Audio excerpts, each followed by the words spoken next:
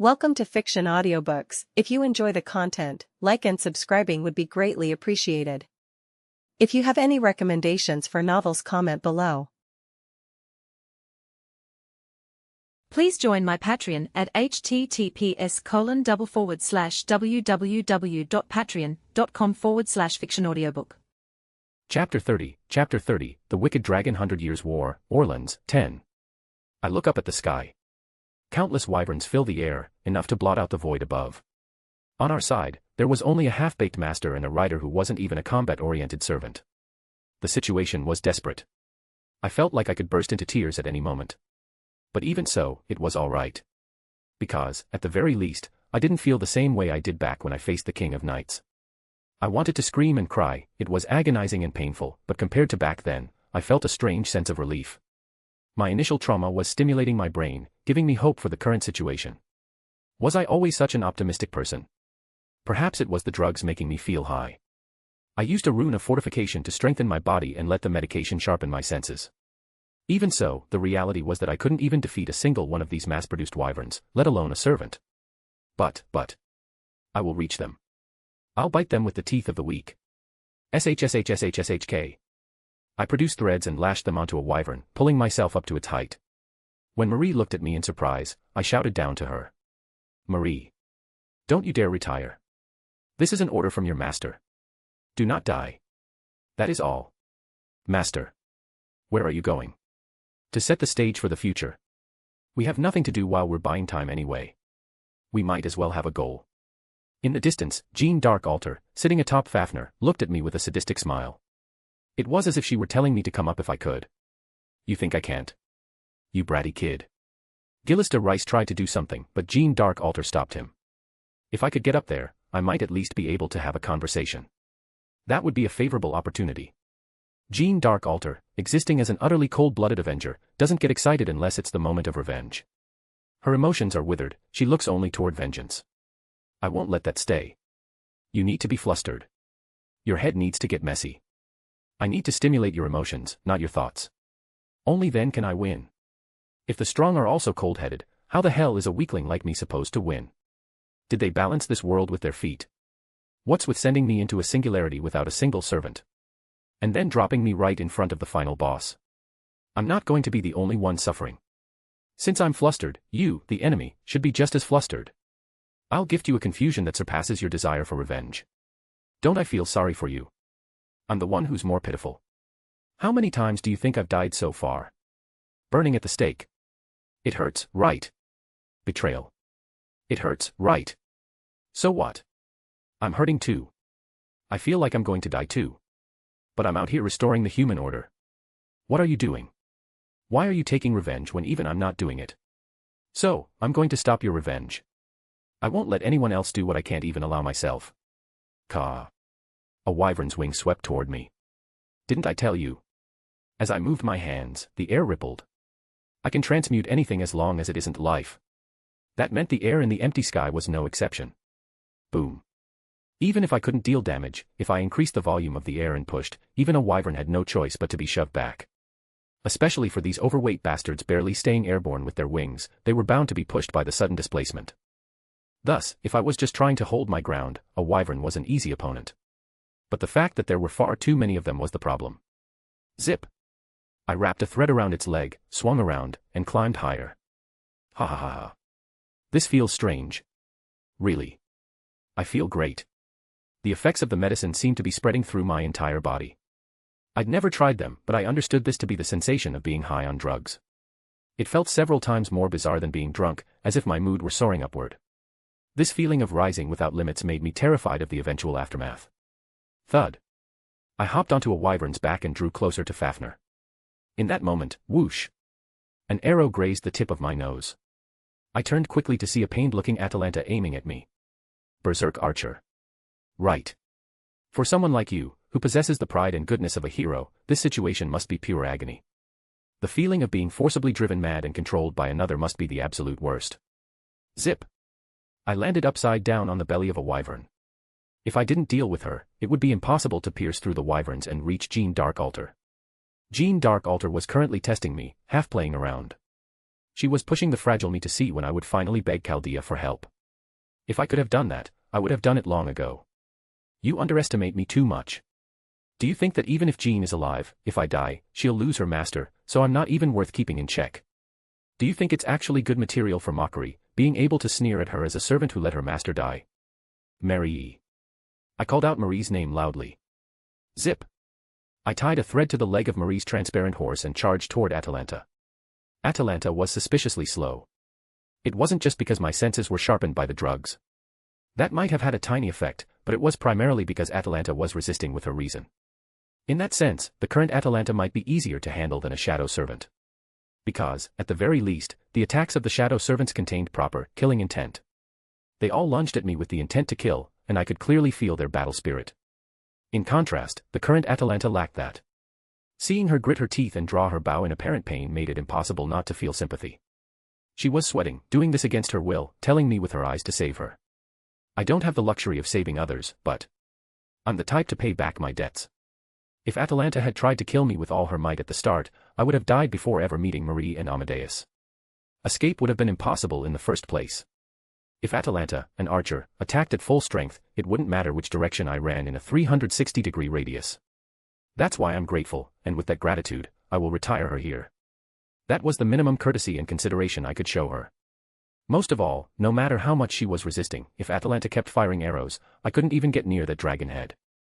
It was on a different level from simple wyvern attacks. No matter how many restrictions were placed on her, a servant was a servant. Little master. Striking first is meaningless against me. Well, thank you for the kind warning. Atalanta's skill, aesthetic of the last spurt, allowed her to act ahead of her opponent even if they moved first, by confirming their action and then surpassing it. Therefore, the phrase, striking first, lost its meaning against her. Since she had already identified her opponent, she could always act first. That's why I waited. Atalanta fired an arrow with a faint smile. Whoosh. I dodged it by rolling and lunged at her. I looked at Marie, and Marie, riding her horse beside me, nodded. I run. I run without stopping. Without even breathing. I ran until I forgot how to breathe. Even that speed probably looked slow enough to make Atalanta yawn. Whoosh. I stepped into the empty air. I wasn't ignoring the laws of physics. I approached Atalanta by stepping on the transparent crystals Marie summoned. Whoosh. Marie's crystals were blocking the incoming arrows. This is really convenient. I thought her riding skill was the only thing she had going for her, but this was a huge discovery. Her techniques were quite technical, and together with her, I could buy a significant amount of time. Plus, considering she was a servant with decent fuel efficiency, this was quite good. Thud. As I clung to the wyvern, it went into a frenzy. Cry.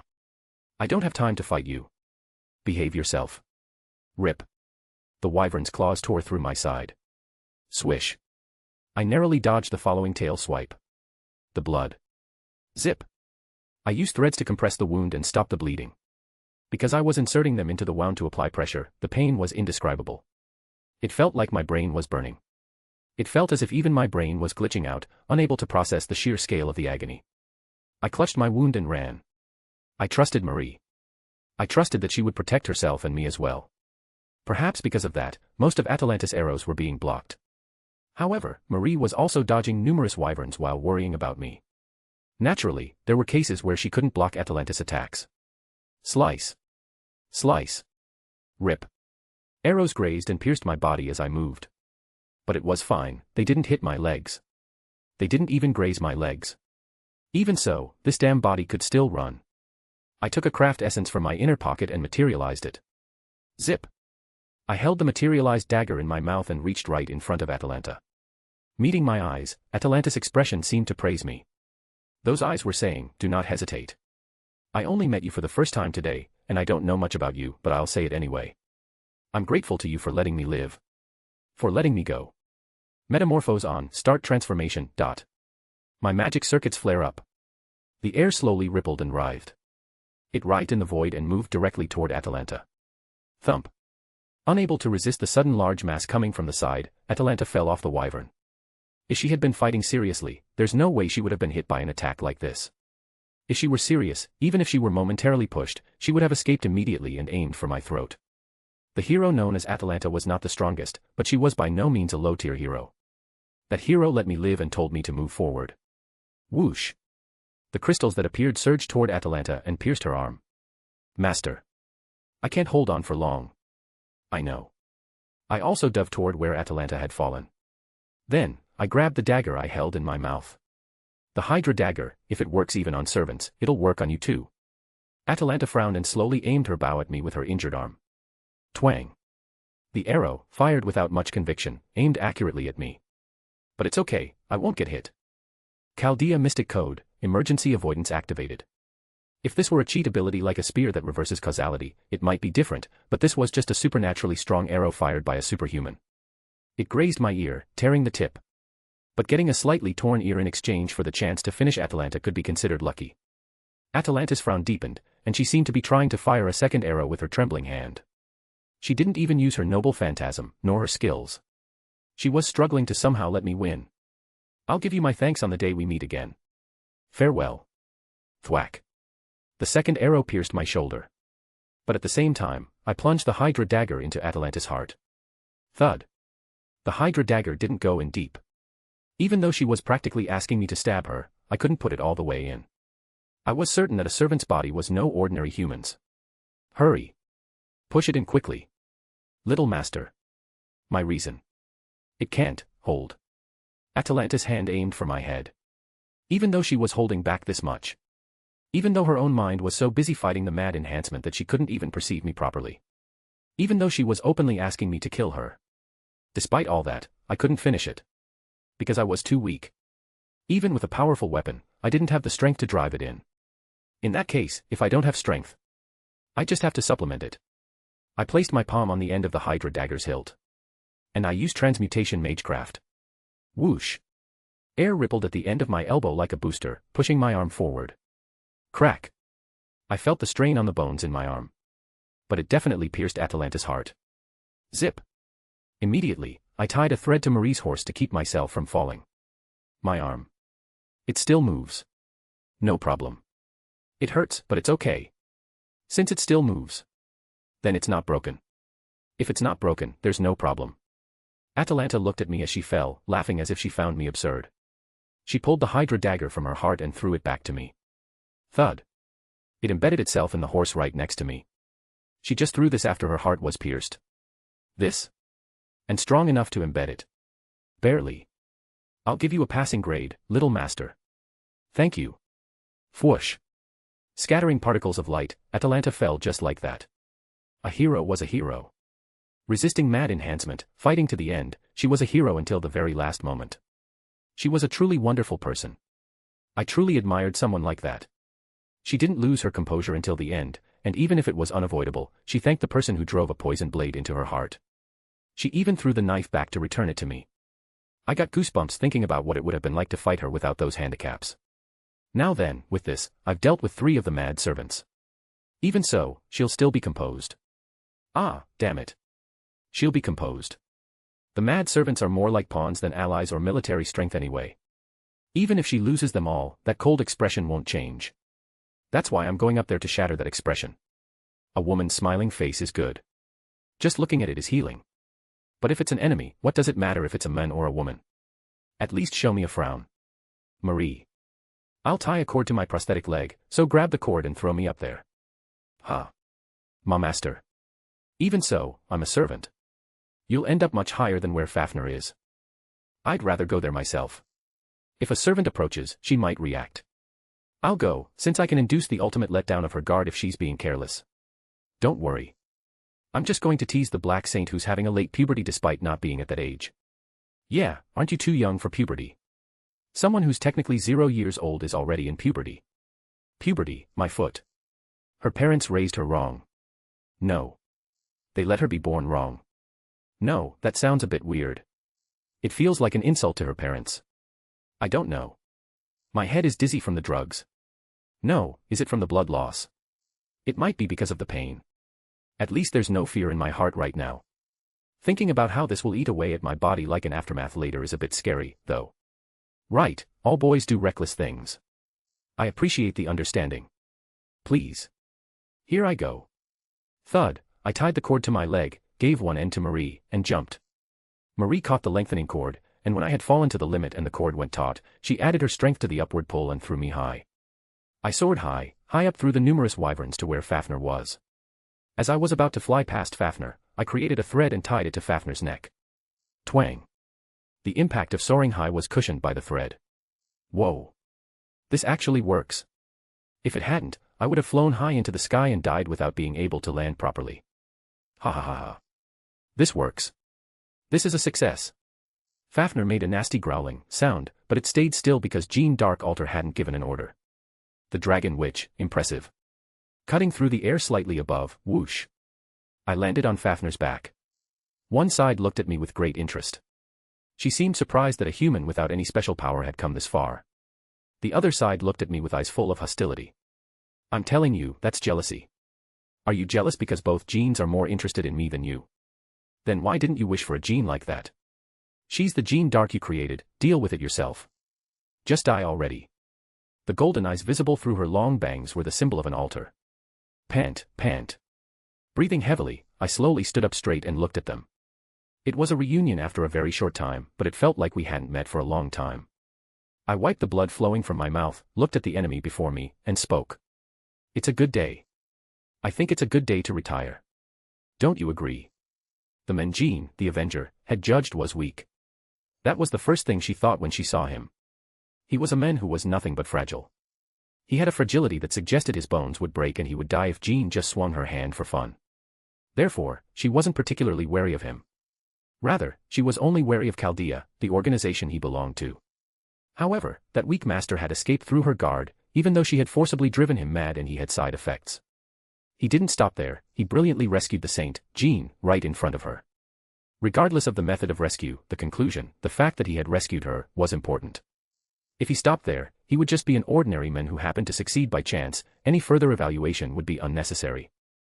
However, whether he wasn't asking for help when he could, or whether he simply couldn't, he proceeded to simultaneously defeat a berserker who had completely fallen into madness, a rider who had been resisting, and finally, a swarm of wyverns. Jean, who felt their mana paths disappear although she didn't know what means he had used, finally thought it was time to change her evaluation of him. He's weak, and there's nothing special about him. And yet, he pierced through a swarm of numerous wyverns, retired even the berserk archer, Atalanta, and climbed onto Fafnir's back in an outrageous way. In his eyes, she felt a tenacity as strong as her own. The direction might be completely different, but the master stood here harboring emotions equal to Jean's hatred for France. No matter how she looked at it, he was weak. Without Jean even needing to step in, Gillista Rice, no, it seemed he wouldn't even be able to win against a single wyvern in a life-or-death struggle. In that case, did this man reach here entirely because he met good servants? Certainly, the rider had done well, but there was no need to say who had moved more actively. In the first place, the blow that retired Atalanta was a blow from the dagger the master held. It's a good day.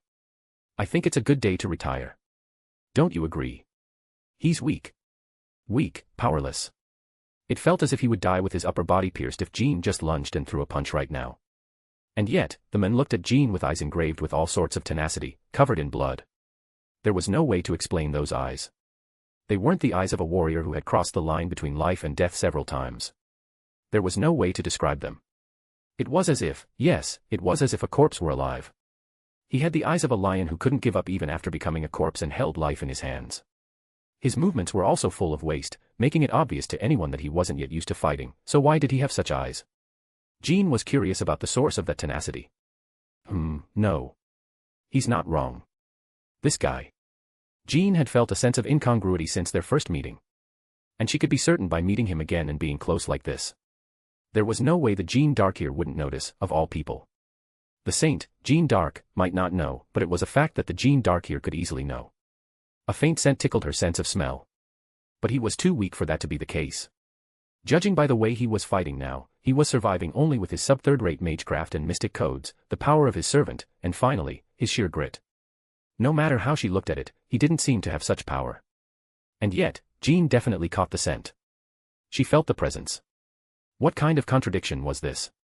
That aura was clearly felt from the weakest of the weak. It was so faint it seemed like it would go out. He might not have even noticed it himself. When Jean frowned, the master trembled. He was a fragile creature who would tremble just from her showing a little hostility by frowning. It was incomprehensible. But you've done well to come this far.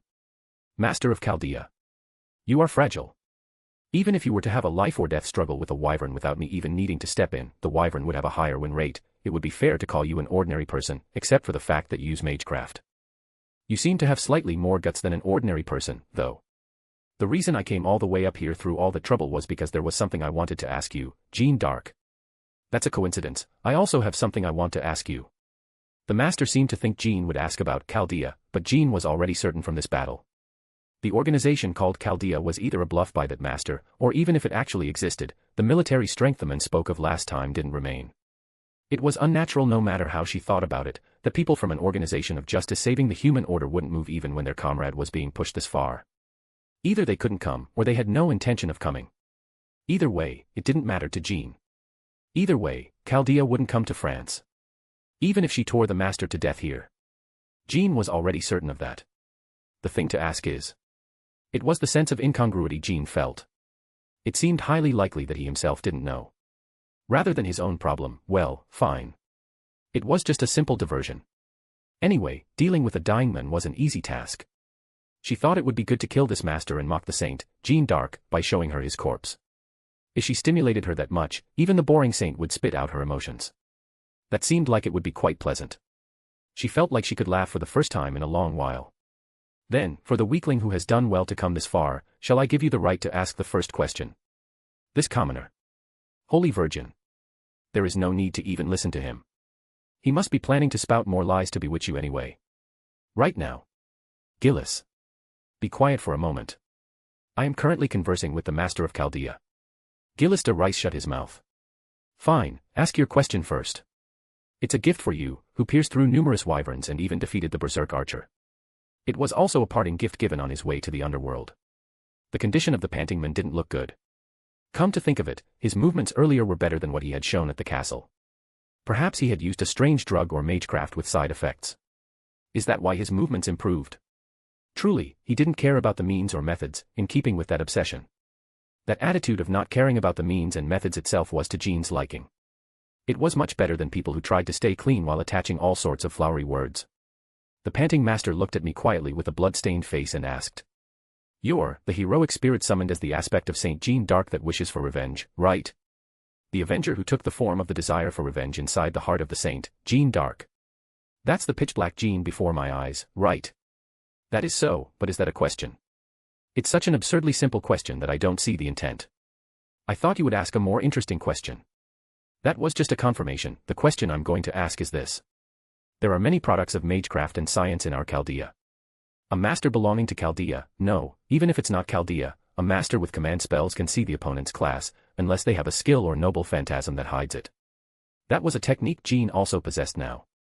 Likewise, if the opponent had a skill or noble phantasm that hid their class, she couldn't see through it, but she could basically tell what class they were just by looking. Even more, with presence detection added, it wasn't that difficult to find out what class a summoned servant was even without seeing them, if she concentrated. If she set her mind to it, she could easily obtain their true name as well. It was fatal for a heroic spirit whose true name was their weakness. Jean tilted her head, unable to understand why he was suddenly asking such obvious questions. Looking to the side, Gillis de Rice had a slightly flustered face. Does Gillis de Rice expect what he's going to ask? While she was thinking that for a moment, the master's words clearly reached Jean's ears. Why are you a ruler? What are you talking about? If you were truly summoned as an aspect of an avenger, if you truly hated France enough to go crazy, and if you held emotions hot enough to take the form of a heroic spirit in your chest, why aren't you an avenger? No, even if you weren't an avenger, it would be right for you to be summoned as a berserker, wouldn't it? But the Jean d'Arc before my eyes right now, you are a ruler. The class with the fairest and strongest power, originally summoned as the absolute administrator of a Holy Grail war. Jean's brain ripples. It felt as if something tightly blocked was being touched. The sense of incongruity grew, and the master's voice rang more and more in her ears. The poor saint who was betrayed by people and burned, from that point of view, you have enough reason to turn dark. You have enough reason to have a desire for revenge. I understand. But I can't understand your class. Jean d'Arc, I'll ask you once more. It felt like a fog was setting in her head. It's a strange feeling. Jean clutched her head. Something is strange. I should hate them. I did hate them. It's strange, it felt as if something was being stimulated.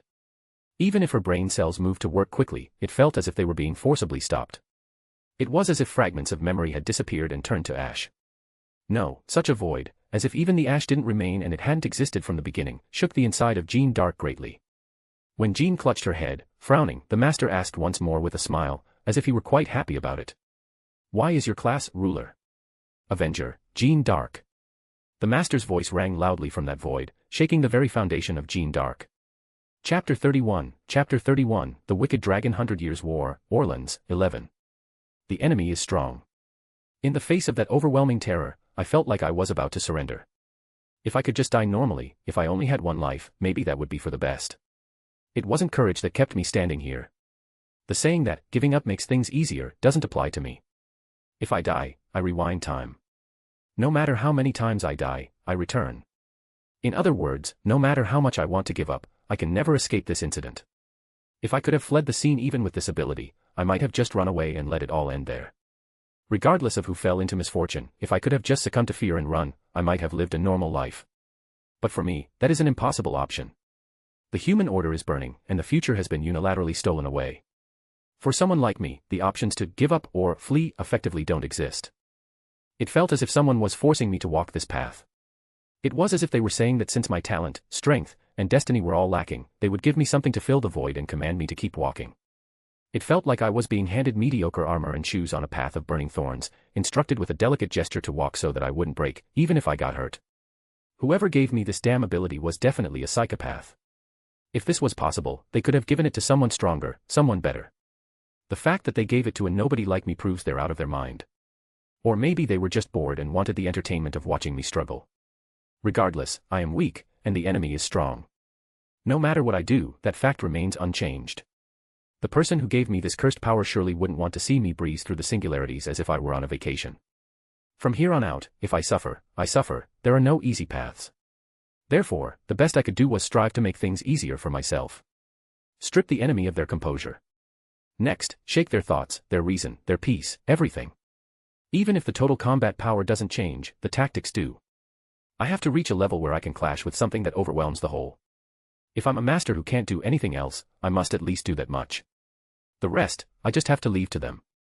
I have to believe firmly in the servants I summoned, the servants I contracted with. The reason I survived for Yuki wasn't because I was great. It was simply because Casterbro and Charlotte did so incredibly well. Why is that? I only asked a question. Are you not going to answer?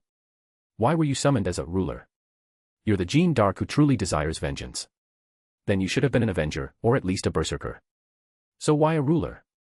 Do you still desire fairness? Is there still a shred of consideration left in that body for the French who betrayed you? Then why are you doing this? If you don't even want revenge, what on earth are you holding in your heart? No. I will have my revenge on France. There is no way I could forgive the France that used me thoroughly, then reviled and betrayed me. Then why are you a ruler? I've asked you several times now. It's not that you don't want to answer, it's that you can't, right? Do you not even understand it yourself? Then let me ask you this, do you remember the village where you met the saint, Jeanne? Jeanne Alter, looking somewhat shaken, stared at me with a questioning expression. To emphasize, the important one right now isn't Gilles de Rice. Gilles de Rice used the Holy Grail to create Jeanne Alter, but ultimately, what he wants is the scene of Jeanne d'Arc taking revenge on France. For that to happen, Jeanne Alter must take the lead in everything. That's why, even though he created her, Gilles does not exercise absolute control over her. If he felt like it, he could use her body to attack France himself, but he doesn't. Because it has to be done by Jeanne Alter's own will. It was truly a hassle, but there was no need to understand the thought process of someone with mental pollution. Jeanne. There is no need to listen. This Gilles de Rice.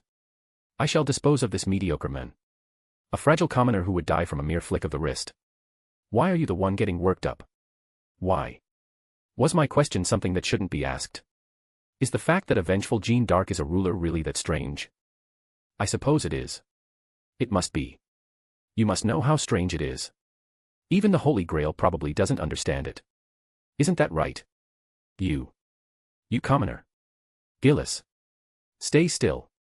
Didn't I say I am currently speaking with this man? He looked miserable, but serves him right. You twisted every one of my limbs, why should I have any pity for you? If there was a logical reason, maybe, but why should I try to understand a guy who makes a fanfiction version of Jeanne to get revenge just because the real one didn't want it? I could, well, not understand, but at least accept Kyoheim's love-crazed obsession more than this. Jeanne d'Arc had a frustrated look on her face, as if a part of her mind was blocked. She began to feel the dissonance of never having questioned anything until now. Honestly, this much might have been enough, but since I was at it, I had to leave her in total confusion.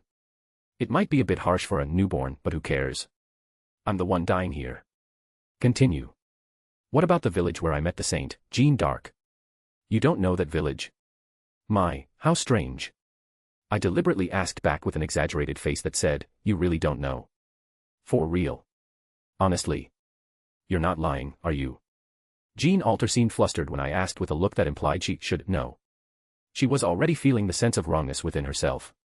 If she were calm, she might have replied, I don't know such a tiny village, but in her confusion, she couldn't ignore even that small doubt. There's a saying, you have to use your head, and you have to use your mouth. Since I don't know how to use my head, I'll at least use my mouth. It's the village where you were born. Damrami. Jeanne Alter clutched her head. She wouldn't have any memory of it. You are a fake created by Gillister Rice for his long-cherished wish. For the sake of revenge, you might have memories of war and betrayal, but any other memories are unnecessary. They were things not needed to create a vengeful Jeanne d'Arc. So, he didn't put them into her creation. They weren't considered, they were judged useless. That's why Jeanne Alter doesn't have those memories now. She couldn't recall the memories of the ordinary girl who lived in the village before she became a saint. Because they weren't there from the start. The person in front of me wasn't actually Jeanne d'Arc, but a fake created from Jeanne d'Arc's memories by Gillister Rice to fulfill his desire. She wasn't even Jeanne d'Arc. You don't remember. The face of your mother who celebrated your birthday. The scenery of the village you ran around in. The days you spent in melancholy while looking at the night sky. The days you lived in peace while walking through the village.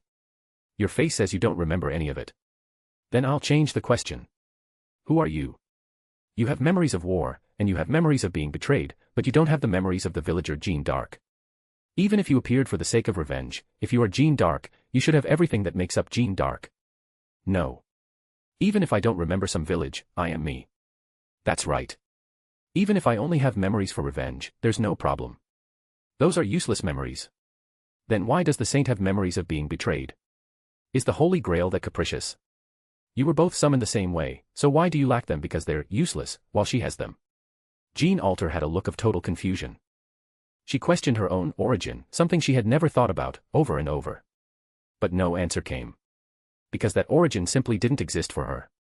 If there was someone she should be asking, it wasn't herself. Jeanne Alter, who was nothing more than a toy created from the outside, could only ask the person standing right next to her, Gillister Rice, who was glaring at me with veins practically bursting from fury. Ah, seriously, I've been meaning to say. Even when a guy like you glares, it's scary, okay. Your magical energy is shaking the air so much it's hard to breathe. You're not Jeanne d'Arc. All of Jeanne d'Arc's memories are recorded as the heroic spirit that constitutes her. But you, who don't have them, cannot be called Jeanne d'Arc. Who are you? I wonder who you really are. You probably never even questioned it yourself, right?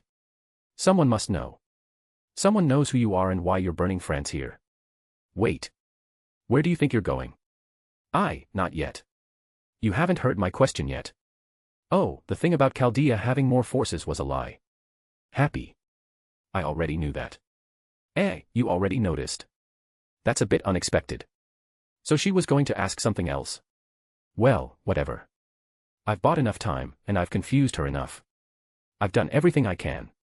The rest was up to our incredible servants. I want to rest a bit when I get back this time. The medicine was wearing off, and fatigue was rushing in all at once. I can clearly see how people get addicted to this stuff. As the effects faded, the pain from my wounds was becoming increasingly real. This might be a bit dangerous. I smiled with a face turned pale white and spoke. Is that so? Then shall I hear your question later? What? Why would I answer an enemy's questions one by one? You moron. I laughed out loud. Ha ha ha. Why would I answer? Am I crazy? Why would I reveal our weaknesses? And I have no intention of answering. Why? Because you'll definitely want answers to the things I just used to confuse you. But I'll answer this much. There's someone who knows all about your confusion.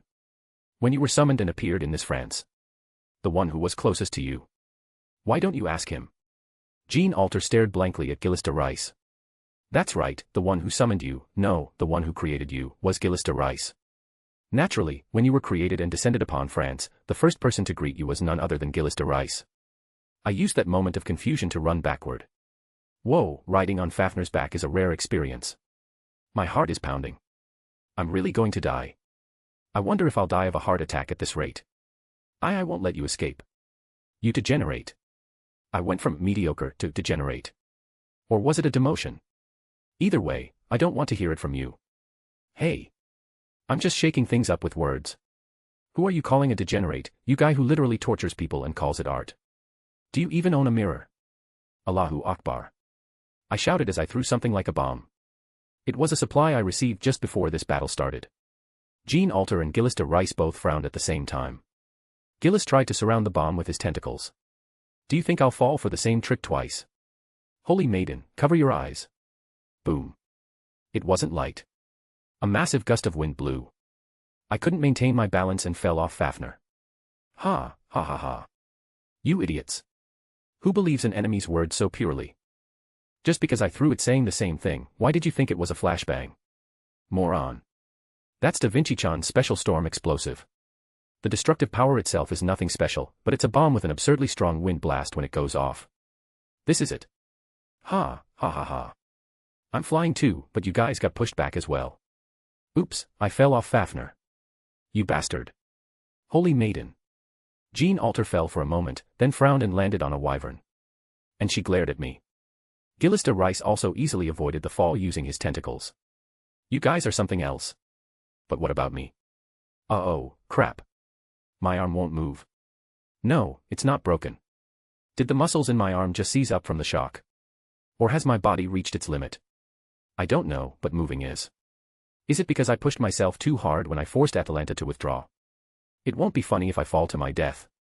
Marie. Marie. Up we go. Does our master always do this? GUH. I found that I have to do this every time. Now, let's run. At full speed. If you want, I'll even use a command spell, but we have to get out of here. Looking back, Gene Alter and Gillister Rice were staring at me with faces that looked like they wanted to kill me. I mean, it's not that bad, is it? Well, they're probably trying to hide their confusion since the enemy is right there, but what will happen once I escape? Why don't you two stay behind and have a nice, lowing talk? Your confusion isn't my problem, figure it out yourselves. From here on, it's a race against time. It's the difference between whether those things wake up first and attack, or if we strike first. Is the servant we're about to meet really that reliable? Of course. At least when it comes to dragons, there's no greater expert. More importantly, if I don't believe that, I won't hold out. I just have to pray they fight well.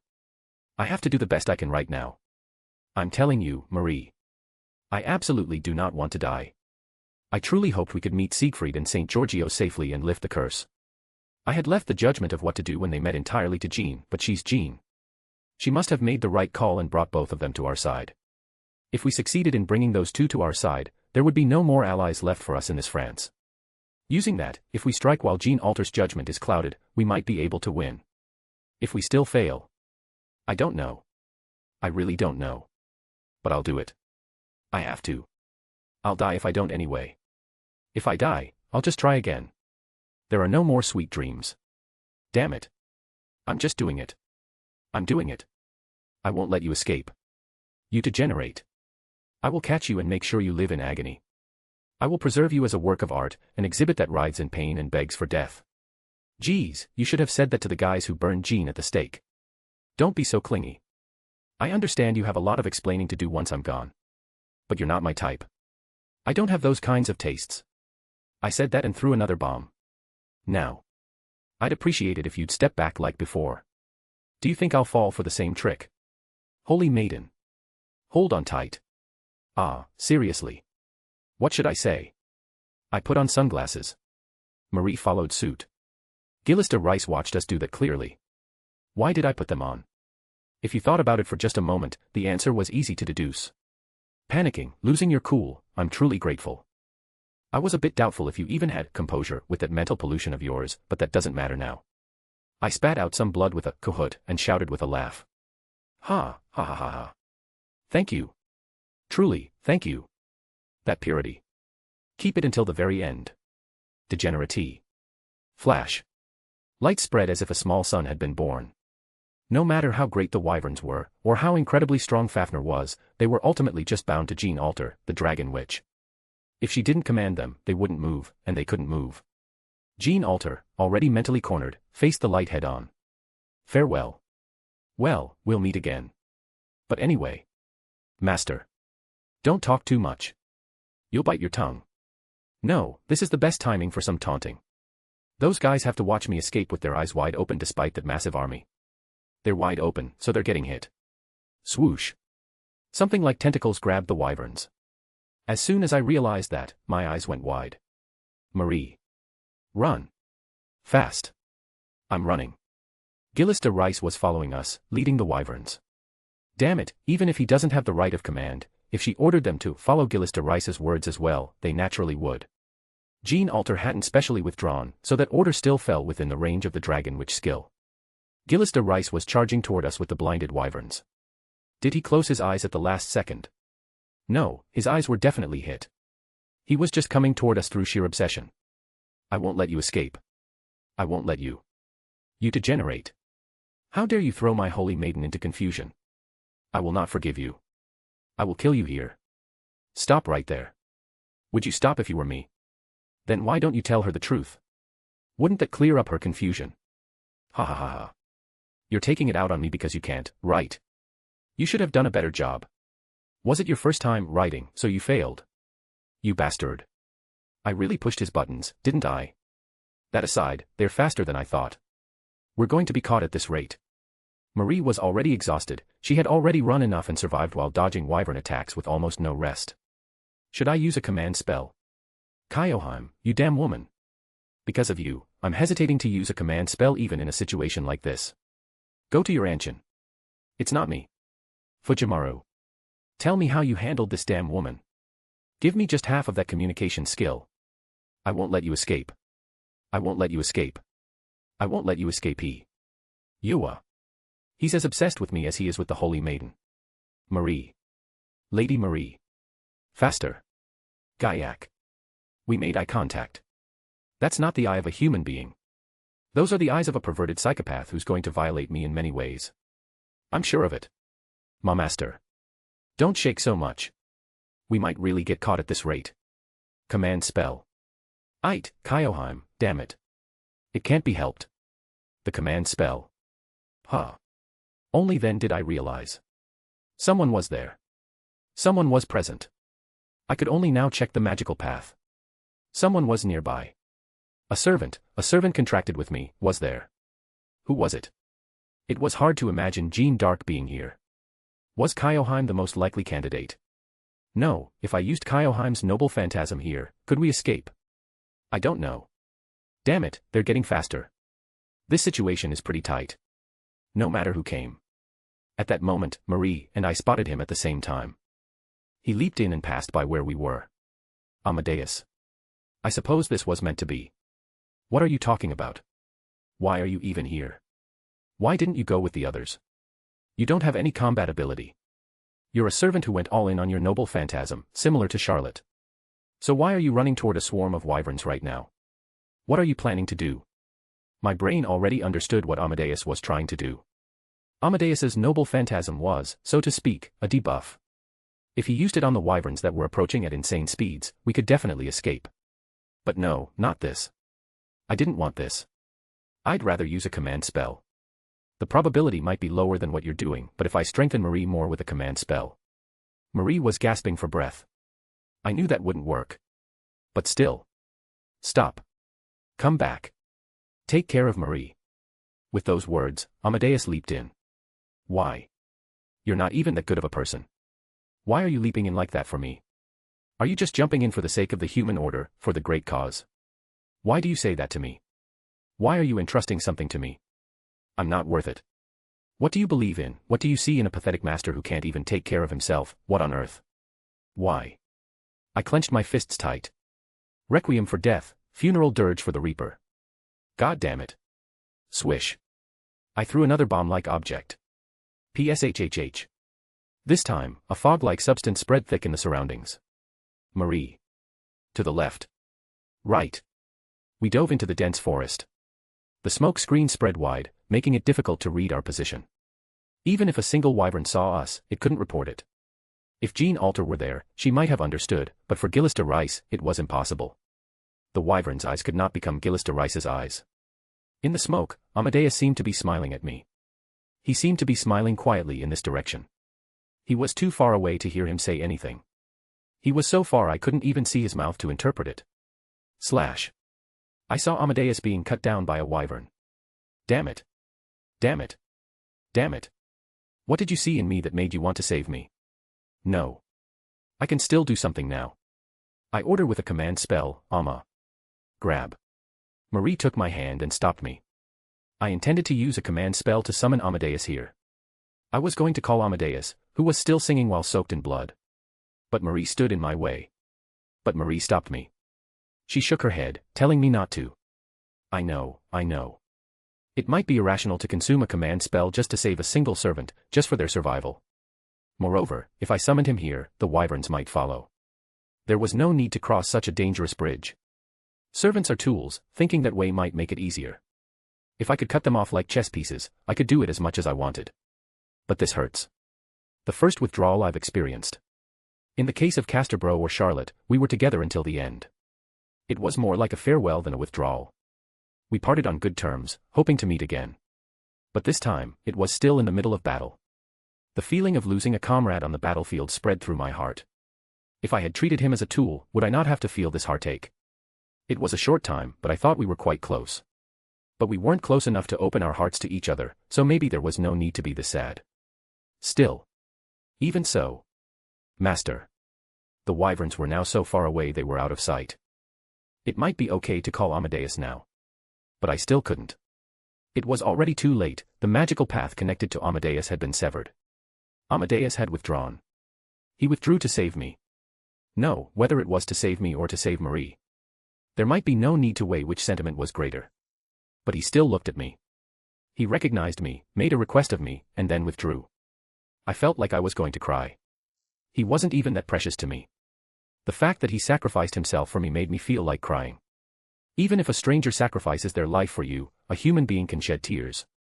I knew Amadeus's face, his voice, and his personality. That's why it hurts. Marie looked at me. She had a worried expression. Why are you worried about me? I was just an acquaintance, but you were closer to him than I was. You should be the one hurting more, so why are you worrying about me? Sigh, seriously. Heroes are all incredible. Regardless of their individual strength or goodness, they were all incredible. Phew. I took a deep breath and spoke to Marie. Let's go. To win. Yes. It didn't suit me, but I vowed to get revenge. Because I hate being in debt. Chapter 32, The Wicked Dragon 100 Years War, Orleans, 12. Jeanne d'Arc stared at the returned Loup, utterly dazed. Just what kind of man is he? That was her first thought. His combat power was weak, to say the very least. Certainly, his techniques using transmutation magecraft and the mystic code, Spider Hand, were troublesome, but that was all. Against mindless wyverns, he might be able to buy some time, but facing such a massive swarm was naturally impossible. A single direct hit would likely kill him. This was even more true when facing a servant. Jeanne d'Arc had intended to head out immediately after finishing her task. Kyoheim had intended to follow as well, but Bathory stopped her, saying, "The master's order is to wait here." She was right. Going there now without being directly summoned by their master, Loup, would be a violation of orders. Loup's plan wasn't as bad as she had thought. It was just that the enemies Loup had to face were so powerful that his survival probability was simply not high. And there was one more question. The one Jeanne d'Arc had met was Siegfried, the very Siegfried known as the Dragon Slayer. With legends of slaying Fafnir, he was practically a decisive battle weapon against dragons. Furthermore, as a saber, he was a formidable warrior in his own right, even if the opponent wasn't a dragon, his strength was undeniable. That Siegfried had been on the verge of death due to a curse. By a stroke of luck, they had encountered Georgios, who was able to help lift Siegfried's curse. The master, Rudolf Hawkeye, had formulated this plan as if he knew the servants they would meet here were their only hope. If the servants had lacked combat ability or were merely average, the returns of this operation would have been far too small compared to the risks. But they had Siegfried, a literal anti-dragon weapon, and Georgios, the saint renowned for slaying dragons. Was this a coincidence? Loup had acted as if he knew, desiring only to meet these new servants. He had even left all judgment to Jeanne d'Arc, telling her not to spare any cooperation if necessary. The timing was uncannily perfect. His situational judgment was incredibly fast.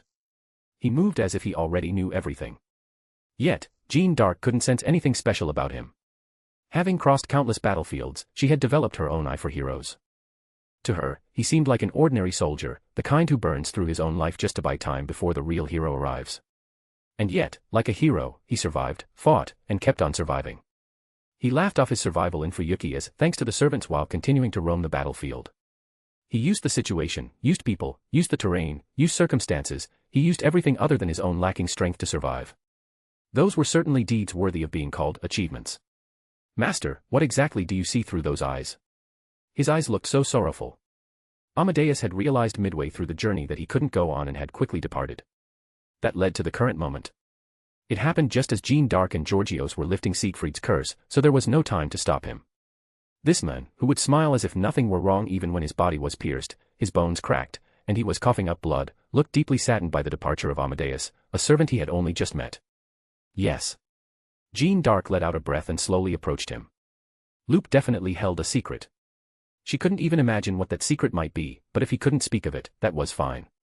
After all, a servant is but a shadow of the human order, there was no need for him to pour his heart out to someone who was already a part of the past. But Jeanne d'Arc chose to believe in him anyway. Loop had told her that the most noble thing she had ever done wasn't receiving a revelation, nor roaming the battlefield, nor leading everything to victory. He said that simply moving with the heart of, I must do this after receiving that revelation was the most noble thing of all. She could have ignored all thoughts of being a saint and lived an ordinary life.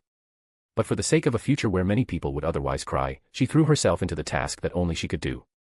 Loop had called that the most noble thing. Those words were clearly meant for Jeanne d'Arc the woman, not the Jeanne known as a hero or a saint. Castor, what happened to Mr. Amadeus is regrettable. I am sorry I couldn't stop him from leaving. It's fine. It's just, you know. Before I went to the Fuyuki Singularity, the only servant I knew was that super genius at Chaldea.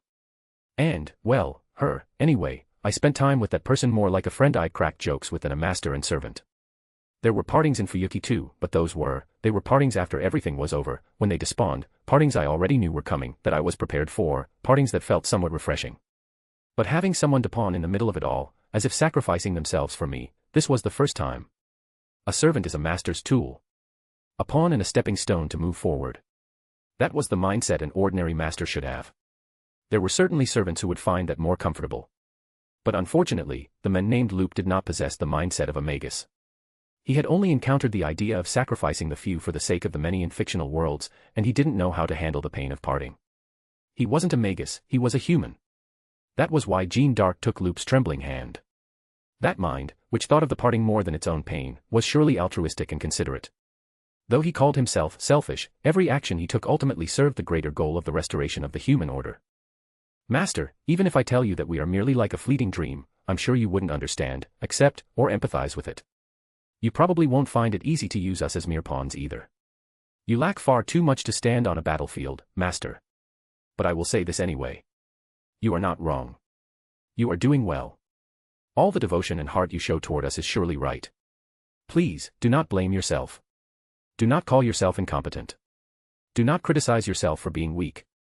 You are alive, and for us, there is still hope. Loop stared blankly at Jeanne d'Arc. His fragile body creaked.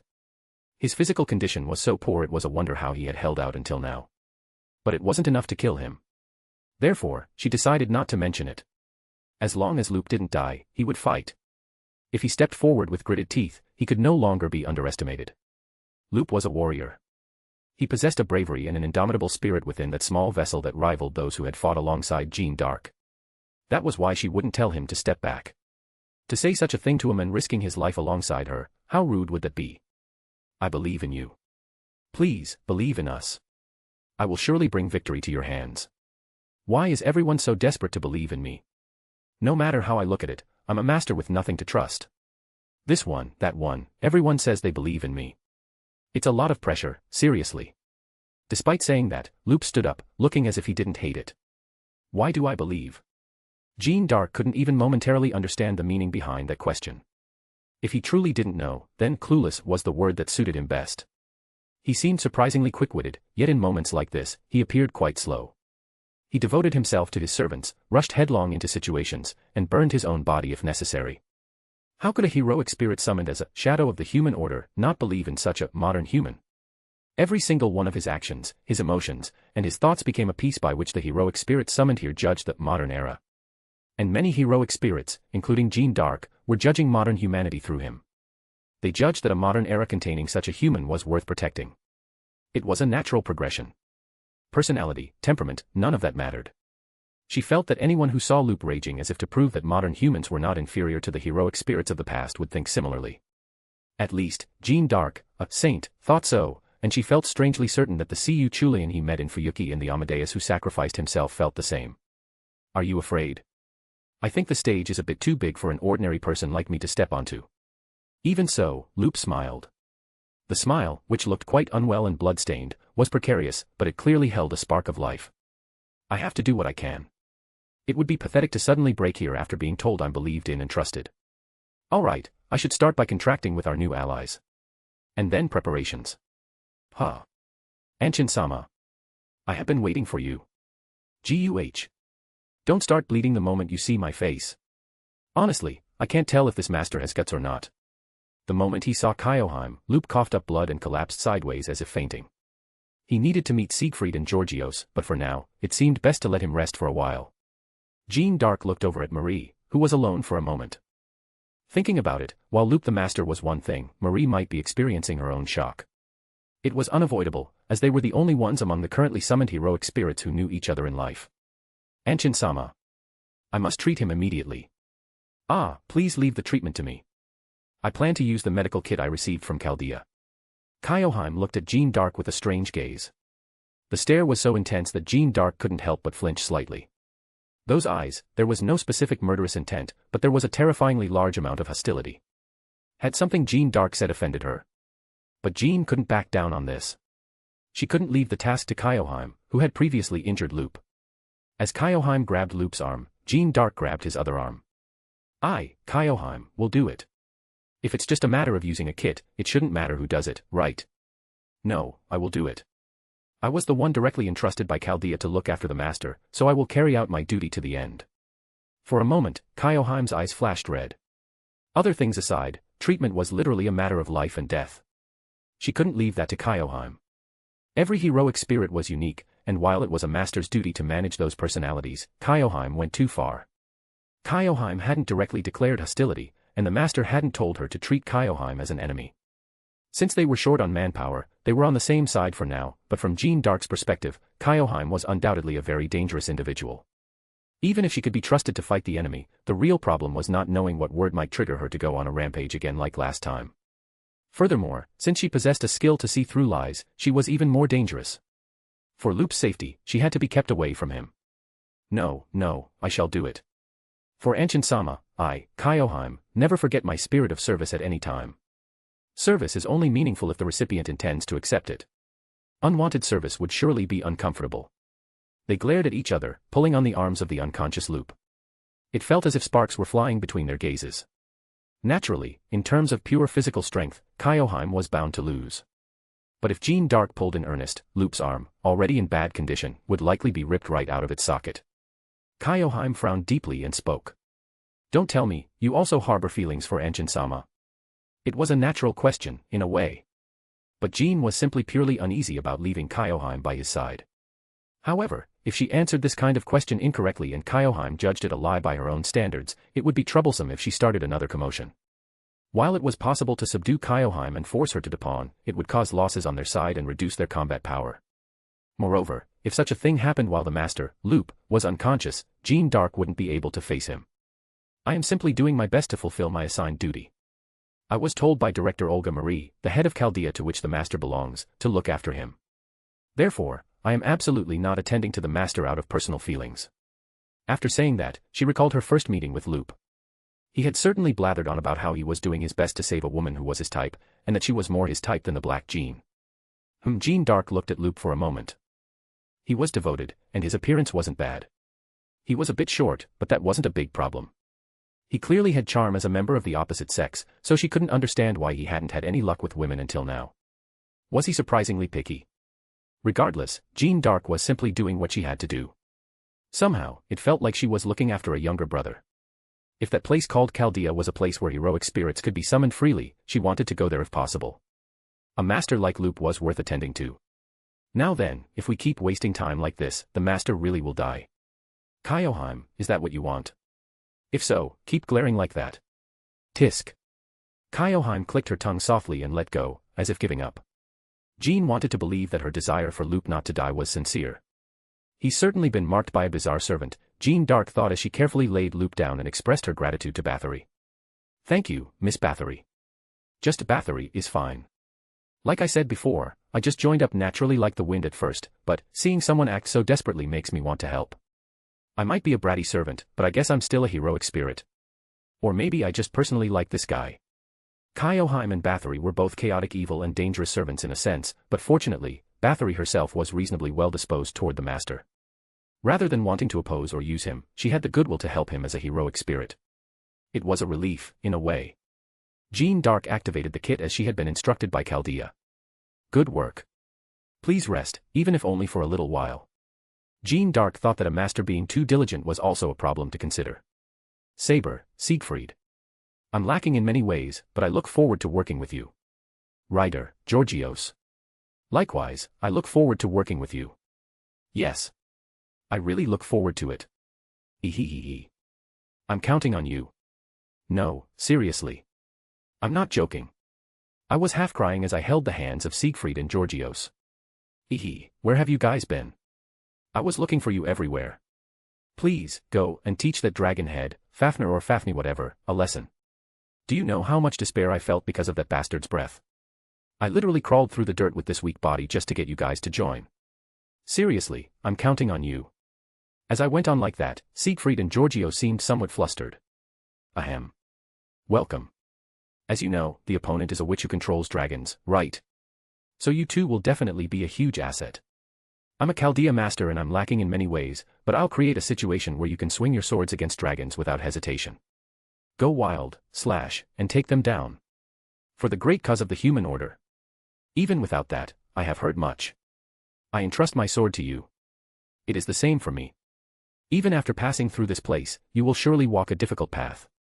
I would be glad if my strength could provide even a little peace on the road you walk here. Vroom. My command spells momentarily flashed with light.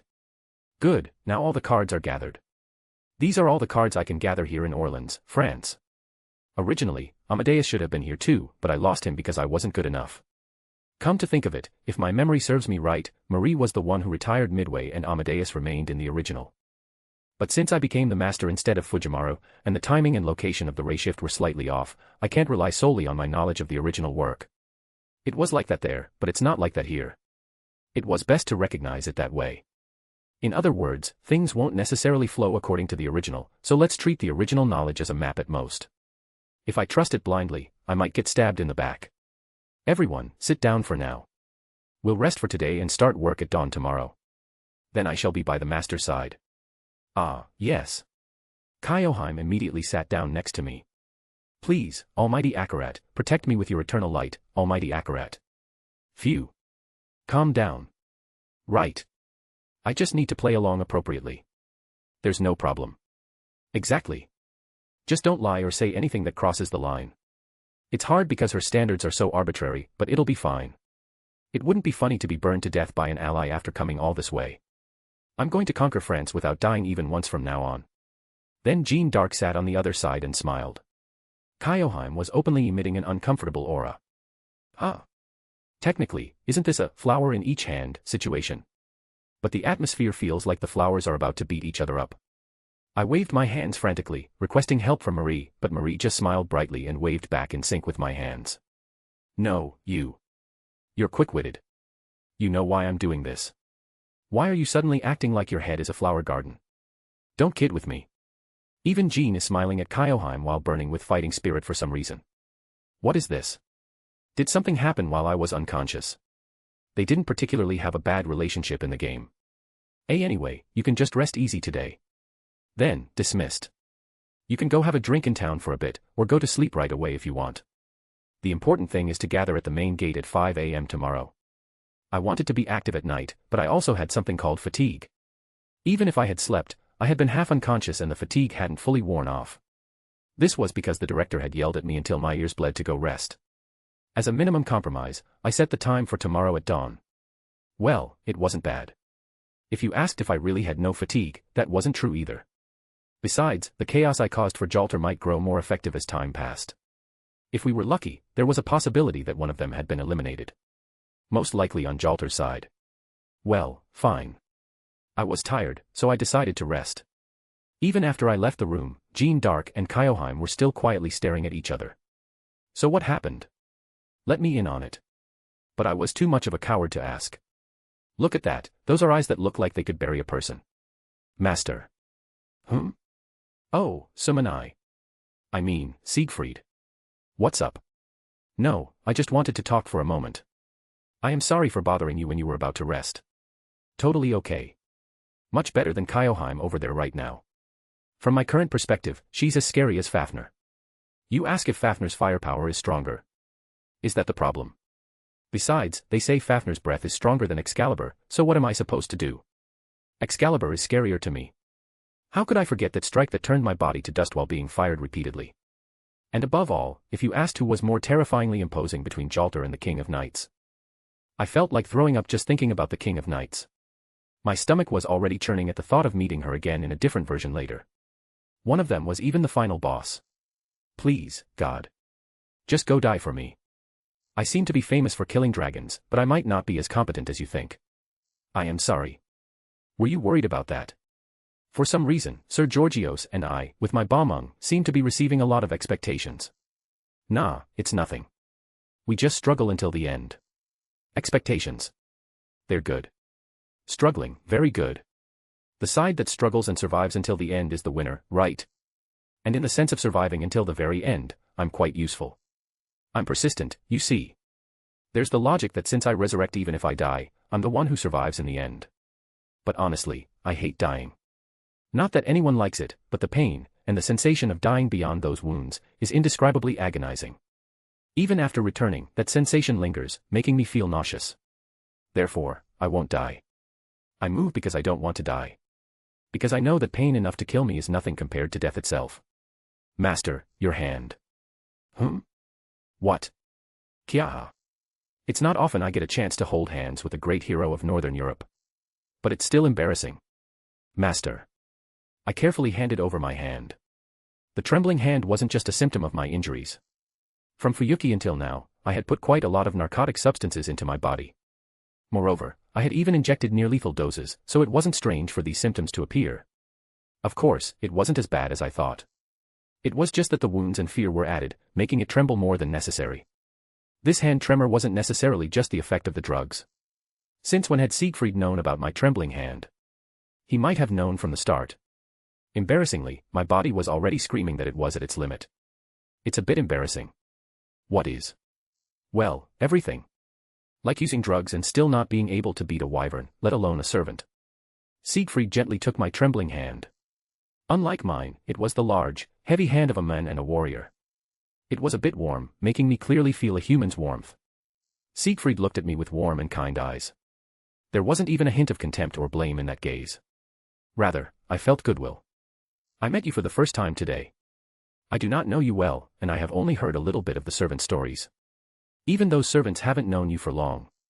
Exactly. I wished he wouldn't look at someone he just met today with such kind eyes. But this hand is not an embarrassing hand at all. Do not consider yourself hideous. Do not lower yourself. You sacrificed this hand to win on the battlefield. In the battle where I was absent, you sacrificed those eyes and feet. How is any of that embarrassing? You moved your body for the justice of the restoration of the human order. Take pride in that fact. He had a face that had figured out a lot about me just from my lack of confidence and my trembling hands. I guess a great hero is a great hero.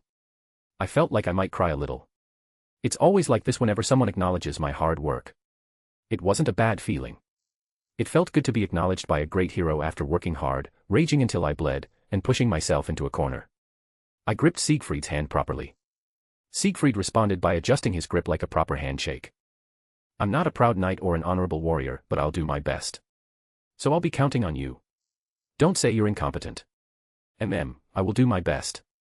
I am glad to have met a good master. Then I'll go rest. If I don't sleep any more than this, our director will scream at me to rest immediately. Yes, see you tomorrow. I immediately went into the room and lay down. I didn't know I'd be able to stay in a house with a ceiling in a singularity. The floor is a bit hard, but I can't be too extravagant. Let's sleep first, and then face tomorrow. Tomorrow, I'll defeat Jalter and Gillis de Rice. Let's just focus on that. My mind was complicated in many ways. The fear of death still resided within me, worsening my condition. If this fear is this intact, am I still okay? I was afraid of starting to think of this as a tool while dying and dying and dying and dying. I was so afraid that one day I would casually consider this a weapon. I felt like I might lose myself. Old man. In a half-asleep state as I drifted into a dream, I simply called out the name of my parent. I slowly opened my eyes. The sun hadn't risen yet. It was a pitch-black night. Just how many hours did I sleep? It felt like I slept quite a bit. Well, come to think of it, even in midsummer, it would be pitch black at 5 a.m. Thinking it might be time soon, I checked the clock. It was 8 p.m. Wait, 8 p.m. Something's a bit strange. It was 8:05 p.m. when I checked the clock before lying down to sleep, so why is it earlier? Is the clock broken? Or did I sleep for a whole day? That kind of cliché where my fatigue exploded and I only just woke up. No, crazy. I have to avoid the situation where everyone tried to wake me up but I was sleeping like I was dead and couldn't get up. I quickly scrambled to my feet. Ah, what's wrong? Did you forget to say something? That's not what's important. Ah, damn. I didn't know I was this exhausted. If I didn't wake up, you should have beaten me awake. Damn it. Ah. What are you talking about? You're the one. All day. To think I slept for 24 hours. What about Jalter's movements? Has she already come to her senses and started attacking? Or is she still? Wait. Hold on, did you have a dream in that short moment? Huh. You just went in a moment ago. What are you talking about, coming out as soon as you went in? Huh. What does that mean? No matter how out of it I am, that shouldn't be possible. I checked the clock, lay down, stayed there for a bit, and then fell asleep. I remember that clearly. Even that interval was fairly long. No, more importantly, the clock went backward. There's no way it was just a moment. What is this? What's happening? What? Just what on earth is going on? I clutched my head and sank to the floor. As my condition suddenly worsened, the director shouted in surprise. What's wrong? Did you have a nightmare? No, in that short moment. No. That doesn't matter. Are you okay? No. Director, let me check one more time. I contracted with Siegfried and Georgios, said goodbye, came here, and went into the room to sleep. And then I immediately opened the door and came out, right? Yeah, you came out almost as soon as you went in. I figured out what happened. No, I don't understand a single thing, but I have a general idea. I died. Why? At that time, I had already been treated with Chaldea's medical kit, and my vitals were being reported to Chaldea. There was no reason for me to suddenly die. If there was a way, it would be an assassination using an assassin, but Jean and other servants were right next to my room. Besides, although it was night, it wasn't late at night, so ordinary people were still walking around. Even for an assassin, is that possible? I didn't think any of the servants summoned on Jalter's side this time could do that. Moreover, since they were right next to me, Jean's presence detection, though weakened, would definitely react. But then, what? Why did I? I broke into a cold sweat at the possibility that suddenly occurred to me. An ally. If so, it makes sense. If an ally killed me, Jean wouldn't pay much attention even if someone opened the door and came in here. Enchin-sama. As if she had been waiting for it, Kyoheim poked her head out. Ha. Are you all right? You look pale. Calm down, let's calm down. Even if that really were the case, Jean would have been wary of Kyoheim at least. It's not her, it shouldn't be. Kyoheim was looking at me with hollow eyes. I slowly stood up, panting. Think. I have to think. I don't know what's what. I can't understand the current situation. Even if Jalter made a surprise attack at night, does it make sense that I died without even noticing? No matter how much I think about it, ally is the only answer. What on earth is this situation? This wasn't in the game. At least the overall framework was the same, so why did this happen? In the first place, Jalter is currently in a state of confusion, so even if there's an assassin, she shouldn't have the composure to send an assassin after me. Ha. Ha. Among my allies, someone killed me. Ha, ha, ha. What is this? My mind felt as if it were about to give up on thinking altogether. Chapter 33, The Wicked Dragon 100 Years War, Orleans, 13. There is no answer. No matter how much I think about it alone, the answer doesn't come. The only conclusion is that if I fall asleep here by myself, there's a high probability I'll die. In this case, the best way would be to sleep with someone else, but the highest possibility among the causes of death was an attack from an ally. No, does this even make sense? No matter how much I think about it, it's strange. Excluding Kyoheim, the others weren't the type of people to attack me. Even that Kyoheim was being kept in check by Jean. In such a situation, does it make sense to kill me without a sound, without me even realizing I was dead? On the other hand, was it possible for the enemy, Jalter's side, to kill me? That was also difficult. First of all, Jalter herself, who gives the orders, had already lost her cool. In a situation where she was full of doubts herself, she wouldn't take such proactive action. Besides, our side's strength wasn't weak, so they wouldn't try to cross such a dangerous bridge for no reason. If they were to send someone, it would be the Berserk Saber, Deon, or the Berserk Assassin, Carmilla. But in Deon's case, the influence of mad enhancement was strong, making such delicate actions difficult. Moreover, beyond those issues, there's no way they wouldn't be caught by both Jean's presence detection and Chaldea's servant readings. Would it be possible for Carmilla, an assassin? No, no matter how I think about it, infiltrating from the outside isn't easy. Besides, I heard that at the moment we met Siegfried and Georgios, Charles-Henri Sanson and Chevalier Deon had shown up. Sanson was dismissed then and there, but they failed to dismiss Deon. The other side wouldn't commit such an act when they're already short on manpower. No, they could pull it off if they wanted to, but no matter how much they have the Holy Grail, it takes time. There's no guarantee they wouldn't run into us during that time. No matter how much I think about it, the answer only points to an ally. For my safety, it would be better to sleep with someone, but if I make the wrong choice here, it's no different from personally inviting the person trying to kill me. But why did this actually happen? Why did they kill me? No matter how much I think, the answer doesn't come. There was no motive for anyone to kill me other than Kyoheim. And even that Kyoheim didn't seem like she would suddenly kill me when I hadn't done anything. Even a berserker has logic. Their own kind of logic. I don't think I've crossed that line yet. Did I? I don't know. They're berserkers because their standards are arbitrary, right?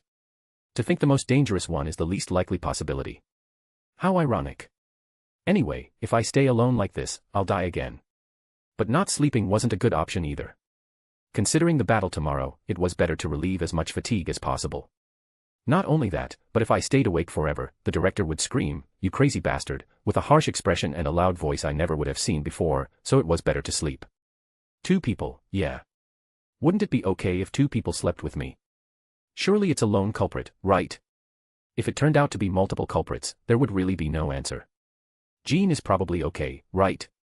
And she has presence detection, so it would be great if she stayed by my side. And the remaining one?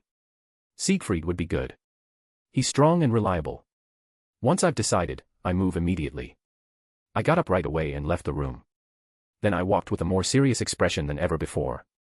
Honestly, I need to find out who the traitor is, but there's no 100% proof it's an ally. In the first place, because time was rewound, the fact that I died has vanished. In other words, the culprit hasn't even acted yet. But if I suddenly said, "Freeze. There's a mafia among us," it would be completely out of the blue. Even if they believed me, there's no evidence since the act hasn't been committed.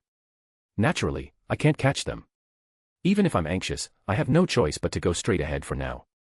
Who to trust, and who not to trust? No, damn it. Why are you doing this to me, when my only talent is trusting people?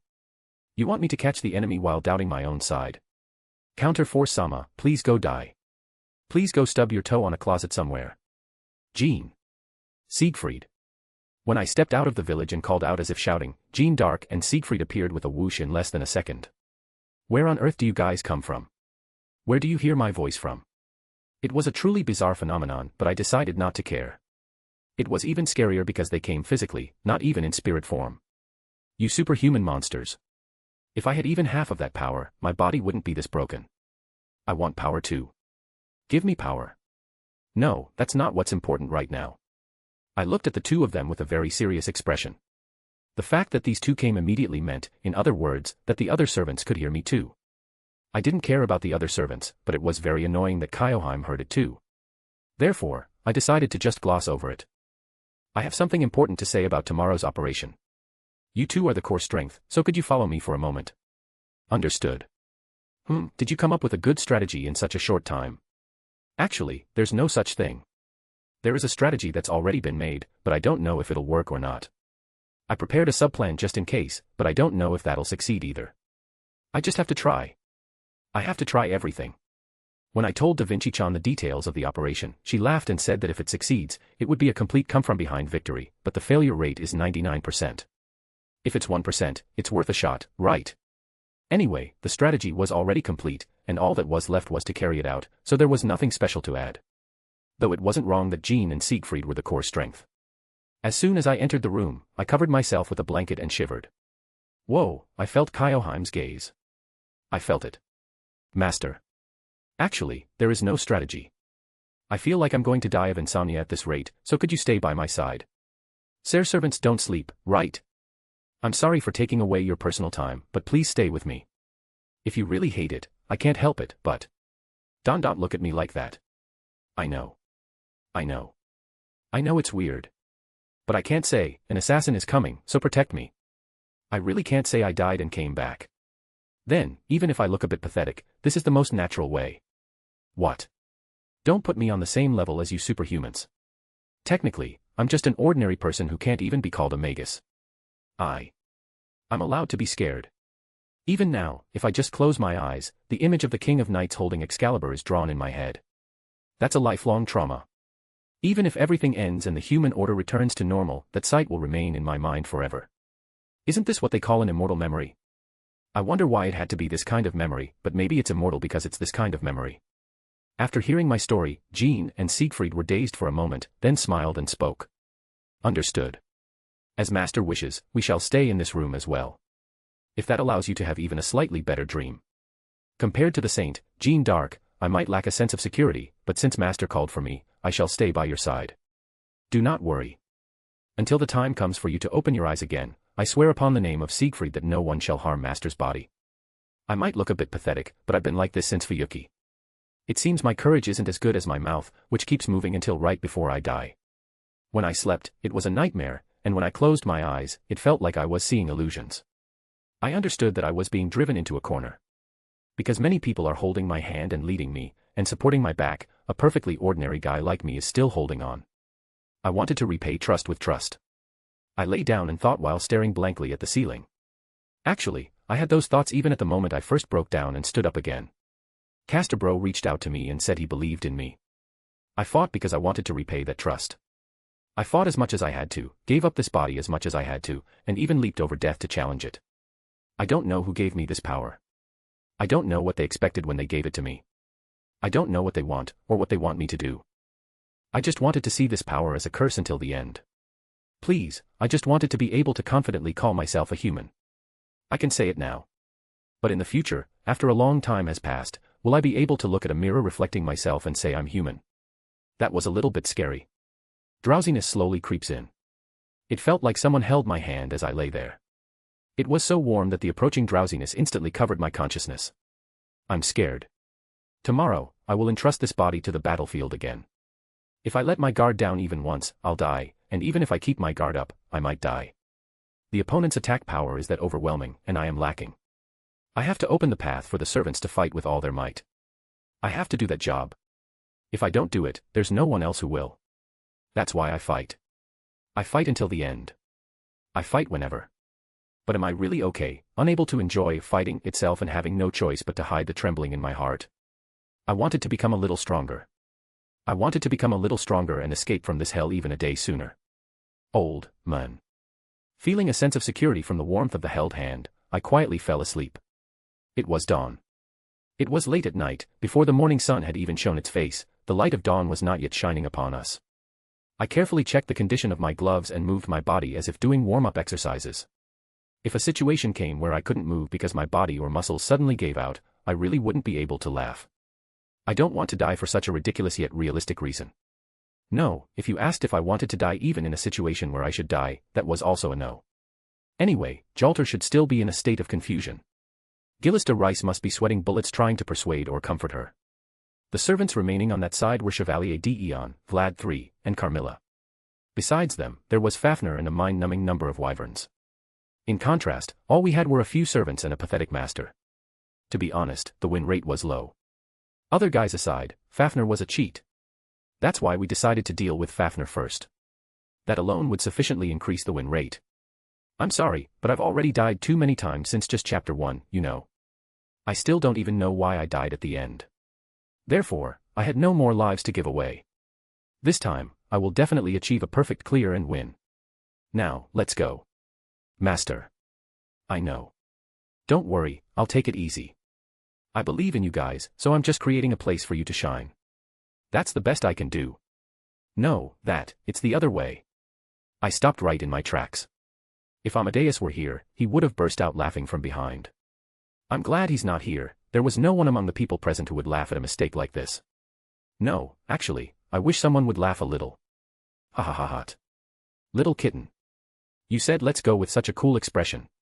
Puffed. Ah, you're really hilarious, aren't you? Bathory actually laughed. This is irritating in its own way. I quickly turned around. Then, stepping out in front again, I said.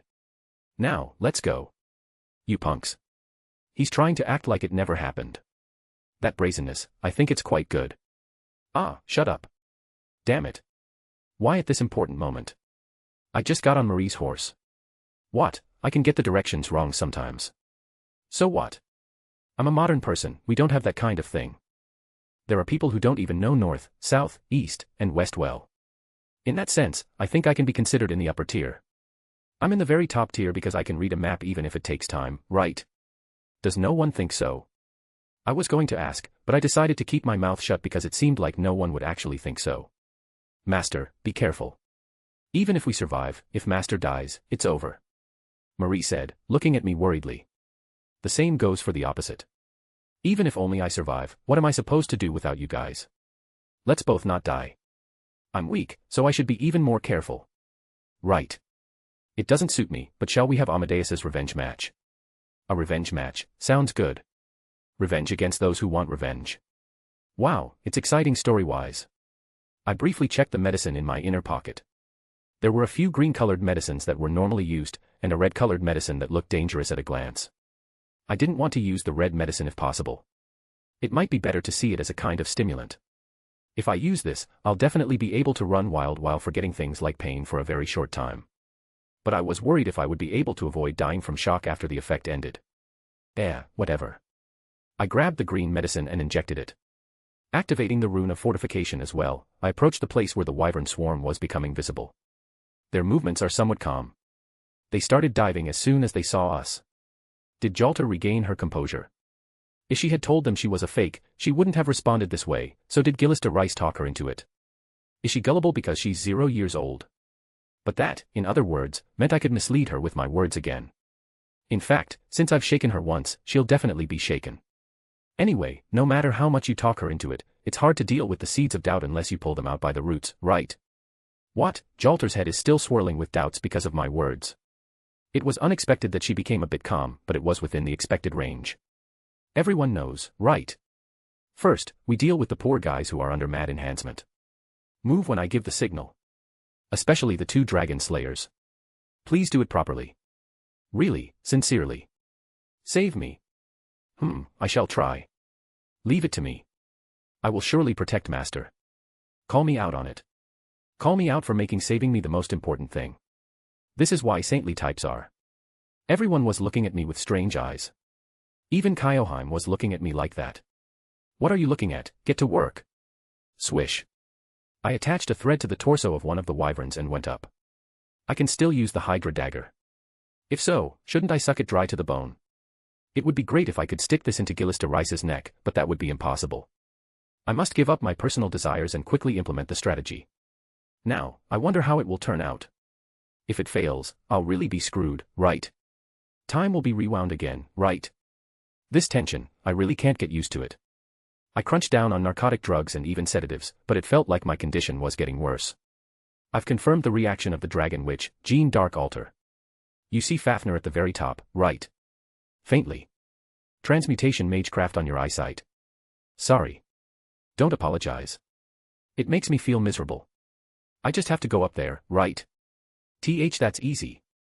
There are numerous wyverns. And even a graze from those wyverns would be a fatal wound for me, no joke. but they'll be much easier to deal with than some crazy bitch who fires Excaliburs. Master. Calm your excitement a bit. You are too elated. Is that so? I don't know because of the medicine. But if Jean says so, it must be true. Taking a deep breath, I slowly rode the wyvern. Jean ran beside me. We had decided that Jean would stay with me as much as possible. At first, Jean was planned to be elsewhere and then join me, but Jean held up 2 fingers and looked at me with a face that said she would poke my eyes out if I talked any more nonsense, and on the screen next to her, the director had a similar face, so I was overwhelmed by their spirit and Jean decided to accompany me. As we were running like that, SHSHSHSH. Something like a chain was flying towards me. Ting. Someone deflected that chain. You should talk to me, shouldn't you? It's cold of you to do that. I have nothing to say to you. That's really cold. Master. Go. Leave the future me that I can't accept to me. Yeah. Tell me if it gets disadvantageous. I'll use at least one command spell. That's quite a thankful thing to say, but it's unnecessary. I must do this fight alone. The Berserk assassin, Carmilla, was Elizabeth Bathory's future. To put it simply, was it a relationship like Heroic Spirit Emiya and Shiro Amiya? It would probably be very hard for them to ever acknowledge each other. Especially since the Bathory summoned here had grown to be able to accept herself in her own way through the events of Extra. As a Type Moon fan, I'd say the one whose mind is shaken is bound to lose. So don't ever be shaken and fight well. This master is rooting for you. More than that, you have to survive and come back. We need as many people as possible. You shouldn't be dismissed. Don't be dismissed with a face that says you'll leave it to me with a peaceful mind after winning against yourself. Sending someone off like that once was enough. You shall not go above this. Vlad 3 appeared. Sorry, but I have no intention of playing with you. You're also incredibly strong, aren't you? Am I crazy enough to fight you head-on? Help. Humph. Siegfried, who appeared from the side, pushed Vlad 3 away just like that. Soon, Georgios also joined in and launched an attack. No matter how strong you are, what can you do against our 2 dragon slayers? Try it. Opening the master's path, it was truly strange, but this was also ultimately a cornerstone to opening the servant's path. If it's something that has to be done, I'll do it. These damn mad enhanced servants are Jalter's limbs. They must be cut off first. Fortunately, mad enhancement has more disadvantages than advantages, so they were harder to deal with than normal guys. Well, it seemed the effect of mad enhancement was minimal for Carmilla and Vlad 3, but it wasn't non-existent. Following that, this time, the servant who was most affected by mad enhancement appeared. Fleur de Lis. This crazy bastard is trying to fire a noble phantasm from the start. This path is one that must be passed. I will never let anyone interfere with Lord Anshin. Whoosh. Kyoheim's flames spread and pushed Deon away before the noble phantasm could be fully activated. Deon stepped back and met eyes with Marie behind him. I thought now was the timing to apologize, so I said. Sorry about last time. It was a bit much for your head to fall off, wasn't it? Deon suddenly glared at me. Huh. This isn't it. But before Deon could look at me anymore, Marie and Kyoheim blocked Deon. Deon is definitely not a weak servant, but there were 2 servants on this side, and one of them was that Marie. Taking down Deon would probably be a matter of time. Honestly, I don't have time to worry about others. Jalter was still moving her hands calmly. Since they were fighting in different places, she didn't know what would happen if she fired Fafnir's breath. No. It seemed like she just wasn't thinking. What is it? She was just looking down at me without any reaction. It reminded me of when we first met. Her face, which didn't feel any value in me, had a face that said she would at least listen to me if I came this far. It's strange. No matter how much Gillis de Rice talked her into it, how on earth could she make such an expression? Gillis de Rice, who was riding on a wyvern other than Fafnir, dove towards this side. Mediocre men. This time, I shall offer your life to the Holy Maiden. Jean. But master. I will surely open the path. Trust me. And I leave everything else to you. All I do is open the path, I leave everything else to them. I'm going to irresponsibly leave every single thing to them. Jean looked at me with a face that seemed to worry for a moment, but then, as if she had made up her mind, she deflected all the tentacles coming at me like they were flying with her flag and dove at Gillis de Rice. In the game, Gillis de Rice did anything to take revenge on France. He told Jean directly not to interfere. Therefore, Gillis de Rice wouldn't particularly hesitate just because it was Jean. Moreover, Gillis de Rice even had the Holy Grail, and Jean was in a state where debuffs were thickly applied to her. I have to move quickly.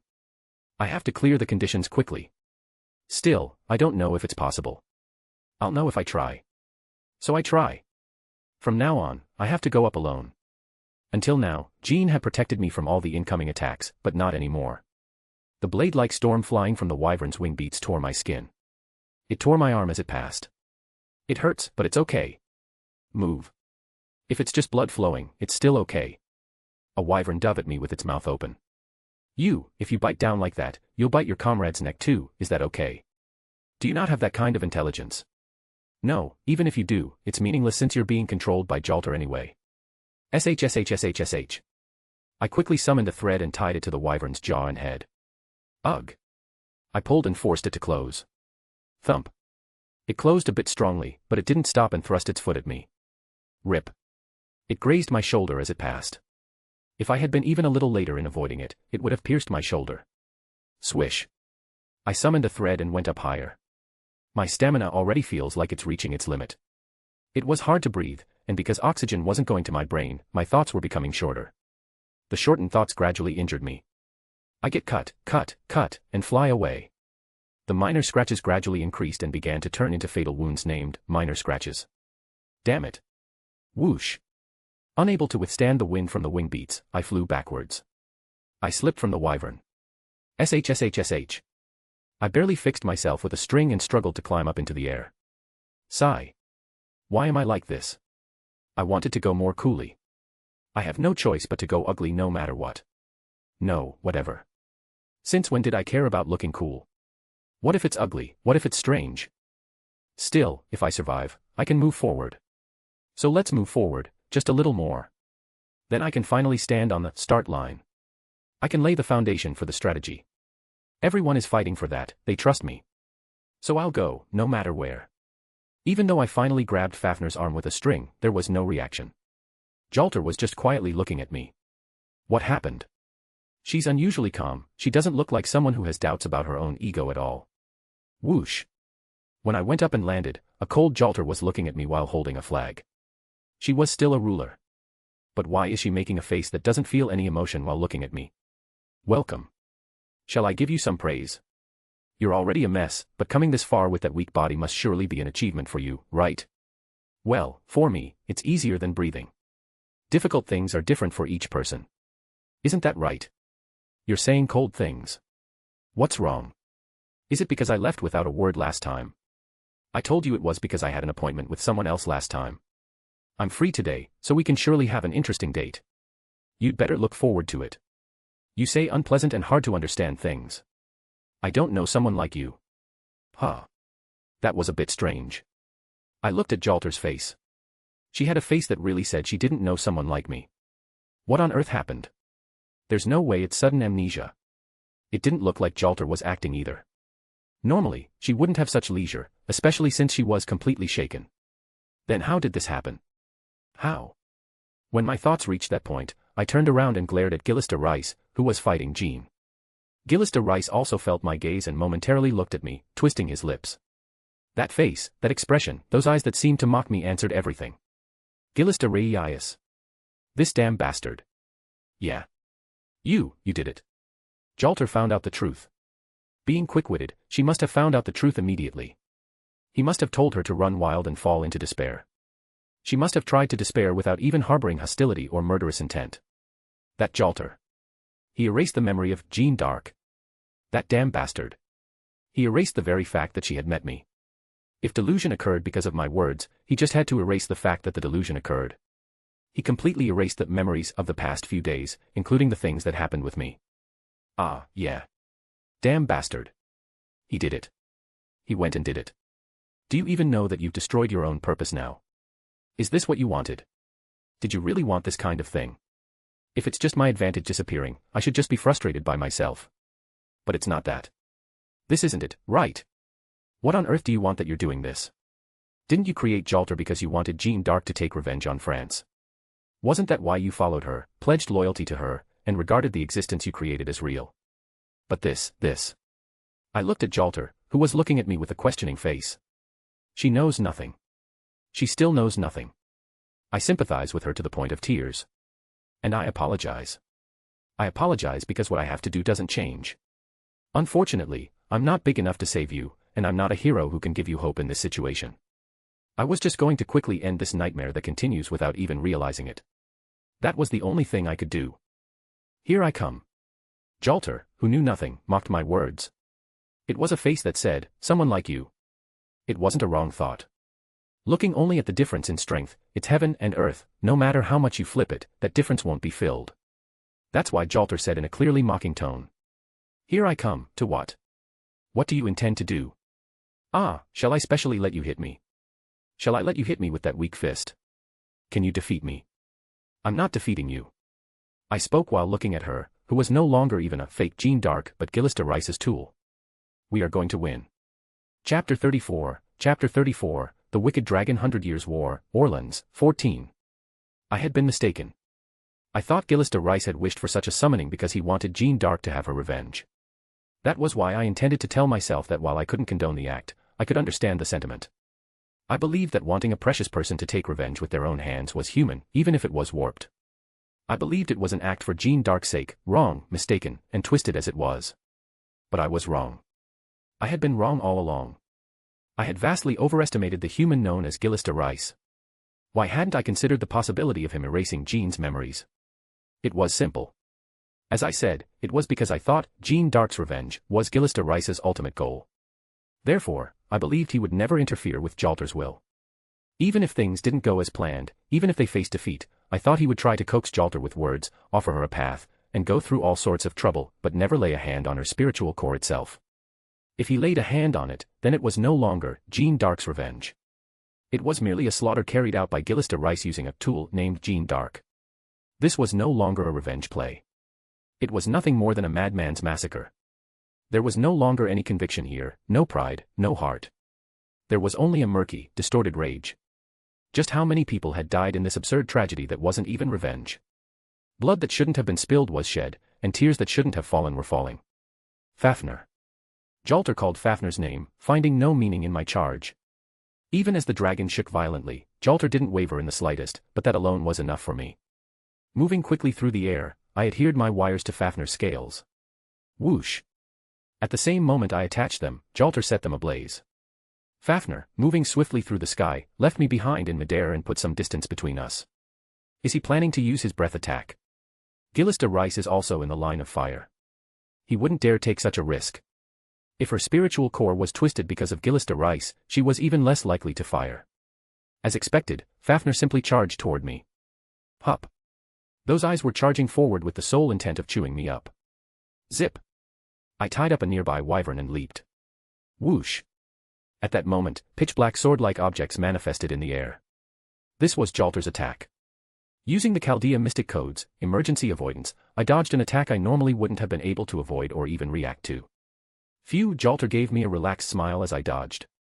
She held an overwhelming advantage. No matter how many dragon slayers we had, Fafnir only needed to attack from a distance. Even if he were attacked, as long as they had time, it was possible to resurrect Fafnir with infinite magical energy. That's why she's so relaxed. The overwhelming advantage remains unchanged. That's why she underestimates us.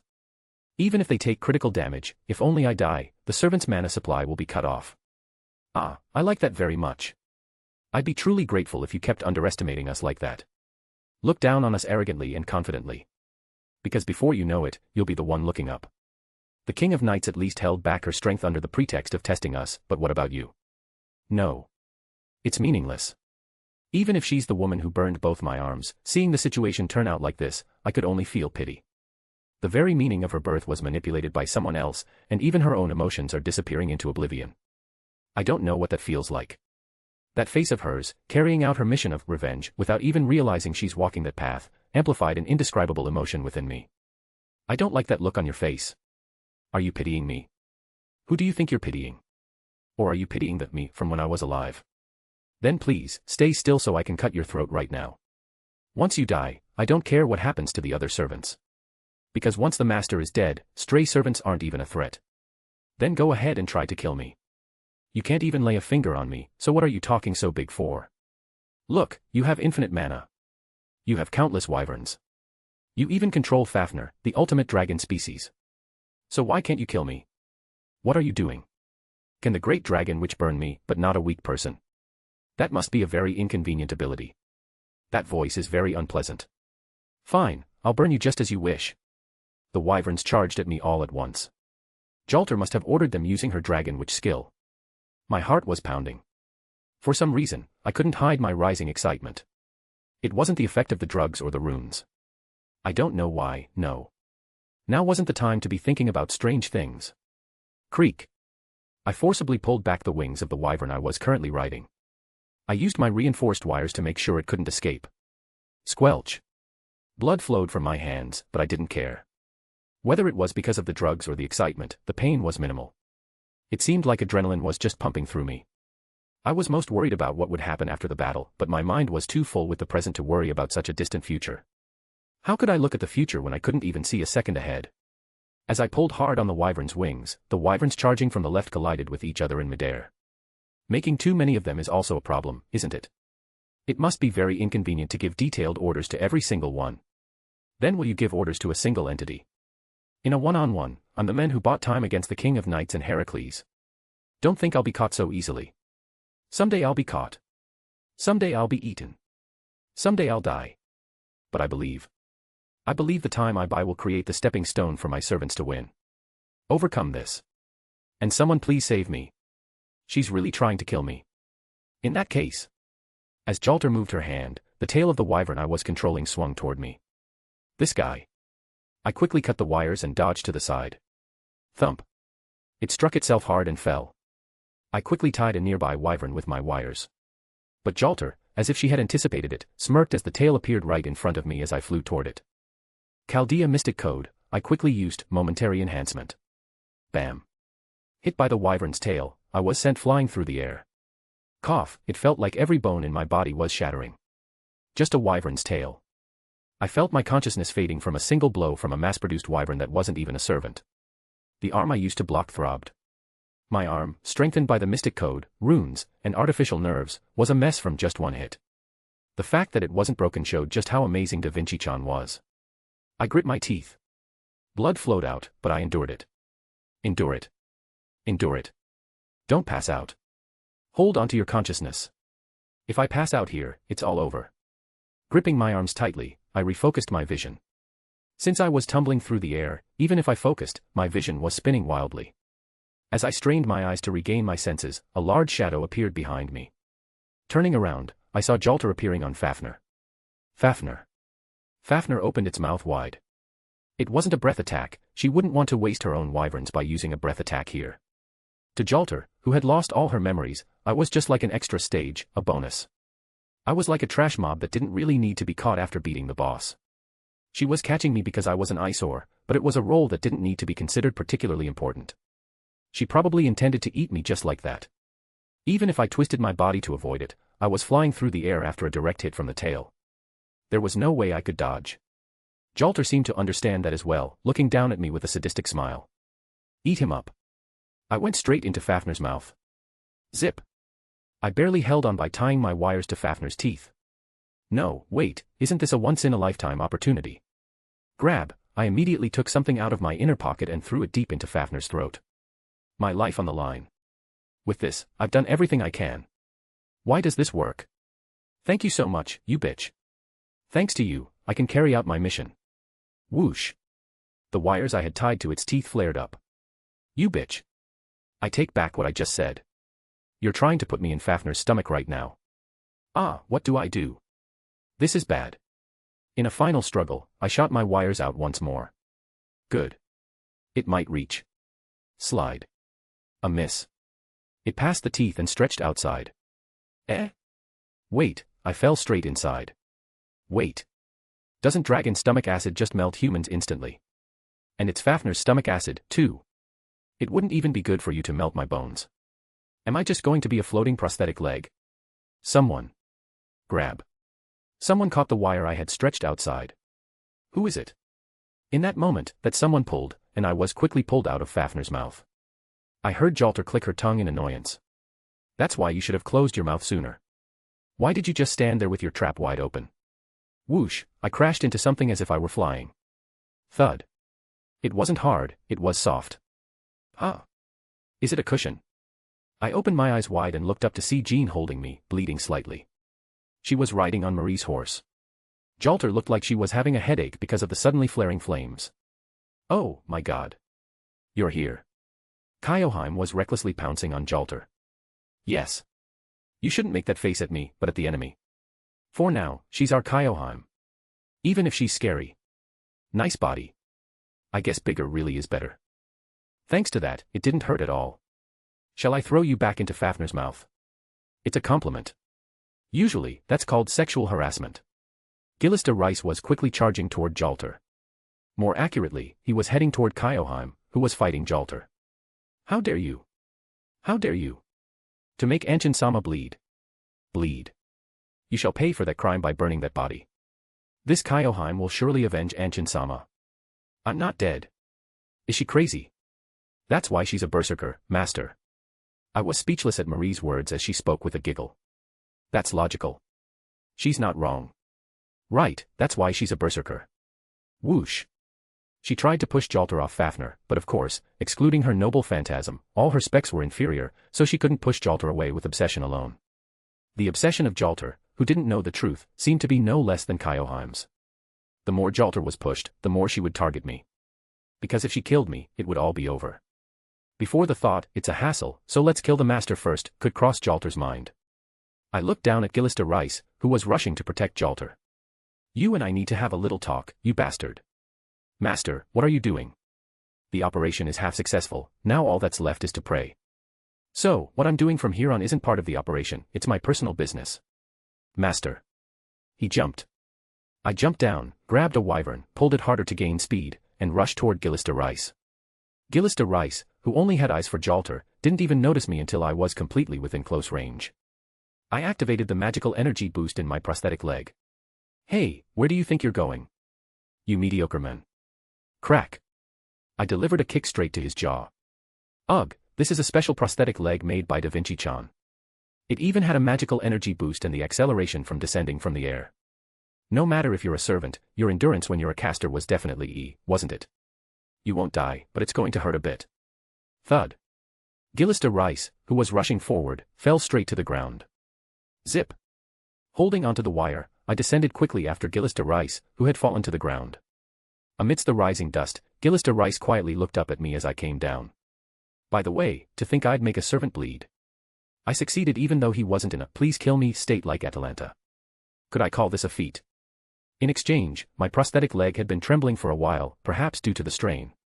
Well, I had come here right after getting it fitted, so it could be said that it had held up well until now. I landed slowly and looked at Gillister Rice. Gillister Rice also looked at me. We were reflected in each other's eyes. After a moment of silence, the first to speak was Gillister Rice, who was rubbing his jaw. Mediocre man. As one with trivial knowledge, I must say your body is not normal. You are using some kind of drug. How far do you think you can go by consuming your lifespan, yourself, and your soul like that? I ignored Gillister Rice's words. Does someone who thinks about such things do this kind of work? I thought you wanted a world where Jeanne d'Arc took her revenge. I thought that was why you created a Jeanne d'Arc with a desire for revenge, even if she was a fake, knowing that the Saint Jeanne d'Arc would never harbor such feelings. You continue to surprise me. To think you knew that much. There was clear wariness in Gillister Rice's eyes. It was very different from the eyes that looked at me when we first met. But I didn't care about that. Whether you're wary of me or not, what I had to do was already done. Those eyes are eyes you should have had a little sooner. They were eyes you should have had before I went on a date with Jalter. If you had, I might have lost. But the winning move has already been decided. From now on, it's gambling time. No one knows if the tossed coin will come up heads or tails. No one can know what number the thrown dice will show. Whether that number is 6 or 1, we have to find out from now on. Toward an answer that no one knows. But before I knew that answer, I wanted to ask. Because there was something I absolutely had to ask, I deliberately jumped at Gillister Rice. In fact, I did something unnecessary. This wasn't part of the plan. Jeanne and Marie, who were up there, must have been incredibly surprised. But why did you erase Jeanne's memories? You did this because you wanted to see her take revenge. Because you wanted to appease her resentment. But why? If you erase her memories. If you lay a hand on her spiritual core directly, she's no longer Jeanne. Are you satisfied with that? Can you yourself call that revenge? Is that really for Jeanne's sake? Answer me. Wasn't the form of revenge you wanted meaningless unless Jeanne did it herself? That's why you deliberately didn't do it yourself and created a Jean who didn't even exist. I don't know what you're talking about. What? I thought in bewilderment, as Gillista Rice spoke with a very calm expression, unlike before. Is that not Jeanne d'Arc? The Holy Virgin and the tragic woman who was pitifully betrayed by France. What I did was merely treatment. Treatment because the Holy Virgin was in so much pain. Ah, yes. Everything that is confusing must be removed. That's how it should be, right? Don't you think so? Pitiful Holy Virgin. That pitiful Jeanne must surely complete her revenge. To that end, everything that gets in the way will be removed. It must be burned. No matter what it is. No, that's no longer Jeanne d'Arc. What you've created isn't the persona of Jeanne d'Arc. You've created a tool. This isn't Jeanne d'Arc's revenge, but your slaughter using a tool named Jeanne d'Arc. You can no longer be called a caster. Gillista Rice, who frowned for a moment at my words, continued. That's right, I am no longer a caster or anything of the sort. I will burn this body for revenge. Burn it. Burn it. Even if this body is consumed by flames, I surely swear revenge against France. The Holy Virgin must surely have her revenge. That is the correct form. If you say that burning to death unfairly and ending just like that is the correct history, then this Gillista Rice will deny such a history. And I will rewrite it. I will make her be reborn into a world where a justifiable revenge is held in her hands. Yes. I am not a caster. It might be more appropriate to call me an avenger. Ha ha ha ha. No, you're not an avenger. What? Gillista Rice, who had been laughing for a while, looked at me at my words. Does this guy not know what he's done or what he's saying? I frowned. I felt like I had to deny this. For the sake of Jeanne d'Arc, who was being pitifully used over there, I felt like I had to deny it. This isn't revenge. You yourself abandoned the revenge you were doing for Jeanne d'Arc. You yourself laid hands on Jeanne d'Arc and remodeled her to your liking. At that point, this already ceased to be revenge. I told you, this isn't Jeanne d'Arc's revenge, but a slaughter you're carrying out using a tool named Jeanne d'Arc. Avenger? Do you think you look like such a grand class? Don't make me laugh. Someone who has forgotten the very meaning of their own revenge and has fallen as far as they can go shouldn't use a nice-sounding word like revenge. What you're doing is slaughter. It's not an emotion to honor someone, even if it's a nasty feeling like revenge, but rage. Your rage. You, who have thrown everything away in rage, abandoned all meaning, and even forgotten the reason why you stained those hands with blood, are no avenger. I spoke quietly to Gillista Rice, who was listening to my words without a word. As if accepting a blade of judgment, Gillista Rice listened to my words blankly. Was that an act he did because he had even a tiny bit of awareness, or was it because it was so absurd from his perspective that he was momentarily stunned? I wasn't quick-witted enough to distinguish that. I just stared at Gillista Rice to finish my words. You're a berserker. You, who have left everything to the emotion of rage, are neither a caster nor an avenger. You, who are consumed by your own emotions and can't see anything, are just a fallen berserker. For Jeanne's sake. The Holy Virgin's revenge. No, you're wrong. This is just your slaughter.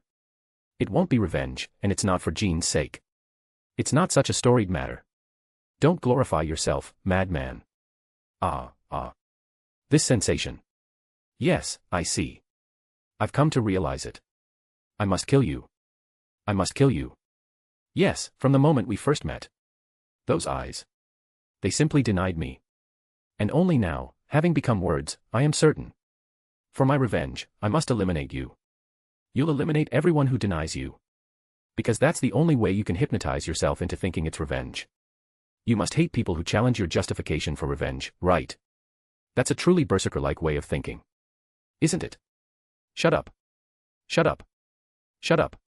You mediocre men. You degenerate. Begone this instant. Once you're gone, it doesn't matter how many servants are left. A servant who has lost their master is no enemy. Now, Holy Virgin. Overcome this ordeal yourself. Thump. A shadow appeared behind me. A slightly injured Jalter and Fafnir appeared. The other servants missed her. No, they were meant to miss her. I didn't expect her to come this far, but as a result, it went according to plan, so it didn't matter.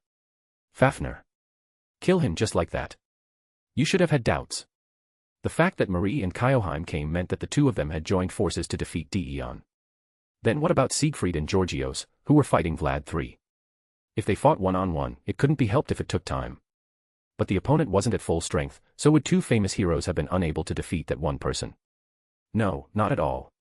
They're on standby. They're only waiting for my signal. Approaching me with Fafnir was a mistake. Even if you took a bit of a loss, you should have fired a breath attack and burned everything. By trying to save even a little bit of your strength. You're getting your throat bitten by the weak Dragon Witch. By my command spell, I order you. Come. Siegfried. At the same time he was summoned, Siegfried stepped forward. I wanted to just send a flare to tell him to come quickly, but Fafnir was closer than I thought. At this rate, my body would be torn to pieces before Siegfried could see the flare and come. I had told Siegfried of two possibilities. The possibility of me setting off a flare and the possibility of me calling him with a command spell. I told him to be ready to deploy his noble phantasm as soon as he arrived, either way. That was why Siegfried gripped his sword tightly. Jean. Gillis de Rice's tentacles rushed forward quickly. Thump. This time, Jean, who had suddenly come down, blocked all the tentacles from behind me. Ah. I feel a sense of relief. I was glad she was on our side. I'm glad I met her. No, I was glad to have met all the servants here. Kyoheim was a bit much, but just a little. I'm grateful she got angry for me. But I'm so scared that I don't feel the slightest bit of affection for her. Balmung, phantasmal greatsword, felling of the sky demon. The wicked dragon falls, and the world now reaches its sunset. Was it? The blue flames that seemed to spread widely soon flew toward a single point. Jalter, completely panicked, quickly brought down the wyverns in the air. It's already impossible to avoid Balmung's reach. Then is she planning to target Siegfried in that gap? He won't be taken down by such a small opening. But wasn't there someone in the sky? Marie, Kyoheim, and Bathory struck down the charging wyverns. You should have used your breath attack. Then things wouldn't have turned out like this. Get up. Fafnir. Show your dragon's grit. Are you still an evil dragon? What do I do? He got up. This wasn't part of the plan. Ah, is it too obvious? Whoosh, someone appeared from the sky, cutting through the air. There were 2 dragon slayers on our team. He jumps in, gripping his sword. He charges on horseback. I wondered if there was a need to ride a horse, but since he's a rider for now, I just let it go. Looking at another dragon slayer visible in the sky, Jalter's eyes widened. But she soon grit her teeth. She had a look of determination. Siegfried quickly grabbed me. Don't underestimate me. La Grandement du Haine, roar, oh my fury. Ascalon, the blessed sword by which force is slain. Boom. The noble phantasms collided. Screech. Siegfried protected me from Jalter's noble phantasm, which was spreading in a chaotic attack. Siegfried. It's all right. My mission is over, now all that's left is to ensure the master's survival. Crack. He didn't dodge and only stood firm to protect me from a shock large enough to crack his armor. Showing his back, which could be called a weakness and was no different from a trauma to him, to the enemy. Why, I can't understand all these things called true heroes. To protect me that much. Because I don't understand. That's why. I come to respect them. Rumble. Along with the sound, I saw Giorgio sitting on the ground, bleeding. And the one standing bloodied was Jalter. Pant, pant. Jalter, looking flustered, had endured the consecutive noble phantasms of the dragon slayers. I got goosebumps at the obsession that was only possible because she didn't know the truth. Jalter laughed, haha, and spoke. Normally, I might have to tremble at that obsession. But as someone who knew the truth and had felt the overwhelming terror of the King of Knights, I was scared, but not to the point where my mind would break. You've done quite a lot, that master over there. But this is the end. Fafnir. Burn everything. Fafnir. Shall I explain it in technical terms? Suddenly, Fafnir began to vomit blood. There must be an impact, and the wounds must be severe. But Fafnir endured. He had endured. Even Jalter, the dragon witch, was right next to him, so he was stronger than usual, and Jalter had blocked most of the second attack, Ascalon, the blessed sword by which force is slain. Nevertheless, he suddenly vomited blood and collapsed. Jalter, judging from my words that I must have done something, glared straight at me. I smiled with a face that had turned pale. Dragon head, down. You. What on earth did you do to make Fafnir?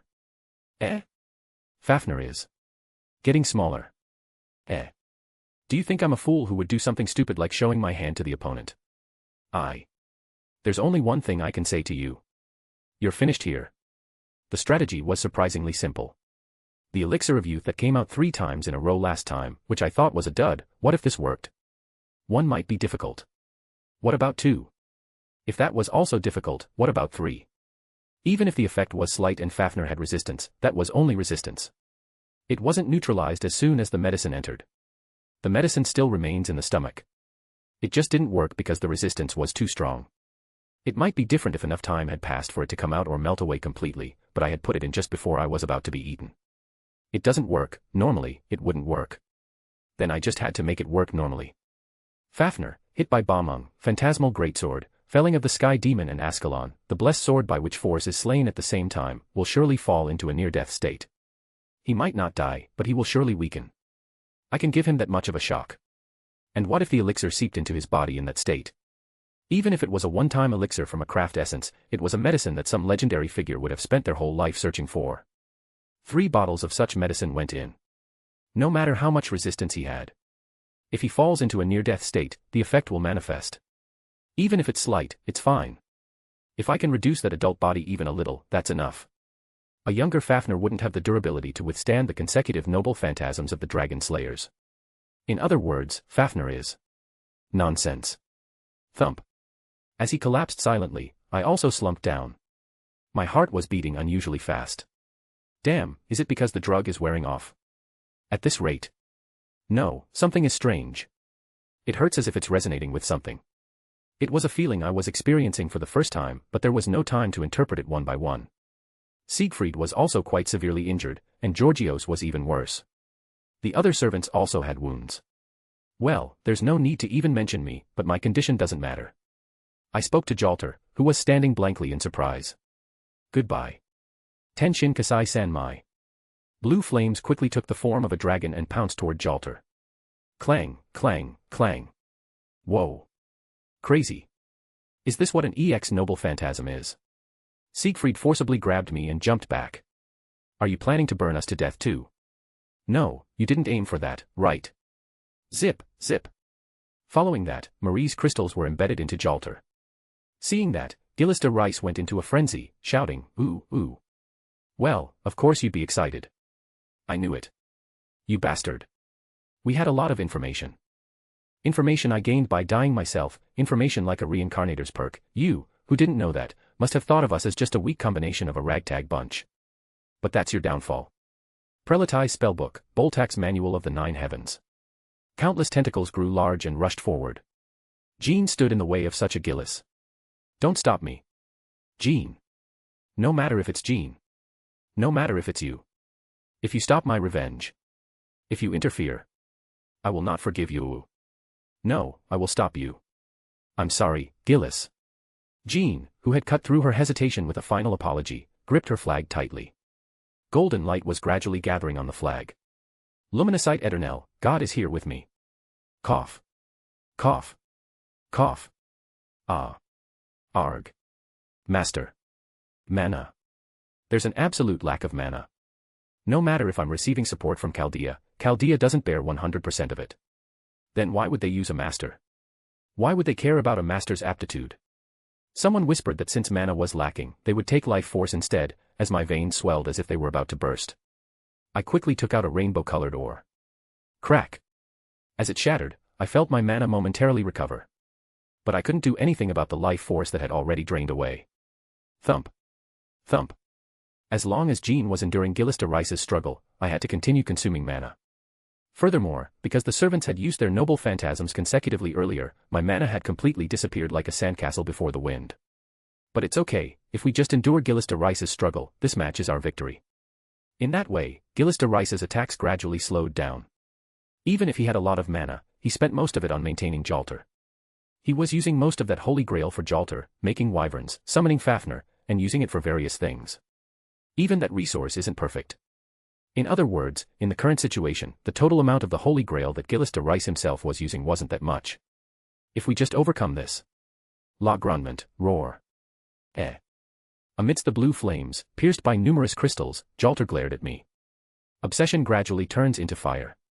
Even if it's not real but fake, even if it's a thirst that will never disappear, even if that thirst is a lie, to her, it's all real. She was born into the world as something real.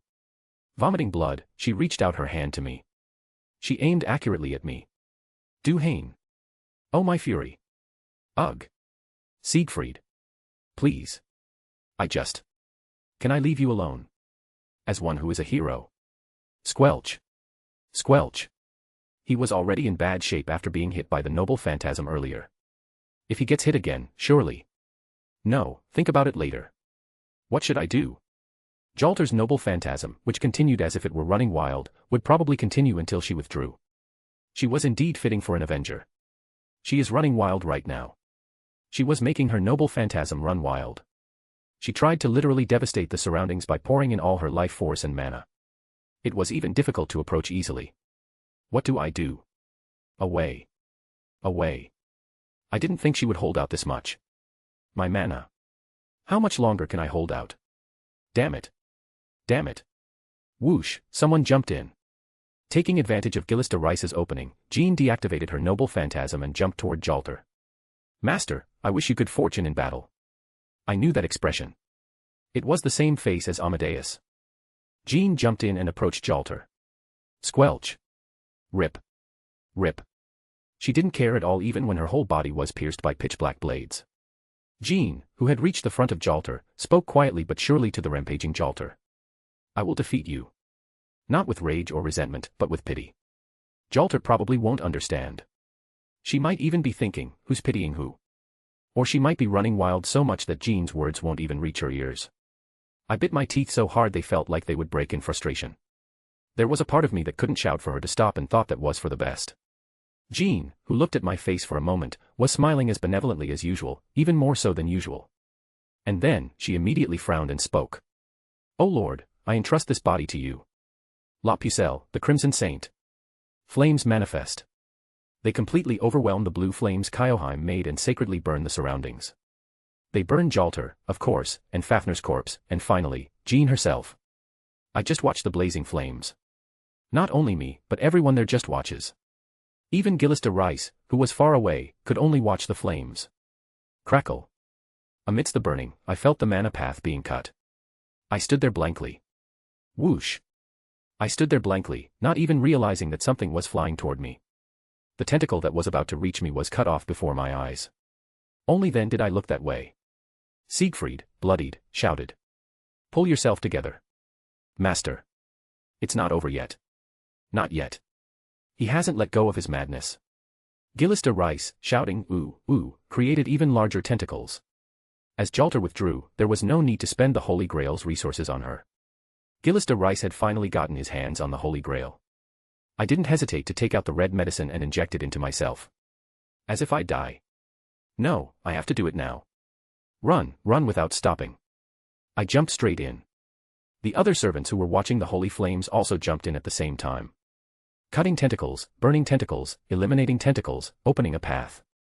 Gillista Rice, who had begun to go completely wild, could be said to be full of openings. That appearance, where no reason could be found, suited the word berserker so well. You mediocre man. Master. Marie reached out her hand to me. Zip. I adhered a wire to Marie's hand. Marie pulled me just like that. And right behind her, I saw Bathory. Bathory took a stance as if she were about to swing her spear. I don't know what it is, but I have to trust her, right? I landed right on Bathory's spear. Is this perhaps that? No, I don't care about the method anymore. I've already used the strategy to catch Fafnir, and while a subplan remains, I don't think it'll have much meaning now. Here I go, body, hold on. The red medicine was incredible. I don't feel any pain. I was in a state of temporary hyper-awakening. And I could tell that if the effect of this medicine wore off, I might die. My heart was beating unusually slowly. Now, finish it. Kitten. Bam. Bathory launched me. Having reached almost right in front of him, I immediately aimed for his neck. But no matter how much he had lost his reason, a servant was a servant. Gillista Rice immediately grabbed my hand and broke it. Snap. Even though it was broken, there was almost no pain. I only felt a slight sensation that it was broken. Gillista Rice spoke to me. I saw your battle with the Berserk Archer. There's no way I wouldn't be careful of a dagger that works on servants. Clack, I aimed the gun. If it were an ordinary gun, it wouldn't be able to damage Gillista Rice even if fired at such close range. But you're a caster too, aren't you? You're someone who used magecraft, aren't you? Tell me later how it feels when it's embedded directly into that body. Origin bullet. Bang. I pierced his neck just like that. Releasing my broken arm, Gillista Rice staggered back. Holding his neck, he just glared at me. Veins bulged, creating bleeding here and there on Gillis de Rice's body. As expected, it didn't have as much effect as I had seen in the anime. But it surely shook the caster's body wildly. The caster, whose tentacles didn't even move properly, glared at me. The eyes of the madman full of rage no longer reflected anyone. It was the end of one who had even forgotten what they hated. I'm sorry, I'm late. Squelch. Grabbing my shoulder, Siegfried immediately thrust his sword into Gillis de Rice's body. He was already at his limit because of the origin bullet embedded in his neck. As he was stabbed by Siegfried, he was scattering particles of light. He spat out something like a toxin while letting out a terrible scream. Siegfried quickly grabbed me and stepped back. Gillis de Rice was glaring at me until the end. You mediocre man. Zip. The last tentacle approached me. Even before it could pierce my neck, the light particles crumbled. The tentacle that had approached right in front of me was the same. With a sound like shatter, it crumbled just like that. Panting for breath, I watched the scene. Clatter, only the Holy Grail remained in the place where Gillis de Rice had disappeared. I moved a little away from Siegfried and lay face down on the ground. Huff, huff. It was hard to breathe. This is going to be a bit difficult, I have to withdraw quickly. If I don't return to Chaldea. My body. At this rate, I'll die. No. After coming this far. After doing everything. After Amadeus and Jean even burned their own lives. The Holy Grail. If I don't recover it quickly. Someone carefully grabbed the Holy Grail. It was Marie. Come to think of it, why isn't everyone withdrawing? With Gillis de Rice's death, the singularity has disappeared. Then everyone's role should be over, and withdrawal should begin. It's different from Fuyuki last time, no, wasn't it similar in the game too? My head isn't working. What's going on? I don't know, is there something left? The person who killed me. Kill me. On the same side. What? Marie, holding the Holy Grail in her hand, smiled faintly. My eyes widened at that smile, which was close to ice rather than the goofy smile she usually wore. And then, Chaldea's communication suddenly turned on. You. Get back. That servant. Marie Antoinette's class is changing. And suddenly, too. Whoosh, black energy flowed out of Marie's body. What is this? I haven't grasped the situation. My dying body gave up on thinking, and my dazed brain was giving up on reason. I just blankly watched the scene before my eyes. Marie smiled quietly. It was like the face of a winner. It was a smile I couldn't believe was Marie's usual smile, as if she were sneering at a creature caught in a trap. Her class is.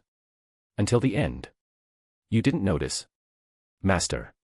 I just watched her head with my eyes wide open. Black energy surrounded the area more and more strongly. That black energy combined to create numerous blades.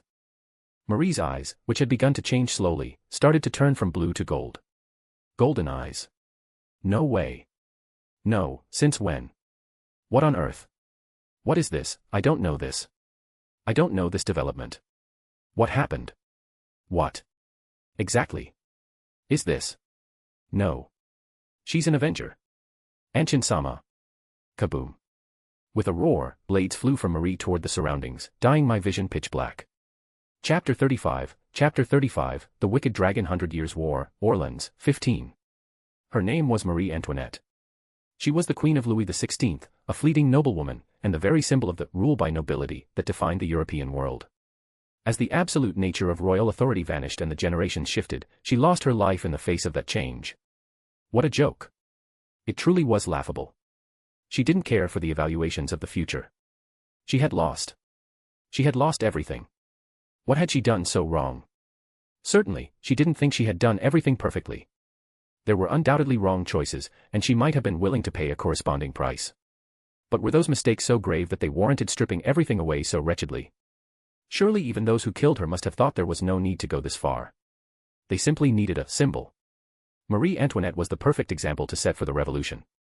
She was accused of things she never did, words she never spoke were testified against her, and her own child, whose consciousness had been clouded, was made to utter words claiming she had abused him. It didn't matter how many people spoke of Marie's innocence. What they needed wasn't a fair trial, but a sacrifice to rot the absolute authority of the crown. Marie Antoinette was chosen as that sacrifice. They claimed she was the true culprit behind the fraud involving a diamond necklace she had no interest in. She hadn't cared for such a necklace in the first place. The French people used Marie as an emotional trash can, never hesitating to hurl every kind of sexual insult at her. Homosexuality, incest, orgies, insults that would make any normal person's mind go blank flowed into her ears. As an outsider from Austria, not a native of the French royal family, Marie had no one she could truly call an ally. To the bourgeoisie, Marie was hated regardless of her actual conduct.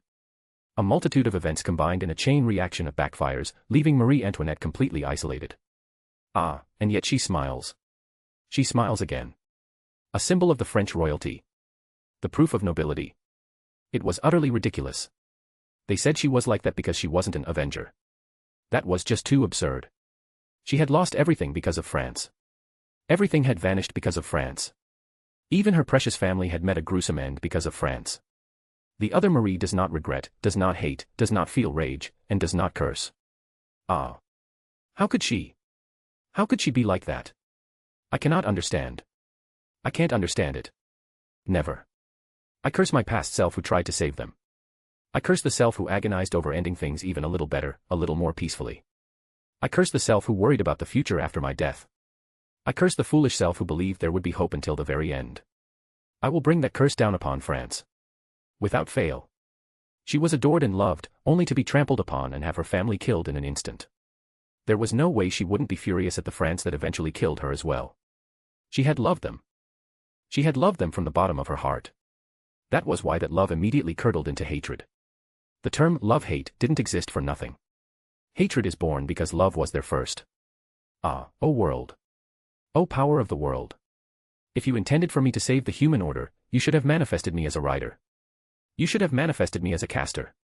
Why did you manifest me as an avenger? Why did you manifest me in this state?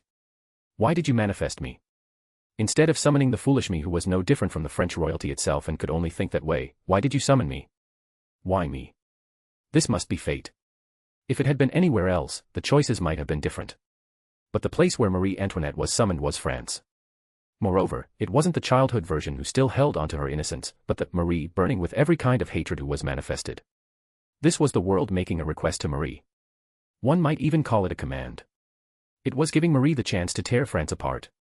She even felt a sense of euphoria at the fact that the opportunity to finally quench this unquenchable thirst had arrived. However, no matter how much of an avenger she was, Marie Antoinette found it difficult to do anything alone. She had no holy grail, and she didn't even have a master. Without a supply of magical energy, she was destined to fade away, no matter how strong her resolve. At first, she thought about cooperating with Jeanne d'Arc. But she stopped. No, that wouldn't do. This France would be destroyed by her own hands. She would behead them all and kill them. Just as Marie had died, she would behead them all in the exact same way. She would scatter their blood, and when she looked down from the sky, she would continue to slash until the red light stained the earth, scattering blood and curses across this France. That was why she endured. That was why she acted. That was why she hid. Her heart had skipped a beat when she met Amadeus. No matter how well she hid it, he, with his sharp intuition, might have noticed. In fact, she thought he did feel some sense of incongruity. But he hadn't seen through her completely. That was why he hadn't taken any action until the end. Instead, he sacrificed himself for a weak master. Marie had felt relieved when the only person who might have noticed disappeared. Along the way, she had considered killing the master of Chaldea because he seemed like he might be more troublesome than expected, but with his servants nearby, her murderous intent eventually vanished like a passing whim. Now that she had come this far, she would simply use everything.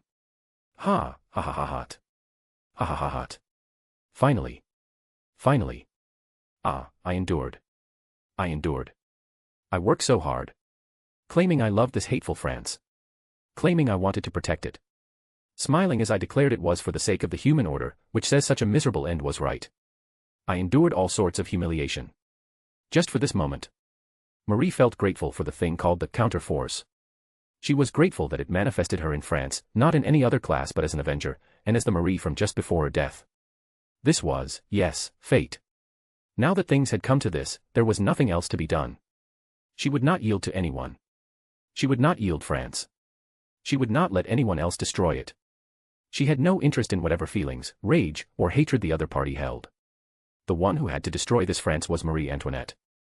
If Marie was the symbol of royal authority, then it was her fate to be the cause of its downfall. Ugh, guh. A miserable groan reached her ears. Turning around slowly, she saw someone collapsed and bleeding. Normally, a servant would have faded away, but he didn't. After all, he wasn't. Chapter 36, The Wicked Dragon 100 Years War, Orleans, 16. When I thought of Kyoheim, certain words came to mind. A crazy bitch, a yandere, a stalker, a real crazy bitch, a properly insane bitch, a just plain killer crazy bitch. Well, even if no one else thought so, that was my impression of her. At the very moment I had considered opening my heart to try and be a bit friendly, she had burned my cheek and looked at me with those eyes full of obsession. My heart, which had let its guard down, slammed its doors shut even tighter. But as a result, it created a negative outcome for both of us. Kyoheim's eyes would forever see someone else through me, and I would never truly look at her. If the story ended there, it could have just been one of those bad endings in life. But the story didn't end there. In fact, because I hadn't looked her properly in the eye, I ended up dying once. Though, even if I had trusted her, things might not have changed.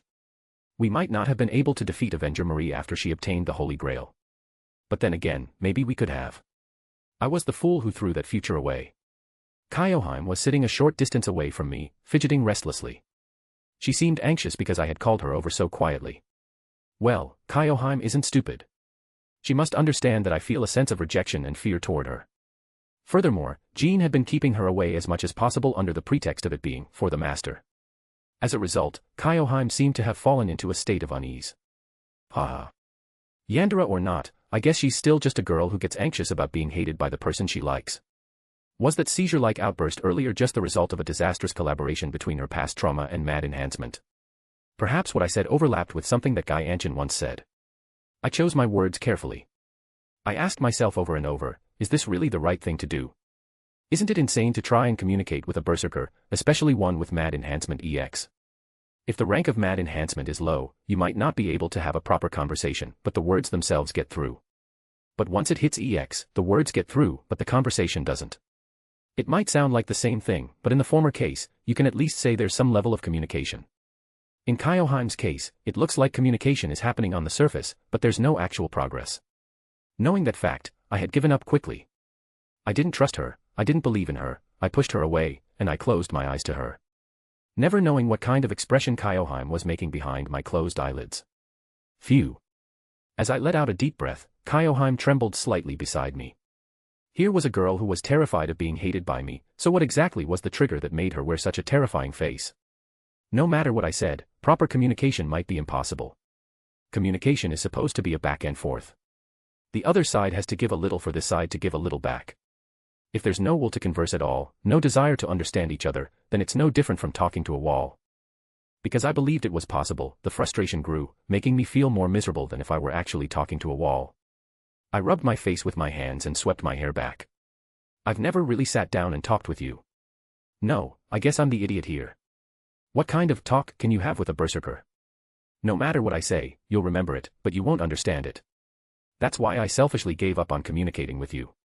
Or at least, that's the rational way to put it. Yeah, I'm scared. I was scared of you. There was surely no trace of a lie in my words. Because it was the truth. I was terrified of the woman named Kyoheim. All those who became heroic spirits were either exceptional or had carved their deeds into history in a way that suited their nature.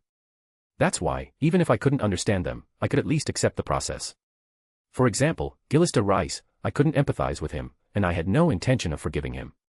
If you had to judge good and evil, he was a villain to the bone. But I could understand his rage.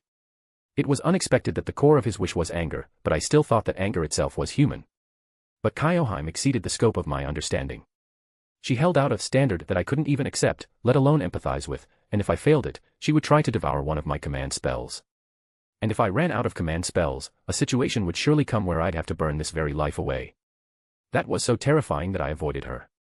Even if that was a normal and correct judgment, perhaps I shouldn't have done it. That was why I was standing here now, talking with just the two of us. I took a deep breath and faced the fear of Kyoheim that still lingered in my heart. I stared quietly into her golden eyes. Those eyes were still reflecting someone other than me. So, as if to overcome my trembling, I spoke. I am not Anchin. What are you saying, Lord Anchin? You simply haven't realized it yet. It's all right. This Kyoheim doesn't mind even if Lord Anchin never recovers his memories for the rest of his life. I will support you, serve you, and love you forever. With all my heat. I think that includes literal physical heat, doesn't it? Sigh. I let out another short sigh and spoke. I am not Anshin. No. Kyoheim stood up, flames erupting from her body. It was hot, it was scary. But I didn't look away. If I looked away now, I'd just be repeating the same mistake as last time. Right. If I'm going to call you a crazy bitch and criticize you, I have to look you straight in the eye here. I have to be able to tell myself with confidence that I'm looking directly at you. Otherwise, I'd just be a pathetic man who turned his head away from a woman who wasn't looking at him properly either. I can swear it on everything I have. In my past life, the life before that, and every life I will ever have. I am absolutely not Anshin. Whoosh. Kyoheim's flames grew more intense. Her eyes were stained red, and I could tell she had entered a state of complete agitation. The fear that I might have to regress one more time if this went wrong began to bloom.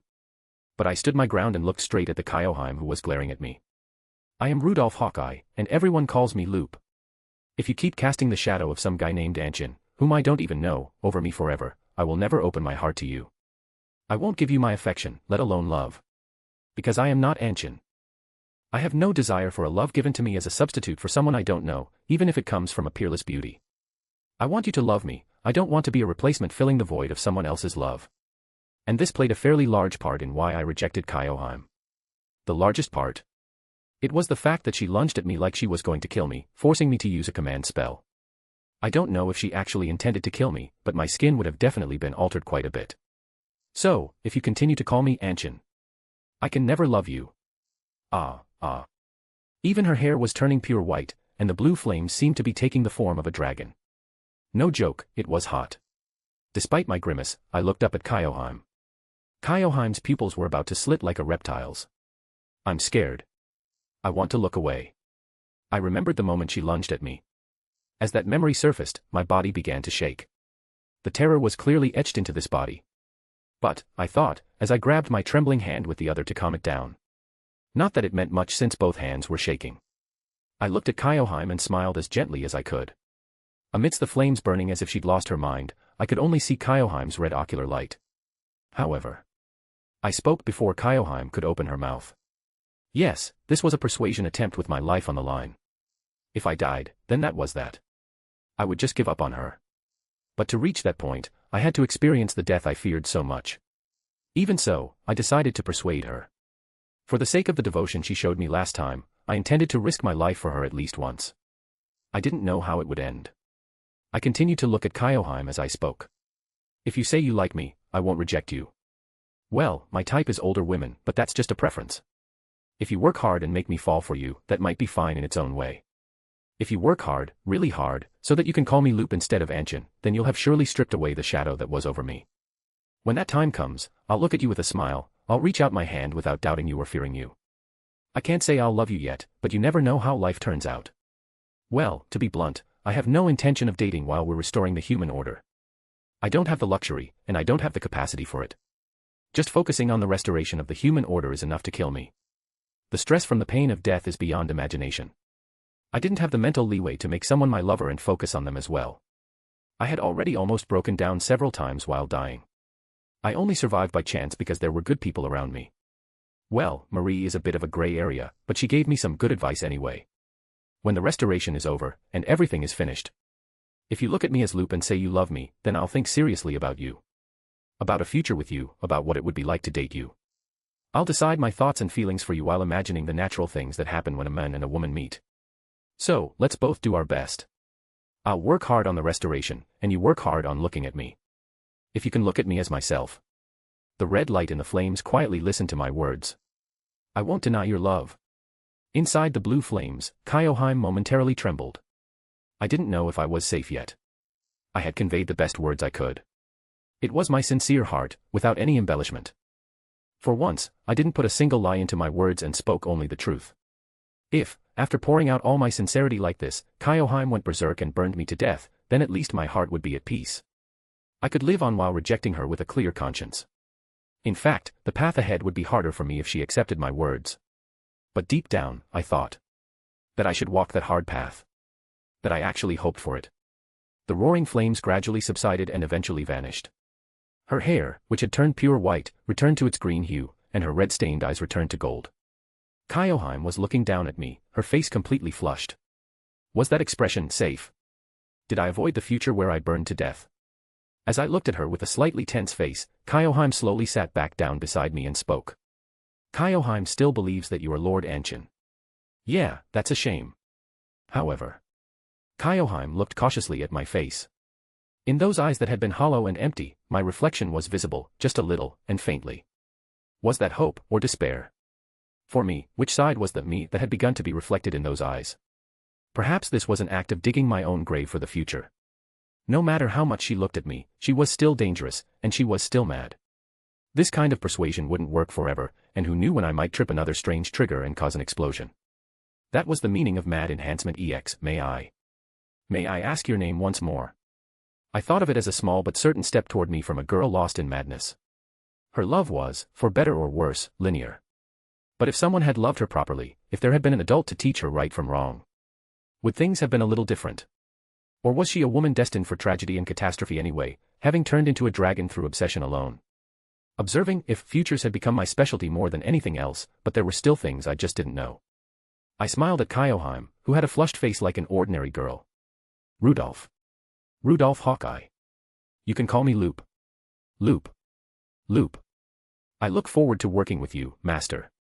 Why did you even ask for my name? Wasn't the flow naturally leading to her calling me by my name? Besides, I'm not that fond of the title Master anyway. It feels like it creates a distance, you know. Since we were summoned to fight together, it's better to be all friendly and laughing rather than growling at each other. Even if the King of Knights were summoned, I'd try to get along with her.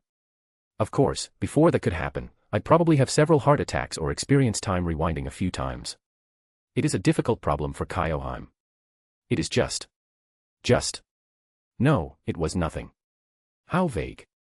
Still, she must be thinking something. I just hoped it wasn't some twisted method typical of a berserker. I looked at my hand, which was still in bad shape, for a moment before reaching out to Kyoheim. Kyoheim stared at my hand, blinking. I said, feeling a bit exasperated myself. We finally talked to each other here. I saw you, and you saw me. We finally looked at each other. In other words, we've just met for the first time. Shouldn't we at least shake hands? A handshake. Kyoheim looked at her own hand for a moment. The flames from that hand had threatened me. Due to various circumstances, my hand was surely trembling pathetically. But Kyoheim didn't care and carefully took my hand. I look forward to working with you again, she said in a tiny, mouse-like voice. I smiled while holding her hand. I'll trust you with my back in tomorrow's fight. I'll entrust my life to you. I'm counting on you. She just stared at me without a word. I wondered how I was reflected in her eyes now. I worried over and over if I was digging my own grave. I even wondered if I would regret this in the distant future, a future so far away that regression would be impossible. Still, I chose this myself. I decided to face her, and fortunately, she didn't burn me. She hadn't stopped denying that I wasn't Anshin, but her rampage at my words had ceased. Since even Mad Enhancement EX is fundamentally based on love, does that mean it has no choice but to lose to love? I didn't know, but I just looked forward to the day she would call my name. So. How long are you guys going to stay there watching us? The bushes rustled. I don't know what these grown adults think they're doing. Did they really think I wouldn't know when our mana paths are connected? Though I didn't know back with Amadeus. That was such a desperate situation that I didn't have time to check. Anyway, the servants all came out of the bushes, laughing awkwardly. I knew they were there through the mana paths, but to think they'd all gather in one place to eavesdrop. Master, that was a good conversation. Don't try to act like you weren't doing anything wrong. Why are you here? Jean slowly looked away. Well, I can guess. They were probably prepared for an emergency since I was alone with Kyoheim. Even so, they hadn't stepped in even when Kyoheim was burning right in front of them. Was it because I hadn't given up on persuading her yet? Well, either way was fine. Yawn. I let out a yawn so wide it felt like my jaw would tear. Man, I should really get some sleep. Since physical fatigue is also reset, I was extremely tired from not having slept. My mental fatigue had eased a little, though. The problem was that sleeping a lot didn't necessarily relieve the stress or exhaustion from death. If I didn't sleep soon, tomorrow would be dangerous. Come to think of it, that red medicine is really dangerous. Judging by the bitter feeling, it seemed to paralyze my sense of pain entirely. It's probably a type of stimulant and anesthetic, and the side effects once it wears off are indescribable. But I'll have to use it.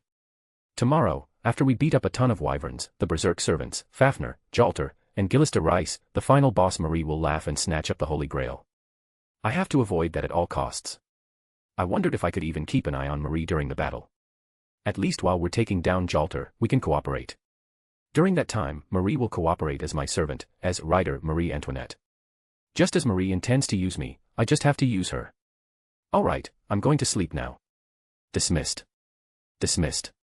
Everyone looked a bit dissatisfied, but they quietly dispersed. But I don't hate this sitcom-like atmosphere. Since servants will eventually come to our Chaldea, I wanted us to have fun together. Even if it's a wartime atmosphere in the Singularity, I wanted us to at least be friendly and relaxed in Chaldea. I have plenty of games, movies, and anime in my room, so it would be fun to watch them together. I keep getting scolded by the director for bringing in weird stuff, but as an otaku, how can I resist the latest games and anime? They'll come, right?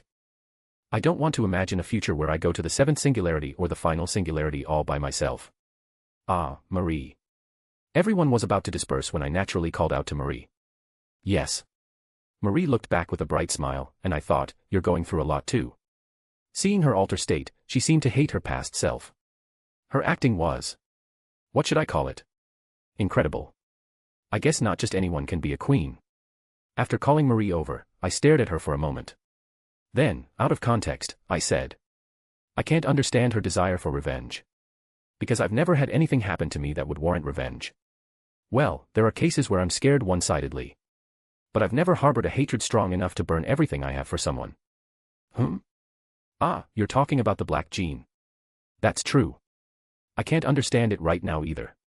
But if there were another me, and she said she would destroy all of France, I could understand her. Unlike Jean, I am not that pure and innocent.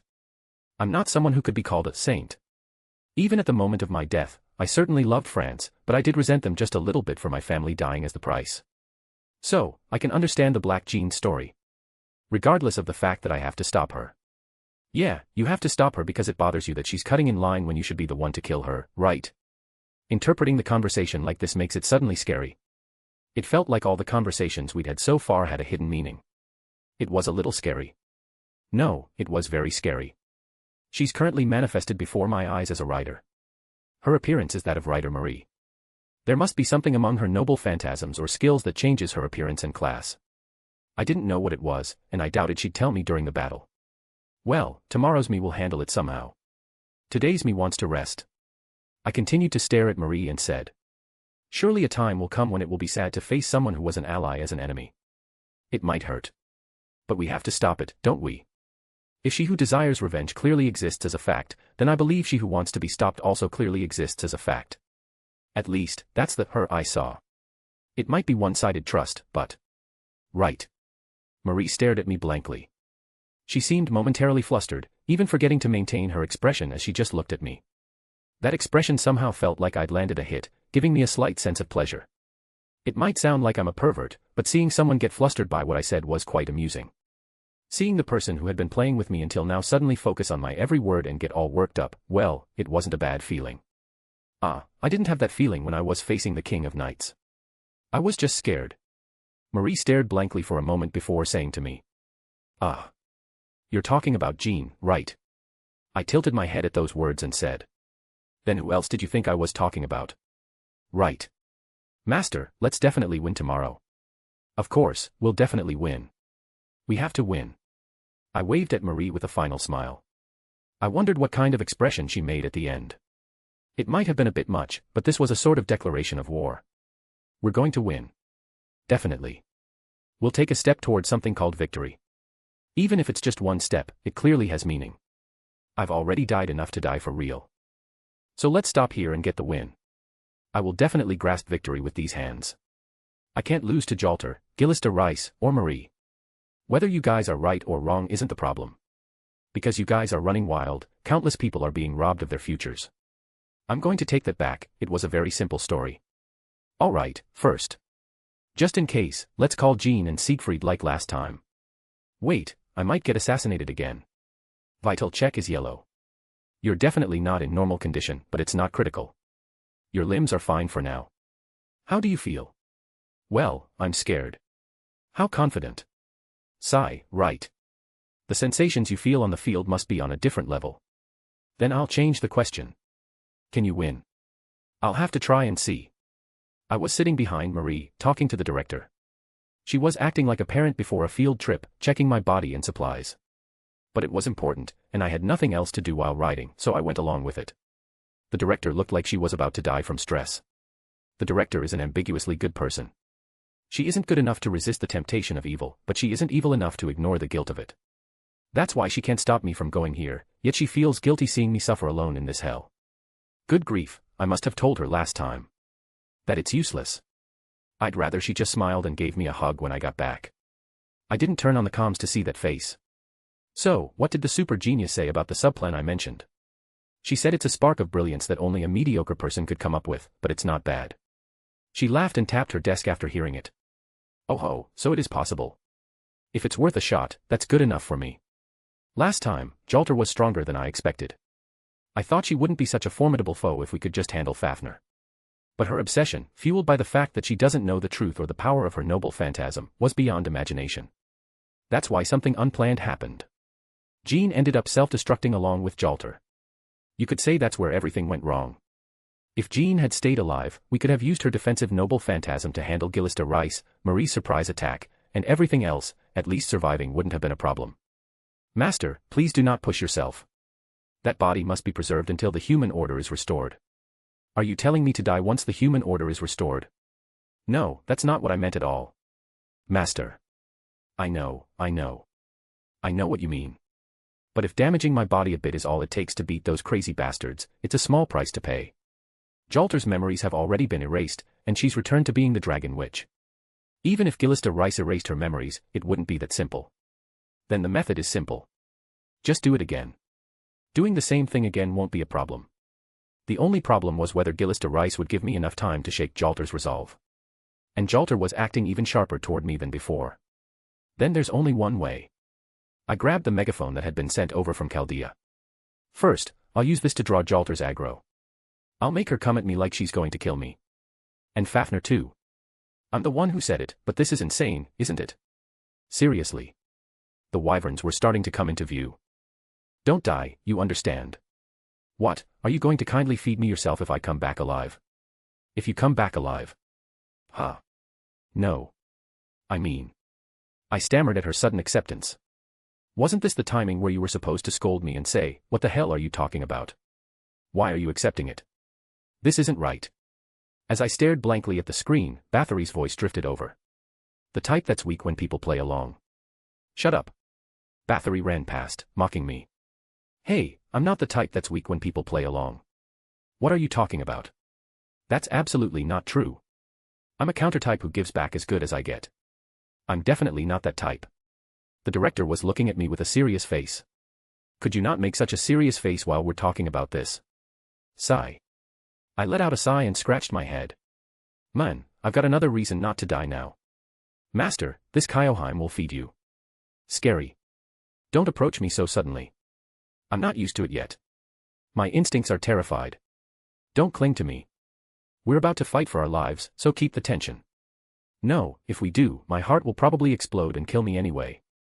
I spotted Fafnir above. On top of Fafnir, Jalter was waiting for us with cold, dead eyes, just like last time. Gillista Rice was beside her too. Ahem. I cleared my throat. Jean asked how I was going to get Jalter to focus on me. I'll show her through my actions now.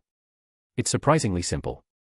If I plant a seed of doubt in her, she'll come after me whether she likes it or not. That 0-year-old might not be stupid, but she was simple because she hadn't been born for very long. She'd fall for things the real Jean would never fall for, hook, line, and sinker.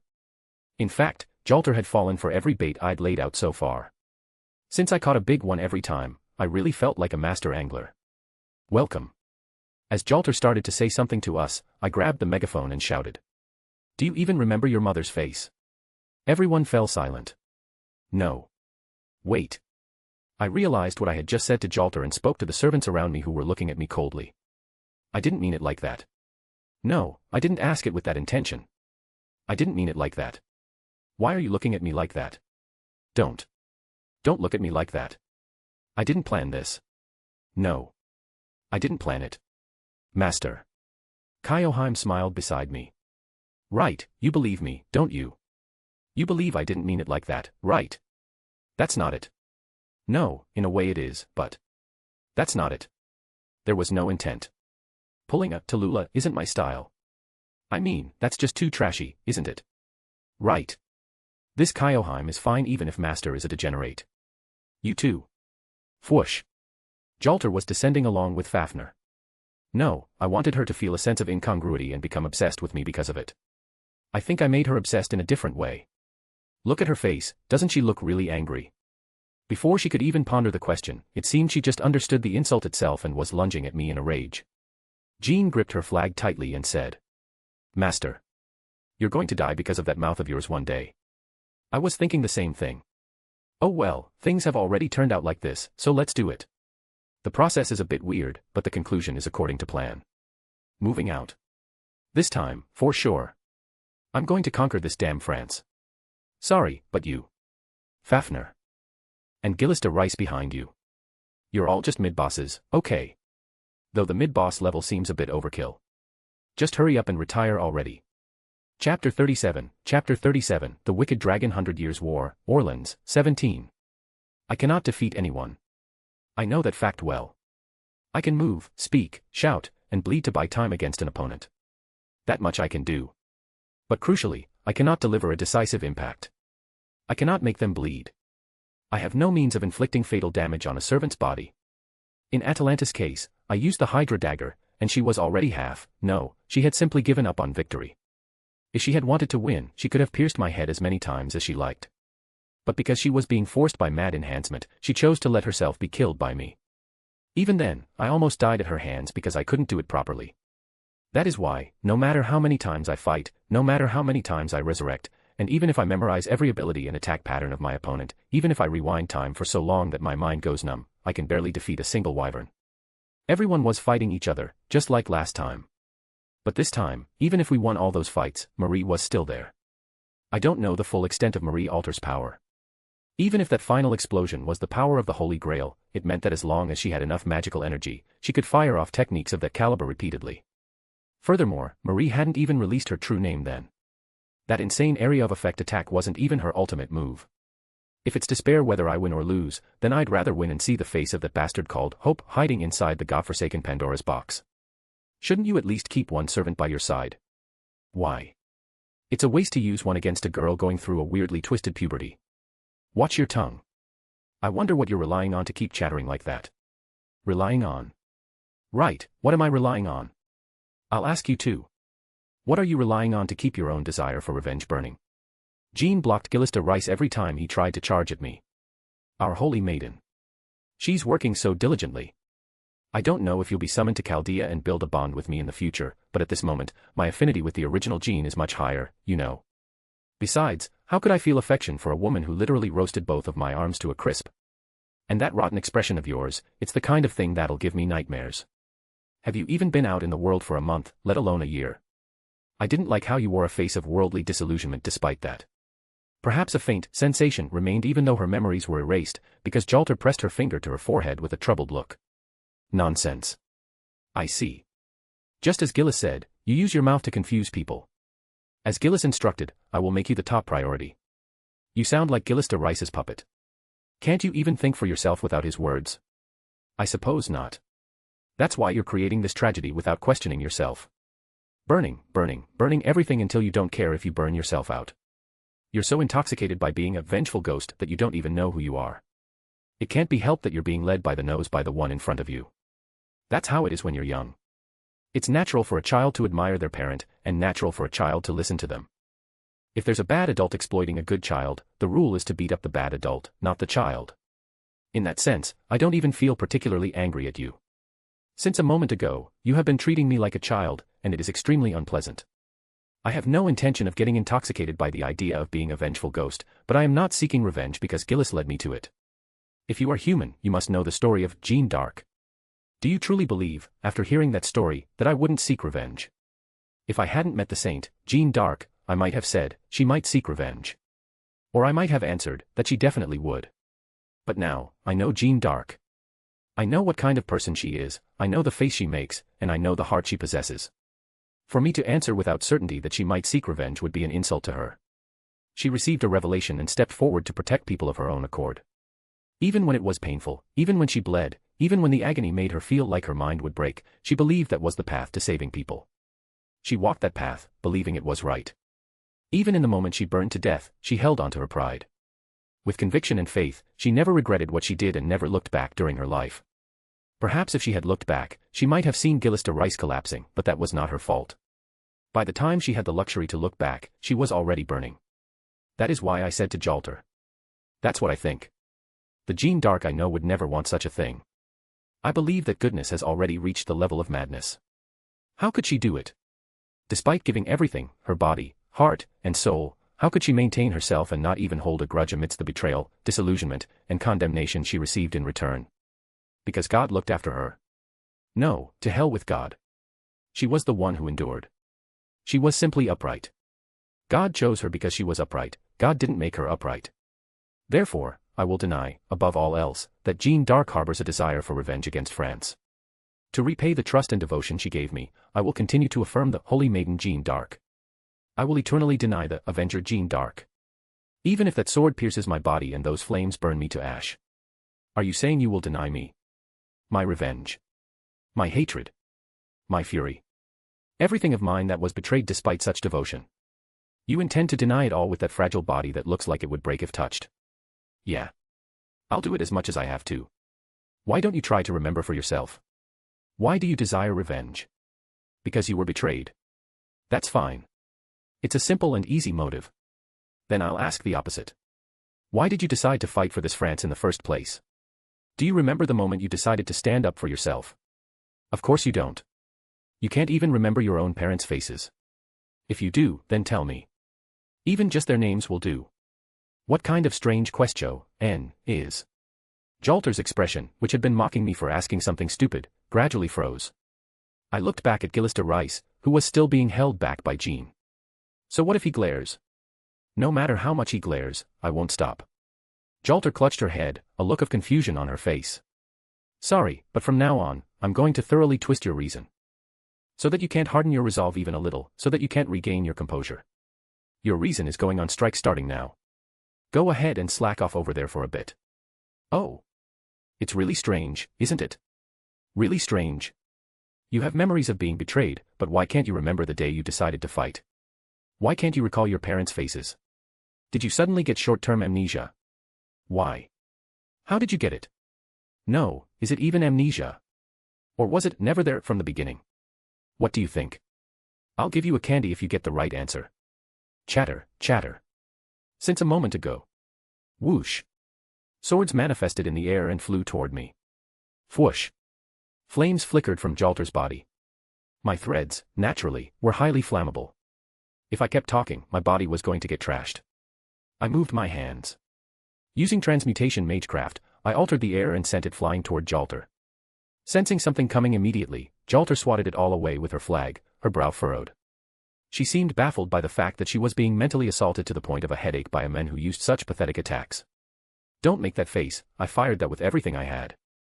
I fully unleashed my magical energy and fired the strongest shot I could. You don't have to look at it like it's that pathetic. Even if it is pathetic. Whoosh. Flames grazed my hair, and heat touched my cheek. This will really kill me if it hits. Did the heat get even stronger than when she burned my arms? What's wrong? Getting all excited suddenly. Honestly, you've realized it yourself, haven't you? Who are you, without those memories? Who are you, being a ruler while claiming to be an avenger? What did you think the moment you were summoned? Is that revenge really your revenge? Isn't it a desire for revenge that someone else planted in you? If so, who is it? Who besides you? Whose revenge would make sense if it's not Jeanne d'Arc's? Shall we do a quiz together? Shut up. I will have my revenge on France. I am here only for that. No. You're not the one doing it. If you just mindlessly follow that manufactured desire for revenge, it's not you doing it. Absolutely not. No matter how much you talk about revenge, even if you burn all of France with those flames of hatred, I will deny it. I'll say this isn't Jeanne d'Arc's revenge. Jalter clutched her head and grimaced. Even though the memories were erased, did some remain? Perhaps they weren't completely deleted. Then I would exploit that even more. Apologies and consideration can come later. That's my motto. If I don't survive here, everything ends. I'll apologize later for all the malicious insults I've hurled at the heroes I respect. I can't die for them, but if they come to Chaldea, I can let them hit me a few times. Though there are too many people who could kill me with a single blow. Don't open that mouth anymore. Get out of my head. KH. The memories didn't vanish completely. Damn. Flames flew at me from all directions. I wanted to use my threads, but they might burn up from the heat. It was more dangerous if they burned and snapped while I was being pulled by them. I used Transmutation Magecraft to change the air by my side and strike it hard. GUH. The air from my Magecraft pushed me away. Whoosh. The spot where I had been standing erupted in flames. As I panted for breath, pitch-black blades targeted me this time. 1, 2, 3, 4, 5, 6, 7. Hey, aren't you using those a bit too aggressively against a human who isn't even a servant? Jalter was clutching her head and using her abilities as if she were going berserk. There was no finesse, but it was incredibly violent. Rumble. As I dodged backward, the swords pierced Fafnir's back, but they didn't seem to cause much damage to the dragon. I realized once again what amazing people Siegfried and Georgios were for taking down a creature like this. Thud. As I dodged into the air, a wyvern suddenly flew in and grabbed me with its legs. Crunch. Its claws dug straight into both of my shoulders. You crazy bastard. I tied a thread to the wyvern's shoulder. Then I attached the other end to Fafnir on the opposite side. Thud. The wyvern tried to fly away, but it was tied to Fafnir and couldn't get any further. I don't remember if wyverns even have genders. But if you're a living thing, your vitals must hurt. I used the magical energy boost of my prosthetic leg. With a metallic clang, I kicked it straight in the groin. Keek. Apparently, it worked on wyverns too. It let go of me, writhing in pain. Rip. It didn't let go gently, so its claws scraped across my shoulders as I fell. Looking down, Jalter, who was atop Fafnir, reached out toward me. Whoosh. The surroundings ignited, targeting me. Die. Zip. I hurriedly attached a thread and moved. Flash. The thread burned away, but I narrowly avoided a direct hit from the flames. Sizzle. My arm, shoulder, and face were burned simultaneously. The sound of burning meat came from my own body. And from midair, I watched the pitch-black blades flying toward me without stopping. Chaldea Mystic Code, Emergency Avoidance. Slash. Slash. Slash. Even though I was dodging with the effect of emergency avoidance, there wasn't enough physical space to avoid so many blades. One pierced my shoulder, another grazed my thigh, and one even hit my prosthetic leg. One went straight through my palm. Following the burns, being pierced made the pain indescribable. Thud. I crashed onto Fafnir's back and writhed in agony. Aag. Aawag. KH. Aakak. Bleeding began from the wounds left by the vanishing black swords. Without hesitation, I stuffed threads into the wounds to apply pressure and stop the bleeding. The pain was beyond imagination. I was stopping the bleeding using the same method I had used in Fuyuki. But because it was a violent method of stuffing them directly into the wounds, the shock was several times greater. I grit my teeth to keep from dying of shock. Even if I die here, I'll just end up doing the same thing all over again. Challenging the future doesn't make me any more impressive. It doesn't make me any better. Power isn't going to suddenly appear from somewhere so I can fight Jalter. Here. I have to survive here. That's all. That's the only thing I'm thinking about. Ha. Ha. Ha. What are you looking at? You want to see someone bleed to death? You certainly are something, stopping the bleeding by pressing on those wounds like that. It is a method used during wars, but the pain is absolutely not something that can be put into words. You endure well, very well. Many have died of shock while trying to treat themselves like that. I won't die. A person doesn't die from just this. No. I won't die from this. I'm going to live honestly to myself. You want to know why I'm going this far? Because I want to live. Because I don't want to be killed by you. So I fight. I win. Definitely. My dark saint. If you have doubts, why don't you try remembering? Where exactly did your desire for revenge begin? The beginning of my will is right here. A selfish, ugly desire not to die. But that most of me like reason is the start of everything. Then what about you? Jeanne d'Arc. The holy maiden who died an unfair death. Where is the place where your revenge began? Shut up. Shut up. Please shut up. Don't let that voice ring in my head. What are you? Just what? KH, I am. You are not filled with yourself. Shut up. What's inside you is a desire for revenge that someone else stuffed in there. I told you to shut up. The flames of hatred burned fiercely. I watched her. Those could no longer be called flames of hatred. Perhaps it would be more accurate to call them flames of emotion, moving according to her feelings. Jalter gripped her hair so hard she looked like she might tear it out. Was the memory Gillis de Rice forcibly erased, causing a continuous headache? I wasn't sure, but I couldn't back down in a place like this. You are not another Jeanne d'Arc summoned as an aspect of her. No. I am Jeanne d'Arc. If not, then I. No, no. Don't bewitch me. Erasing the memories had actually backfired significantly. The Jalter inside who held the memories was making the memoryless Jalter increasingly miserable. It heightened her emotions and made her feel repulsed by my words. That only accelerated Jalter's confusion. This is what happens when you try to turn her back into a vengeful ghost using such a crude, stopgap method of just clearing away what's in front of you. I pulled something from my inner pocket and threw it upward. Look at this. Then you'll see what you couldn't see before. What? Slowly, Jalter looked at what I had thrown. I naturally put on my sunglasses. Just how long is this going to take?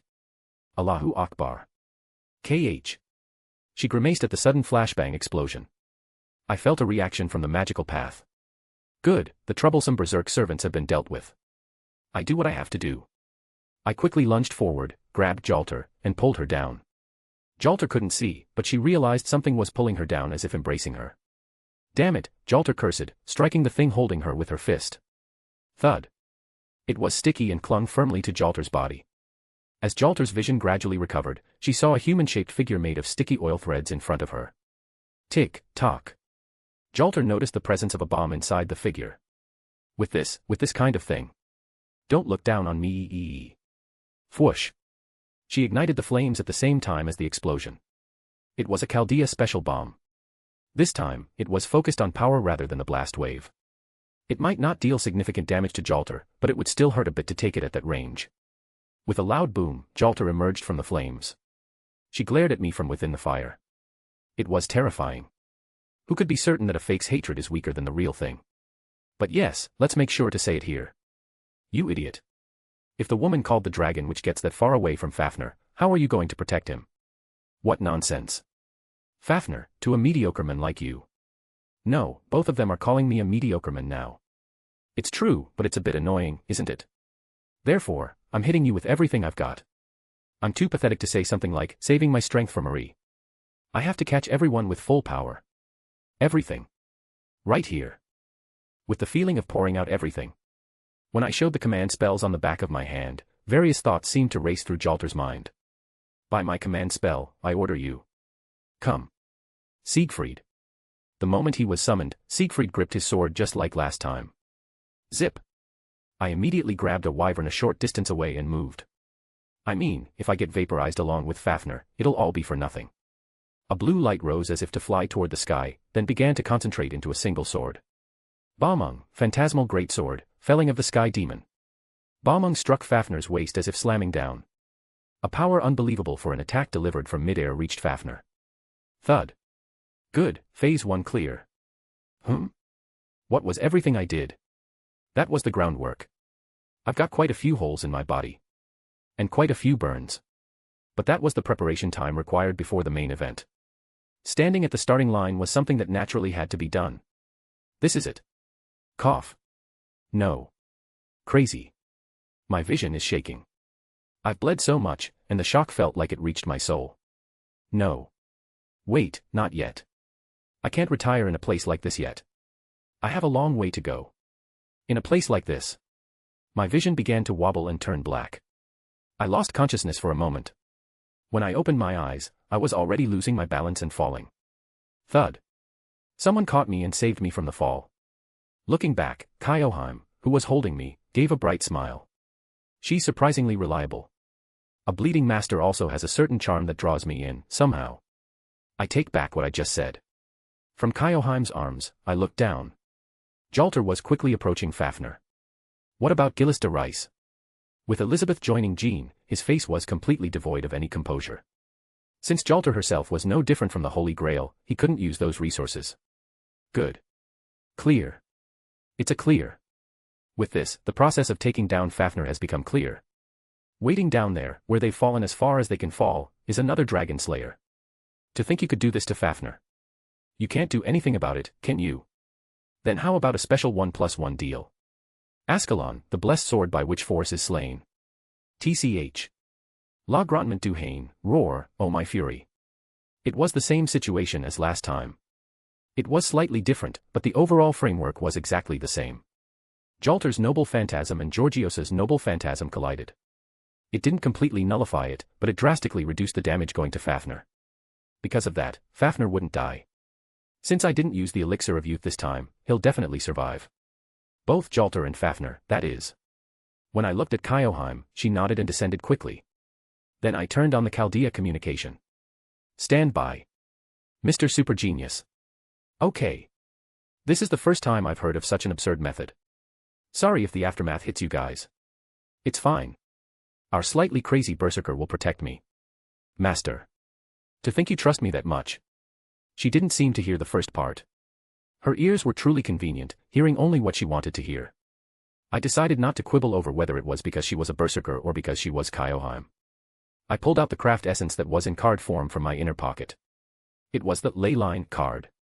Normally, this is no different from a one-time magical energy recovery potion, much like St. Quartz. When it was summoned, I cried because I gave 3 St. Quartz and got 1 back, but looking at it now, this was a hidden card, no different from a joker. Ley Line could also be called a spiritual vein. I don't know the subtle difference, but there's almost none. In other words, it's possible to connect with Chaldea, albeit incompletely. Therefore, I momentarily connect with Chaldea. It's probably not a hole big enough for a servant to cross over. In that case, I'll just send the attack through. What was needed wasn't the main body, but the attack itself. The attack of a super genius that always strikes the opponent's weakness. No need to think about affinities or anything like that, just land a direct hit. There was someone in our Chaldea with a very convenient noble phantasm that allowed for just that. Ha ha ha ha ha. The Dragon Slayer's double strike. It was impressive, but to me. What? Only then did Jalter look up at the sky. She watched me as I descended rapidly with Kyoheim. Kyoheim, listen well. Hold on to me tight. It won't be funny if I fly off from the impact and die. No, death isn't funny regardless. I activated the Chaldea Mystic Code and energized the Ley Line. Thud. A massive magic circle was drawn in the sky. This is crazy. Since I'm using the Ley Line as a catalyst for the connection, the magical energy is being drained from mine. This wasn't in the calculations. Chaldea. What are you doing? Magical energy support, please. Cough. Damn it. Damn-it. Open. Open. I said open. If I fail here, everything is over. What other conclusion is there besides the one where I can't win no matter what I do? I have to at least get to the last boss. Since I've come this far. Kyoheim supported me from behind. She seemed to be trying to protect me so I wouldn't be blown backward. I trust you, really. Fire. Womo Universal, the Universal Man. Boom. An attack burst forth from the crack connected to the Ley Line. It accurately targeted Fafnir and Jalter. Da Vinci-chan's noble phantasm possesses universality. It instantly analyzes the target and fires the maximum attack suited for it. If fire is the weakness, it uses fire, if lightning, then lightning, if they have absolute defense, it grants the power to pierce that defense. It didn't matter if it was a dragon or the Dragon Witch.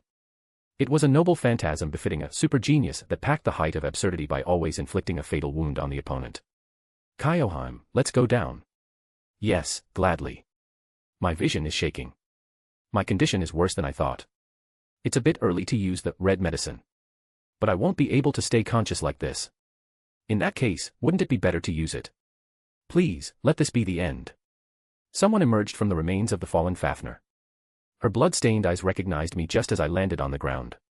Panting, she looked at Fafnir, who had collapsed as if already dead. Did she use Fafnir as a shield at the last second? Or did Fafnir protect Jalter to save its master? Either way, Jalter was still alive. She stood there, not yet desummoned. She had many wounds, but it didn't seem to be at the level of being forced to retreat. I pulled away from Kyoheim and stood on my own, looking at Jalter. We both panted, looking at each other with bodies that were dying. It won't go away. Ah, it won't go away. The voice won't go away.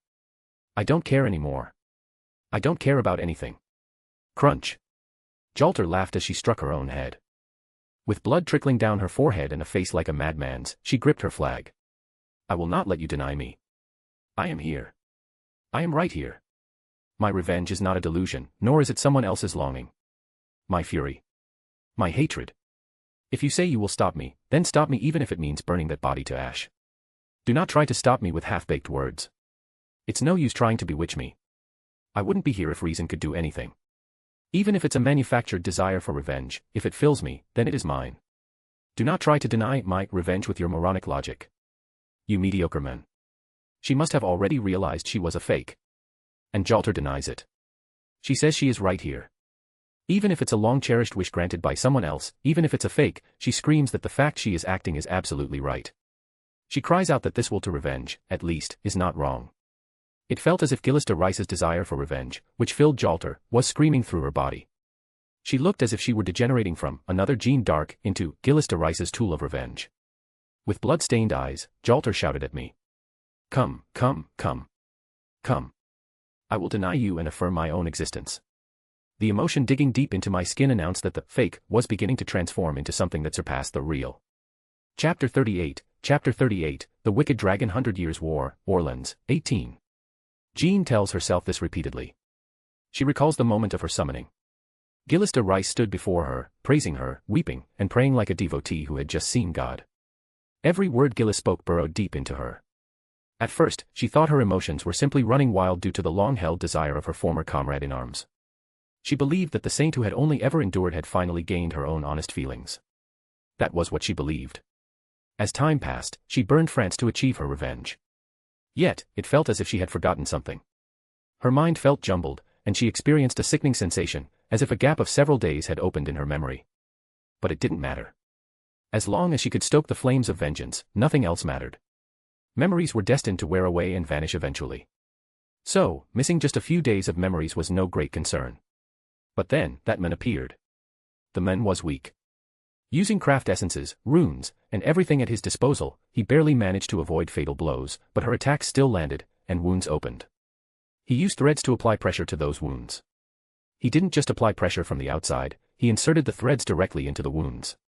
While that certainly reduced blood loss drastically, it was the act of shoving foreign objects into his own flesh.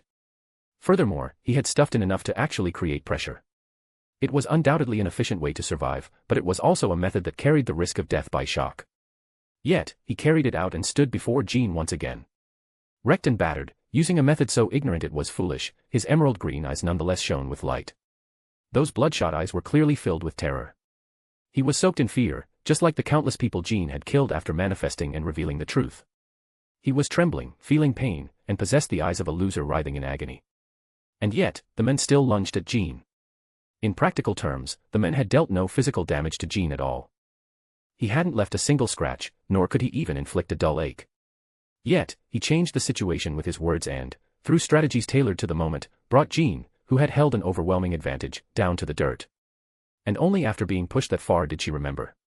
The fact that her class was ruler, and the obvious fact that she didn't have a single memory of her childhood. The man spoke. He said that the vengefulness ruling her was not her own emotion. If so, whose emotion was this, and where did it come from? Jean's reason was nearly paralyzed by hatred, but she was no fool. Her mind quickly sorted through the possibilities. Perhaps this, too, was the image of Jean envisioned by her creator. The holy maiden, Jean, who could grasp any situation instantly, wipe her blood-stained face, and think of the next move. That was the creator's ideal and his memory. The man pointed that out with precision, shaking Jean's psyche. And he exploited that opening. First, he separated Jean from Fafnir and had Siegfried deal the dragon a fatal blow. Then, he had St. Georgios, who had been waiting at the spot where Fafnir fell, attack once more. Jean thought she had barely survived by struggling. But this time, a noble phantasm she had never heard of before came flying at her. Amidst attacks that pierced vital spots and amplified her pain, Jean simply endured. She didn't want to make herself meaningless. If she was a fake created by Gillista Rice, where did her value as an existence lie? She had manifested here solely for revenge, but if even that was fake, then why was Jean alive? Why did she exist? Therefore, she could not deny it. The one here was Jean Dark, it had to be. She had to achieve her revenge. As Jean's resolve wavered, Gillista Rice's magical energy flowed in, and his way of thinking began to infect her. Jean Dark, who had desired pure revenge, was eventually transforming into a vessel for Gillista Rice's emotions. Jean's faint remaining consciousness was throwing a tantrum like a child, insisting she could never agree with the man's words for the sake of her value as an existence. You mediocre Mayan. Whose voice was that? The voices of Gillista Rice and Jean overlapped. Her will was vanishing, leaving only emotions behind. She couldn't even admit those emotions belonged to someone else. This is Jean's voice. These are Jean's emotions. This hatred cannot be yielded, and this anger must be her own. If these belonged to another, then nothing would remain of Jean. If she admitted everything was fake, then nothing would be real, and it would all be for naught. She would rather fail in her revenge, she would rather succeed and become hollow. That would be more comedic. What kind of tragedy was this? Everything she believed to be real was fake. If so, who was truly looking at her? Even her creator was looking at someone else through her. He had simply made a doll to do what the real one could not. Was she supposed to accept that? Was she supposed to hear that and suddenly nod, saying, yes, that's right? Boom. Flames collided with flames. Kyoheim, who had lunged from behind the mediocre men, blocked the fire with her own. Gritting her teeth, Jean pushed even harder. Kyoheim was gradually being forced back. Jean was not so weak as to be pushed back by a single servant. That was why she pushed. The man was gone. Boom. Something rose from behind her. Jean quickly turned around. The moment she saw the man's face, she erupted in flames from behind as well. Crash. The figure of the man was blown away and shattered into pieces. Dirt? It was a doll made of earth. Boom. This time, he popped up from the side. His combat power was pathetic, so she could have just ignored him, but this ignorable man had incapacitated Fafnir and pushed Jean this far. Moreover, Jean had moved beyond confusion into the realm of panic, so she had no reason left to think clearly. All her mental capacity was being spent just to maintain herself. HNNNN. Kyoheim's hair turned pure white as her flames grew even more intense. She knew she should ignore him, but the events that had transpired flashed through her mind, making it impossible. No, Jean could do this. Whoosh. Every time the man appeared, she burned him away, while also incinerating Kyoheim's flames. As if responding to Jean's emotions, the wyverns also went into a collective frenzy, swarming the servants. She no longer had the rational thought to realize that this meant no one would interfere in this fight. How long will you keep up these cheap tricks? She burned the men who popped up again. Now, where would he come from next? He didn't. What was happening? It was at that moment. Jean looked to the side. Once again, she met those green eyes. It felt as if Jean's emotions, built of fakes, were being overwhelmed by the man's real will. He had simply charged straight through Jean's flames. His entire body was deeply burned. He had run without even taking a breath. Burns, didn't they hurt? Jean thought they did. Even if those memories were fake, the pain must have been real. That pain was clearly etched into her mind. Despite the burns, the wounds, and the agony he must have felt, the man lunged. Whoosh. He kicked Jean squarely in the back of the head. Thud. As Jean's posture broke, Kyoheim didn't hesitate to set herself ablaze with blue fire. Tenshin Kasai Sanmai. A dragon clad in blue flames, no. Perhaps it should be called a serpent. A breath of blue fire lunged toward Jean. Don't underestimate me. You think a low-class dragon can beat this dragon witch? Boom. Jean trampled the blue flames through sheer force and swung her banner. Crack. She delivered an uppercut to the jaw of the blue-flamed serpent, Kyoheim. Without stopping, she used her as a stepping stone to leap toward the man on the ground. She grabbed him by the neck and slammed him into the earth. Crash. Cracks formed in the ground as the man coughed up blood. Without hesitation, she pierced both of his arms with her pitch-black sword. Coo. With a shout like a scream, he used his legs to grab the back of Jean's clothes and pull. This guy.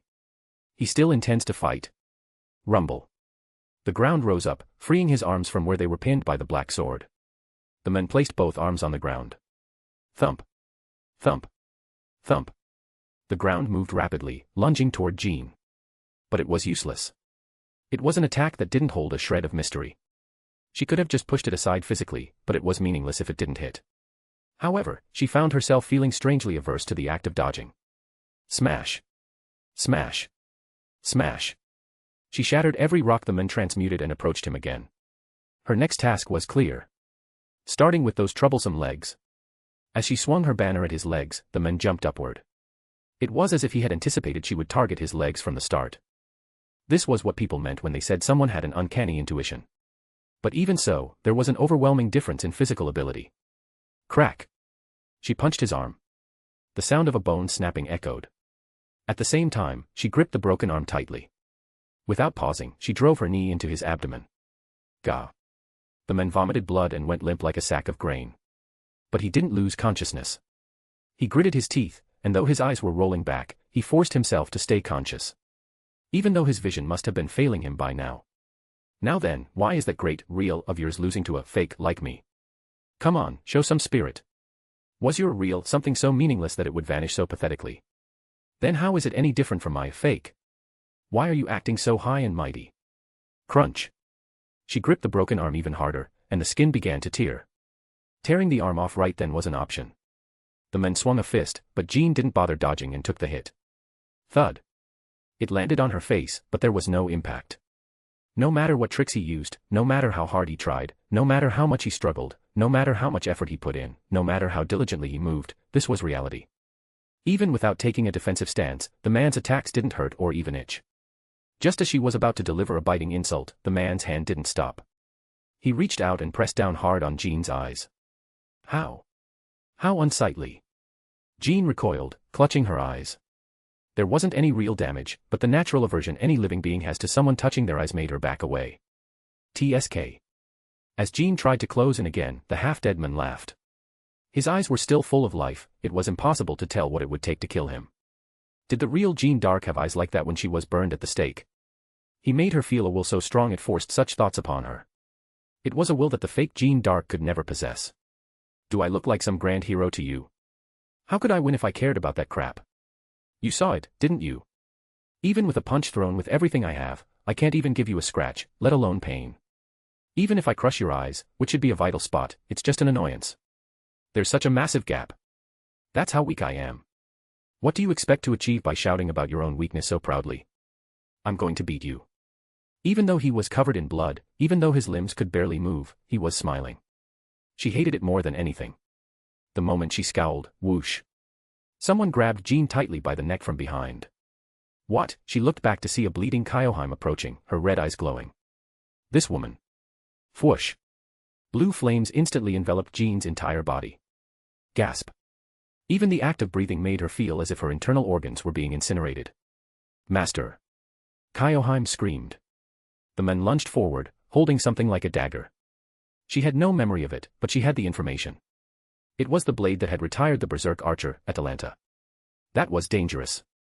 If he pierced her spiritual core, she might die.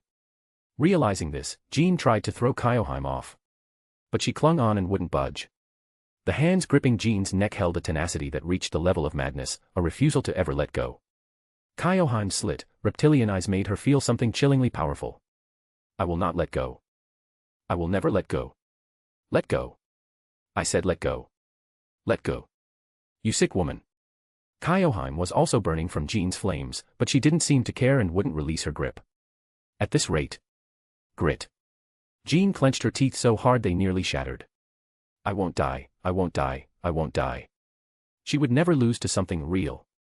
If these emotions truly were fake, she would surpass everything and make them real. So that no one could call them fake, so that no one could say these feelings were manufactured. She would make them acknowledge her. Hiya. Aya. You are. The three of them let out shouts like screams. With a boom, a storm of fire erupted from Jean, blowing Kyoheim and the men away. Jean looked at the dagger embedded in her shoulder. That man had landed it. The moment he drove it in, he had been sent flying by the explosion of flames. Her armor shattered and her state completely disheveled, Jean gasped for air. Even breathing was painful because of her scorched organs. She should have known this pain, yet a discomfort as if she were experiencing it for the first time spread from within. She pulled the dagger out and threw it on the ground like trash. Was it poison? Her stomach felt like it was churning. But it wasn't enough to kill her. At this rate, she would recover soon. Fortunately, he had been blown away before it could reach her spiritual core. Ha! Ha! Ha! Jean panted. Kyoheim lay collapsed, still glaring at Jean, but she couldn't stand up. Should she finish her now? No, the master first. If she killed that man, the remaining servants would become stray servants and wouldn't be able to receive a steady supply of magical energy. Once that happened, this victory was as good as hers. The man had definitely been blown to the left. As she turned her gaze to the left, Jean found herself watching the scene in a daze. The man had already closed the distance almost to her face. How, with those wounds, How can he even move, let alone be alive? In the direction the men had been blown, she saw a plastic bottle and something like a syringe. Had he injected something into himself? TSK. Clicking her tongue, she summoned and launched her black swords. Swish. Swish. Slash. Perhaps because of the poison, her aim was off. She would be fine soon, but she hadn't detoxified yet. Because of that, the swords only grazed him or failed to hit vital spots. Even though they clearly struck his body, adding to his wounds and pain, he lunged as if he felt nothing at all, as if his sense of pain had been dulled. Amidst her focused attention on the men, she felt a strong presence. Kyoheim was lunging from behind. In her hand, she held the Hydra dagger that Jean had discarded earlier. She should have been quite far from Kyoheim, though. If it was the man's magecraft, it would be possible to remotely deliver the Hydra dagger to Kyoheim. Calm down. No matter what that mediocre man does, he's no threat to me. The threat is. It was Kyoheim, a servant who now held a poisoned dagger that worked even on servants. She turned her gaze to Kyoheim. She caught the lunging dagger with her hand to block it, then struck Kyoheim in the abdomen with her knee and tossed her aside like garbage. Good, now I just have to deal with the master. The moment she turned back to the master, she saw a large man. And the moment she recognized him. I am sorry. Thrust. A sword was driven through Jean's spiritual core. The dragon-slaying sword, Ba-Meng, was set to kill even the dragon witch. How was he here? Her presence detection hadn't picked up anything, then she saw another command spell vanish from the back of the man's hand. Just like before, he had used a command spell to forcibly summon Siegfried to his side. This whole thing was a performance. Had he fought Jean with everything he had until now just to create a single moment's opening? Look at that body. Did he really think that was a human body? There was too much fatigue accumulated for it to be called the body of a living being. Even if the will that drove him to such lengths was real, did it even have meaning? Jean's body began to slowly break down. Scattering particles of light, her collapse began. Schwing. Siegfried pulled out Ba-Meng and immediately supported the collapsing men. In contrast, no one was there to support Jean. She could only slowly sink to her knees and wait for her disappearance. Jean, who was nothing but a fake, would simply be gone. This Saint Graph was a fake and an illusion that wasn't even registered in the throne. Jean's fake could not defeat that man's real. Why couldn't she win? Even though she was a wreck after losing Fafnir, the man was a wreck too. The servants with him weren't particularly strong either. And yet, somehow, Jean lost. She should have been able to kill him dozens of times before Siegfried arrived, but she lost. He had scraped together every bit of his soul to oppose Jean. The man, who was breathing as if he might die this very second, as if there were no tomorrow, possessed no special qualities. He had no strength. It felt like he would die if Jean just swung a fist half-heartedly. He didn't seem to have talent, either. He might have some, but it didn't seem like the kind of brilliant talent that belonged in a battle between heroes. From the sensation flowing into Jean, she felt that the men might once have had that power, but it was already decayed, a faint remnant he likely wasn't even aware of. It was a crest that could no longer be called power. There was nothing special about him, and Jean couldn't understand it. Master, why did I lose? No, the outcome doesn't matter anymore. You, real person, tell me. What was I, a fake, supposed to do? Were you going to tell me to give up my revenge and vanish quietly? To disappear like this and never be remembered by anyone? To vanish along with a false history? Is that what you were going to say? The men pulled away from Siegfried and staggered toward me. He couldn't even do that properly and fell while walking. Lying on the ground, the men looked up at the kneeling Jean. One of his arms was completely shattered and wouldn't move. The other arm was hardly in better shape. An unpleasant mechanical sound had been clicking from his prosthetic leg for a while now. His other leg had been bleeding so much it looked like it had turned a dark reddish black. Your vengefulness is fake. It was manufactured. But you, who fought me, are real. Honestly, it doesn't matter either way. Though it's not very persuasive coming from me, since I've been mocking you for being a fake this whole time. Don't say stupid things like no one will remember you. I've remembered the terror of the Dragon Witch. It was the second most terrifying thing in my life. Even if one emotion was fake, nothing changes. You just have to find it. You were just born, don't talk like some old man at death's door. Jean's body grew increasingly faint. The time for her end was approaching. Jean looked down at the men. Her eyes were too wistful to be looking at an enemy, and a bit too rough to be feeling pity. Ah, I see. Is it that if you're only bound by one thing, your vision narrows, making it hard to win? She had staked everything on a single thing. Two people who didn't even care if it was real or fake, who had thrown away everything for that one goal, had come at her. Perhaps it was only natural that she lost. Ha, ha. I don't like you to the very end. Her vision shattered completely, and Jean vanished from that spot. My vision was flipping and shaking at the same time. The colors were changing of their own accord, and I wondered if I was even breathing. The effect of the red drug had worked well. While I was fighting, I could almost forget the sensation of pain. But as soon as the fight ended, agonizing pain rushed through my entire body, as if this body were no longer mine. On top of that, my mind seemed to be hallucinating, likely a side effect of the drug. When I opened my eyes, it was a bizarre sensation, as if I were dreaming. It felt as if my soul were halfway detached from my body. Master, breathe slowly. Don't hyperventilate, just slow. Don't exhale too fast. Can you use the Chaldea Mystic Code? Siegfried said as he treated my body with a Chaldea medical kit. Taking an exaggeratedly deep breath, I used the Mystic Code's emergency treatment. My throat felt strangely itchy. Red spots began to appear on my skin. Gah. Arg. Aya. Aya. Mr. Siegfried. Inject the medicine in the kit immediately. Quickly. I understand. It itches. It itches. It hurts. It hurts. It hurts. It hurts. It hurts. It hurts. Aya. It's hot. It's cold. Ugh. It felt like insects were crawling all over my body. My vision spun, and blood was leaking from my entire body. The rate of bleeding slowed thanks to the emergency treatment, but it didn't stop completely. I couldn't keep my body still and kept moving as if struggling. Georgios. Elizabeth Bathory. I need some help here. Understood. That side. Whoa, look at the state of you. Little kitten. Can you hear me? Aya. Aya. You are. The side effects of the drug and the pain from my wounds were striking my mind simultaneously. Last time, I had died immediately at Marie's hands, so I had died before the full reaction could set in. That was why I hadn't known, why I had been careless, and why I had been too complacent. It hurts. I wanted to scream for someone to just kill me. But I couldn't even stop screaming. My consciousness was fading. I had a premonition that if I closed my eyes now, I would die. Fafnir was down, and Jean was gone. All that remained were Gillista Rice and Marie. I can't die. I don't want to die. Kill me. No. I don't want to die.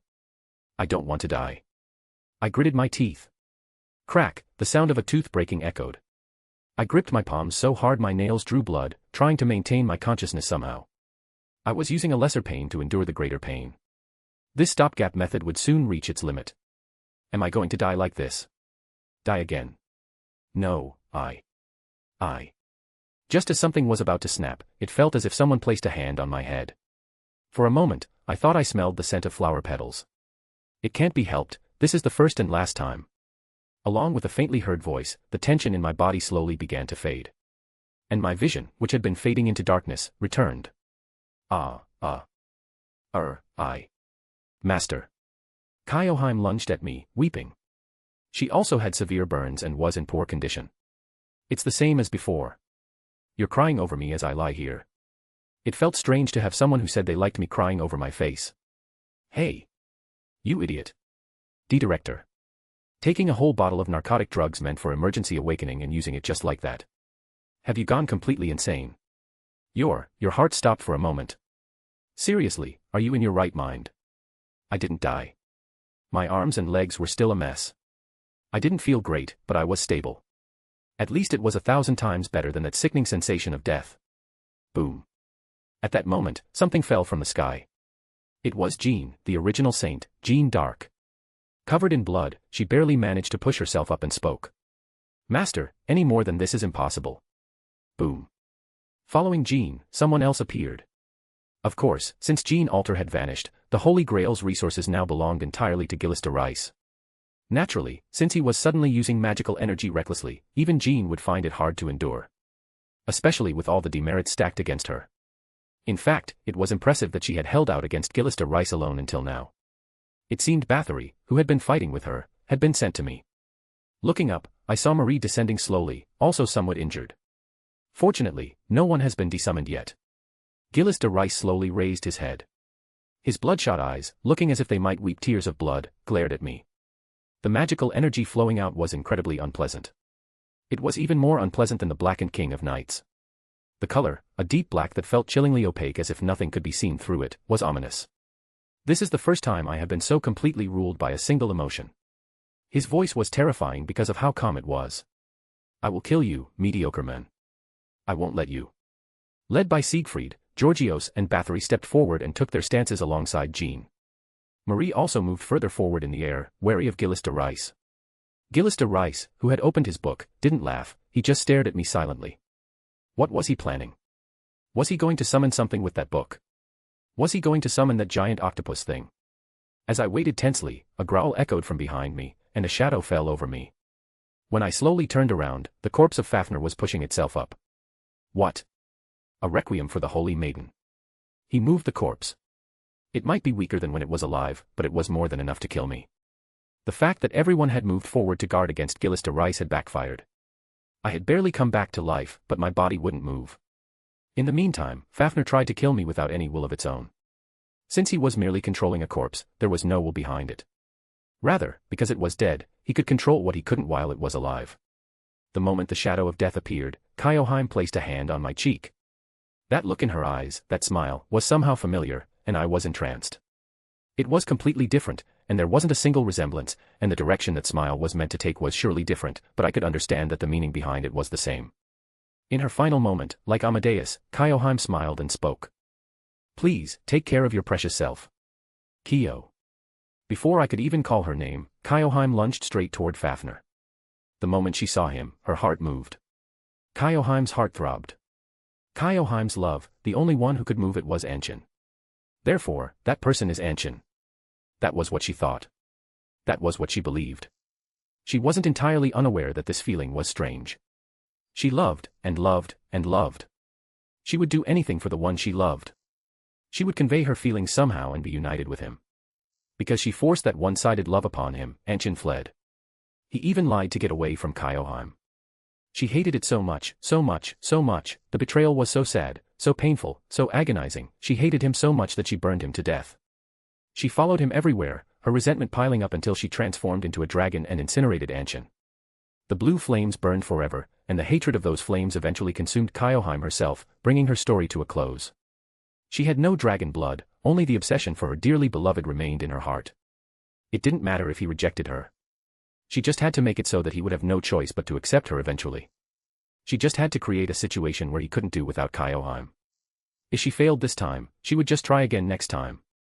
Surely, Anshin would appear before Kyoheim in a different form next time. She would just try again and again and again until she succeeded. Even if she burned him to death many times, she wouldn't be discouraged by failure and would try again with passion. Let us love, and love. That emotion is surely right. So let us love. Let us love unconditionally. Let us love so strongly that he cannot deny it, so strongly that he begs her to stay by his side. Let us love until that love reaches his heart, reaches his soul, and becomes a fate that leaves them no choice but to be bound together. But, the Anshin reflected in Kyoheim's eyes always denied her love. He never once affirmed it and rejected her until the very end. In the end, he died looking at Kyoheim as if she were a monster. That gaze full of terror was the same as the eyes of Anshin, who had been reincarnated as her master. With those eyes, Kyoheim became even more certain. She was certain this person was Anshin. Even if, by twisted common sense, that was only a normal reaction, such things didn't matter to Kyoheim. If she was denied again, she would just burn him many times and find him many times again. She would just play a never-ending game of hide-and-seek. No, was it a game of hide-and-seek that had already ended? I don't deny your love. Thump, those words reached clearly into Kyoheim. He had reached into a heart that had lost its reason and was clouded by mad enhancement. Anshin had never once affirmed Kyoheim's love. No matter the situation, even as he was losing his life, he had never affirmed it. That was Anshin. But he said he didn't deny it. He said he wasn't Anshin. Only then did the face of someone who had been stained black and hidden from view begin to appear. While still afraid of Kyoheim, he continued to entrust his back to her. He trusted her ruthlessly, and the handshake they had shared that day seemed to take form. It was just as he said. At that point, Kyoheim finally saw the men, and the men saw Kyoheim. He affirmed her. For the first time, he affirmed a love that had only ever been denied. The person Kyoheim had fallen for again said he wasn't Anshin. To accept that, Kyoheim's mad enhancement reached deep into her Saint Graph. But those words, those incredibly kind words, reached Kyoheim's Saint Graph, and the black shadow no longer entered the man's body.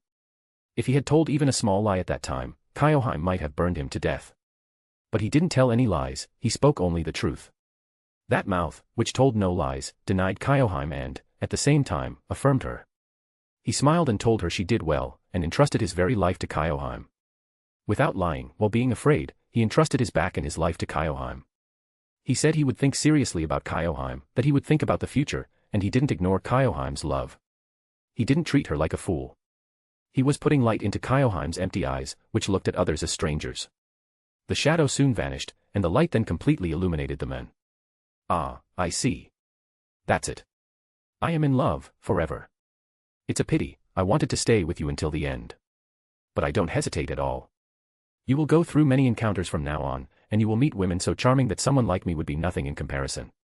Even so, this Kyoheim loves you. Forever, I love you. A coward, foul-mouthed, creating cruel strategies that shake people's hearts, sometimes making an unusually big fuss, really, he didn't resemble him at all. From his appearance onward, nothing about him was the same. Kyoheim looked at the men behind her, at Loop, who was staring at her blankly. And then, she immediately turned around. Kyoheim erupted in blue flames from her entire body and charged at the corpse of Fafnir. She couldn't let him die. She wouldn't let him die. She had been unable to do anything as she watched Loop dying before her eyes. Nothing, that powerlessness had pierced her entire body. Her body had grown cold at the thought of Loop dying. Kyoheim had been the one who thought she would meet and love him again no matter how many times he died. But at the fact that Loop was dying before her eyes, her mind had grown faint. She couldn't think of anything, and as she watched Loop vomiting blood, having a seizure, and his last bit of life force vanishing, she felt despair. A love that is denied can never be saved. This love would never end, never be fulfilled, and would remain within Kyoheim as a curse forever. But if this love were affirmed, would there be salvation in it? How much did you think about those words? How much did you see through when you said them? Did you say them knowing everything? Or was it just a coincidence? She recalled the face of Loop reaching out his hand, saying he didn't deny her. Kyoheim, enveloped in blue flames, bit into Fafnir's neck. If it was a Fafnir being forced to move as a corpse, she might be able to win. Burning brightly, she enveloped Fafnir. I won't let you through. I will never let you through. Never. Whoosh. The corpse of Fafnir, with nothing left, was melting. At the same time, those flames were soon melting Kyoheim as well. Crack, the sound of her St. Graph cracking reached Kyoheim's ears clearly. If she stayed like this, Kyoheim's St. Graph would be completely destroyed. If she vanished like that, would the memory of Loop remain with her? For a brief moment, hesitation arose. But the sight of Loop's face, looking as if he were about to cry, completely shattered that hesitation. Ah, what a truly lovely person. Congratulations, Master. Master has made this Kyoheim, a woman who lives and dies for love, your captive. It's your victory. Whoosh. She emitted even more blue flames. She would leave nothing of Fafnir's corpse. And nothing of Kyoheim's body would remain either. She would burn her body away. Fafnir would disappear from France right here, along with Kyoheim. Watching Fafnir, whose form had begun to vanish as it completely melted, Kyoheim's body also disappeared. She wasn't melting, her St. Graph was breaking into particles of light and vanishing. Kyoheim looked at Loop one last time. And she recalled the words Loop had said. Will he cry? She hoped he would cry a little. But she hoped he wouldn't. She hadn't done this because she wanted him to cry, or to leave a wound. She wanted him to think that Kyoheim had been a help in the step he took forward. She wanted him to remember her someday and think she was admirable. She wanted him to think that her love wasn't a mental illness. She wanted him to believe that she had loved him sincerely. She wanted to be loved. She wanted him to one day take the hand Kyoheim reached out without trembling. That was why Kyoheim smiled. It was okay to disappear here. It was okay to die here. She was glad that this was Kyoheim's end in France. He probably couldn't even see her right now, but she smiled nonetheless. For some reason, she felt she had to smile. She smiled gently, and with all her heart. Even if it was a smile that wouldn't reach him, it didn't matter. As she completely vanished, Kyoheim quietly looked at Loop, who was reflected in her final vision. I love you, Lord Loop. The girl in love lost to an ordinary boy and won a victory over her obsession. By the time her flames, which burned even the air, vanished, nothing would remain in that spot. Chapter 39, The Wicked Dragon 100 Years War, Orleans, 19. Nothing remained. She had vanished along with the corpse of Fafnir. I stared blankly at the sky, unable to move. She was a girl of obsession who went mad for love, lived and died for love, and transformed herself into a dragon solely for that purpose. Because that legend was so powerful, because that heart was so earnest, and because that obsession was so impossibly intense, it had been manifested through a servant's noble phantasm and skills. For her, it was a kind of curse embedded deep within her spiritual foundation. A curse to fall in love and devote everything to that love. Was it truly love, or was it merely the result of a curse born from obsession? Either way, it didn't matter now. In her final moments, Kyoheim burned even her own legend to use as a stepping stone. She incinerated herself to save me.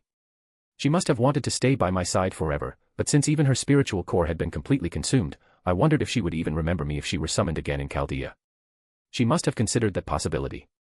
Yet, she burned herself regardless. To keep me alive, she moved solely on that emotion and will. Obsession. Can your feelings still be called mere obsession? Can they be dismissed as just the result of mad enhancement? Was the person you loved truly worth saving at the cost of your life? No. No. No. Her feelings are no longer something as trivial as obsession. I will no longer insult or doubt the person who said she liked me. She spoke of love to me. In that final moment when the blue flames flared up, I felt like I could see her face. I felt like I could see her smile, something that should have been impossible to see. There was a girl who burned everything she was, smiling as if my safety was the greatest happiness of all. At least in this moment, she wasn't a girl driven mad by love due to mad enhancement or legend. She was just a girl who wanted the person she loved to be happy. Incredible. Heroic spirits really are amazing from start to finish. HNGH. I forced my body up. I literally forced it into place, enduring the pain. Even as blood gushed out as if my veins were bursting, I ignored it and stood up. Her feelings were not obsession, nor were they the result of mad enhancement. I rejected those two notions. Therefore, I had to reject the final question as well. I don't think of myself as a valuable human being. I was acting as a master out of necessity for the restoration of the human order, but I didn't have the worth to match the title. I knew that much myself. I lacked power, I lacked heart, I lacked brains, I lacked destiny, I decisively lacked everything absolute. Even so, someone said they loved me. She told me. I could no longer avoid her love, nor could I deny it. Such pure goodwill reached me along with the blue flames. So, I grit my teeth. The person she risked her life to save couldn't be a nobody. The person who said she loved me believed in me. She burned herself believing that I could conquer this singularity, believing that I would survive, and believing that I could move forward. She surely wanted to move past this singularity and stay with me until the end. She would have wanted to feel the joy of smiling and telling me, "Good job," once everything was over. She would have wanted to enjoy daily life together in Chaldea. She gave up all of that to save me. I cannot afford to die here, of all places. Even if this body, heart, and soul are all ground to dust, I cannot die. I must repay a heart with a heart. Faith must be returned with faith, and trust must be met with corresponding goodwill. With my forced upright body, I slowly turned around. Gillister Rice was glaring at me with a look of pure displeasure. His face was so calm it was hard to believe he was a madman suffering from mental pollution. It seemed his anger had hit the ceiling and surpassed it, resulting in a chilling composure instead. Having lost Jeanne d'Arc, the Dragon Witch, the Wyverns had lost their leadership and were wandering the skies. More than half of them had already vanished from this place. Fafnir, who could be called their trump card, had been dealt with by Kyoheim at the cost of her love and life. I wanted to pay my respects. The Dark Saint, who possessed the same specs as Jeanne d'Arc, had also perished. On the surface, only Gillister Rice remained. I briefly looked at Marie in the air. Let's not think about that now. If I can't defeat the enemy before my eyes, I can't even reach that stage. It's not a matter of the final boss. Right now, I can't die. The me she saw and believed in might be different from who I actually am. But since she believed in me, I decided to believe in myself. I will surely win here and move forward from here. I won't prepare for it next time, and I won't expect it next time. Paying homage to the girl who broke the mad enhancement and obsession etched into her spiritual foundation, I will surely live up to her trust. Director, how's my physical condition? Your body is in no condition to fight any longer. Even though we managed to stabilize the side effects, you need immediate medical treatment regardless. Especially your broken right arm, the bone is completely snapped. Normally, you should retreat. In the first place, a master fighting on the front lines is not normal. When I looked at the director through the screen, she looked like she was about to burst into tears at any moment. And then I slowly observed my own appearance. Ha, ha. I looked like a corpse from a horror movie that had been brutally murdered. I see, so this is what happens. Is it because my brain is pumping out so much adrenaline? It didn't hurt that much right now. It was painful, but if you asked if it was enough to kill me, the answer was no. Compared to when the drug side effects hit my body earlier, this was peaceful. Come to think of it, while fighting Jalter earlier, I felt a strange sensation when she moved Fafnir and the wyverns. That feeling of boiling blood seemed to activate my body. No, that's not what's important right now. The point was that I was still alive, and my 2 legs could still move. I can fight. If so, I would simply move this body again. Whether the director read a lot from my single eye, the other being covered by an eye patch, or if it was just intuition, she spoke. But you'll fight anyway, I'm the one who drove you into such a hell. So, if you want to resent me, you can. I'm still going to order you to fight. Then I'll answer. It wasn't your order, but my choice. Don't torment yourself thinking you can't walk this path through hell with me. And honestly, since when did you care about my feelings before giving orders? Just be confident and overbearing like always, and speak sharply. Say, do it because I told you to. Back when I was a Chaldea staff member, the director always said that to me. Do it because I told you to. She would glare with sharp eyes while dumping work on my lazy self. That suits the director much better.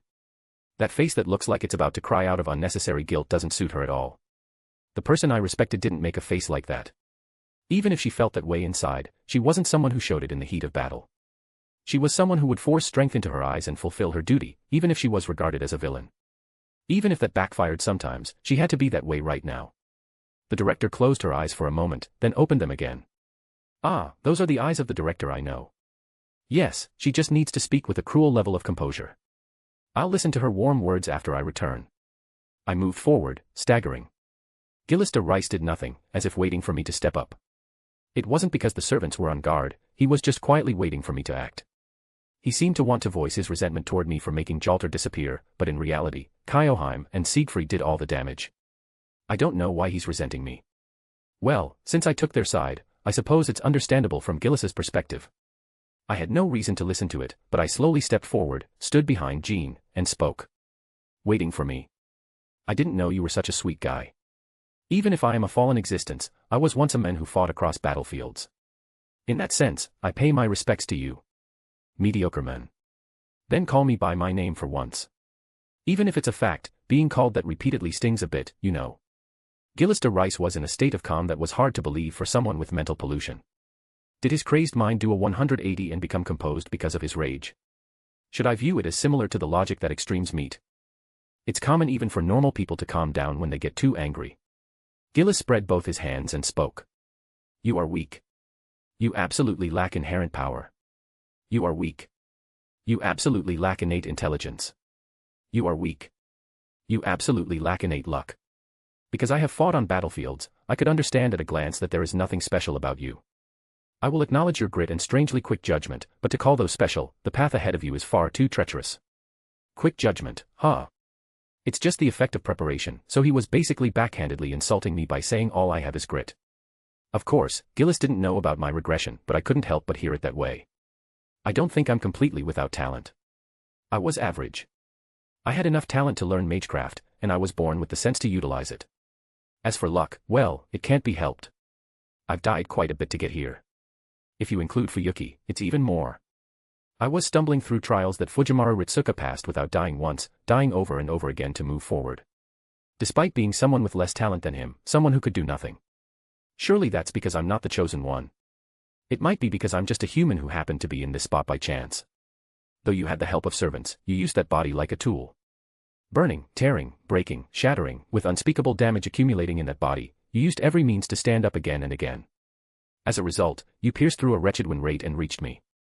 You defeated the Holy Maiden, you defeated Fafnir, you pierced through the wyvern swarms, and you even annihilated the berserk servants I prepared. I have been played by you all this time, but I have no intention of changing my evaluation of you as a mediocre man. No matter how much time passes, the mediocrity of your talent is not something that can be overcome. However, I will acknowledge this. In this moment, it felt like I was looking at the Gillis de Rice who was a saber, the Gillis from when he was sane, rather than the one with mental pollution. He had such solemn eyes. You are strong, mediocre men. Therefore, for that reason, and thusly. Rumble. The surroundings vibrated as the Holy Grail's magical energy empowered Gillis. He acknowledged me. Unlike the enemies before, he understood my threat and recognized me as an enemy. Not my power, but seeing everything I was, he recognized me as an enemy he must not underestimate, just like a servant. Ironically, even the King of Knights or the dragon which didn't recognize me as a threat until the end. Yet, I was being acknowledged by a servant who wasn't even in his right mind due to mental pollution. Should I be happy about this? I wiped the blood flowing from my mouth. Gillis's tentacles grew larger and larger. Master. Jean was looking at me worriedly. I see, if you think about it, could I be called the leader of this group? Partly because I was the master, but anyway, I was at the center of it. Kyoheim, I don't know if you're watching me right now. Since you're so obsessive, it felt like it might actually be possible for you to be watching. If you are watching, then keep watching. Watch the moment the menu fell for survives, moves forward, and wins here. Covered in blood, I shouted toward the servants who seemed worried about me. Let's go. To seize victory. We will win here. Let us prove here together that you, who contracted with me, are the strongest and the best. When I leaped in first, the other servants followed. Even so, none of them were in very good condition. Jean, in particular, had many wounds because she had been holding out against Gillis alone. She was holding on as a defense-specialized servant should, but she was a Jean who had been heavily nerfed. Not just Jean, but the other servants also had wounds because they had to deal with and worry about so many wyverns and berserk servants. In Georgios's case, it was a miracle he hadn't been retired since he had even engaged in a noble phantasm clash with Jalter. He had been retired in the previous loop, but fortunately, it seemed he hadn't reached that point this time. Marie. She'll be fine. Even if she hits her limit as a rider instead of an Avenger, she could just show her true self as an Avenger. For her, all of this is just a play, and since she's not serious, she naturally isn't worried about dying. It wasn't something I needed to worry about or care about. In the first place, none of my servants are weak enough that I need to worry about them. Swish. The tentacles split into several branches and moved as sharply as blades. Thump. The sensation of them digging into the ground was extraordinary. Receiving plenty of magical energy from the Holy Grail, it seemed dangerous even for other servants if they took a direct hit, let alone me. Master. No matter how much support he gets from the Grail, Gillis is a caster, so he won't be that strong in close combat. Can even I win? No. I figured. That guy has literally popped my head with his hands before. Was I expecting too much? My head seemed to have gone half crazy because of the drugs and wounds. There's no way I could defeat a Grail-boosted Gillis de Rice when I can't even beat Charlotte, who looks weak to anyone. He was a great soldier, even if not a veteran who roamed battlefields with Jean. He might be looked down upon as a 3-star servant or whatever, but as an enemy, he was quite troublesome. Moreover, because of his noble phantasm, he could carry out the fight without much issue even in a many-to-one situation. Following the tentacles, wyverns were charging in. What, even without the dragon witch? No, wait. These are the wyverns our servants killed. He was moving the dead wyverns. It meant he could move them if they were dead. They might certainly be weaker than living wyverns, but there were quite a few of them, which was annoying. Wyverns poured down from the sky, and tentacles rose sharply from the ground. And they attacked without regard for front or back, plus a strange miasma was drifting around. Kitten. It's not a lethal poison, but if you breathe in a fair amount, you'll die a fair death. So I die either way. Because of the Chaldea Mystic Code, most poisons wouldn't get through, but this was a servant's poison. Complete immunity would be difficult. I had to be prepared for some degree of poisoning. Now, if I defeat you, I can finally reach the final boss. Get out of the way. I have to get past that path to meet the real her. You're a nuisance on that path. I have one command spell left. Is it okay to use this to defeat Gillis de Rice? Will I be okay without a command spell in the fight against Marie? Don't hesitate. Give it your all in this moment. As for the future, well. The future me will figure it out. Current me is just living the present to the fullest. Damn it, my right arm won't move. My legs are fixed with wires, but they won't hold for long. I have to end this in one go somehow. Gillis de Rice was in an extremely calm state. I placed my hand on the ground. First, I'll strip away your composure. Otherwise, this will become a war of attrition where we can't do anything and we'll lose. As my magic circuits activated, a sound like something breaking echoed in my brain. My body shook its head, saying no more. Then I'll grab that head and make it nod. Blood flowed from my eyes. I grit my teeth and endured the pain that felt like needles piercing my entire body. You're working hard. If you'd worked that hard to save the Holy Maiden instead of seeking revenge for her, wouldn't things have changed? You couldn't do anything back then, so does it even matter what you do now? Thwack. Shoo. A tentacle struck my broken right arm again. The stinging pain further stimulated my frayed nerves. This bastard. He didn't attack me because he fell for the provocation, his attack just happened to hit me. It felt different from before. Gillis looked at me and spoke. Mediocre men, I do not underestimate you. If your words are a provocation intended to shake my composure, I shall judge even those words as part of your strategy. Your words will surely try to deceive me. In that case, I shall pay them no mind. Do not think that any words can shake my murderous intent to kill you. His cruelly cold eyes recognized me. What do I do? He was completely on guard against me. Until now, enemies who judged that I wasn't worth being on guard against had been played by my words. Because insults spewed by the weak greatly shook the pride of heroes. But Gillis was seeing me as an equal rather than an inferior, and he was accepting my words as an enemy's strategy rather than a weakling's insult. That's why he was letting them all slide. Whoosh. Whoosh. I forced my body to move and dodge the attacks. What do I do? At this rate, it's a war of attrition. The other side, which is enjoying the sweet support of the Grail, has the advantage. I have to say something. What do I say? What kind of words would fluster Gillis de Rice? He won't react to simple insults anymore. What? My broken brain wasn't filtering things properly. I shouted as I ran. Jean's chest was freaking amazing. What? Master. I thought, with a body like that, being a saint is impossible. What do you think? Mr. Official Jean Fan Club President. Why you mediocre men? Who do you think you are insulting? Is this right? Is this really right? I don't know. My brain isn't working. I don't know, but Jean is looking at me with an incredibly cold gaze. It must be working, right? Anyway, Gillis is reacting. Then it must be right. And I didn't lie. It's true that it was amazing, and it's true that I thought, with a body like that, being a saint is impossible. Trashy thoughts that I should have only kept to myself and never uttered were bursting out randomly as my brain stopped filtering. Insult. Insult. You must have made her in detail when you were creating that Jalter fanfiction, right? From what I've felt of both, I'm certain they're the exact same size. Where does your attention to detail come from? During the war, or in daily life? Can you be sure you never noticed even once? For the record, if our eyes meet twice, my gaze definitely goes to her chest at least once. This is bad. Jean is looking at me like I'm garbage. But it's effective. Lose trust, gain victory. It's okay. She'll understand that this is an unavoidable strategy for victory. It feels like I've been caught telling the truth without a single lie mixed in, but anyway, safe. I want to believe it's safe. It is safe, right? Why you mediocre men, how dare you look at the holy maiden with such wicked eyes? You even felt them. Both of them. When on earth? In Jalter's case, I touched them when I fell upon arriving at the singularity. I could proudly say that was an accident. And last time, Jean's chest touched my back. As a man, I could say the size was the same. I proudly felt that they were amazing. But I didn't feel a shred of shame. Isn't there a famous quote? What's wrong with a man being a pervert? My brain was half overloaded, so I wondered if the future me would even remember what I just said. The pain had somehow grown faint, but my body coughed up blood as if it were still dying. It's okay. It's okay. Squeeze out that blood and die on this spot. Thump. Thump. Thump. Gillis's tentacles all aimed for me at once. Very good, Very good.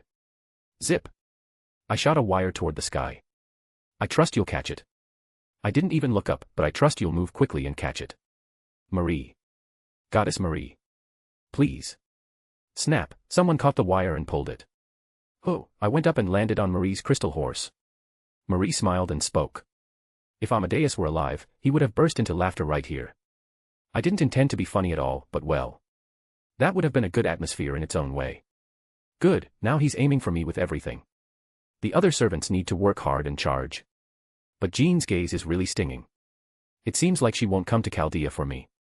As the attacks were concentrated on me, the other servants scattered around began to approach Gillis. Marie. I entrust my life to you. Save me. Begging for your life so proudly, yes. I like it. Leave it to me. You'll be my enemy soon, but I trust you for now. Until Gillis is killed and the Grail is in your hands, you'll try to keep me alive. Did you really take a liking to me? Or was it the kind of feeling one has when looking at a small animal? Or was it insurance for the future? I wouldn't know unless I heard it from her directly. Humans are beings you can't understand unless they pour out their inner thoughts in words. Either way, current Marie is on this side. Therefore, I'll just use her for now. Just as you intend to use me. Numerous tentacles rushed toward us. Marie told me to hold on tight and moved quickly. I shouted loudly toward Gillis, who was glaring at me. Why are you so angry? Is it because you couldn't touch them? I understand. Because they were that incredible. The system sound saying, Jeanne d'Arc's favorability has decreased, felt like it had been ringing for a while now. I might really have to give up on summoning her to Chaldea. No, but what can I do when it's a fact? I'm the type who insists on being an all-rounder who never says bad things about slenderness, but there's definitely nothing bad about being big. For both men and women. I won't explicitly mention what that is, but first of all, being big is awesome. For both men and women. I bit a dagger I took from my inner pocket and held another dagger in my hand. One was a fake created with transmutation magecraft. Better than nothing. When the servants activate their noble phantasms, my magical energy also decreases instantly. How many more noble phantasms my body, which has reached its limit, can withstand could be said to depend on Chaldea's technology. Marie. Get close. If I get close, I might be able to win. That's a tall order. Shall I tell you what our director often says to me? Do it because I told you to. If we don't do it now, we're wiped out. I got it, I'll try. Thump. Thump. Tentacles were destroying the horse. At this rate, the horse will be destroyed before we reach him. If I fall, it won't be a servant catching me, but tentacles that will grab my arms and legs and tear them apart. Marie was barely dodging while breaking into a cold sweat, and approaching was becoming increasingly difficult. Did the tentacles increase more than before? Even though the focus was on me, he was summoning them infinitely thanks to the Grail. The more time we took, the more disadvantaged we became. I looked at Marie for a moment and thought. Will my body hold up? No, don't doubt. It's not, can I do it? I'm doing it. If I fail, I won't be able to face the girl who said she loved me. I have to live up to that trust. Marie. Push me at the right timing. Huh. I tied a wire to the horse, grabbed its head, and jumped off. Marie was momentarily flustered but seemed to understand. She was a queen with very quick wits. Thud, the horse's legs and my legs collided. At the same time, I cut the wire. I'm sick of your face, let's end this. Gillis de Rice. With a bang. Sound, I leaped toward Gillis like a rocket. Landing. I didn't think about that. Is that important right now? Catching Gillis is more important. Begone. Mediocre men. Numerous tentacles rising from the ground flew toward me. Based on the timing, they would hit me directly. Chaldea Mystic Code. I used it earlier, so I can't use it now. Did I think too short-term? Just as I thought that, a golden light enveloped the surroundings. Jeanne, who was below, was holding her flag tightly. Hold on, hold on, hold on. Luminosite Eternel God is here with me. With this, Jeanne cannot attack. It's okay, it's still okay. Thump. The golden light pushed back all the tentacles and protected me. However, Gillis himself was also within the range. It was a noble phantasm worthy of a saint, protecting both ally and foe alike. As soon as I landed after the tentacles were repelled, Jeanne deactivated her noble phantasm. She seemed to have judged that my magical energy couldn't maintain that noble phantasm for long, and that judgment was very accurate. I immediately swung the Hydra dagger toward Gillis, who was right in front of me. Naive. Crack. He punched my left arm directly, sending the Hydra dagger flying. It's okay. It hurts, but it's not broken. It's moving. But because of the pain, I also dropped the Hydra dagger I was holding in my mouth. If I had to say, the one I held in my hand was the fake Hydra dagger. Gillis must have known that too. That's why he ignored the falling Hydra dagger and swung his fist at me. Because that alone would kill me. Ah. Thank you so much for being on guard against me instead of the Mystic Code. Thanks to that, I win against you. Thud. Using my prosthetic leg, I kicked the falling Hydra dagger. Zip. The Hydra dagger, flying rapidly, hit Gillis directly in the eye. Gillis groaned softly and staggered, then reached out his hand while watching me with his one remaining eye. Click, I aimed my gun. It had a great effect when I hit him last time. Then it will have a great effect this time too. Bang. When I fired the origin bullet, Gillis twisted his body to the side and dodged it. Huh. Gillis dove into my personal space. Even if I tried to retreat, Gillis was much faster than someone like me. Gillis's fist reached my eye patch. Crunch. My eye, which was recovering vision under the eye patch, was crushed once again. This. It's 100% beyond repair now, isn't it? I reached out my hand as I fell backward. With one eye gone, my blind spot became even larger. He was wary of a command spell because of my gesture of reaching out, and he failed to recognize the presence leaping from his blind spot. Ascalon, the blessed sword by which force is slain. That sword is a sword that slays dragons. But Georgios can grant the dragon trait to his opponent. In other words, it was a feeling like, from now on, you are a dragon. It was the same as Gillis. Just as Gillis decided, from now on, you are Jean, for the fake Jean he created, Georgios could also decide. The one I am cutting from now on is a dragon, he said. Gillis's tentacles also attacked Georgios. Crunch. Thud. At the same time Georgios's body was pierced, Gillis's body was deeply cut. Light particles began to flow from Georgios's body. It's enough. You've done more than enough. So leave the rest to us. Siegfried. The dragon trait was still applied to Gillis. That meant the person who could be most active remained. Blue light gathered on Siegfried's sword. He was far away, but it was enough. Gillis still couldn't judge properly because of his wounds. If not now, the chance won't come. Siegfried gripped his sword so hard that blue light flickered even on the hilt. And then he shouted. Bamung, phantasmal greatsword, felling of the sky demon. Kaong. Numerous tentacles turned to dust and vanished even though they weren't dragons, and the attack split Gillis's body in half. Gillis coughed up blood and collapsed to the side. In the midst of that, he was glaring at me. He reached out his hand to me. No, was he reaching for me? Jean was behind me. He might be reaching for Jean, not me. Whether he was reaching for his precious Jean or for the hateful me, I don't know the answer. Gillis, who couldn't even speak properly due to his wounds, simply vanished from that spot. The tentacles also disappeared one by one, and the wyverns in the air simply became corpses and fell again. Did we win? Bathory, who was in tatters, spoke. That's a flag, stop it. Well, even without saying it, I could tell what came next. An atmosphere was naturally forming that everyone had finished in an exhausted state. But it wasn't over yet. The Holy Grail appeared where Gillis had vanished. Naturally and slowly, Marie approached the Grail. With an innocent face as if saying, so this is the Holy Grail, she tried to take it in her hand. That's why I grabbed the Grail using a wire before she could. Grab. I caught the Grail, pulled it toward me, and held it in my hand. Marie was momentarily flustered and had a surprised face, but she soon smiled as usual and spoke. Master, I would have brought it to you even if you didn't take it so hurriedly. The play is over, for both you and me. Master. Jean looked at me as if asking what I meant. I panted and just watched Marie. From my eyes, from my expression, and from all my actions, the servants who had crossed through hells tightened their nerves again. I thought it was amazing that they immediately understood the situation wasn't completely over. Even if they didn't know why I was on guard, they were on guard because I, their master, was. They didn't know what or why they were being on guard. There had been no such hints until now. There never would have been, and I also failed to notice until the very end the first time, which led to my defeat. Holding the Grail, I spoke. How long are you going to keep this up? You need this, don't you? Isn't that right? My fellow Avenger. I mocked Marie while waving the Grail in my hand. Only then did Marie furrow her brows. Huff, huff. My breathing didn't calm down and remained ragged.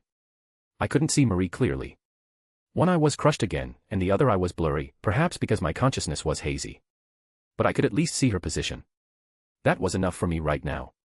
Marie's expression instantly cooled and became cold. Seeing that expression, the other servants also seemed to realize who they should be on guard against. Even if they didn't understand why. Just a moment ago, Master entrusted his life to me, so I thought I had performed my job perfectly.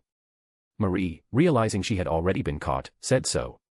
No, it was perfect. I really didn't know. I couldn't feel any sense of incongruity anywhere. Before you attacked as an Avenger. No, even after you attacked, I couldn't grasp the situation and was dazed. Incredible. That acting skill is amazing, and I even feel respect for your grit in pretending to like the friends you hate. But well, if I already know, such acting skills lose their meaning. It's not that you failed, but that this power is just a bit of a cheat. But how on earth, foo. Marie's eyes were dyed golden. Whoosh.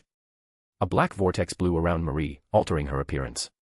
She shed the body of a young girl and became an adult woman who looked as if she were right before her execution. Her expression also gave off a decadent feeling rather than an innocent one.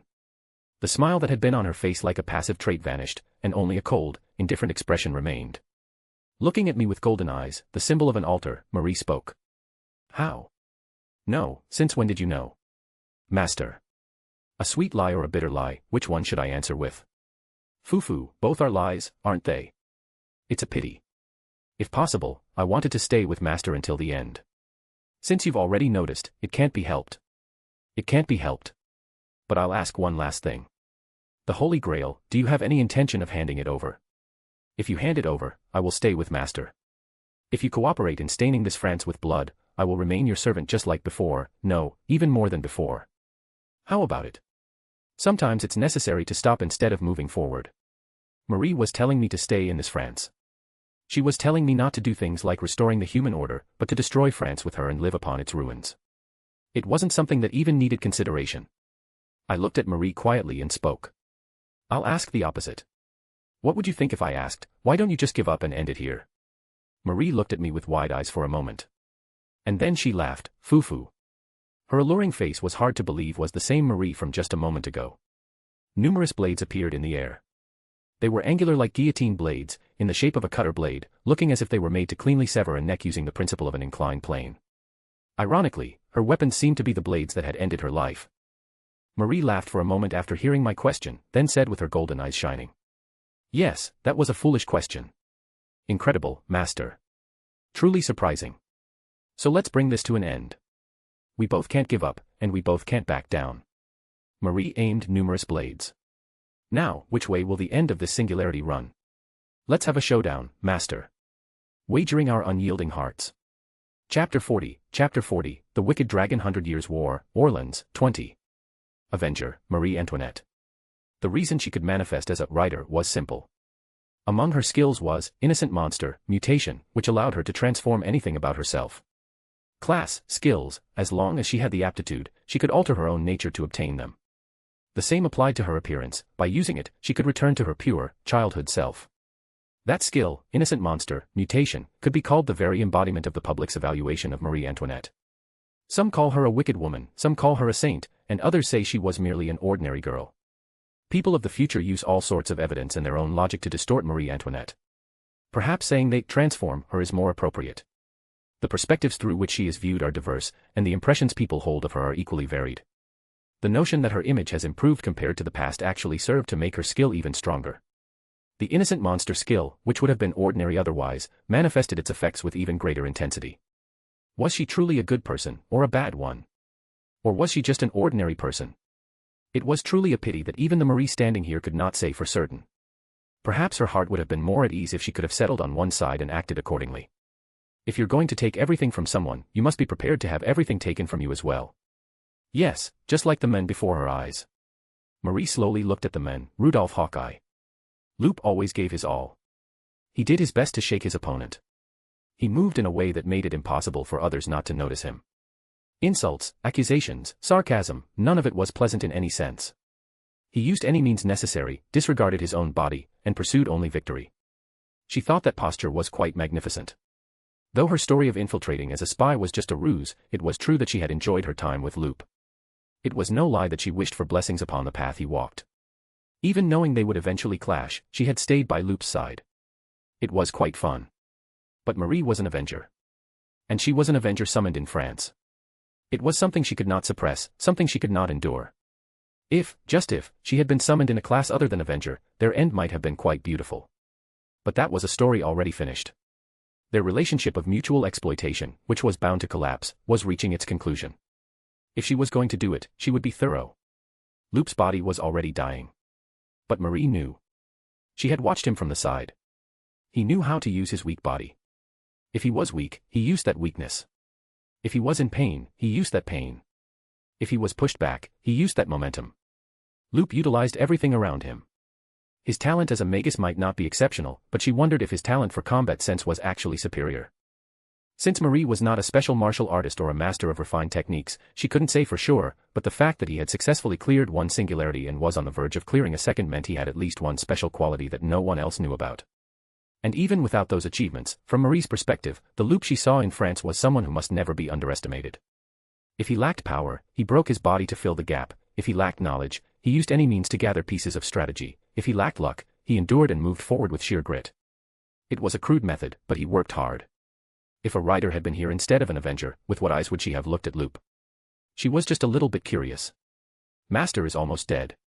How much longer can he hold on? His vitality seems as persistent as his grit, though. He has one command spell left, and he's already used that special craft essence, the Origin Bullet. The Hydra dagger he used to defeat Gillis de Rice could land a valid hit on me, but it carries the risk of having to get close. Finally, that special prosthetic leg seems to have reached its limit. No, I misspoke. There isn't a single part of that body that isn't at its limit right now. The numerous blades summoned in the air were once the guillotine blades that had severed Marie's neck.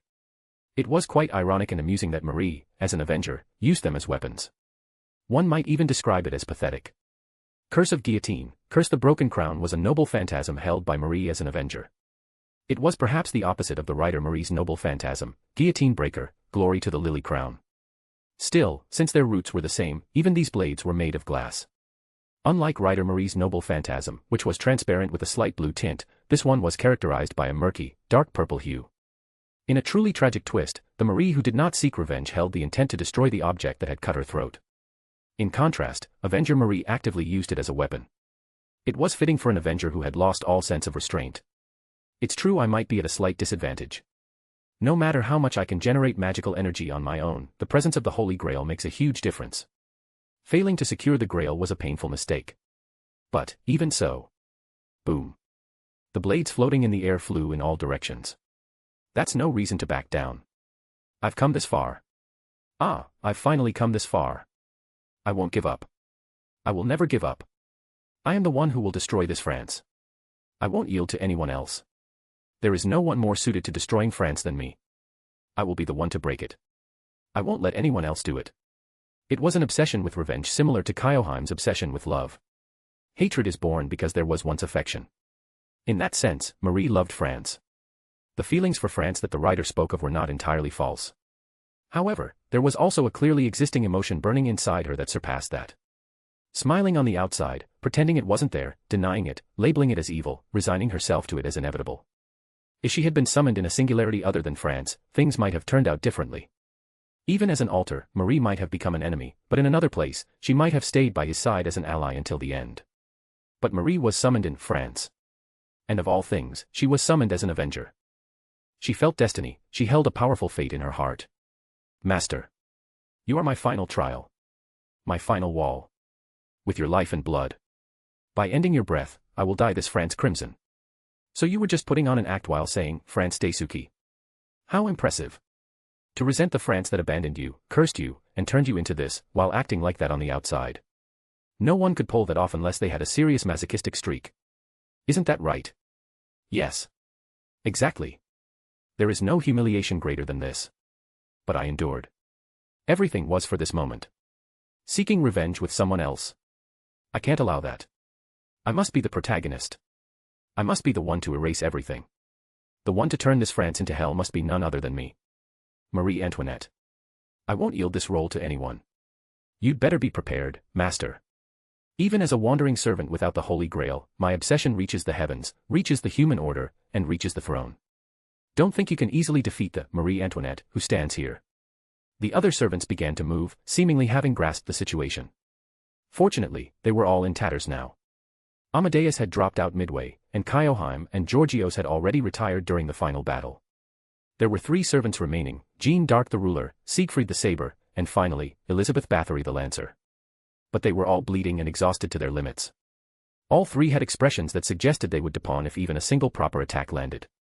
Even if she couldn't defeat them all, if she could just somehow end the life of Loop, who looked like he was about to stop breathing at any second, the matter would be easily resolved. The exhausted servants found it difficult to dodge the blades that were numerous enough to cover the sky. Slash. Slash. Slash. Even the servants couldn't avoid being pierced and cut. This is. Ugh. This feels quite unpleasant. Master. You mustn't let even a graze hit you. Tell me something possible. Can't you hear the static coming from my leg? Jeanne gritted her teeth and sprinted to the front of Loop, parrying the attacks with her flag. The servants realized something was wrong from the abnormal reaction they felt as soon as they were cut. They were right. Marie's curse of guillotine, Curse the Broken Crown, inflicted a blood curse on the opponent it wounded. Even a small scratch would carve a pain close to a fatal wound into the body, and it specifically drained magical energy from heroic spirits associated with France. It was a particularly lethal curse for Jeanne. If Jeanne had been summoned in a normal Holy Grail war and possessed the Saint skill, she might have been able to brush off these attacks like dust, but Jeanne had come with numerous demerits upon her summoning. Because of that, she had to use her noble phantasm to dispel Marie's curse. As a servant, that required the master's permission, and the problem was that even though Loop held the Holy Grail, Loop himself was a mediocre man. No matter how abundant the water, if the faucet delivering it is small, only as much magical energy as the faucet allows will flow. Loop lacked the vessel to contain the infinite magical energy of the Holy Grail. In that case, the best option was to entrust the Holy Grail to a single servant. Should he entrust it to Jean? If so, Marie would kill Jean immediately. As a heroic spirit of France, who had lost the ability she held as a ruler or saint, Jean was an enemy easier to deal with than anyone else here. Damn it. Thud. As Loop threw something like a bomb, thick smoke spread around the area. A smoke screen. I see, he intends to block my vision. But he should have done it a little sooner. Marie's cursed blades left a mark on the person they wounded.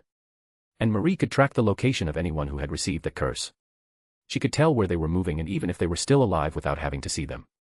Therefore, Marie continued to fire her blades. The servants were all moving toward one spot simultaneously. Are they planning to hand over the Holy Grail?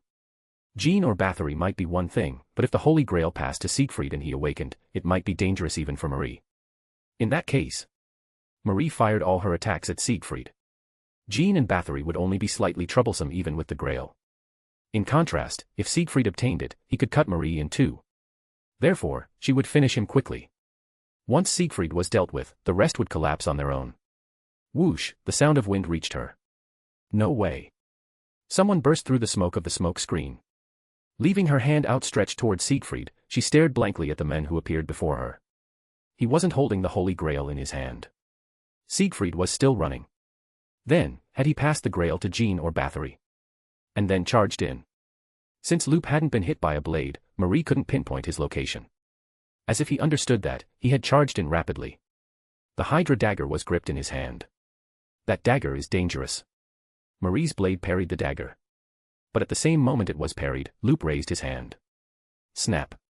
He caught the Hydra dagger again. A fake. He had thrown the real Hydra dagger upward while charging, holding a fake one in his hand. So that even if Marie parried his attack, he could make a second one. He seemed to have thought this through quite a bit. He was forcing his completely mangled arm to move by controlling it with wires. Rather than moving it, he had simply made it capable of grasping something. Enduring the pain of his bones creaking, he moved the dagger in a downward strike. However, Marie whispered quietly. If only, you had been a little faster. Slash. She severed his broken wrist. The wrist holding the Hydra dagger flew into the air. A purple aura swirled around the severed surface. With this, Loop was also cursed. Now, even tricks using smoke wouldn't work. No, she could just kill him here. Just by killing the master, the servant's morale would plummet. The Holy Grail was a nuisance, but the fact that the master would disappear was a massive advantage for Marie. For a brief moment, a ripple seemed to stir in her heart, but the vengeful spirit she held as an avenger soon erased that ripple and burned even more fiercely. She intended to pierce his body with her blades. However, Loop laughed. He laughed in this situation. Thwack. With that sound, something was driven into Marie's side. Lowering her gaze, she saw the Hydra dagger embedded there. What could it be? The one in his hand was the real one. Something was approaching at high speed. Siegfried was charging. It's dangerous, she had to fix her posture. Incredible agony was radiating from my severed wrist. I'd had my leg cut off before, but this felt even more severe. But I stabbed her. I definitely drove the Hydra dagger into Marie's body. The logic was surprisingly simple. Marie knew my abilities and had even seen me play tricks with the Hydra dagger. So, I figured she would naturally be on guard against that. That's why, this time, I did the opposite. I held the Hydra dagger in my hand and threw the fake into the air. Marie parried my Hydra dagger, and believing the one I held in my hand was the real one, she severed my arm. For this purpose, I had intentionally forced my unmoving arm to function by controlling it with wires. As the Hydra dagger flew away along with my arm, Marie smiled as if declaring victory. She didn't realize that my leg had kicked the Hydra dagger that fell below. With the dagger embedded in her side, Marie grimaced and immediately turned her head. It wasn't that she sensed a presence, she was pinpointing the opponent's location through some noble phantasm or skill. Probably the wound. Seeing as she didn't know I was coming, she could specify the location of those she had wounded. No, judging by the intense pain, this is a curse. As the servants warned, it wasn't an ordinary attack. Is it possible to track the location of those afflicted by this curse? That's incredible. Jean caught me as I was about to fall backward and pulled me away. At the same time, Siegfried charged in. For the record, Siegfried now held the Holy Grail. Siegfried, having become nearly complete, could definitely cut her down. If I were to use it, it would be like water from the sea coming out of a tiny faucet. No matter how much water was in the sea, the magical energy I could directly deliver to Siegfried was limited. If I made a wish on the Holy Grail, I might be able to deal with Marie that way, but I had to use it only as a magical energy source. If I used it to grant a wish, the Grail would disappear. I had to bring the Holy Grail back to Chaldea no matter what. I had to secure as many Grails as possible and take them into the future. I believed that would one day be the key to performing a miracle. So for now, we had to perform a miracle with our own strength. Ha! Slash. Marie dodged backward. But she was definitely cut.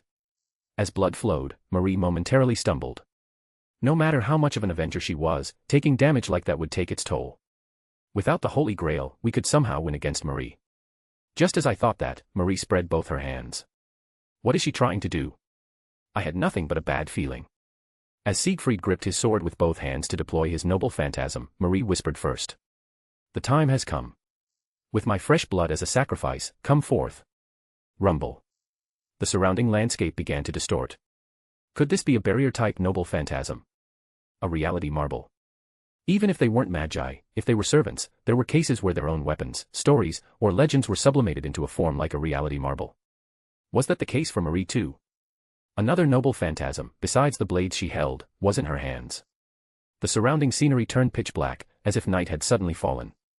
Guillotines manifested all around, and a red moon, as if stained with blood, shone down on Marie.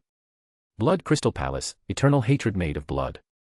Marie's fingertips were dyed red. What is it? What's happening? No. Don't think. Since it's a reality marble, there must be something. The more time we waste, the more dangerous it gets. Gasping for breath, I shouted to Siegfried while being supported by Jean.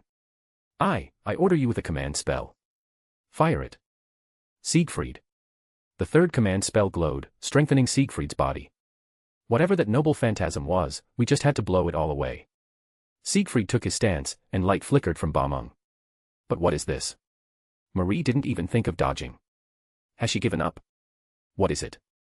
What exactly is this reality marble? Marie's story. The story of her past life was tragic, but it didn't have anything combat-related. Marie was a queen, but she wasn't a warrior queen, she was literally a queen who just sat on her throne. She didn't possess combat abilities to begin with. Is it possible this noble phantasm isn't for combat either? It's not a noble phantasm that summons heroic spirits who follow her, like the King of Conquerors has. Then what is it? What do those guillotines mean? What should I do? Is this right? Is it really okay to fire? Her attitude is as if she's inviting us to fire. Is this right? But I have no choice. Bamung, phantasmal greatsword, felling of the sky demon. It was already too late. The noble phantasm was fired directly at Marie. Even if it didn't have a specific dragon attribute, Siegfried's noble phantasm was valuable in its own right. It could kill even if the target wasn't a dragon. Marie's body was cut in two, but even in that moment, she was smiling. SSHHH, Marie's body began to vanish. It's not retirement. She didn't scatter into particles of light, she just disappeared. What? How? Slash. With that sound, Siegfried's body was deeply cut. What?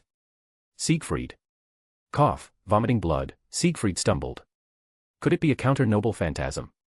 A noble phantasm that reacts to attacks. So, using blood as a sacrifice, she can use it if she's wounded. I used a command spell to make Siegfried use his noble phantasm. Because of my mistake, Siegfried. Damn it, I broke free from Jean's support and ran. Siegfried's body was growing faint. He was scattering particles of light. Siegfried was retiring. Normally, this would never have happened. If it had been Siegfried on his own, he might have been wary of the reality marble and refrained from using his noble phantasm. He might have observed the situation. He might have tried to gather more information. But because I grew impatient and used a command spell, Siegfried accepted my command and will as his master and used it. As a result, that noble phantasm was turned against him, and it cut through Siegfried's body. It was a wound so deep that even the magical energy of the Holy Grail couldn't help, in other words, his spiritual core had been damaged. Siegfried. Master. I'm sorry. Siegfried seemed to be choosing his words for me. No matter how I sugarcoated it, I had made a mistake. I was too hasty. Because I grew impatient, I did something stupid. How could I be so foolish? No matter how much experience I gathered, no matter how much death I carved into myself, it seemed this foolishness could not be cured. Toward me, Siegfried smiled as he faded away. Even though he was disappearing in defeat because of my mistake, Siegfried smiled at me. I leave the rest to you, comrade. In that image, the figures of Casterbro and Heracles overlapped. From within the vanished Siegfried, the Holy Grail floated up. Grab, Marie caught the Holy Grail as it hung in the air. Despite being cut in two by Balmung, she had reappeared in perfect condition. A countertype noble phantasm, one that reacts to the enemy's attack. But what mattered now wasn't that, but the fact that Marie now held the Holy Grail. Furthermore, she held a powerful grudge against France. It wouldn't be strange if she had a special attack against France. Finally, all three of us here were afflicted by the curse. With even Siegfried gone, we lacked absolute explosive power. If there was a way, it would be Jean's La Pucelle, the Crimson Saint, but there was no telling if Marie, who had obtained the Holy Grail, would let her use it, and there was no guarantee that the attack of La Pucelle wouldn't be reflected. Because I lacked information on this reality marble, I couldn't formulate a proper plan. The bottom line was that we had lost a vital combat force in Siegfried and even had the Holy Grail taken from us. Moreover, I had foolishly consumed my remaining command spell. Away. Away, how do we win? A counter-noble phantasm, what should I do about this reality marble? It can't be a one-time use. Counter, don't attack. How can I do something so stupid? She's got the Holy Grail. The Grail, because I foolishly rushed Siegfried's noble phantasm. Siegfried. Siegfried had looked at me and said he'd leave the rest to me. But what was I supposed to do? No method came to mind. No matter how much I thought, I couldn't see a path to victory. When I was hit by the King of Knights Excalibur, I felt like I would vanish under the crushing weight of fear. But now, instead of being crushed, I felt like I would fall into a murky, clinging sense of despair. I didn't even have the strength to run anymore, I felt like I was about to collapse. Marie, holding the Holy Grail, smiled and said, "Good work, Master. You did your best, so let's rest now." Giving up? There's no such option. But if I die, do I go back again? One more time. Can I just retry? Now that I know about that noble phantasm, I might be able to do better next time. Maybe. So, next time, even more. Get up. An attack is coming. At the sudden communication, I rolled my body and dodged an attack flying in a straight line. Director? No, more importantly, why did I dodge? Even after reaching the ridiculous thought of, let's try harder next time, even though my heart was already consumed by despair, why did I dodge? Why did I dodge? I recall the face of the girl who vanished while burning. Ah, yes. That's right. Damn it. What have I forgotten that I'm despairing on my own? I'm out of command spells. Siegfried has vanished. The Holy Grail was taken. So what? Have I forgotten? The love of the girl who even overcame her obsession for my sake. I swore. That I would never die. That I would win here, at least. The one Kyoheim believed in with everything and loved with everything is the me of right now. I can't do something like going back. The same goes for Siegfried and Georgios. They fought without stopping for my sake. Siegfried even smiled as if it wasn't my fault and said he'd leave it to me. He called me his comrade and believed that I could win. And yet I'm supposed to give up here.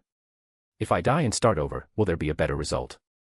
Even if I have to use a human body like a tool, I will not use a life as a tool. I mustn't. I am me, I will never make that choice. Do you still intend not to give up? Even if you struggle and suffer like that, no one will recognize it. Even if you restore the human order, nothing might remain for you. The people of your world might look at you, who restored the human order, and see you as a monster. Even so, you'll continue. Give up. Just give up. Just let go of what's in your hands. Then you can be liberated from the pain. You don't have to hurt anymore. You don't have to be unhappy anymore. I couldn't tell if she was speaking to me or to herself. I looked at my right hand, which was still moving. Hee hee, I laughed because it was so absurd. My left arm was gone, but my right arm surprisingly still moved. Even if I was forcing it with wires, the fact that it moved was what mattered. For some reason, that fact was a little funny. I even thought that maybe it was because my brain was overloaded.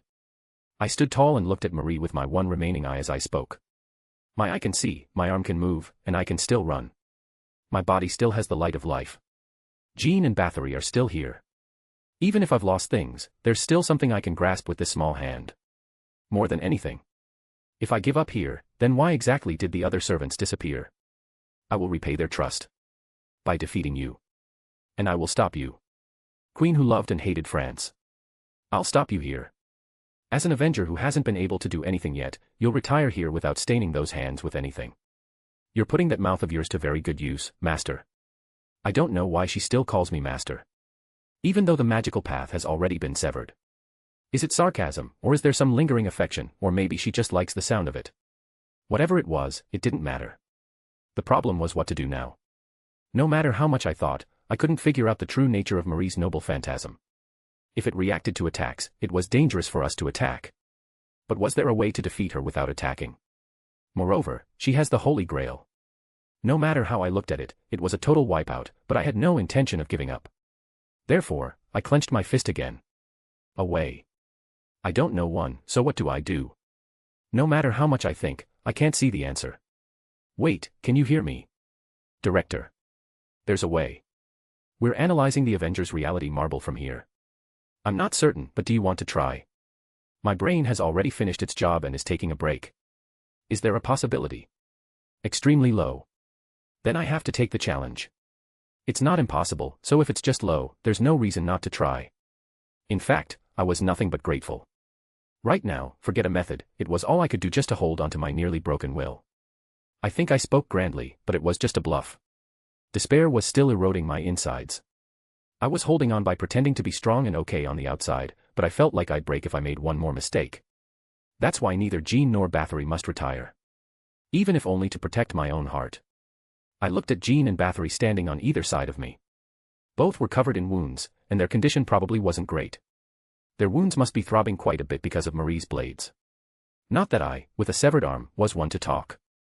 I bound that arm even more tightly, biting down on the cloth to tighten it as I spoke. If we succeed, we're veterans of a turnaround, if we fail, we're losers. Simple, right? Being by a kitten's side really makes me go through hardships I shouldn't have to. To think that I, of all people, would be the one to remain until the end. But since we've come this far, I'll stick with you until the end. Make sure to put me to good use. Master. Master, no matter which way the end of this battle heads, I am glad to have met a master like you. I will surely bring you victory, in the name of Jean d'Arc. I received a briefing on the explanation from the director through the communicator. Even in the meantime, the blades continued to fly, as if Marie had no intention of letting us rest. Her somewhat complicated expression seemed to be because she was dwelling on the words I'd just said. This time, I hadn't specifically said it to insult or shake her, but she looked quite troubled, as if some word had become a trigger. I didn't really know, but if a crack had formed in her mind, I was only grateful. I ran to the side while listening to the director's briefing until the end. I took a look around. Cough, blood flowed from my mouth. I was nearing my limit. I had one more drug left, would it be okay? I almost died from a seizure earlier. No, I'll do it. I'm doing it. I injected the drug again and shouted at Marie. Marie. From now on, I'm going to win against you. Winning right now, that was the only thing I had to think about. Chapter 41, The Wicked Dragon 100 Years War, Orleans, 21. A Fragile Azura. That was the thought Olga Marie had as she watched the screen at Chaldea. He charged like an Azura, falling, getting wounded, yet never stopping his advance. The way he endured through sheer grit and stubbornness was indeed like an Azura, or perhaps a beast. Yet, compared to such grand epithets, he was far too weak. Even when he landed a punch on a defenseless servant, they would look at him with a face that felt neither pain nor even an itch. Through the power of his mystic code, he had somehow become a target of caution, but that was only because of the unpredictability of his loops. No one feared his actual combat prowess. That was why the term, Fragile Azura, suited him best. He's dyed completely red. On the vital check, there was no sign of green, no stability whatsoever. Most of the indicators were red, with only a tiny sliver of yellow. Warnings and critical alerts were everywhere. But he was still on the battlefield.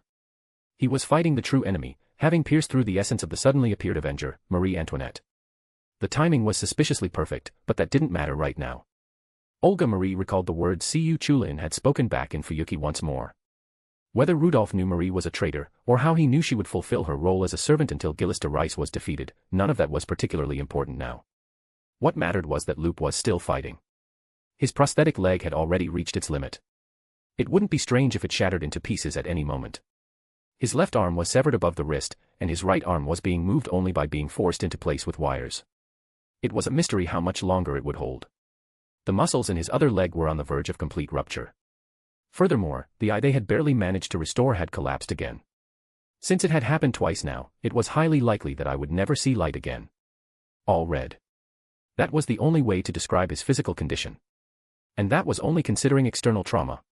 She didn't even want to imagine the state of his internal organs. Miss Da Vinci, is there really a possibility?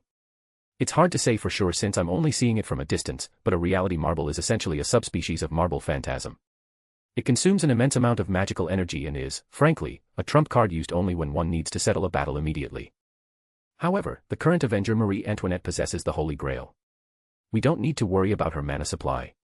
Therefore, we must find a separate way to dismantle it. Surprisingly, the technique of a reality marble is quite delicate. If you understand the method properly, making it vanish might not be that difficult. Ultimately, if we don't get rid of that, any attempt to attack Marie Antoinette will be blocked. Since they were viewing the battle via images at Chaldea, they could rotate the screen to check.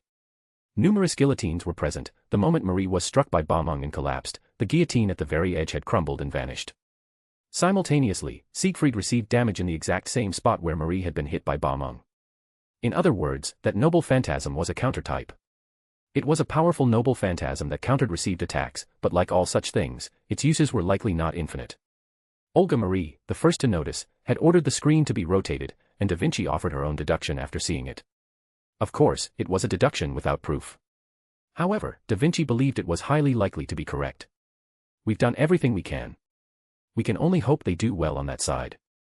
We have no choice but to believe in the men who conquered one singularity. At Romani's words, Olga Marie crossed her arms and grit her teeth. Why was she in a place like this at a time like this? What was the point of having high aptitude as a magus? She was stuck here because she couldn't perform that grand ray shift. She didn't even have the master aptitude that almost everyone at the clock tower possessed, making her body utterly useless. She couldn't do a single thing for Loop, who was running at full speed through a burning path of thorns in hell, let alone walking it. There were many times she had felt powerless. But that was always because she was mentally cornered. This was the first time she felt incompetent in addition to being powerless. All she could give him were empty encouragements to survive, just like always. Olga Marie stared at the screen. How wonderful would it be if she were there instead? If she were included in that group, standing in that hell together, would her heart feel a bit more at ease? Even without ray shift aptitude or master aptitude, Olga Marie the Magus could have played a sufficient role there. She could have saved the dying Loop. Her grip on her own arms tightened. She didn't care even as her nails dug into her skin. You always give me hope. Ever since Fuyuki. No, perhaps it was from much longer ago. She was starting to realize that all of Loop's actions, which she used to find annoying, were actually acts of consideration. Whenever she looked at him with guilt, he would say it was his choice, and even when he seemed dejected, he would laugh and joke around. Olga Marie had to remain strong and unwavering while watching Loop. Loop liked that version of Olga Marie. So, Olga Marie had to stay that way, if only for that reason. Even in hell, he was steadfastly doing what he had to do. How could Olga Marie break down and utter weak words? What she had to do now was believe in his victory and move to handle the aftermath, that was all. Everyone, maintain a thorough proof of existence and prepare to retrieve him to Chaldea the moment he wins. No matter how much he endures with grit, that body can't take any more. Understood. A spirited yes echoed back. In truth, everyone here was pushing themselves to the limit. They were cramming what little manpower they had left into every task. The loss of personnel due to Lev's terrorism was a fatal blow.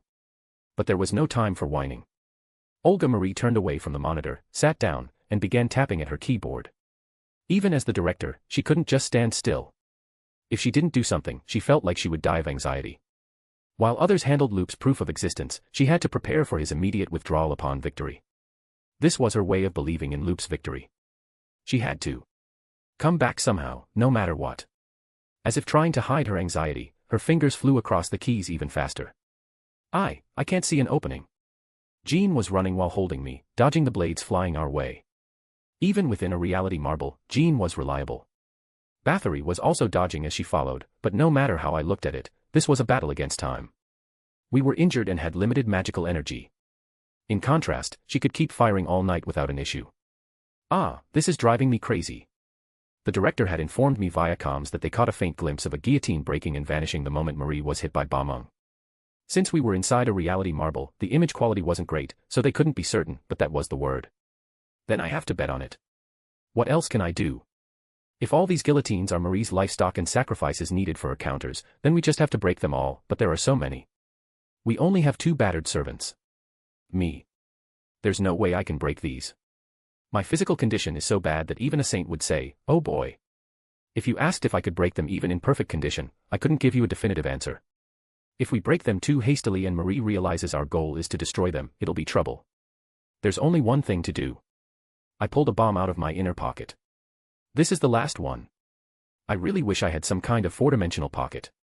Then I wouldn't have to struggle to keep it safe and could just pull it out whenever I wanted.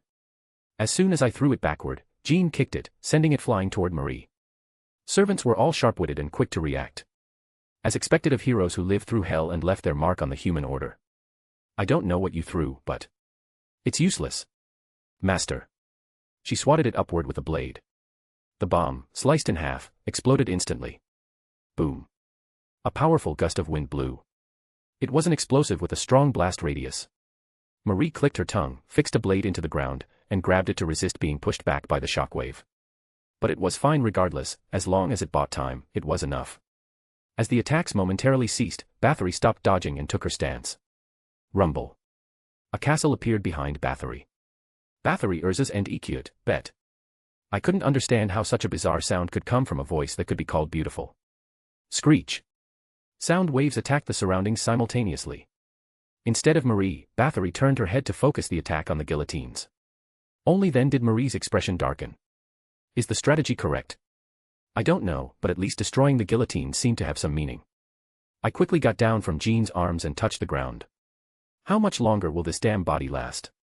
Let's see which happens first, me dying, or us taking down Marie. Let's settle this. Metamorphose on. I wanted to create Louis XVI, Marie's husband, but unfortunately, he hasn't shown his face in the Moon Cell universe. Or has he? I don't know, but at least I don't remember him. I don't think he appeared in FGO. He hadn't appeared enough for me to form a clear mental image. My memories were fading because it had been so long. So, I decided to create others. I manifested Dion, Amadeus, and Sanson in sequence. Marie had been ignoring the others, but the moment she saw Sanson, her face contorted. No matter how much she respected his intent or knew his ideology wasn't evil, seeing the men who took her head would make anyone's hatred burn. Even if she hadn't been ruled by that emotion in life, Marie, summoned as an Avenger, had no choice but to resent him. Her previous composure vanished as she sent blades flying, slicing the Sanson doll I created in half. So Sanson is the most effective. Marie immediately realized who had made the doll and glared at me. Master. It takes time for Bathory to destroy all the guillotines. Furthermore, they seem quite sturdy and don't break immediately. I have to buy time here at all costs.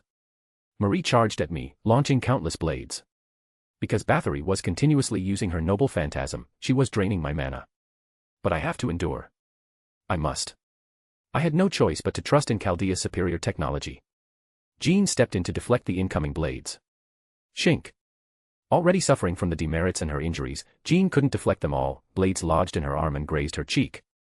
A purple aura flickered, and Jean grimaced. The thick scent of a curse seemed to affect Jean even more strongly because she was French. Marie shouted at Jean. Move. Saint. As a person of France, you are a target of my hatred. As expected, she naturally seemed to possess a special attack against French. A large, conjured blade flew toward Jean. Clang. She blocked it with her flag, but the force sent Jean flying backward. I wanted to worry about Jean, but I wasn't in a position to do so. Her golden eyes were filled with murderous intent. Summoning Sanson had been particularly effective. Ignoring Bathory, she charged straight for me. Zip. My wires reached a guillotine in the distance. I quickly retracted the wire, moving toward the guillotine at high speed.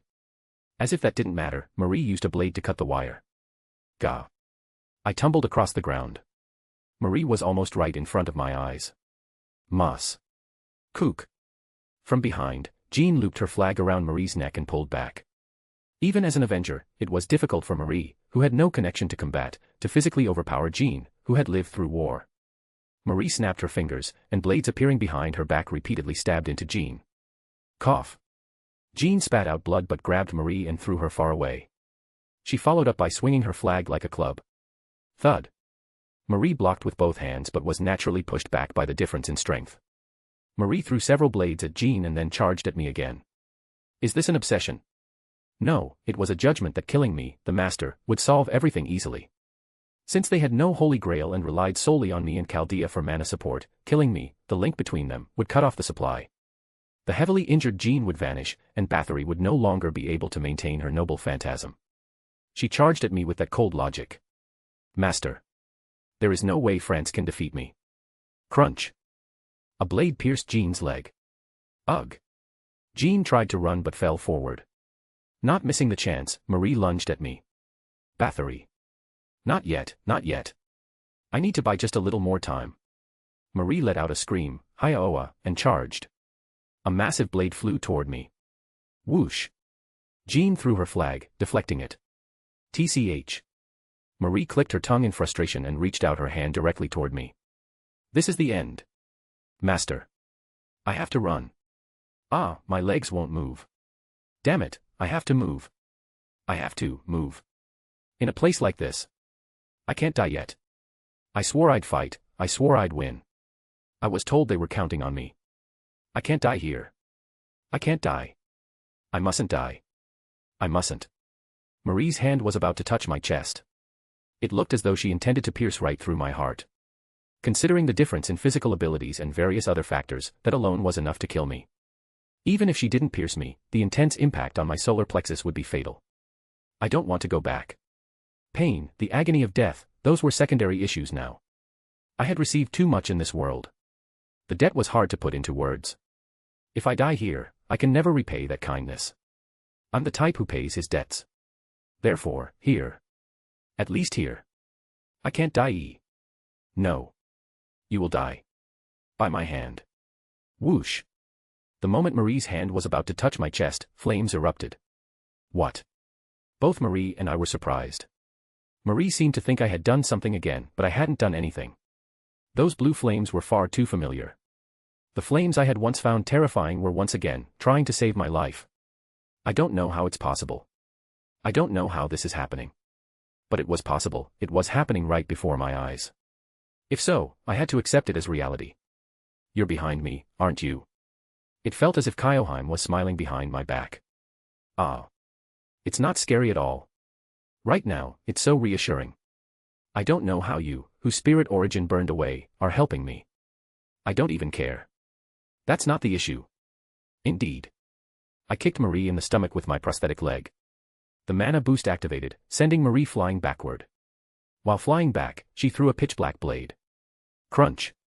It pierced through my left arm. It doesn't matter, everything above the wrist was already gone, so it's useless in combat anyway. One of Marie's arms was completely scorched, suffering deep burns. And almost simultaneously, those burns vanished from her and appeared on my arm. Ayag. I already have burns all over my body, this is really dangerous. I heard somewhere that you can die if just a third of your body is burned. Then I was already suffering from burns that wouldn't make it strange if I died right now. Unable to withstand the pain, I collapsed forward. But Marie's expression was grim. Even though she had transferred the burns to me, she looked annoyed. Only then did I realize that Jean and Bathory were rushing toward her at the same time. Jean aside, why even Bathory? Crackle. Cracks began to appear in Marie's reality marble. Is this counter, passive? If Marie gets hurt, whether the wound is big or small, it ignores her will and always counters. Regardless of Marie's intent. Because of that, the remaining guillotines, already scarce, crumbled, and by chance, that was the very last one. In the end, Marie had destroyed her own noble phantasm. But she still hadn't given up. Gritting her teeth, she rose and struck both Jean and Bathory with her blades simultaneously. The two, blocking with their respective weapons, were blown back toward me. Collapse of the reality marble confirmed. What is the Avenger's status? Humph, she's perfectly fine. Little kitten, it feels like my spirit origin is about to crumble. It's pathetic, but if I take another shock, I'll be forced to withdraw. Don't worry, I'll be with you. Master, you must not give up. Even though the reality marble was destroyed, both of them were in a state where it wouldn't be strange if they withdrew immediately. I was also in a state where it was strange that I hadn't withdrawn from life yet. In contrast, except for Siegfried's initial surprise attack, she had no wounds, and even those were slowly healing. Just because one reality marble broke, the situation didn't suddenly flip. Marie looked at us with a scowl. No, she was glaring at me. No hostility was felt, but a clear murderous intent filled the air. What should I do? This was truly a dead end. Unless a miracle suddenly occurred, it was only a matter of time before we lost. As Marie raised her hand, pitch-black blades manifested around her again. Good work. I'll grant you the victory in this match. You could say it's my loss since even my noble phantasm was dismantled. But this isn't a match, it's a fight, a war. So, this is goodbye. Farewell, master. Whoosh, whoosh. The sound of something cutting through the air echoed. Startled, Marie twisted her body to dodge. It was an ordinary arrow, devoid of any mystery. What? Confused, Marie looked at me. Jean and Bathory looked at me too. It wasn't me. I didn't do anything. Why does everyone assume it's me whenever something happens? I didn't do anything. I had completely given up, thinking this was a total dead end. Wait, what is it? As I reacted with a confused face, everyone, friend and foe alike, looked toward the direction the arrows had come from. Could it be that, like the anomaly of Marie being summoned as an avenger, there was an unknown ally archer? But it wasn't that kind of miracle. It was a natural occurrence that I had turned my eyes away from. The reason I thought it was a miracle was that I had been ignoring them. I hadn't even mentioned them because I thought there was no need to approach them. Numerous people were holding their stances, maintaining their formation. And the men at the very front. That face, with its pure, knightly expression, was completely different from the men I had fought just moments ago. For a moment, I didn't even recognize him. The man held his sword straight and shouted. Front rank, fire! Save the Holy Maiden and her companions. Gillis. The Gillis de Rice of this era. Yes, he was definitely in the game. But while he could provide support, he wasn't a major help in terms of combat power, and I had avoided approaching him because I thought it would only lead to unnecessary casualties. I had intentionally avoided them. Those who die in a singularity are generally treated as having died. I knew that was the case, except for extreme exceptions like the 6th or 7th singularities. That was why I hadn't called them, hoping they wouldn't die in this battle, and I tried not to even think of them as a possibility. But they appeared. In a desperate moment where death was the only option, they appeared and were saving us. Jean. Oh, the rumors were true. You are alive. I wish to apologize on behalf of France. But first, the enemy. Ha. Ha ha. I didn't need to worry, they were strong people. Yes, unlike someone like me, they were living proudly on their own 2 feet in this hellish world. It was arrogant of me to deny them the chance to save their own era just because I was worried about their lives. But still, what shouldn't be, shouldn't be. This was my own selfish delusion, but it still felt wrong. Marie stood dazed, staring at the numerous French soldiers. What was she thinking? France. Ah, my lovely, hateful France. Again. Once again. Me. You're killing me again. I will not forgive you. You. You killed me. My children. My family. You denied and took everything from me. This time, it's your turn to have everything taken away. Countless blades were summoned. Jean ran and stood in front of the French army. She was the one holy maiden, her flag was a shield that would protect the people forever. Jean momentarily looked at me. Well, it's not like she'd stop just because I told her to, right? As I smiled, Jean nodded gratefully and shouted. Luminosity and Equiot, Eternel. The pitch-black blades were deflected. Technically, this was a major loss. No matter how strong the French soldiers were, they were easy targets for Marie. Since she even had a special attack against France, as long as they were people of France, even if they weren't servants, just a graze from a blade would be a fatal wound. That held true even for Gillis de Rice, who would later become a heroic spirit. However, their appearance clearly shook Marie. She took her eyes off me, withdrew her focus, and tried to fulfill her duty as an avenger. She continued to fire blades, trying to pierce through Jean's noble phantasm. Normally she could have endured, but Jean's flag, mana, and stamina were all at their limit. Everyone. Support the Holy Maiden. Attack. Arrows flew. Marie clicked her tongue and continued her assault, deflecting all the arrows. They couldn't hold out long. Then there was only one way. I forced my body up and ran. Bathory. Bathory ran alongside me. And as I braced myself with one foot and lifted her, she understood and stepped onto my foot. I think this every time, but to be able to communicate without words in the heat of battle as if through telepathy, it's quite something. Despite the situation, I felt a sense of amusement. Marie's focus was not on us yet. Encountering the Frenchman she had to resent had caused her to lose her reason entirely. That vengefulness was the driving force that made the current Marie strong, but at the same time, it had become the key for us to defeat her. A warm sensation still remained in my chest. Kyoheim, watch closely, the moment the person you love wins. Gugu. Hioa. Snap. The moment I launched Bathory, my prosthetic leg shattered. I lost my balance and fell forward. Bathory flew through the air, her spear leveled. Marie belatedly turned to look at Bathory. Normally she would have ended it without even noticing, but Marie's curse had already permeated Bathory.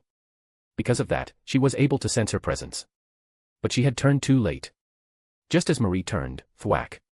The spear pierced through her chest. Bathory must have been at her limit too. After piercing the chest, she let go of the spear. Unable to kill her momentum, she flew past Marie and collapsed. Marie, her chest pierced, staggered. And then, without even glancing at Bathory, she glared at the Frenchman. My revenge. Not yet. It hasn't even started. I won't die. I won't let it end. I can't die until I've dragged you all to hell. I won't die here. If my revenge is wrong, then are you all right? Are you saying my actions are wrong? That my revenge is wrong? Is that what you intend to say? Don't make me laugh. Don't make me laugh. Any other being might be different, but you Frenchmen. You of all people cannot deny me. You cannot kill me. Never. Especially you. I will kill you. I will kill you. If you take everything away, you must be prepared to have everything taken from you in return. France took everything from me.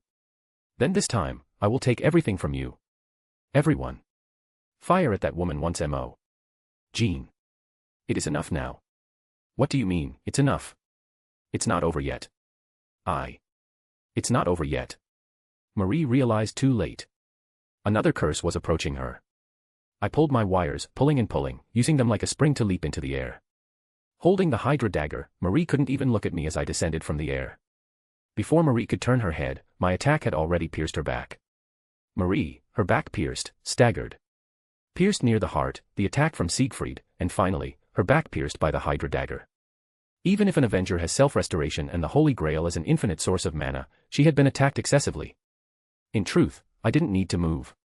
But her words, her emotions, her will reached inside me, and I didn't want to recreate the tragedy of letting her die at the hands of the French once again. That was the only reason I moved.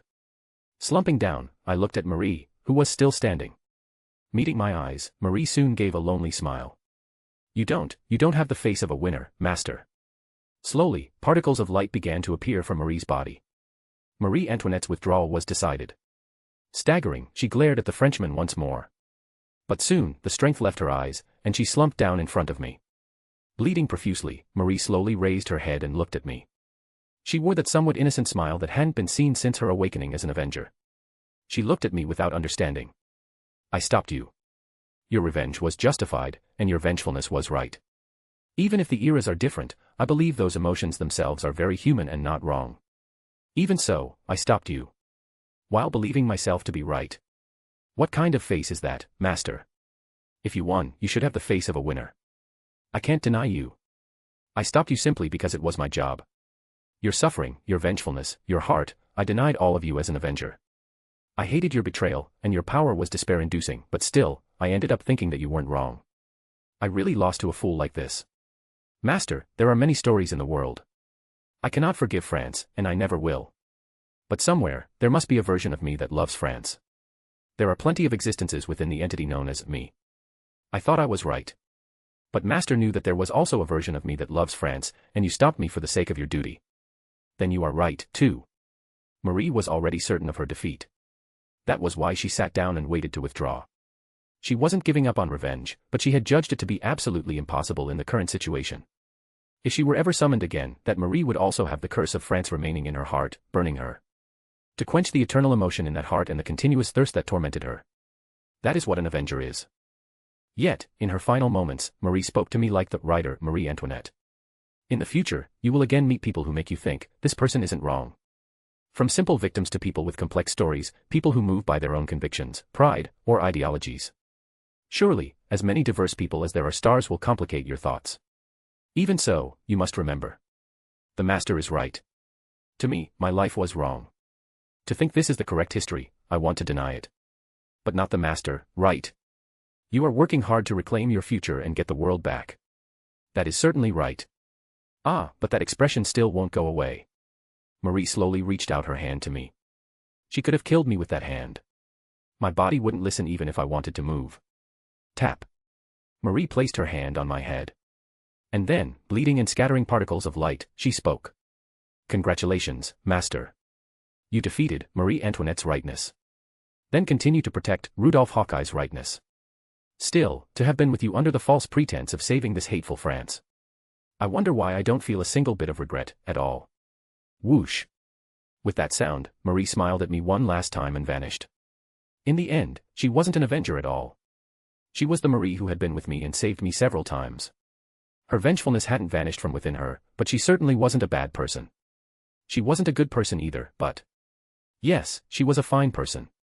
She didn't make petty excuses for her defeat, she understood her resentment as her own humiliation within her heart, and she encouraged me, the victor. Did I have the right to deny and stop her? Could I confidently say that this was more right? I don't know, I did it because I thought I had to. I stopped her even more confidently because I believed that while Marie Antoinette hated France, she also certainly had love for it in her heart. But now, that confidence was gone. As I slowly collapsed forward, Jean, who had approached at some point, caught me as I was about to fall. Master, truly, you have worked hard. Jean, you know. I couldn't deny her. Even though her actions would have spread cruelly, I knew I had to stop her. Because I couldn't deny her. I couldn't say that while she was right, I was also right. It felt like I was denying her life. Jean held me even tighter and said, Master, you have done the right thing. You can be proud. Stopping her was your achievement and a wonderful deed. I don't usually like speaking this way, but I will say it. This Jean d'Arc guarantees that you were not wrong. You are a truly wonderful person. As a heroic spirit who is a shadow of the human order, I pay my respects to you, Master. I smiled awkwardly. Shouldn't I be the one paying respects to a hero? Why was Jean paying her respects to me instead? Furthermore, isn't Jean d'Arc a world-renowned French war hero? Yet she paid her respects to me, something felt strange. Slowly, my consciousness crumbled. As the strength left my body, Jean cried out in surprise. Master. Master. Recognizing that the sound of Jean calling me was gradually drifting away, I completely lost consciousness. Chapter 42, The Wicked Dragon 100 Years War, Orleans, 22. Jean carefully laid Loup down. Then, she quickly pressed her ear to his chest. It was still beating. However, his heartbeat was unnervingly weak. At this rate, he would draw his last breath in less than a minute. The bleeding was severe, and his wounds were beyond description. He had also leapt directly into the flames, leaving him with extensive burns. Since there was no guarantee he had been able to hold his breath the entire time, there was a high probability of internal organ damage as well. She couldn't let her master die here, not after he had come this far, not after he had brought them all this far. Light shimmered from Jean's hands. At the very least, she had to dispel the curse Marie had left behind. With a dull thud, Jean's hands lost their strength and fell. Thinking back, it was only natural. Jean had manifested in France with numerous restrictions from the start. She had sustained countless injuries and exhausted her noble phantasm. It wouldn't have been strange for her physical and magical energy to have reached their absolute limits long ago. Her Saint Graph could no longer hold, it was time for her to depart. Elizabeth Bathory, who had delivered the final blow to Marie, was also lying nearby, her body slowly dissolving into particles of light. Originally, Jean had hoped that if this ordeal ended safely, she could go to the place called Chaldea and continue to serve Loup. She believed a master like him was worth it. But if any more time passed, Loup would die. Even as she began to fade, Jean grabbed Loup's communicator and quickly switched it on. Everyone at Chaldea. Please, retrieve the master immediately. His heartbeat is slow and weak. I've managed to handle the curse, but removing that alone isn't enough to save him. Quickly. Every second counts. He needs treatment at Chaldea now. Wait. We want to bring you to our Chaldea as well. There is no time for that. Please, do it now. The master is dying. Romani. Prepare for retrieval. Loup's body began to scatter into particles of light. Jean gently stroked his hair. It was truly regrettable that she couldn't follow him this time, but she was certain they would meet again. Loup was weak, an ordinary person who hadn't reached the extremes of either good or evil. Yet, Jean thought he was a remarkable person. He had always shown the grit to put his life on the line. Even in the midst of war, people's hearts are twisted by fear.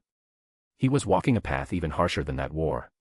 He wasn't valiant, nor was he traditionally brave. Loup was clearly trembling with fear. He shed tears in his sleep, constantly searching for someone like a parent. Yet, despite feeling all that pain and terror, he moved forward. It was a beautiful story. If there were many people like Loup in the modern era, then it was a future worth protecting. That was why any proper heroic spirit would want to help him. Even Marie, who had manifested as an avenger, did not hate him, despite Loup standing in the way of her revenge and ultimately causing it to fail. At the end, she had even offered him advice as a heroic spirit before departing. Jean could understand that feeling. She was truly sorry she couldn't go with him now. She wanted to keep watching his story unfold. As a heroic spirit, she wanted to know more about the stories of modern humans. Jean placed the Holy Grail on top of Loop and spoke. Master, do not worry. You are a magnificent person. Your words are harsh, you're eccentric at times, and it's certainly not good how little you value your own life, but I know you always give your absolute best. You must be scared, it must be hard, and it must be painful. I hope that one day, when the opportunity arises and our paths cross again, I may serve you once more. After all, you have performed miracles time and again in this singularity. That is a noble thing. There were several times his way of thinking had been sudden. There were cases where he moved as if he had received a divine revelation.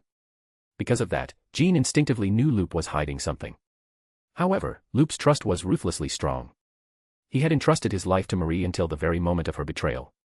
It was hard to believe such a man would hide a secret just for the sake of hiding it. It was surely a secret that could not be told. And even if he could tell it but chose not to, it didn't matter to Jean. Something like that couldn't possibly negate everything Loop had accomplished in France. She wondered if she could preserve and carry these memories back to the throne of heroes, but she desperately wanted to. Ugly, harsh, and in the sense of doing his best, he wanted victory at any cost, by any means necessary. Greedily so. He pushed his body as if it were a servant's and moved as if he had multiple lives. Yet, he did his absolute best to restore the singularity. He stopped at nothing to achieve that. He was merciless toward his enemies and gave incredibly strong trust to his allies. He had even placed his trust in Kyoheim during the final battle. He had even turned his back to Marie, knowing she was a traitor. That was likely the best a weak master could do. Facing any servant head-on, that was a form of strength. Jean watched as Loop began to vanish. She believed he wouldn't die in a place like this. She believed he would recover properly at Chaldea. And she believed he would summon her. When that happened, she would truly do her best as a ruler to support him. So that she could be even a small light on the path he walked. For a brief moment, Jean looked at Gilles de Rice, who was staring blankly in their direction. She couldn't find any words for him. Any words seemed like they would lose their meaning. The current Gilles de Rice would eventually disappear. He would vanish, and only the villain known as Bluebeard would remain in his place. It was incredibly regrettable and sad, but that was correct history. She remembered Marie shouting, asking if such a thing could really be called correct history. It was a bit lonely, but that was what history was. It was the human order, the world itself. Not everything that existed was clean and beautiful. Jean slowly took Loop's hand and whispered one last time. Master, let's meet again. Jean and Loop were simultaneously enveloped in light and vanished from the spot. Get the blood ready. Prepare for surgery. Right now. Disinfect the wounds. Bring the AED. His heart could stop at any moment. Romani barked orders at those around him, constantly calling out Loop's name. Loop was silent, as if he were already a corpse. His breathing was so faint it could only be heard by pressing an ear right to his face. Olga Marie checked Loop's condition once more. A gasp escaped her lips before she could stop it. Instantly, a whirlwind of guilt gripped her heart. Perhaps the plan Olga Marie had delivered had pushed him too far. Until now, Loop had proposed and succeeded with plans that seemed foolish yet were actually innovative. If Olga Marie hadn't spoken up, would he have come up with a different plan and returned in better condition? As she stood there dazed, unable to stop these thoughts, Da Vinci suddenly tapped her on the shoulder. You did your best. In this Chaldea, where there was nothing else you could do, you never took your eyes off him while he was in that hell. Every time he wavered, you responded and spoke to him. That alone is enough. Leave the rest to us. We won't let him die in a place like this. Never. Da Vinci followed Romani out of the command room in a hurry. Except for the essential personnel, everyone was focused on Loop. Olga Marie checked Loop's vital monitor. All red. It was a miracle his body was still alive. She had thought this before, but his life force seemed quite strong. 60% of his body was covered in burns, many of them third degree. His left arm was severed above the wrist, and his right arm was mangled along with the artificial nerves. His body temperature was far below average due to excessive blood loss, and his prosthetic leg was completely smashed. His other leg was also broken. And if you asked if his other bones were intact, the answer was no. Furthermore, perhaps because he had breathed in the flames, his internal organs seemed slightly cooked. He had been feeling himself die in real time during the final battle. Because of the damage to his lungs, he likely felt faint just from the act of breathing. No matter how much adrenaline is secreted in a crisis to dull the pain, with this many injuries, even dulled pain would be excruciating. Originally, she had intended to bring Jean and Elizabeth back here. Given Chaldea's current state, the maximum number of servants they could retrieve from the field was 2 at most, and if one of them had a massive Saint Graph like a great hero, even one would be a struggle. So, even if Elizabeth was difficult, she had wanted to bring Jean back somehow. However, doing so would have required time. If they had spent that time trying to retrieve Jean while she was already fading, Loop would have died in the interval. No matter how strong a servant was, they didn't hold more value than Loop in the current situation. No, even if they were to conquer singularities at random, there was no servant with more value than the final master, Loop. If only I could have gone with him. Olga Marie quietly looked up at Chaldeas. It was a bit late to say this, but she didn't think she could have replaced him. Unfortunately, Olga Marie didn't have the high sociability that Loop possessed. She couldn't cheerfully approach a stranger and smile. Come to think of it, Loop had been quite close with the members of Team A, who were said to be a collection of eccentric individuals. He often talked with Kadak, and she remembered seeing him caught up in Kristeria's stories, drinking black tea he didn't even like despite not understanding the conversation. He even talked with Mash, who lacked social skills. Mash herself didn't seem particularly interested in what Loop had to say, but he had earned enough trust that she would greet him first if they passed each other in the hallway. Director, I think it would be best if you left this to us and rested for a while. You haven't slept at all lately, have you? I don't have that luxury. And no matter how hard it is for me, could it be harder than what he's going through in that state? I'm going to start the investigation for the next singularity. Since we're short-staffed, I'll participate too. I really am a wicked woman. Instead of shedding tears for a man who just returned from hell, I'm preparing the next hell for him. But Loop would probably just give a surprisingly deflating reaction like, you found it already. That's amazing, and start preparing. Even while suffering and hurting in hell, he didn't hesitate to go back into it. If it has to be done anyway, I'll give it my best. That was what Loop always said, like a habit. It wasn't just since they started conquering singularities, it was something he had said often for a long time. Usually, it was what he said when he got caught slacking off by Olga Marie and was forced to work. Since he would work in dead silence after saying that, Olga Marie didn't usually keep a wary eye on him once those words were spoken. He would just do his best at the assigned task, though he might be gone from his seat by the time she tried to give him the next one. Seeing that, Lev would always laugh as if he liked him, saying he was a man who always seemed busy. Romani would make childish complaints about why Loop never took him along. And after confirming there are no more abnormalities in the restored France singularity, send the drones to recover as many Saint Quartz as possible. If fate hasn't abandoned that guy, a servant will surely appear this time. If he keeps going alone and struggling until he meets a local servant, his body won't last. A good chunk of it is already gone. What? Meunier, one of the Chaldea staff, was staring silently at Olga Marie. She responded irritably for no reason. She was already exhausted from not sleeping for days. Moreover, having been focused on monitoring Loop's situation until just now, the sudden release from extreme tension caused fatigue to come crashing down on her all at once. But she couldn't show weakness. She couldn't lie down just because she was a little tired. She had to keep working until she collapsed. Even working like that was a cute level of pain compared to Loop, who was conquering singularities while sacrificing his own body. I think Loop would be happy if you called him by his name. What? What are you talking about all of a sudden? Well, Director, don't you always call him you, or the final master, or other pronouns? Loop seemed to be looking forward to when you'd finally call him by his name. Actually, Loop had introduced himself from their first meeting and told her to call him Loop as a nickname. As that continued, she had somehow stubbornly decided she didn't want to call him by his name. It was simple pride, a contrarian spirit that didn't want to do as Loop said. That had become a habit, and she was still doing it, but thinking about it now, it was a useless stubbornness. Besides, nothing special would happen just because she called him by his name.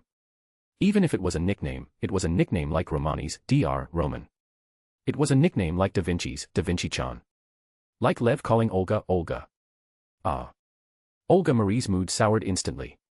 She wouldn't deny that Lev was a traitor now, but the betrayal of someone she had trusted was still painful for her. Well, fine. I'll think about it when he wakes up. What are you looking at?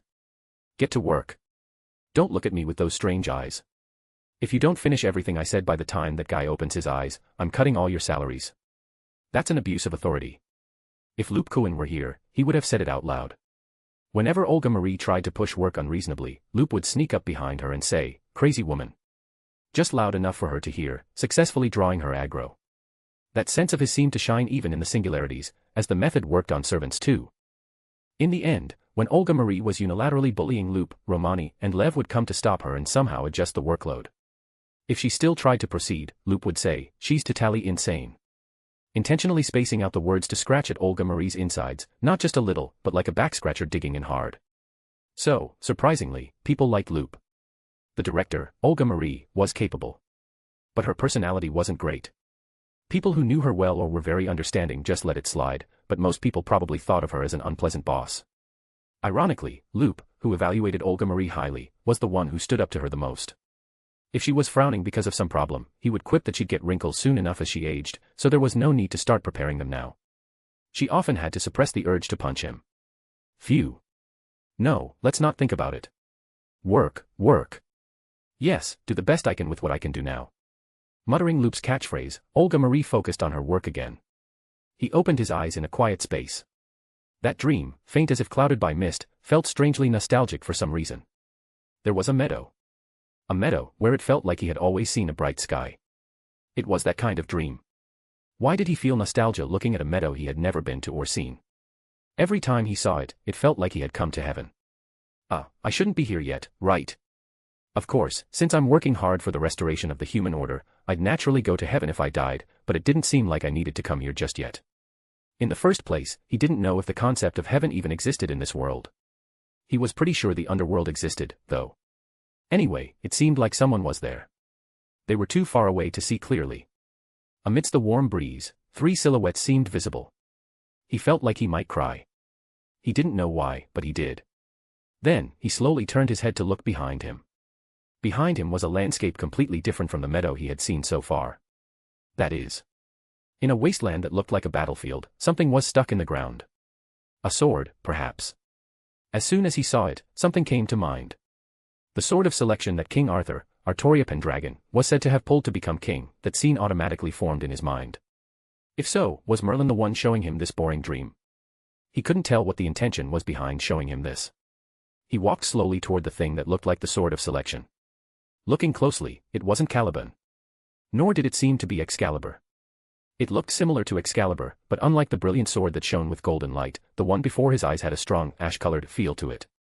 It felt like someone was whispering, "Can you take hold of it?" Looking closely, his left hand was missing. I don't need this kind of detail in a dream. Fortunately, the parts that hadn't been amputated were intact and wound-free. He was very worried about his physical condition once he woke up, but he believed Chaldea's technology was the best in the world and they would handle it somehow. As long as he was alive and could fight, that was enough. It wasn't like he could do anything about it by worrying anyway. He slowly followed the voice and approached that fake sword of selection. What is this sword that is neither Caliban nor Excalibur? He slowly reached out his hand. But before his hand could even grasp the sword, the scenery distorted in an instant. This incubus bastard. If you use words like that, eventually those words will become your true nature, yes. You don't have to worry, I'm only doing this specially for you. Isn't that nice? It doesn't feel that great. Just like last time, Merlin's figure appeared in the pure white landscape. Wait, was it his imagination? Something seemed off about Merlin's condition. Probably just his imagination, right? Anyway, setting aside entering someone else's dream, he couldn't understand why he was being shown such strange visions. After showing him a heaven-like meadow, he was shown a fake sword of selection in a wasteland. He was just confused because he didn't know what either of them meant, he didn't feel anything in particular. Well, his heart did feel a bit warm when he saw the meadow. Maybe because it was a nice view. For your information, that place just now was your reality marble. It's not something I did, it's the best space within your own mind. Well, the meadow. I did think it would be a good place for a nap since it's peaceful. But what's with that sword of selection? Is my fear of the King of Night so deep that it manifests in my mind? Well, it wouldn't be strange if it did. The shock of Excalibur hadn't faded even after conquering the first singularity. There were many shocking things there, like Fafnir's breath, but nothing compared to Excalibur. Even now, the scariest moment of his life was the moment he was hit by Excalibur. It was too terrifying, just thinking about meeting her in the 4th or 6th singularity made him want to scream. He'd be lucky if he didn't just faint, seriously. That's something like a gift from this side. I plan to give it to you someday, but I wonder if you'll actually be able to wield it. You're giving it to me? That sword. Does it fire beams? It doesn't. It's not Excalibur, the sword of promised victory. That's a divine construct and an incredibly special sword. Do you think it's something you can get so easily? Can't you do something about that? I want a beam too. If I had that, conquering singularities would be so much easier. Oops. It seems Artoria has made your brain think that beams are the ultimate weapon. They are the ultimate. Even the mastermind fires an incineration of the human order beam. So beams are the best. I want to fire a beam too. My left arm is already gone, so maybe a beam could come out of there. Or this time, a system where a beam comes out of my prosthetic leg. Or at least give me a servant who fires beams. My heart might not be able to take the King of Knights, but I'd still say thank you if she appeared. It's not like it's a big deal if my heart stops once. Anyway, that sword isn't finished yet. I'll deliver it to you when the time is right, so don't worry. There hasn't been a single moment so far where I didn't need it. Besides, if it's not finished, you didn't need to show it to me. I was curious what choice you would make regarding that sword. I didn't expect you to try and grab it immediately.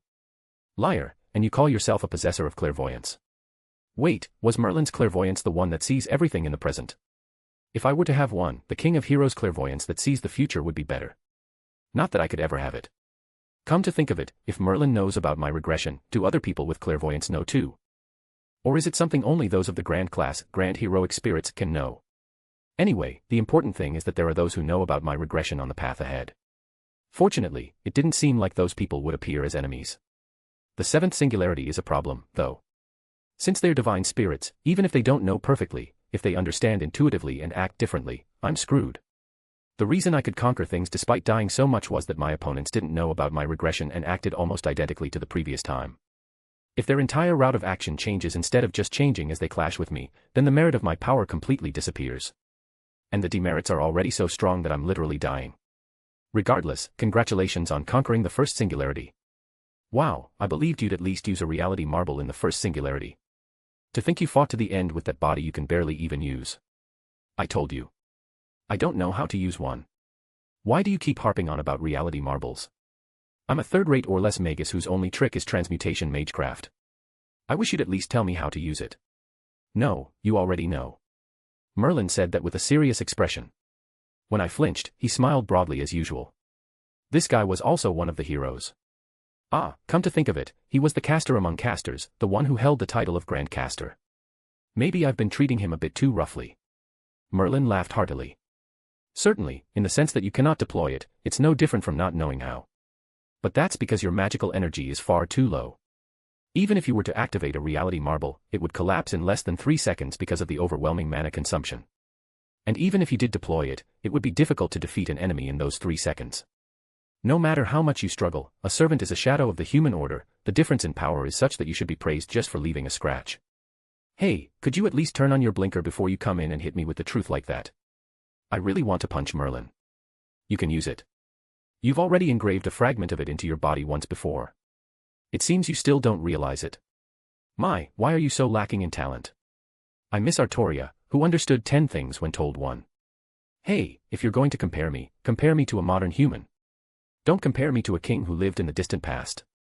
Besides, if such a king existed, how did Britain still fall? Her subordinates' hard trolling was practically radiant.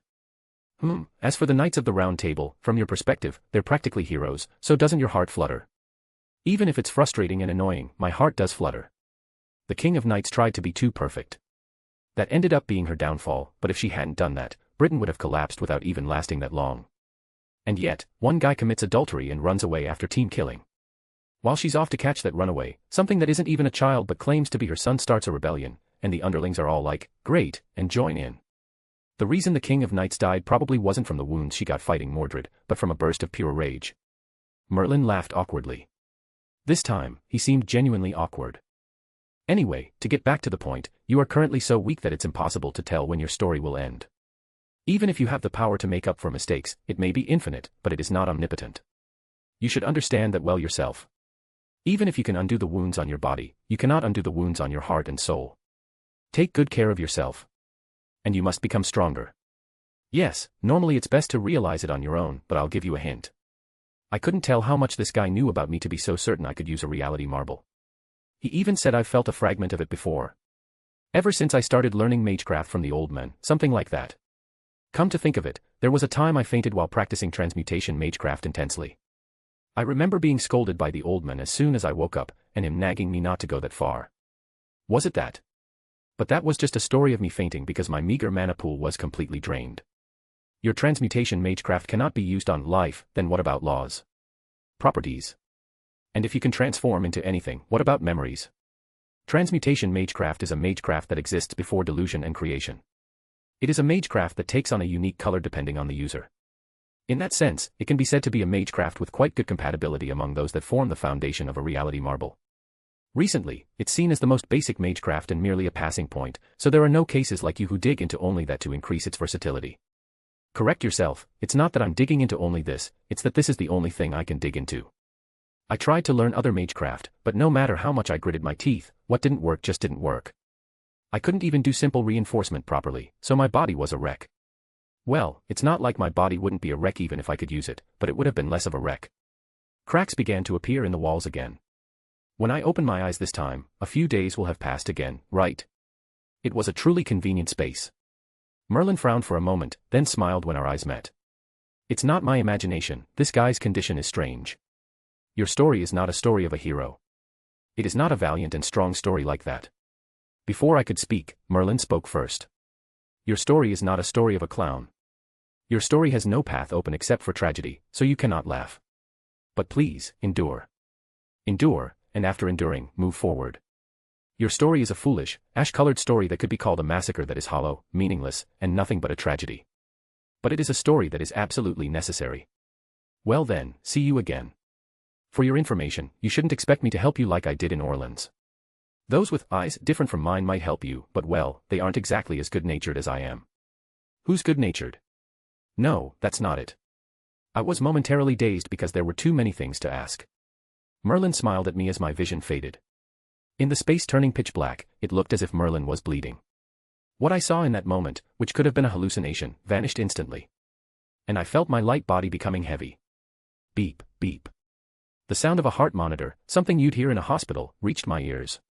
I intended to open both eyes, but only one opened, and I stared at the ceiling. I felt incredibly lethargic. Still, fortunately, I'm alive. I was worried I might have died and gone back to France again. I have no memory after defeating Marie, it's over, right? When I tried to sit up, my body was too heavy to move properly. But it moved. Seeing that it moved, I could still fight.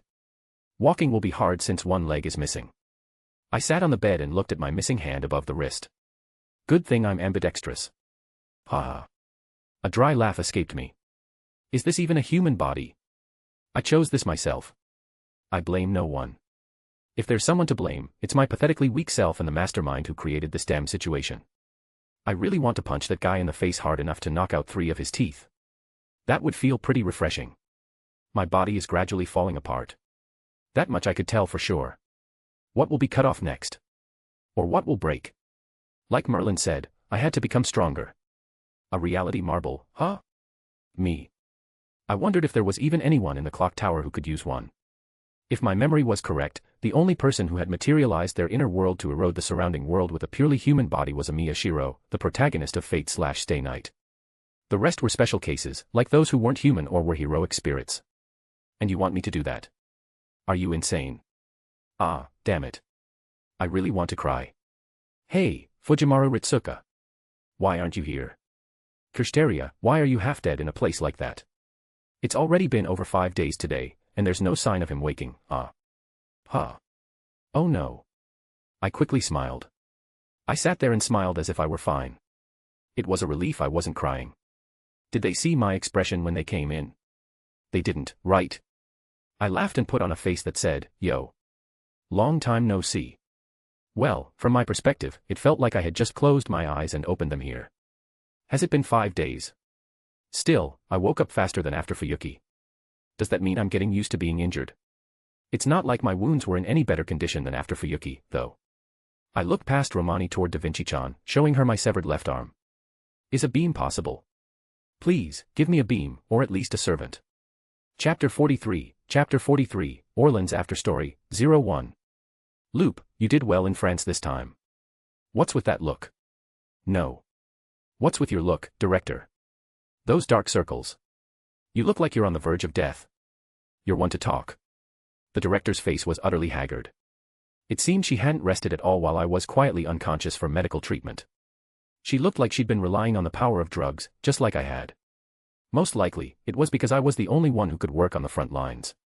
Being the diligent person she is, she probably ignored everyone telling her to rest, saying something like, even if I collapse from overwork here, it's nothing compared to the hardship that guy is going through, and just kept working. But if I left her like this, she'd probably die before we even finished restoring the human order. As for me, my recovery speed has always been good, even when I'm injured. As the servants have said, I seem to have a decent amount of vitality. Of course, that's only compared to regular people. If I had some kind of Munchkin-level vitality, I wouldn't have died so many times. I wish I had some kind of hidden potential that would just explode into power. Merlin kept saying cryptic things about honing a reality marble, but if I could actually do that, would I be struggling like this? Wait, hold on. The person standing right in front of me is a member of a prestigious lineage, a genius, and basically a crystallization of knowledge, someone for whom the title of Lord wouldn't be out of place, right? Maybe it's okay to ask. And your new prosthetic leg, arm, and I will be finished soon. What is it? Director, do you happen to know what a reality marble is? Who do you think I am? Of course I know. Why the sudden interest in reality marbles? Ah, is it because of Marie Antoinette's? No, not exactly. I was just curious. The director looked at me with suspicious eyes for a moment. But whether she was too tired or just didn't feel like prying, she stopped her briefing. I felt a bit like a student. I remembered getting scolded for dozing off when the London Star used to tutor me. I didn't know why I was doing this when all I could ever manage was transmutation magecraft anyway. Well, even that person didn't have much magical talent but still rose to that position, so I always thought he was impressive. A reality marble is also called a reality marble. Originally, it was an alien common sense possessed by beings called demons, but now it's a unique bounded field possessed by various entities. It's a subspecies of marble phantasm. Everyone has an inner world, and a reality marble is the act of projecting that mental image and letting it permeate reality. Since it's a mental image, the caster's conscious will doesn't apply, but because it exposes the caster's inner self, it naturally allows for the deployment of a field that is significantly advantageous to them. Just look at Marie Antoinette, it was a reality marble that made it nearly impossible to win in a one-on-one fight. Marie's reality marble, or should I call it her noble phantasm? Blood Crystal Palace, eternal hatred made of blood was incredibly troublesome for a servant to deal with in a one-on-one, let alone me. Unless you had a noble phantasm powerful enough to wipe out the entire area, like the King of Knights, it was impossible to destroy that many guillotines at once. Furthermore, those guillotines were sturdy enough that even Bathory's noble phantasm couldn't break them easily. With dozens of them installed all over the bounded field, you had to keep moving frantically. And in that space, Marie could use her other noble phantasm, Curse of Guillotine, curse the broken crown, freely and without risk. The pain upon contact was no laughing matter compared to the actual wound, and if the opponent was French, the impact was maximized. In fact, Jean had accumulated so much damage that she had to depawn after the battle. Despite having various demerits, Marie had managed to take down the great hero of France. It was impressive, to say the least. Not only that, but Marie's noble phantasm was also a counter-type. If she was attacked, she would return the damage exactly as it was. She did this by sacrificing one guillotine. Losing one out of dozens wasn't a big deal. If there was a weakness, it seemed it wasn't based on her own will. For example, whether it was a small cut on the cheek or a wound from a noble phantasm that sent her flying, they were all treated as wounds equally, causing a guillotine to break and reflect the damage. In other words, unless you had an anti-fortress noble phantasm, it was almost impossible to win one-on-one. Even if you could win, you'd have to spend the whole time dodging Marie while being unable to attack her without breaking all the guillotines. Wait, how did I even win? It goes without saying, but it's a case of high risk, high reward. As powerful as it is, the mana consumption required to sustain it is insane. Even I would find it burdensome. Unless you're connected to the Holy Grail or you're a heroic spirit, you can only maintain it for a very short time. Even for a heroic spirit, I doubt they can hold it for long. Maybe a caster with a truly massive amount of mana could. But yes, in all my years at the Clock Tower, I've never seen a human who possesses it as an alien world. Whether they truly don't exist or they just keep it hidden because it's dangerous if known, officially, there is no one currently. Well, knowing the personality of Magi, if it were known, you'd be on the fast track to becoming a designated seal specimen. To continue the explanation, there are roughly 4 types of reality marbles. The most well-known is the type that creates an alien world and pulls the opponent inside. Marie Antoinette's noble phantasm follows this method. The second type is the method of hosting the reality marble within one's own body. It's a sort of trick to avoid the world's corrective force, so while its efficiency isn't as good as the first type, it's surprisingly the most absolute method if used. There are a few people at the Clock Tower who can do this. The third type is the reality marble that overlays itself onto reality. The last is the type that materializes. I can explain them like this, but of course, I can't use them either. They say a reality marble requires something separate from talent and effort. Being chosen by talent doesn't mean you can use a reality marble, and being chosen by the power to use a reality marble doesn't mean you were chosen by talent. That's incredibly complicated. But I think I got the gist of it. The first type would be like Shiro Amiya, Marie Alter, or Iskandar, right? The second type would be like Kiritsugu Amiya, and the third type would refer to cases like Ozymandias. The fourth and final type would be like Jean's La Pucelle, the Crimson Saint, who fought alongside us in France. If I were to do it, I'd think it would be the second type, but the way Merlin spoke, he definitely meant the first case. But he said I could do it. He even said I'd used a fragment of it before. Me. I did. When on Earth? As the director said, just because I don't have magical talent doesn't mean I absolutely can't use it, but I still need to know something to even try. Even if he suddenly says, you can do it, I don't feel anything. He gave me a hint, but it's in the realm of, is that even possible? I'm not you damn grand caster. I really want to. Merlin must I foe him. Loop, just in case, you should give up on the idea of using a reality marble. I won't say it's impossible, but your mana capacity absolutely won't hold up. Do you see your hair color right now? It's completely bleached white. It'll return to normal this time, but next time, that color might stay. Besides, your style is enduring for a long time, isn't it? A reality marble might explode with potential for a moment, but you'll fall into a state of combat inability immediately. And that's not all. Even if you did use a reality marble, you wouldn't be able to defeat anyone except a weak servant like Charlotte. Even with a weak servant, it's not guaranteed, and if it's a servant you can defeat, it's much more effective to just ask another servant to handle it quickly. Well, the more weapons I have, the better, right? Fill those gaps with craft essences or tools. Don't try to learn techniques that are beyond you. Whether or not you have the aptitude, as I said, your mana capacity is absolutely insufficient. Even if you solve that, do you think a reality marble just appears out of nowhere? Even I can't use one. No one here can. None of the servants either. And even if someone could use one, can you even learn the eccentricity of pulling out your mental image just by being taught? You've been hitting me with hard truths this whole time. That's enough. I'm just teaching you. Your tone. Watch your tone. No matter how I look at it, it sounds like you're picking a fight. It sounds like you're telling me to know my place and stay down. I'm sure her intention isn't much different.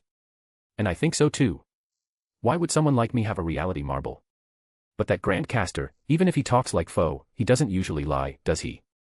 If he says I can do it, it means I really do have the power to potentially use a reality marble, but how am I supposed to awaken it? A life or death crisis. Has there ever been a moment that wasn't a life or death crisis? And he gave such a terrible hint too.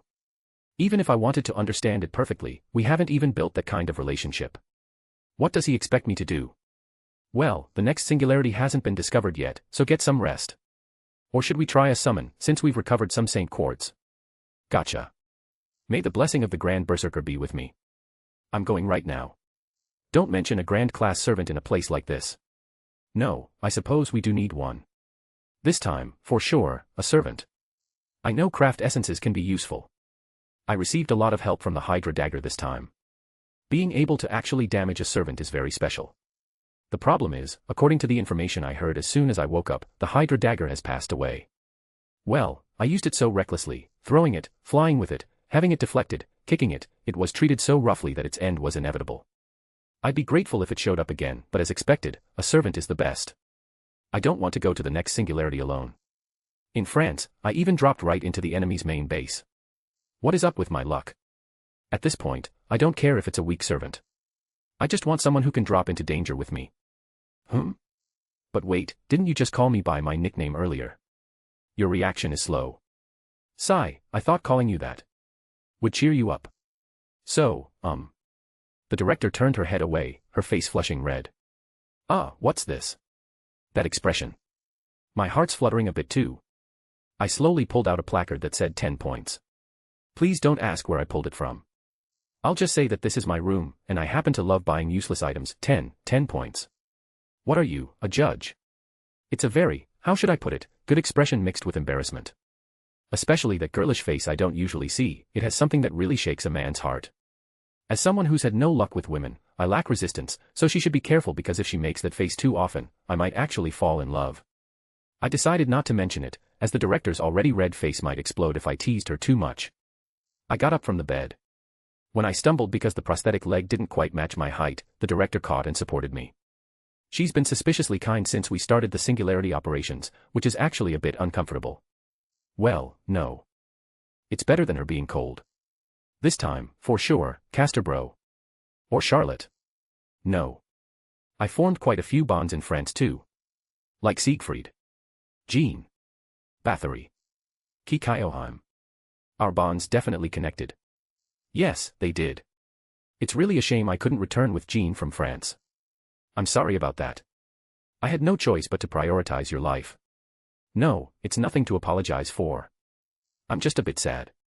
I heard Jean also prioritized sending me back.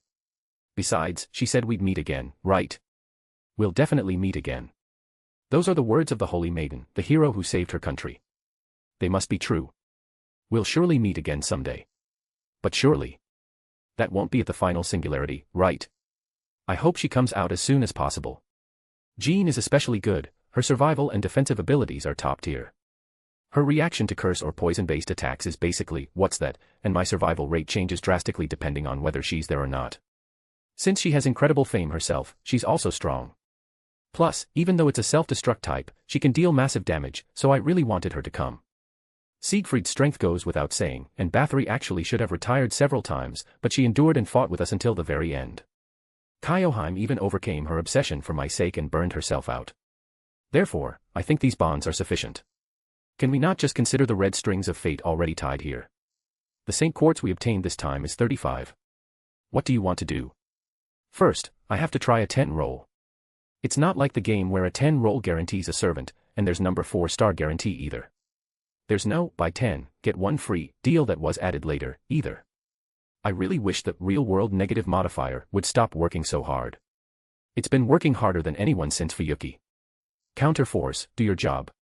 I haven't seen you do a lick of work yet.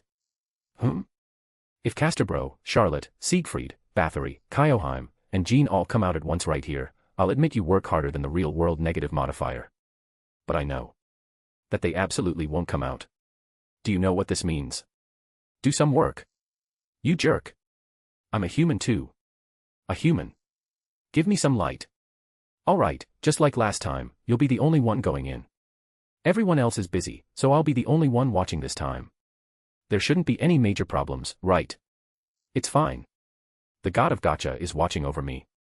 Right, good luck. I prayed. To whom did I pray?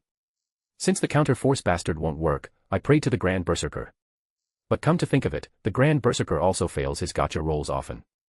Why does this feel ominous? Then who should I pray to? Let's pray to Charlotte. Goddess of luck. Please. It would be great if a craft essence useful for combat came out. Yes, I'd be happy. But I want you to give me a servant too. Kyoheim. You'll come out for me, right? I can't say I'm still not scared of you. But I still want to see you. But if you come without your memories of France and start that Lord Ancient thing with me again, I won't be laughing, seriously. Here I go. Going. Let's go. Crackle. As I dumped 30 Saint Quartz in haphazardly, the rings began to glow. Please. Please. Guardian of the Scales. Give me hope. It's about time, isn't it? I even pulled off the feat of going through 2 singularities with no servants. One of them even dropped me in the enemy's main base. If I've been this unlucky, you could at least give me one bit of good luck. Don't be stingy over just one servant, okay? Don't you dare. Promise. Promise. If you break the promise, you have to swallow 1,000 needles. Sakura's special bento. Who the hell is Sakura, you weeb? Seriously, don't mess with me. Why is this coming out? Who else here even knows Sakura besides me? Is this even a craft essence? Is it just a disposable lunchbox? Well, it might be useful when I'm about to starve to death. Right, let's think positively. It'll definitely be helpful if I ever end up in a survival environment because I can't contact Chaldea. I have to believe that. Spicy Mapo tofu. Is this a set menu? Isn't it a bit weird to be eating Mapo tofu while trying to survive? No. I don't even like Mapo tofu that much. I'm a spice wimp, so I can't handle spicy food in the first place. Steel training. Oh. Finally, something useful. It temporarily increases the hardness of the body. A body as hard as steel, even a servant wouldn't be able to do much to it at once. It'll be good to use in a real emergency. Even though it's disposable, it provides an instant enhancement effect. In some ways, it's more efficient than a normal instant enhancement, so I'll have to choose the timing well. Increasing my options is a good thing. Yes, the wind is starting to blow in my favor. I believe something good is about to happen. Gander. Hallelujah. With this, I can see some hope. Since it's a craft essence, it's one-time use, but it can definitely stop a servant's movements. With this, I can even create a chance for a reversal. It's all based on the assumption that I hit, but it's still very useful. It might even be better than the Hydra dagger. I believe this will save my life. Ha, ha ha. It's here. It's here. It's here. The wind is in my sails now. A servant. A servant is definitely coming. Blue-black key. WH dash. Green-black key. WH what? Red-black key. Are you kidding me? You bastard. Black keys. They are weapons of the church, but they are difficult to utilize. How do 3 black keys come out in a row? Don't mess with me. Is that it? You're building me up just to drop me. Are you saying despair has to be fresh? Seriously, counterforce. Do some work. When on earth are you going to work? You don't work even when I'm dying. Will the moment you work ever even come? At this rate, isn't it the will of the world that wants the human order to perish? Do you even have any intention of restoring it? You have to help me for it to be restored. You have to give me at least one servant here. Don't be petty and just give me one. Dragon's Meridian. Director, what happens if I use that strategy from last time again? Chaldea would probably be half destroyed, so let's not use it if possible. Though it can't be helped in an emergency. Last time, I had devised a strategy using Da Vinci-chan's Noble Phantasm. It was a plan to use a ley line to open a rift like a ray shift and send only Da Vinci-chan's Noble Phantasm through it, rather than Da Vinci-chan herself. The problem was, of course, that it was used from Chaldea's control room, and since it was fired and then passed through, a shock occurred in the control room. Furthermore, there was a high risk that if it didn't hit the rift perfectly, it could bounce off anywhere. Well. If all else fails, I can just use it as a disposable mana potion. Besides, even though that strategy has a high risk, it's quite efficient, so it's not a bad idea to aim for it again depending on the situation. The people at Chaldea might have a few heart attacks, though. I'm scheduled to have a heart attack 24 hours a day when I go to a singularity, so just grit your teeth and bear it. Vessel of the Saint. What am I supposed to use this for? I'd rather have an origin bullet. Give me an origin bullet at least. I don't even have a cheat skill like soul materialization, so what am I supposed to do with this? It's basically just a lower concept of my transmutation magecraft. Who am I supposed to have possess me? I can't even pull out a soul. This is just trash. Don't mess with me. And what's next? Are you going to give me another black key? An elixir series? To trample on my wishes like this? Do you think you'll be able to sleep soundly after this? Curse the counterforce. ZZZZZZZZT. Suddenly, lightning struck and a loud sound echoed. Ah. Something's weird. Ah, Mr. Counterforce. Did you hear me? I thought you were someone with a will but no emotions, but are you perhaps feeling passionate? Come to think of it, so what? What are you going to do about it? Come at me. Anyway, this reaction. Ah, this mana reaction. Even to the naked eye, it's a bigger reaction than anything I've seen so far. This is definitely a jackpot. It's definitely a jackpot. It's here. It's here. It's finally here. It's completely different. Director. Look at this. There's no mistake. It's a servant reaction. The mana levels are. Ah, they're getting too high. Ah, isn't that a good thing? It means it's a strong servant. Ah. Listen carefully. At this rate, even if they are summoned, an explosion might occur in that summoning room. Excuse me. What did you say? Wait. Then what? What do I do? Is Chaldea going to blow up again? You don't have to worry. That summoning room was built very strong just in case. Even if damage occurs, it will only happen inside and won't come out. Really? That's a relief. Wait it. I am. The last master is right here. I'm inside the summoning room. Bang bang. Bang bang. Brother, no. No, this human wall is so sturdy. Open the door. Open the door. I stared at the summoning circle, which was growing larger and turning black. What on earth is that? Is a beast being summoned? It looks incredibly ominous. It's a servant, right? You're not summoning a phantasmal beast, are you? A loud crackle sound echoed. That ominous feeling. It doesn't even feel like Kyoheim. I thought you might come out, but I didn't think it would be like this. Director. Director. Olga Marie, you wench. Curse Chaldeas. Do you think you can restore the human order after abandoning me like this? I'll curse you. I'll really curse you. My curses only come true after I die. Wah. Boom. A huge cloud of black smoke rose up. Oh. It doesn't hurt? When I opened my eyes, which I had squeezed shut, a shutter had come down. Is it an emergency shutter? My legs gave out, and I slumped to the floor. Wow, I really thought I was going to die. It would be bad to die in a place like this. If I die, is it a reset? I hated myself for having such a thought, as if I'd taken an origin bullet to the head. And then, a voice came from the speaker right next to me. Could you repeat what you just said? I couldn't hear you well. Director, marry me. I'm so speechless I can't even find the words. Does that mean you're that happy? I mean it literally, you know. Whir. The shutter went back up. Director, you know I wasn't serious. Right. Anyway, it's a servant. Finally, a servant. Who is it? They gave off an incredibly ominous aura, but I don't care. At this point, I don't care if they're a berserker or have a chaotic evil alignment. Surely a beast wouldn't come when a beast is the final boss. Therefore, narrowing down the possibilities, an Avenger would be the limit. Could it be Jalter? An enemy coming before an ally. What kind of sick joke is this? But since you're like an offensive version of Jean, even if your stability is low, it doesn't change that you're a jackpot among jackpots, right? Good. Good. Servant, Avenger. It really is an Avenger. But the voice isn't Jalter's. But I've heard it somewhere. Thump, I froze right where I was. The woman who emerged from the black smoke wore a beautiful pitch-black dress of incredible splendor. White hair tied to one side, and the sheer size of what could be seen through the ornate dress. That's violent. Truly.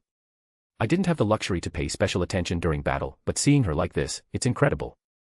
Soon, she draped a teal-colored cloak over herself and slowly walked toward me. Her fingertips felt a bit awkward to be called human fingers. I suspected it was because of innocent monster. To me, completely frozen and unable to do anything, she said with a somewhat sadistic smile. Marie Antoinette, I have answered your summons and come to find you. What's wrong? You don't look well, master. Your physical condition does seem poor. Excuse me. I'm sorry to ask this as soon as we meet, but I have a question. I said, slowly raising my hand with a trembling voice. Marie nodded, saying, for me to go ahead. I already expected it from this reaction, but I felt like I had to ask this question, so I did. Do you, by any chance, have your memories of France? Fu. Ha ha ha ha. He. Only hollow laughter filled the summoning room. My heart was pounding as if it were going to explode. So, this is... What should I say? I'm happy a servant came out, but what on earth am I supposed to do about this indescribable feeling? As if finding my reaction amusing, Marie chuckled playfully and said, having one's heart physically pierced was quite a mystical experience, master. Chaldea Mystic Code, Instant Enhancement. Thud. I immediately kicked the summoning room door open and sprinted down the hallway. Holy crap. Jalter or Salter would have been much better. Not this. She stayed by my side, even enduring humiliation just to get her revenge, but because of me, she ended up without staining her hands with a single drop of French blood. She was quiet at the end because she lost, but there's no way she'd see me in a good light. As I was running, a shadow appeared beside me. Gaia. Fufu, where are you going in such a hurry? Oh almighty Akarat, protect me with your eternal light. What a scene, master, by the way, how pitiful. Even after using magecraft like that, you're slower than me when I'm just lightly jogging. Now then, how about you try having your heart physically pierced this time? Don't you think we'd be able to understand each other's pain? Abijiraf. Just kidding. Is that how you say it? Oh. Thump, I collapsed backward right there. The shock was too great to handle at a time when the fatigue accumulated in my body hadn't even fully dissipated, and I lost consciousness. Marie took on a momentarily perplexed expression, then crouched down next to me and said, where did the men who fought me in France go? All I see is a chicken I've never seen before. Tap, tap. She tapped my forehead as my consciousness faded, then slowly brushed back her hair and looked at my face. I look forward to working with you, master. A sly voice echoed in my ear. With that beautiful voice being the last thing I heard, my consciousness flew far away. Chapter 44, Orland's After Story, 02. Ha ha ha ha. Ha ha ha ha. This must be what they mean when they say they can't stop laughing. Even when faced with a massive army of wyverns or the legendary dragon Fafnir in France, even against countless servants, even when they held the Holy Grail, that man kept his wits about him. And yet, he faints the moment he sees my face. This is quite a delightful feeling, isn't it? the Avenger, Marie Antoinette, laughed as if she were having the time of her life. Naturally, Loop was lying on the bed, completely unconscious. Considering his severe injuries, it was highly likely that the mental shock had resonated through his weakened body more than usual. Even setting that aside, he was fundamentally a coward. Just a few days ago, he had fought to the death against someone who had endured humiliation for the sake of revenge, and he had burned that person's meticulously crafted plans to ashes. In the end, Marie hadn't been able to kill a single Frenchman in Orleans. Marie, who had become an avenger out of resentment toward the French, had been defeated by Loop because that very resentment had exposed a fatal opening. There was no room for dispute on that fact, and Marie wasn't so petty as to hold a grudge over every little thing. Despite her current state, she was a woman who had once sat upon a queen's throne. She was such a good-natured person that if she hadn't been summoned as an avenger after suffering such a fate, she would have protected France rather than destroyed it, though saying that herself didn't make it feel particularly convincing. After all, the Marie standing here was the one who resented France. Since she had been summoned as an avenger, that resentment still remained in her heart. However, she had already been defeated, and by none other than Loop, the very men who had summoned her.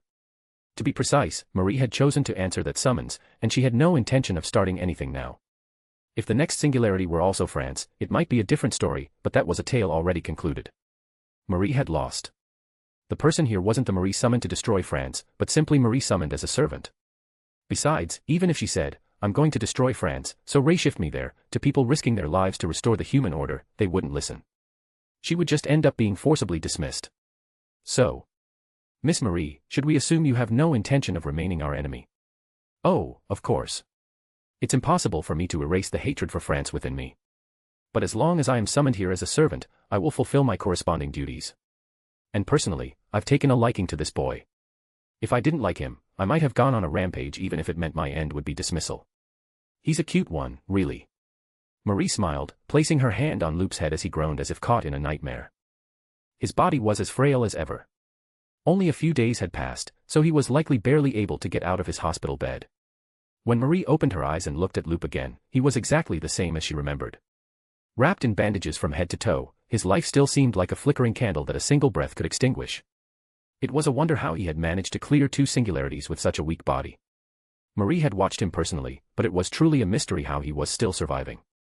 Regardless, since she had answered the summons and come here, she planned to help as much as possible. Even if she hated France and resented the world, she was still someone who existed as a shadow of the world. She had opposed Loop for personal reasons, but she didn't hate him. On the contrary, she found him admirable. Time and again he seemed on the verge of collapsing, time and again he walked to the very gates of death, yet he always stood back up and fought with gritted teeth. That went beyond mere grit or stubbornness, it felt like conviction, or even madness. Having conquered two singularities, this could already be called an achievement. Sometimes, even an ordinary person can earn the right to become a heroic spirit through a single deed. If so, Loop, who had already performed sufficiently, might have already grasped the qualification to become a heroic spirit himself. Fine. To be honest, it doesn't matter. Even if you were an enemy in France, a heroic spirit is a shadow of the human order. Even if you share memories, the her summoned there and the you summoned here can be considered different people. Exactly. That's one way to interpret it. Setting aside the philosophical question of whether sharing all memories makes one the same person, from the perspective of a heroic spirit, you're not wrong. Chaldea welcomes you. Whether you were an enemy or a traitor, Chaldea unfortunately isn't in a position to be picky about servants by scrutinizing every detail. In fact, that man fainted over there challenged both singularities alone at first. She had heard that story. The man who had fainted upon seeing Marie's face had achieved such feats. Seeing those two sides of him simultaneously was surprising even to Marie. In the singularity, he had been covered in blood, charging at his enemies, yet upon being summoned, he fainted the moment he saw her face. Was he the type whose courage only manifested when he was pushed to the absolute limit? Sometimes there were people who were dizzyingly useless in their daily lives but moved with incredible precision during a crisis. Usually, those people become dizzyingly foolish again once the crisis ends. Loop was surely that type. However, there is one condition for recognizing you as a servant of Chaldea. It is a very simple and easy condition. Is it not to harm Chaldea? Don't worry, I won't do that. It might be hard to believe since I was fighting you until recently and betrayed you unilaterally, but... No, that is not the top priority. Oh. Marie looked at Olga Marie with a face that asked, then what is it, and Olga Marie spoke. Do not betray Loop. That is all. Director. Marie's eyes widened as she looked at Olga Marie. Loop's stress levels showed no sign of dropping. He seemed fine because he appeared cheerful on the surface, but he was rotting on the inside. There was no telling when a certain word or action might become a trigger and cause him to explode. The biggest problem was that he himself wasn't fully aware of it. He probably knew he was struggling, but he mistakenly believed it was at a manageable level. If the incineration of the human order had failed and the restoration had succeeded in the France singularity, he would have needed immediate hospital treatment. Not just for his body, but for his mind as well. He was already cornered. He was continuing a precarious advance, like walking a tightrope. He must not be pushed any further. At the very least, Chaldea had to be a place where Loop could rest easy. They had to provide him with a sense of normalcy and comfort. In any situation, in any place, no matter what happens, you must remain Loop's ally. That is the condition. If you agree to that, Chaldea will protect your freedom and rights. As long as it doesn't interfere with the singularity conquest, we won't place special restrictions on your actions. We will provide a room as your personal space, provide meals, and if there's something you want that we can prepare, we will. Any place, no matter what. I see. I understand. Olga Marie was speaking to Marie with absolute sincerity. The words themselves were obvious. It was the common-sense rule that a servant should not betray their master. But Marie could immediately understand the meaning behind those words. Olga Marie was saying that even if a future singularity was France, or if a French heroic spirit was added to their side, she must endure it for Loop's sake. In other words, she was telling Marie to prioritize Loop over her revenge. For Marie, an avenger, this was neither a pleasant task nor an easy one. If it were easy, Marie would have been summoned in a class other than Avenger. But she understood Chaldea's position. Continuing to carry a bomb that could go off at any moment was not a good idea. Olga Marie continued to stare straight at Marie. If you reject the condition, Chaldea will also reject you, Marie Antoinette. You're a strong girl. I think I understand why our master likes you. Lee. Marie was briefly surprised by Olga Marie's reaction, then broke into a very mischievous smile. What's this? You had some feelings too. I thought it was just our master's one-sided admiration for a woman who does as she pleases, but there was actually a possibility. How surprising. There is no such possibility. None. Don't look at me like that. Who would ever with a man like that? No, I'm not saying Loop is ugly or anything. I know the dedication he shows to conquer the singularities, and I would never look down on him now. What am I even saying? Anyway. Can you promise? She was a busy person, playing all the parts herself. Marie pondered for a moment. She looked at Loop. She recalled the Loop she had seen before she was dismissed in France. He had told her that her desire for revenge was right, and while he couldn't deny it, he was saddened by the fact that he had to stop her for the sake of his duty. He had felt regret and shed tears. He was a master far too kind and fragile to face the many hearts, much rougher and more storm-like than Marie's, that lay ahead. That was why Marie smiled and spoke. Fine, I'll prioritize him. That's enough, right? But if France appears as an enemy, I won't hold back. I would actually prefer that. If he had said something else to Marie back then, things might not have turned out this way. If he had lectured Marie that revenge is wrong, or if he had only offered meaningless pity, or if he had looked at her with the hostility one shows a traitor, if he had chosen those options, Marie would have remained the avenger, the vengeful ghost Marie Antoinette. There was a high chance she wouldn't have been summoned at all, and even if she had, she might have carried out the threat Loop had jokingly made, "Do you want your heart pierced?" But Loop did none of those things. He didn't say Marie was wrong. Even though he knew Marie's past was tragic, he didn't stop at pity, he properly understood all of Marie's actions through his words. He didn't ask anything about Marie's betrayal. Because Loop didn't know if he could have made a different choice if he were in Marie's position. He didn't force onto others what he himself couldn't do. Loop applied that to his servants as well, he thanked them when they helped, and he didn't blame them if they failed. If they were dismissed, he took the blame himself for not giving proper orders. He was living a truly exhausting life.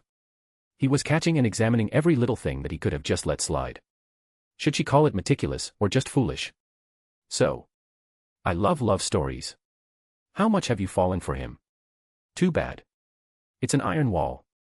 And you, the unreliable-looking gentleman who's similar to our master. Romani Archaman. Please call me doctor. More importantly, I feel like I just heard something very harsh. Well, anyway, hasn't she basically surrendered already? Don't talk nonsense. Do you want a pay cut?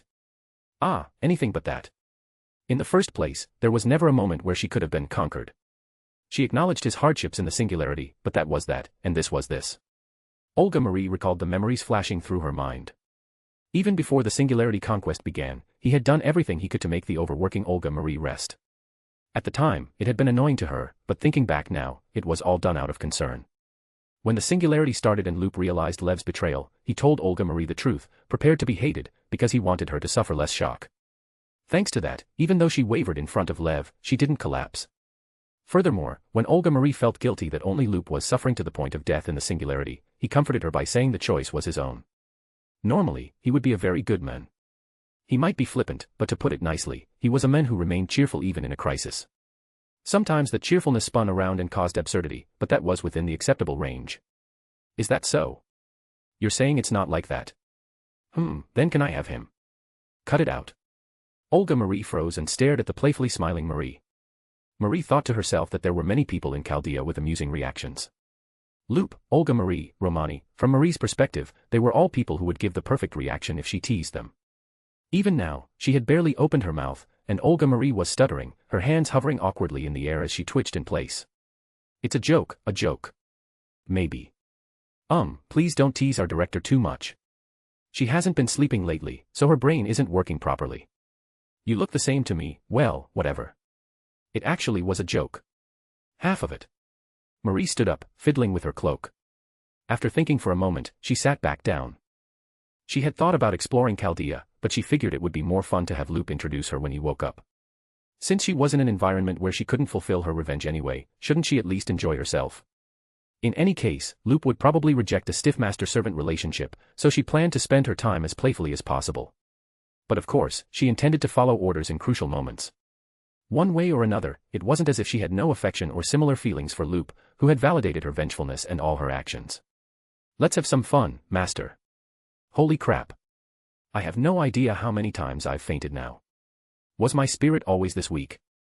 In the past, I've screamed like I was going to faint while watching a horror movie, but I never actually blacked out.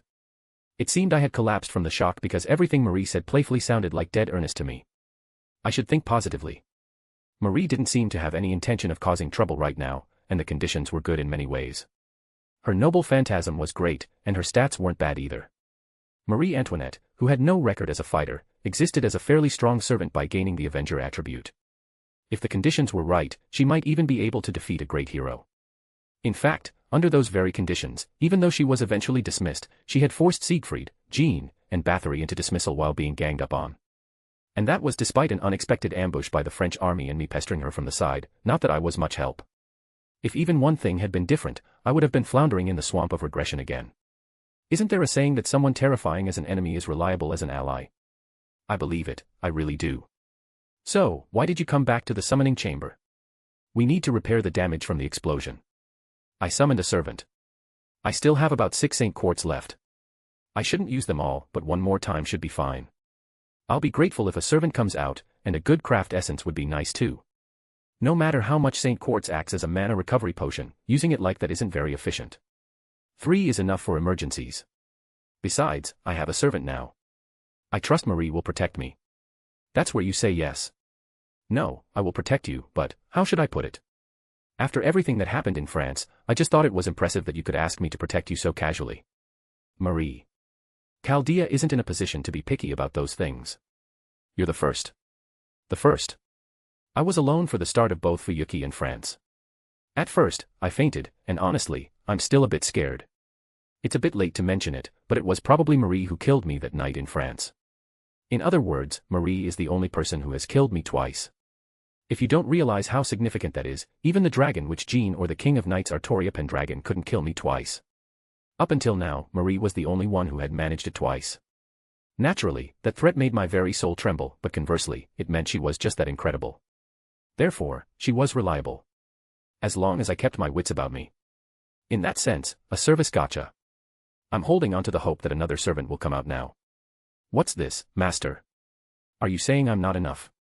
I don't mean it like that. But the more combat power, the better. Anyway, my mana capacity is so amazing that I can only take one with me at first, right? I have to go find a ley line and connect the battery to Chaldea before I can summon more. Still, it's better than nothing, right? For example, if Marie provides support from the rear and someone else fights in the front, it'll be hard to lose. Plus, even if we're pushed back, Marie's noble phantasm is a hidden card in a way. I'm counting on you. You're good at flattery. I'm serious, though. Anyway, I grabbed the Saint quartz and put them in. Vroom. Even though there had been an explosion earlier, it operated normally. And this was a secret, but originally in the moon world, when things went out of control or situations were bad, some weird setting would pop up and turn into something strange. It's that classic "it is what it is" logic. It's like how a nose ring is a nose ring if you put it in your nose, and an earring if you put it in your ear.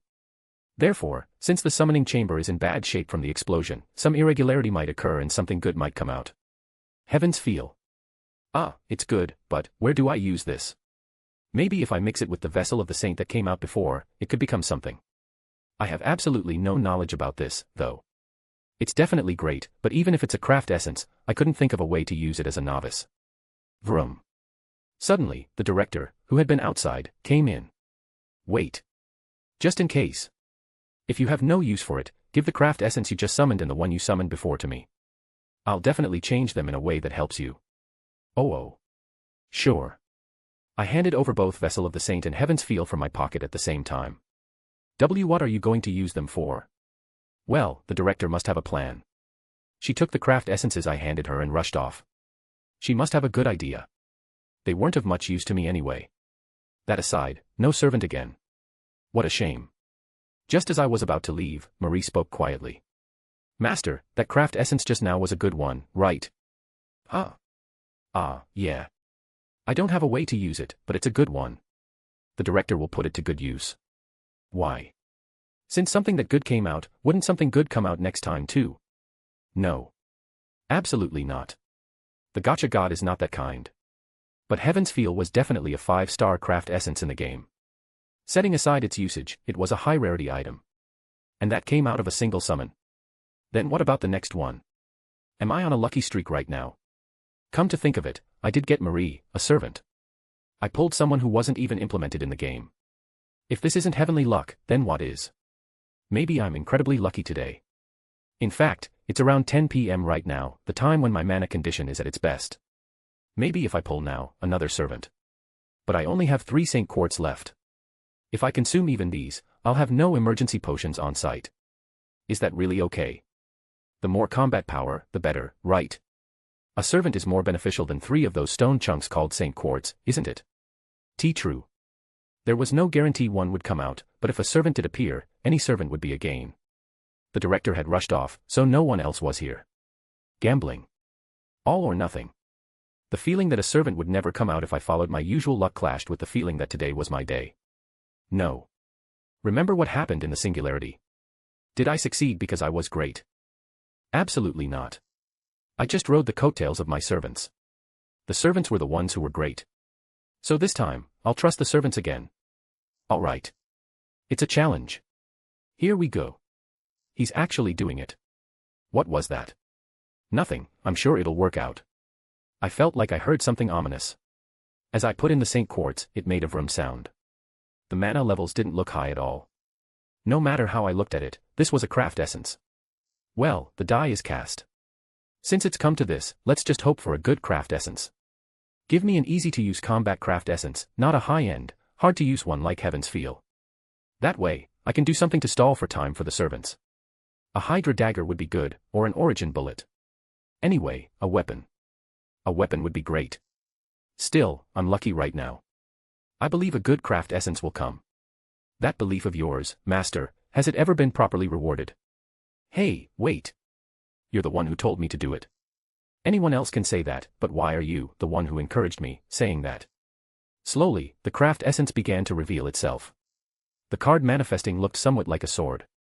Could it be a Hydra dagger? That's good. It's not a servant, but that thing has saved my life multiple times. I should be grateful. It's a shame I used up all my Saint Quartz, but getting a weapon is something, right? Alright. That's, ZZT. The craft essence that was being generated suddenly flickered. What now? ZZZZT. Again, a loud sound echoed, just like when Marie was summoned. Marie pulled the dazed me toward the wall and stood in front of me. Oh my, what a dashing woman. No, but what is this? A craft essence was coming out. It was being generated. It was being generated clearly enough for my eyes to see, so what on earth is coming out now? Whoosh. Blue flames incinerated the craft essence. Excuse me. And then, rip. A hand burst out, tearing through the craft essence. What is this, a horror movie? It was a scene straight out of a horror game. I trembled behind Marie, gripping her shoulders. What? Seriously, what is happening? A giggle echoed through the summoning chamber. What in the world did I summon with the Saint Quartz? Weren't only servants and craft essences supposed to be summoned? Do spiritual, whatever those are, also get summoned? But wait, blue flames. And those green clothes coming out with that hand, huh? ZZZZT. Tearing through the craft essence and burning it away, she revealed herself. Servant Kyoheim. It may be hard to believe, but I have manifested as a berserker. No, you look like a berserker from every possible angle. After her formal self-introduction, Kyoheim spotted me hiding behind Marie and let out a gasp, her expression turning ecstatic. I'm worried about what's going to come out of her mouth next. Kyoheim approached me with a look of pure bliss and spoke. Lord Loop. Your Kyoheim has arrived. Your very own Kyoheim is here. Hick. No, I mean, it's good. It's good, but... Am I supposed to laugh? This isn't a situation where I should be crying, right? I got 2 servants at once. I should laugh. I have to laugh now, right? Right. I cautiously looked up at Marie. An avenger whose revenge I stopped, revenge against the very targets who took everything from her, and a berserker who lives and dies for love have entered Chaldea at the same time. Ah, I should be laughing, but why won't the laughter come out? Ha, ha ha ha ha. Surely, I, Kyoheim, am the first. Hello there. Kyoheim's expression went cold in an instant. The moment she saw Marie, she recognized her as a servant, and with her woman's intuition or some other cheat-like ability, she must have understood that Marie was summoned before her. Yeah, honestly, I also thought that if anyone was going to be summoned, it would be you first. But when Marie came first, I felt a bit of regret, thinking that my memories hadn't remained in your spirit origin as you burned away. But you came with them after all. Would it have been okay if the summoning order were reversed? Snap. Kyoheim unfurled her fan and spoke. And you are? Marie Antoinette. I am the first servant to answer the master's summons and come to this Chaldea. Yes, Lupchan's first was me. You understand, don't you? Kyoheim's face soured instantly. It's great that you brought your memories, but what is this? And why are you provoking her? Why are you naturally emphasizing being the first like that? What for? Is there really a need to go that far? Look at Kyoheim's face. She looks like she's about to use her noble phantasm. This isn't a singularity, you know. If you use a noble phantasm here, it won't be a laughing matter. Humanity's last bastion will be gone. Fufu, nice to meet you. Miss Second Servant. Ho. I stood between them, breaking into a cold sweat. I think I'm going to have a heart attack. Chapter 45, Orland's Afterstory, 03. Da Vinci felt a long-forgotten sense of fatigue.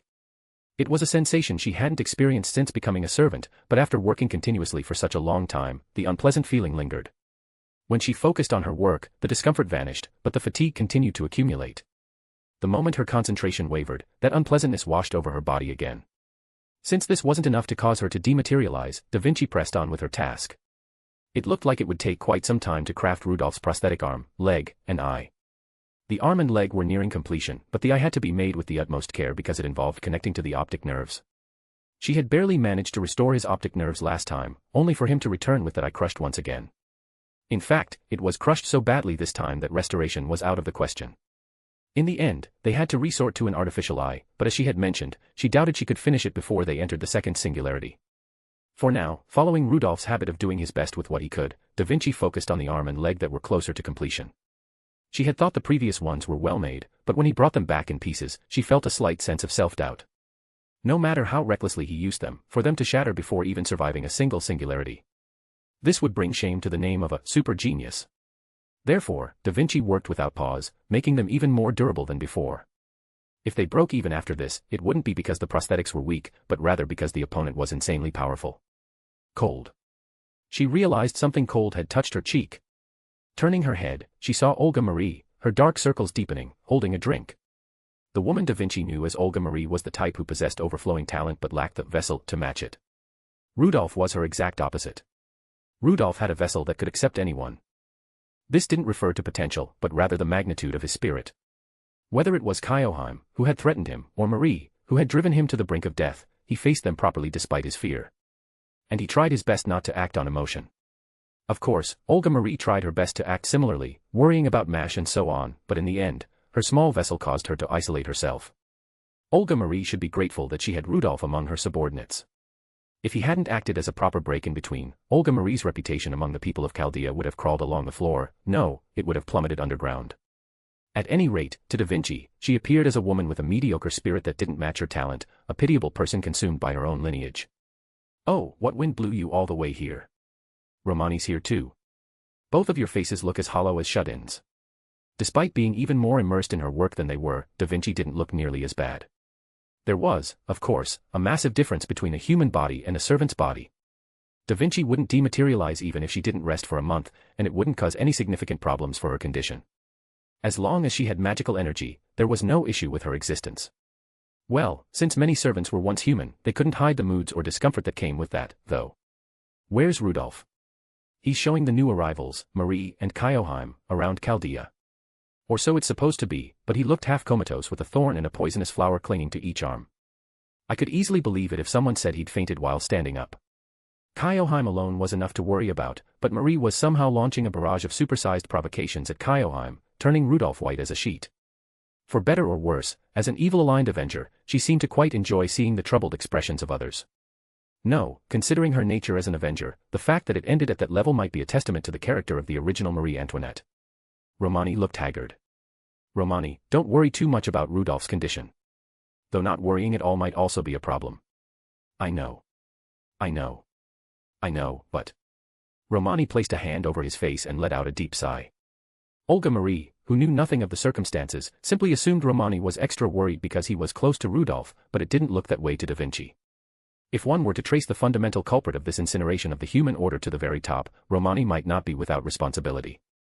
At the very least, Romani thought so himself. The incineration of the human order was the result of his own foolish choice, his own idiotic thoughts, and as a result, Rudolph was in that state. Even if there wasn't a shred of malice involved, even if he hadn't even considered such a result, the human Romani Archamon couldn't help but be crushed by guilt over it. Furthermore, around the time they confirmed Rudolph had woken up, Romani and Da Vinci had seen it. They saw Rudolph sitting on the bed with a face that looked like it would break at any moment. But the moment he saw Romani and Da Vinci enter, he smiled. He welcomed them with his usual, candid smile. That smile weighed even more heavily on Romani's heart. It wasn't that he wasn't in pain, it wasn't that he wasn't suffering, it wasn't that he wasn't broken, and it wasn't that he wasn't rotting inside. He was simply not showing it on the outside. That stench would eventually become so strong that the shell of his own body wouldn't be able to withstand it. It would be nice if they could finish before then, but since they had only just cleared the first singularity, it would be difficult. She hoped Chaldea would provide him with some comfort, but in the end, Rudolph was the only one who had to walk into the hell known as a singularity. He called it his own choice, but to Romani, who believed the fault lay with himself, every time he looked at Rudolph, he would taste a sensation that felt like he was going mad with guilt. Yet he couldn't actually go mad, nor could he show it. Because Rudolph was holding on. If he was holding on, how could Romani utter weak words? Romani, I understand how you feel. But you're the medical staff. The one in charge, at that. Right, since we're all gathered, should I say it now? Is this something you specifically came to tell me? Yes. I'm going to keep telling Rudolph to walk into hell. He's strong, truly strong. I'm not talking about physical strength. No matter how much he struggles, he's a fragile being. But I wouldn't have been able to clear it. If it were me, I never would have cleared it. Magical talent aside, perhaps he did have the talent of a warrior, as Cu Chulin had said. His split-second improvisation was suspiciously fast. The downside was that he didn't consider his own safety when making those plans, but he came up with many quite efficient strategies. That kind of improvisation was something Olga Marie lacked, and she didn't have the confidence to keep moving forward while suffering like that. However, it wouldn't do for the person telling someone else to walk into hell to lack even the resolve to walk that same path. Olga Marie slowly brushed her hair back and spoke. I have a request, Miss Super Genius. I want to help him, as he stands alone in hell. Da Vinci looked at Olga Marie for a moment. Olga Marie's haggard face was certainly in worse condition than before, and it wasn't pleasant to look at. Nevertheless, Da Vinci smiled. And she thought, with absolute certainty, that Olga Marie's face looked much better now. The prosthetic arm and leg were nearing completion. She didn't exactly lack the desire to rest, but seeing people struggling in human bodies, Da Vinci felt that as a servant, she couldn't afford to voice any complaints. Besides, regardless of good or evil, or affiliation, she wanted to see how modern humans, as shadows of the human order, would overcome this crisis. All right, leave it to this super genius. So, what should I do? Another day passed. Marie and Kyoheim grabbed both of my arms and didn't let go for 3 hours. They wouldn't release me even after the tour of Chaldea was over. I thought I was going to die. Should I call this a nice boat situation? For some reason, the sound of Kanashimi no kept repeating in my ears. By the way, I had another nightmare last night. Sigh, not even being able to sleep comfortably was killing me. Come to think of it, I think I heard someone say that you don't have nightmares if you have the warmth of another person. No, let's give up on that. If I asked Kyoheim, I might get eaten alive. In a sexual sense. That precocious brat could jump me at any moment. Fortunately, she seemed fired up with something like, I will make Lord Loop fall for me. Well, I was the one who said those words, so I don't regret them. Even as I said it back then, I wondered if I was digging my own grave. As for Marie, honestly, I'm not sure. I know she likes me, but it doesn't seem like she's openly seeking love like Kyoheim. Does she just like me as a person? I blocked all the plans she tried to execute even while enduring humiliation, and in the end, not a drop of her enemy's blood was spilled, yet she somehow doesn't resent me. Is it because the original Marie Antoinette had such a good personality? I don't know, but I just wanted them to get along. In that sense, I eventually couldn't take it anymore, pulled away from them, and suggested we play some games. My room was filled with all sorts of game consoles, movies, and anime DVDs. Having been an otaku in both my past and current lives, I couldn't give those up. Fortunately, aside from the absence of Type Moon-related works, it wasn't much different. Anyway, I immediately invited them to my room and we played games until late at night, ending only when the director opened the door and started shouting. For the record, I came in first place. Kyoheim aside, Marie didn't look happy. She might be surprisingly competitive. Still, games are a treasure of humanity. Thanks to them, the hostile atmosphere finally ended. At least for yesterday. Just as the sun rises every day, I'll have to diffuse the atmosphere every single day. If we're going to fight together anyway, isn't it better to be friendly than to be at each other's throats? At least, that's what I think. It's not like Kyoheim is French or anything. Now that I think about it, Kyoheim exited in France before Marie revealed her true nature, so is this her first time meeting Avenger Marie? Technically, the Marie in France was just an Avenger, so it's not their first meeting. Connecting them now. Gently. Impossible. Clack. The prosthetic arm and leg were connected simultaneously. To think she fixed those completely shattered things so quickly. Correction, she made them from scratch. As expected of a super genius. Ugh, no matter how many times I do this, I don't think I'll ever get used to the sensation of the nerves connecting. Even after dying several times, that electric pain was unpleasant. I checked my condition by moving the prosthetic arm and leg. I liked how light they were.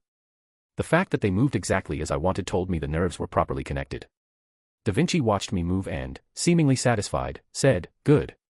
Please wait a bit longer for the artificial eye. It's several times more sensitive than an arm or leg, so it requires delicate work.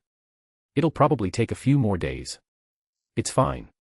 I actually fought with only one eye in France too. My head hurt a bit at first, but I'm somewhat used to it now." I stretched. By the way, missing one arm and one leg, it reminds me of a certain alchemist. My magecraft, transmutation, somehow has that kind of vibe too. Transmutation wasn't perfect, but it was essentially equivalent exchange. Since it involves exchanging and processing on a one-to-one basis to change form, it was quite similar, if not identical. An alchemist of the human order. That didn't suit me at all. Ah, right, I was forgetting about the reality marble again. What should I do? I have no clue how to use it. If I can use it, I should learn it as soon as possible. Marie knows how to use one, but in her case, it was a noble phantasm she obtained upon becoming a servant. Even if I ask, I'll probably just get a "dunno" kind of answer. I'll ask her later just in case, though. So, can it fire beams? Don't get too obsessed with beams. The King of Knights was just unusually strong. But beams are a man's romance. I understand that, but... Speaking of Excalibur, I hope Merlin gives me that grey sword he showed me soon. Anyway, since it's a sword from Merlin, it's bound to be a good one, right? I don't know why he showed it to me in my mental image, but he said he'd give it to me when the opportunity arose. I have no idea how many times I'll die before that opportunity comes. Plus, the reality marble. The things I have to think about have increased. Basically, the more knowledge the better, and the more weapons the better. If I could reduce the amount of blood I'd spill even by a little, I wanted to do it by any means necessary.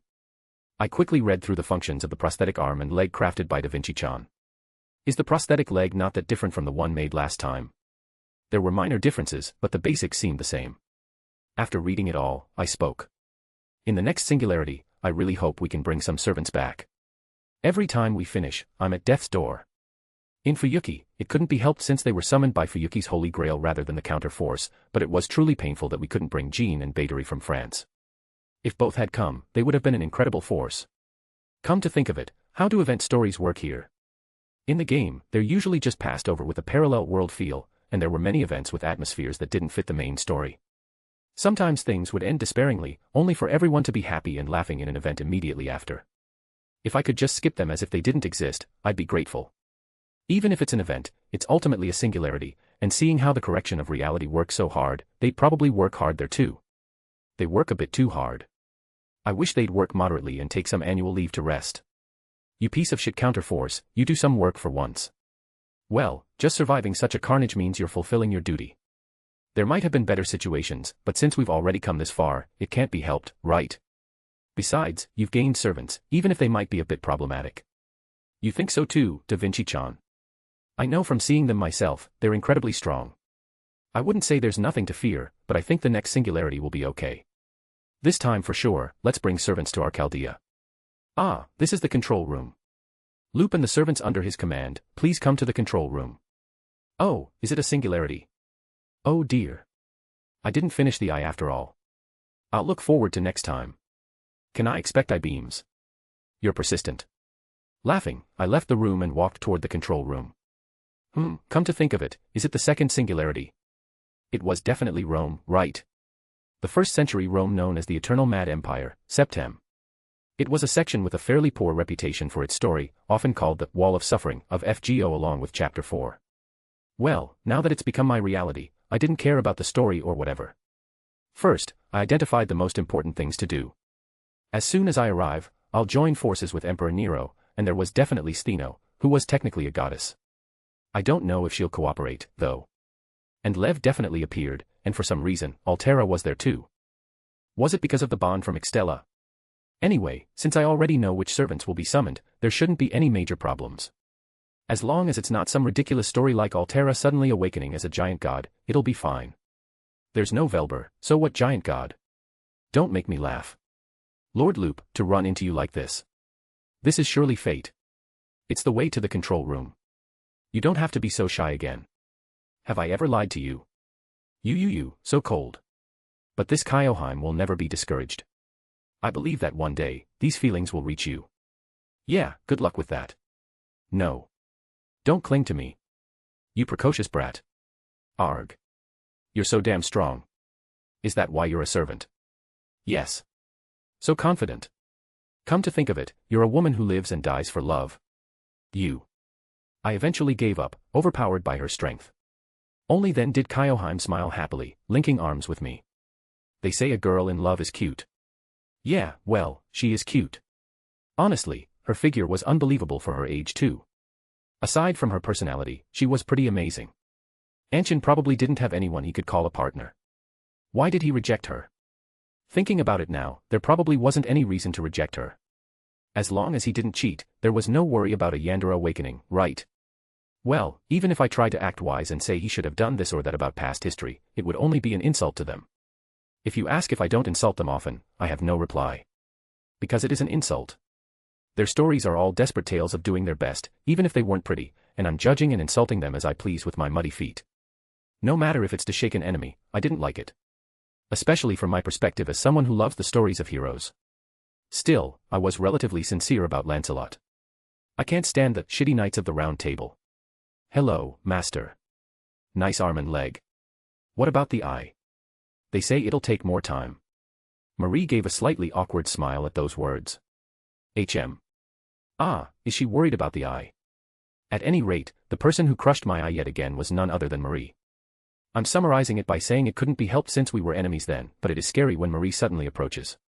After all, she was the woman who killed me twice. I just decided to think positively, that having such a person on my side makes her reliable. On the contrary, I dismissed the doubt that it might be more unsettling. I didn't want to throw away a chance to live because of these emotions again. Because I couldn't look at Kyoheim properly and trembled in fear, I failed to take the hand she reached out and died once. Therefore, I didn't want to make the same mistake again. I reached my hand out toward Marie. Marie tilted her head and spoke. It's a handshake. Since things turned out like this anyway, I'll entrust my life to you. Just don't suddenly stab a blade into my back. If you're going to betray me, could you tell me in advance? Really, you're teasing me too much. You don't have to worry, I won't betray you. I made such a promise, after all. Yes, as long as Master trusts me, I will continue to be Master's ally. Then until the restoration of the human order is over, no. For a lifetime. I'm trusting you too, Kyoheim. Show me that gritty persistence of yours. Ah, yes. Leave it to Kyoheim. Kyoheim, who had been glaring at Marie blatantly, laughed happily at my words. There's a strange tension here. Get along, you two. Whether you like it or not, you'll be spending a long time together until the 7th singularity. Since both are combat servants, there will be many days when you'll have to cooperate and fight together. Won't it be dangerous if the atmosphere stays bad? I mean my heart. If you don't want to see me die of a heart attack, get along nicely. If something happens and you have a disagreement, flip a coin. Listen to the person who calls it right. I saw a certain spider troop use that method, and it seemed like a good one. It seemed like it would work well for prideful servants precisely because it was a single-round match.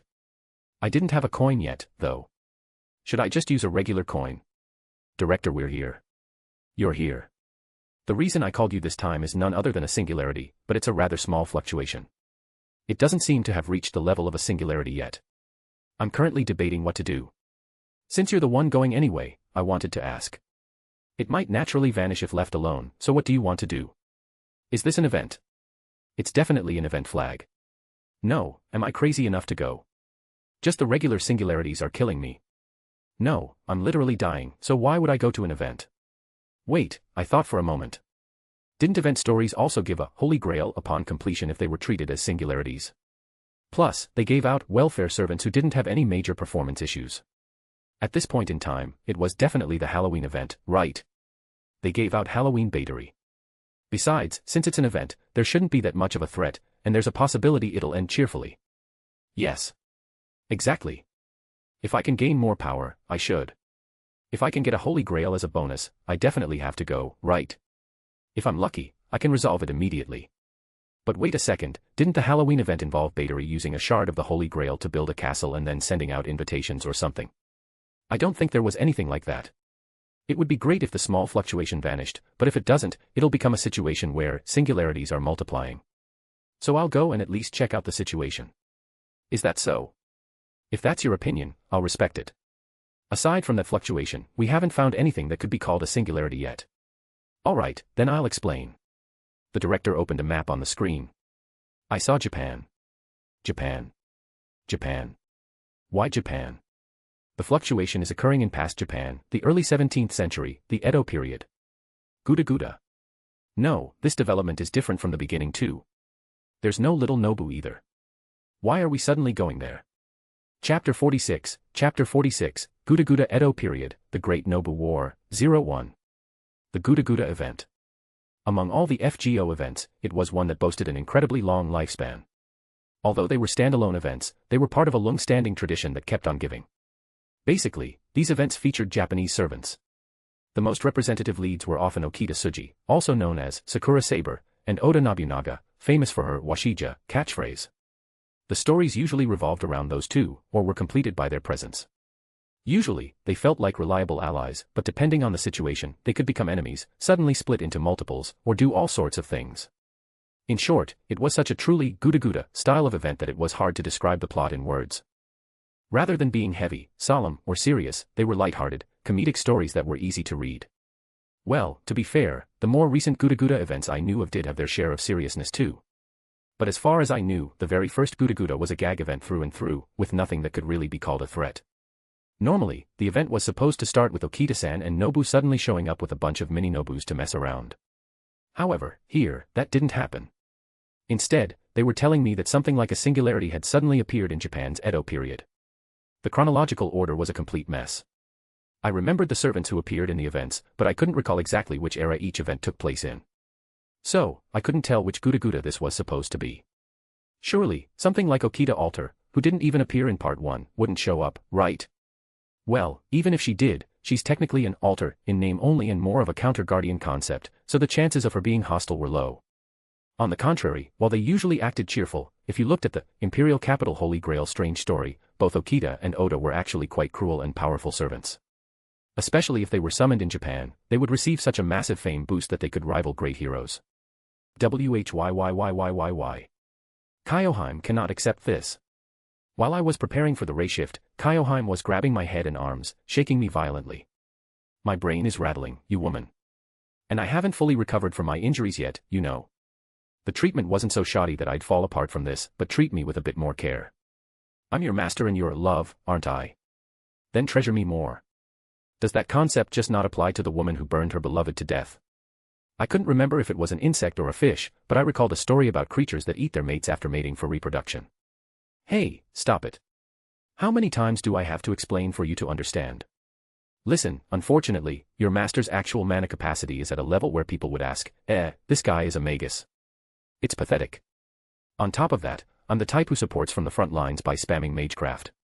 You're a berserker, so you'd stick a straw in my mana and suck it dry in an instant, leaving me totally drained.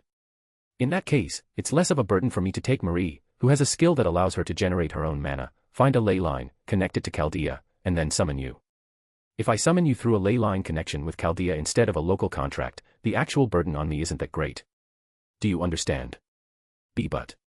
Kyoheim briefly turned her gaze to glare at Marie, who was leisurely sipping black tea she'd gotten from who knows where. It seemed she was exploding with jealousy for no reason, but shouldn't jealousy be reserved for appropriate situations? Have you and I even built up enough love for jealousy to be a thing? And do you think Marie actually has those kinds of feelings for me? Every time she looked at me, she had an expression that said, how can I make things difficult for him? She was smiling like she'd found a very interesting toy. Honestly, even if she suddenly betrayed me when I was in the most trouble, I felt like I'd just accept it, thinking, well, it's Marie, so what can you do? If it was something related to France, I'd probably just nod and say, that can't be helped. Having drawn a foul-mouthed Avenger and a Berserker whose personality, disposition aside, was insane, I didn't know if I was lucky or unlucky. Sure, in terms of performance, they were both good. The biggest problem was that neither of them had particularly high basic physical stats, so they were bound to be weak against servants specialized in close-quarters combat. In fact, if they fought without noble phantasms, they'd be in danger against the likes of Medusa or Benkei, let alone Siegfried or Jean. Next time, I really hoped a saber-type specialized in frontal confrontation would show up. Even Kojiro from the assassin class would be nice. Once I find a ley line, I'll summon you and put you to work whether you like it or not, so don't worry. And it's not like I'm doing this because I don't trust you. It's because I'm lacking. Ideally, I'd take both of you, but even if I have master aptitude, my aptitude as a magus is the absolute worst, so my mana can't hold out. That. Lord Rudolph is not at fault. It is the world that made Lord Rudolph be born that way that is evil. So you're not denying that I'm a weakling. You're surprisingly cold-blooded. Well, I guess, since she hates lies, she wouldn't be fond of false praise either. I wish she'd realize that her fact-bombing spirit can sometimes be an act of violence. Is that too much to ask of a berserker? But since she's a girl who even overcame her obsession, maybe it's not entirely impossible. She just needs to grow slowly and carve the records of that growth into her saint graph. Is there a law saying heroic spirits can't grow? Is there a rule saying they can't change their way of thinking? In fact, Mordred, who possessed memories of the events in Apocrypha, showed a somewhat more mature side. It wouldn't be bad if a Knight of the Round Table showed up. But why do I feel such a sense of aversion? Is it because I heard the term, shitty round table, so much in my past life that I've developed a rejection response? Seeing as I feel fear toward the King of Knights but no such aversion, it seems the stories I saw in my previous life were quite impactful. And it'll be fine. I might look like this, but I'm the man who's already cleared 2 singularities. Kyoheim, do you have no faith in the men you fell for? I have no trust in that specific point. Everyone preparing for the ray shift nodded in agreement. Why is everyone agreeing with Kyoheim here? We're supposed to be besties. You should be helping me persuade Kyoheim. We're only one step away, so what's with this? More importantly, why? Why me? Sure, I'm a bottom-tier magus, but I still used luck, circumstances, and servants, everything at my disposal, to get this far. I'd like that to be praised as an achievement. I'd like some compliments. I might have overused everything, but I'm the one who cleared them. I can't say I didn't make mistakes since I died so many damn times, but I still worked hard. Lord Rudolph, you are the worst at taking care of your own body. This Kyoheim believes that Lord Rudolph is special and will surely become a man that even geniuses will fear in the end. But that is that, and this is this. Have you ever once included looking after your own body in the plans or actions you've taken? Why are you suddenly being so logical? You're a berserker. I have overcome it with love. No, seriously, you're amazing, in many ways. And the rest of you, stop nodding every time Kyoheim speaks. Even the director, who was checking the status of the singularity from a distance, was nodding. Hey, if I'd looked after my body, we wouldn't have won. They weren't enemies I could beat while worrying about my physical condition. I was being as careful as I could, you know. In the first place, when you're clearing a crazy place like a singularity, where's the time to worry about a human body? Fujimaru, who was even less talented than me, at least had MASH. I have nothing, okay. It was a bit late to realize it now, but MASH really was the ultimate comfort food servant. She was incredible. Since she was a defensive servant even more so than Jean, her damage dealing wasn't great, but in terms of defense, it was hard to find a servant better than her. The reason Fujimaru Ritsuka's limbs remained intact until the final singularity was probably because MASH was by his side. Why don't I have a MASH? Well, I do have her, but she's fast asleep in her room. Apparently, she'd been knocked unconscious by the impact of the explosion and still hadn't opened her eyes. The heroic spirit inside her was still there, but cruelly enough, I hadn't been able to awaken her with my own hands. Saying you'll buy time alone against a berserker who suddenly attacks, or saying you'll buy time with just one servant in the middle of countless enemy troops, you are performing eccentricities that cannot be put into words. You are aware of this, yes. I was just called eccentric by Kyoheim. And the Chaldea staff nodded again. Are you guys automatons? Are you dolls that automatically nod at Kyoheim's words? But I had no comeback. No. Why wouldn't I have a comeback? Efficiency. Efficiency. What better way to clear a singularity than that? If a weakling like me can tie down a strong servant, that's a bargain. There were some sacrifices, but compared to clearing a singularity, any sacrifice is a small price to pay. So, while prioritizing efficiency, your arms, legs, and eyes were blown away. My. It seems the word efficiency has a different meaning in Chaldea than the one Kyoheim knows. Goodness, this humble one is lacking, so would you please enlighten me as to its meaning? Your skill at carving me up from all directions while doing a triple axel is truly magnificent. It's all thanks to you, Lord Rudolph. Yeah, you're so great. I knew she was worrying about me, but there were countless situations where staying still meant waiting for total annihilation. It wasn't a situation like a normal Holy Grail war where the master could stay hidden and just focus on support. In the first place, I wasn't capable of such delicate techniques. Since I have no technique, I use my body. Since I have no talent, I use my body. Since I have nothing, I use my body.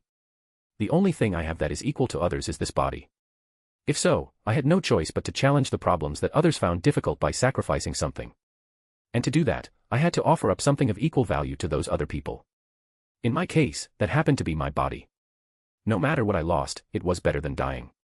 No matter how much I tried to get used to it, that sensation was so unpleasant that it felt like my sanity was being worn away every time. Losing limbs, even losing eyes, I'd had dangerous thoughts like, wouldn't it be better to just start over from the beginning, but the instinct inside me seemed to whisper, suicide is not allowed. No, it was as if someone was whispering in my ear, that is forbidden, blocking my actions. Anyway, even if just a fragment of the thought, should I start over, arose within me, that feeling would constantly stab at me. Anyway, I have no intention of changing my policy. Go back to your place and wait quietly like a good girl. You. I do not wish to ask anything of you, but you must protect Lord Rudolph, okay? Marie just went, while sipping her tea, smiling brightly without saying a word. Excuse me, could you answer? You're my servant. At least protect me if it looks like I'm going to die. Well, if something happens, it can't be helped. I have to protect my own life. I'd managed my own life many times while getting this far. I'd actually died because I couldn't do it properly, but I'd managed somehow. Therefore, if I had to choose, I wanted her to prioritize defeating the enemy over protecting me. Rudolph, let me tell you, the place you're going to can't quite be called a singularity yet. Depending on the situation, it might vanish on its own. Don't try too hard to clear it, just gather information. If you judge that leaving it alone won't be a problem, you must retreat immediately. There's no need to make an already difficult path even harder. The director spoke with a somewhat exhausted tone. Leave it to me. I might be a bit late, so you can go to sleep first. Don't say useless things and just go already. Yes, Marie, I'm counting on you, okay. I'll do my best as a servant, so don't worry. With a clunk, I entered the coffin and slowly closed my eyes. Gouda, huh. If possible, I wanted to make Okita or Oda our allies. Especially Okita. Unfortunately, she couldn't fire beams, but she possessed the close-quarters combat specialization we needed most right now. If she became a comrade, the party's stability would increase significantly. Marie and Kyoheim attacking from the rear, me doing some support, and finally Okita fighting at the front. It was quite an ideal picture. Besides, if things went south, I could just have Marie throw them into her reality marble with her noble phantasm. Then, if the enemy attacked without knowing anything, they'd be countered immediately. In that case, the enemy would probably leave after giving the ultimate compliment, "You fight like a total bastard." Not bad. Plus, I might be able to get a Holy Grail and St. Quartz, so it was killing 3 birds with 1 stone. It's not a singularity, but... Early 17th century Japan.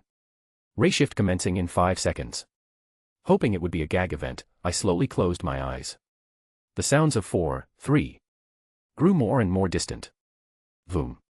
The moment the ray shift commenced, I felt a momentary sensation of floating. And then, my body immediately regained its form. Whoosh. The sound of wind could be heard loudly. From my lying position, I slowly looked up. The sky, covered in unpleasantly dark clouds, looked like it would pour rain at any moment. I see.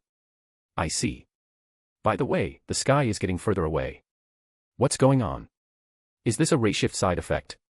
The wind is quite strong. Come to think of it, I'd heard somewhere that if you stick your hand out of a moving car, you can feel a sensation like touching a breast. Having held a pair with insane volume in France, I could tell it wasn't similar at all. And I realized something else. I was currently in denial of reality. I'm falling again. And it's even higher than in France. You bastards at Chaldea. You're actually on the mastermind side and trying to assassinate me, aren't you? No, there's no need to be so tense. Last time it was dangerous because I was alone, but now I wasn't. This was finally a ray shift with a comrade. Since things had turned out this way, I decided to try saying a line I'd always wanted to say. Catch me, Marie. This was it. The classic line. I wanted to try it at least once. It was a shame she wasn't Archer, but I still felt like I'd checked something off my bucket list. Whoosh. I continued to fall. I waited a bit longer and shouted, "Marie," once more, but it was quiet. Marie. Marie. No, why aren't you here? You traitorous cat girl. Where did you go? No, don't tell me. At first, I thought Marie was doing this to tease me, but if that wasn't it, then maybe a massive error had occurred in the ray shift coordinates, and Marie had been dropped somewhere else in this vast Edo period Japan. Meaning, she'd flown somewhere other than here. Then what does that mean? I'm screwed. It's higher than in France. It's high. It's too high. If I fall like this, my death is guaranteed the moment I arrive. This height isn't something I can handle just by reinforcing my body. Last time, I at least had Jalter as a very pleasant cushion for a man. But I don't have anything like that now. In the first place, what are the odds of falling on top of a person, and what are the odds of them serving as a cushion? Last time was just a stroke of luck in the midst of misfortune. Damn it, I thought, as I turned my body to look around. I saw something like a lake nearby. Water. At least falling into water would lessen the impact, right? I used the Chaldea Mystic Code to apply instant reinforcement and used a rune of reinforcement to strengthen my body even further. Then I raised my hands as if grasping the air. It'll hurt a bit, but it's better than plunging into the ground and dying instantly. In the first place, this damn save system was so fickle that in the worst-case scenario, it might save the moment I ray-shifted, so even if I died, I'd just wake up at a slightly higher point here. Besides, because of the sensation of death, I'd need some time to calm my mind after coming back, which was very dangerous. Thrum. My magic circuits seem to react. It throbs a bit. My injuries haven't fully healed yet. Won't my wounds burst even if I fall into the water? Doctor. I believe in you. Please don't let them burst. Metamorphose on, transmutation start. Boom. I changed the air to forcefully push my back. Ouch. And I, who was originally destined to fall onto the ground, moved rapidly toward the water. If that water is shallow enough for my feet to touch the bottom, I'll still plunge into the ground, but either way, it's better than nothing. I tucked my arms and legs in. I have to avoid taking damage to my brain at all costs. K-boom. A loud sound erupted, one that made me doubt if it was the sound of a human entering water. Good. It's deep. But my skin felt like it was being torn apart. Even falling into water, pain was still pain. I quickly swam upward to get out of the water. The Chaldea Mystic Code would dry quickly, but the clothes I was wearing over it had completely soaked up the water and become heavy. I slowly walked out and wrung the water from my clothes. Let's just go normally for once. Normally. This isn't even a regular singularity, so let's not do this. I'm telling you, we need a gag event singularity to catch our breath once in a while. Complaining, I looked around. A forest, right? From above, everything around had been forest. Moreover, it was a fairly dense forest, so depending on the situation, there was a risk of getting lost. I'd brought the bento craft essence for times like this. I'll eat it if things get really dangerous. What can you do? More importantly, what now? Judging by the mana path, Marie seemed to have arrived in the singularity properly, but since I wasn't that capable, pinpointing her location was difficult. Well, since it's Marie, she'll survive on her own just fine. Besides, it's not like I'm in a position to be worrying about others right now. If a ley line isn't far from here, it would be more stable to find the ley line first and summon Kyoheim. It's damp and unpleasant. Then, a tree next to the lake caught my eye. Clothes were draped over the branches. They had a strong feeling of what's commonly called Japanese-style clothing. Why are they here? It wasn't like the story of the woodcutter and the heavenly maiden, but seeing just the clothes sitting there was a bit bewildering. Then, hearing a splash in the water, I turned my head. And I froze right then and there. The other person was probably just as, if not more, flustered than I was. Having heard a sound like a meteor falling from the sky, only to see the shocking sight that it was actually a person, she must have frozen up. And I froze just the same. I didn't freeze because there was a person here. The reason I froze was because the person there, a woman, was naked. We both remained silent. Well, it was a situation where we had no choice. I slowly chose my words, wondering what I should say. But, yeah, it was my first time seeing a woman's naked body in the flesh. Sure, I'm a man, so I've seen those kinds of videos and such, but seeing it directly like this was a first. A pathetic virgin like me was bound to have his gaze stolen. They were smaller than Jean's or Marie's, but they were still big. Yeah, they were big. Not stopping there, her moderately muscular, elastic skin gave off, how should I put it? It gave the impression of a healthy body. She could be considered slender, but her chest was big. Slender people can have big chests too. No, what am I thinking right now? Shouldn't I say something to her, since she's completely stunned? At the very least, we couldn't just keep this silence going, could we? If I just kept staring, it would be bad if my other self, my third leg, got excited. But since I'd never experienced a situation like this, and only knew about these kinds of rom-com normie events from games or manga, I didn't know what to do. Right, should I just do exactly what they do? I looked at the frozen woman. Then, confirming that my reason was slowly returning, I spoke. Wait, I'm just as flustered by this situation as you are. It's absurd, and I don't know if it's even statistically possible, but I wasn't here on purpose. However, since these two eyes have already recognized your beautiful body, it can't be helped. I understand that being seen naked is quite embarrassing. Therefore, I'll strip too, to make it even. Will you forgive me with that? With a splash, the woman disappeared. Where did she go? In the moment I wondered that, I felt a presence and turned around to see the woman firmly grasping the katana that had been where the clothes were with both hands. Ah, this isn't how it's supposed to go. Normally, things would transition smoothly in a rom-com. My life isn't a rom-com, so there was no point in trying to copy one. I'd be lucky if I didn't get sued. The woman spoke in a voice that sounded like she was about to pour out a curse. First step, break the sound barrier. I'm sorry. Please, just spare my life. I immediately prostrated myself and begged. This wouldn't be enough, right? Beyond just prostrating, I did a handstand and bowed to her. It was the so-called grand bow. When a person apologizes, how can they keep their head held high? You have to apologize with the determination to become one with the ground. Yes. Exactly. This is the true form of apology. The pinnacle of extreme respect. I apologize with all my heart and soul. It was absolutely not intentional. Of course, if you ask if I have no intention of wanting to see it on purpose, I'd have to say that's not the case. But this time was absolutely an accident. It's not like I didn't think lucky, but... Please just spare my life. Should I lick your feet? I don't need that. More importantly, what are you? You suddenly fall from the sky and stare at someone's body for 10 seconds as if you're going to burn a hole through it. Okita-san clearly heard your true feelings leaking out in your apology just now. I believe there's no reason for a man to be bad just because he's a pervert. Yes. That's right. Please stop spouting nonsense so politely. Phew. Fine. Since it seems we're both flustered, get up. No. I'll even lick your feet. In fact, I'd be grateful if you let me lick them. Get up this instant before I actually stab you. As she said herself, she was Okita, that Okita Tsuji. Yeah, if I were to talk about this encounter, my first meeting with her was the absolute worst. Would that about cover it? Chapter 47, Guda Edo period, the Great Nobu War, 02. Okita Tsuji. She was the captain of the first unit of the Shinsengumi, a public safety organization that operated primarily in Kyoto during the late Edo period. Even within the Shinsengumi, a group of swordsmen feared by many, she was hailed as the strongest genius swordsman, possessed of overwhelming talent. If she had a weakness, it was her sickly body. While the rest of the Shinsengumi fought to the end and died in battle, her health gradually declined, forcing her to withdraw from the front lines for recuperation before eventually succumbing to illness. By the way, since this is currently the Edo period, Okita is technically a heroic spirit from the future. Okita Tsuji's active years were in the 19th century, specifically, the 1800s. In contrast, the current era is the 17th century, making her a heroic spirit of the future. Well, in a singularity, there's no point in nitpicking such details.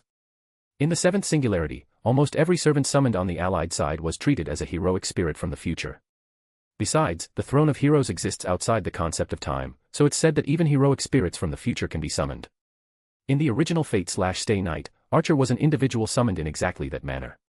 Anyway, getting back to the point, Okita Tsuji was a quite powerful servant. Unfortunately, she couldn't fire beams, but other than that, she was an excellent saber with few flaws. The fact that her sickly nature manifested as the weak constitution skill was a negative factor, but fortunately, the probability of it affecting combat was relatively low. Her swordsmanship was top tier. To give you an idea of how top tier, her leaps were practically teleportation, and her Mumio Sandensuki delivered an unblockable attack.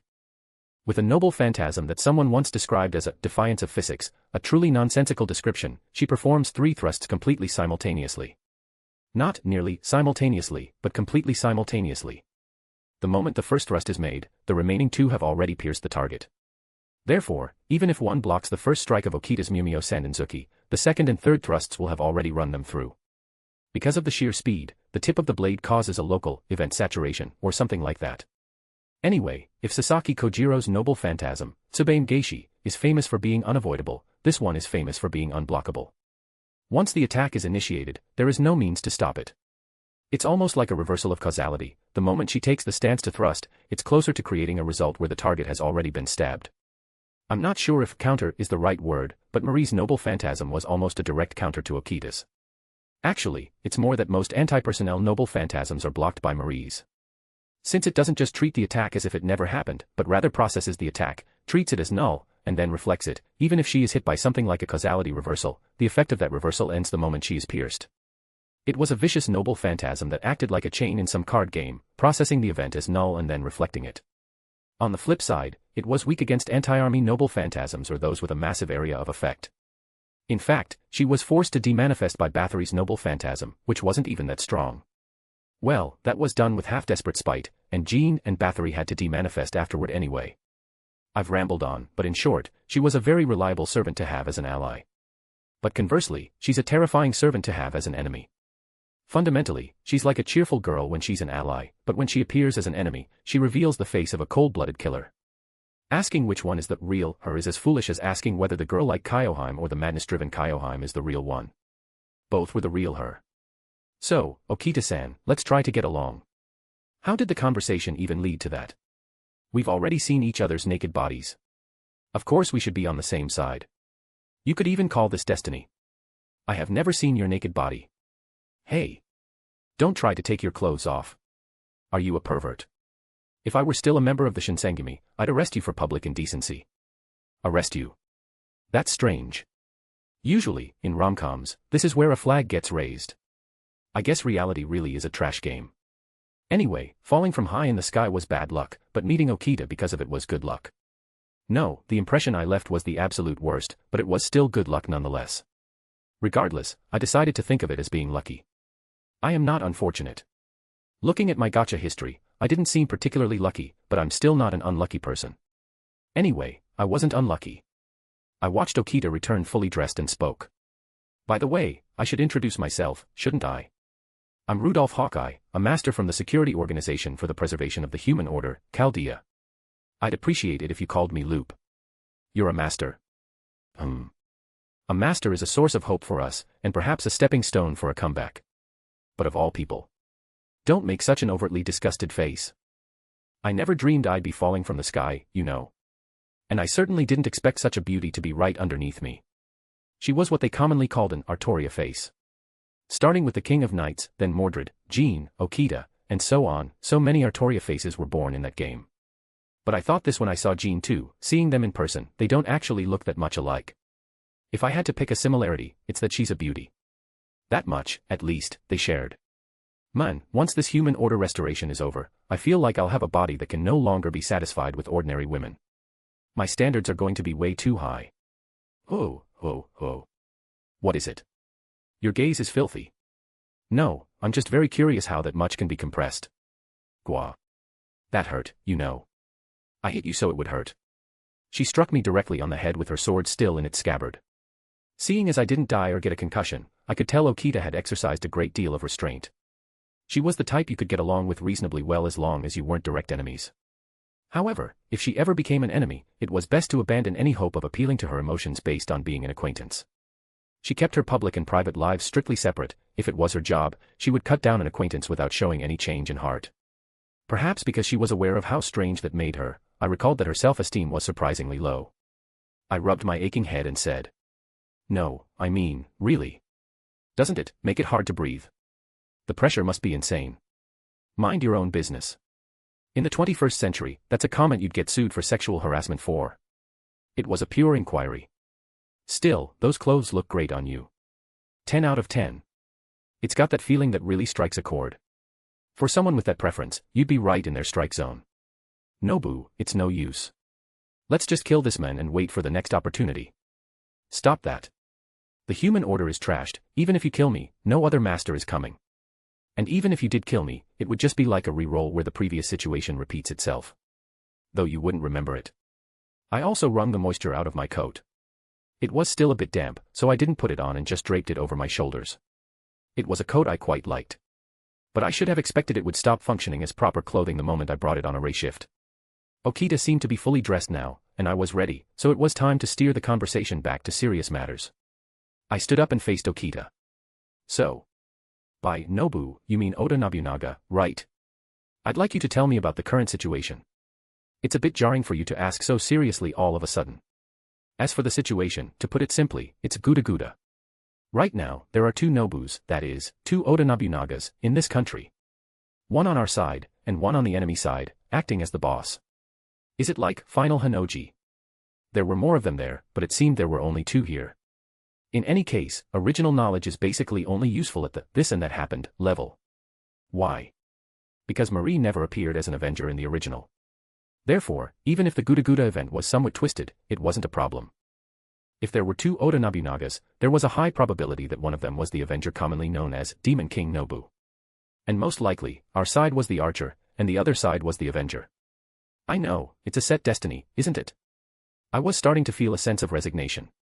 To be honest, the Nobu on our side has an unstable Saint graph, so while she's stronger than a normal person, she's far too weak for a servant. In contrast, the other side is using infinite magical energy and is in a truly majestic state.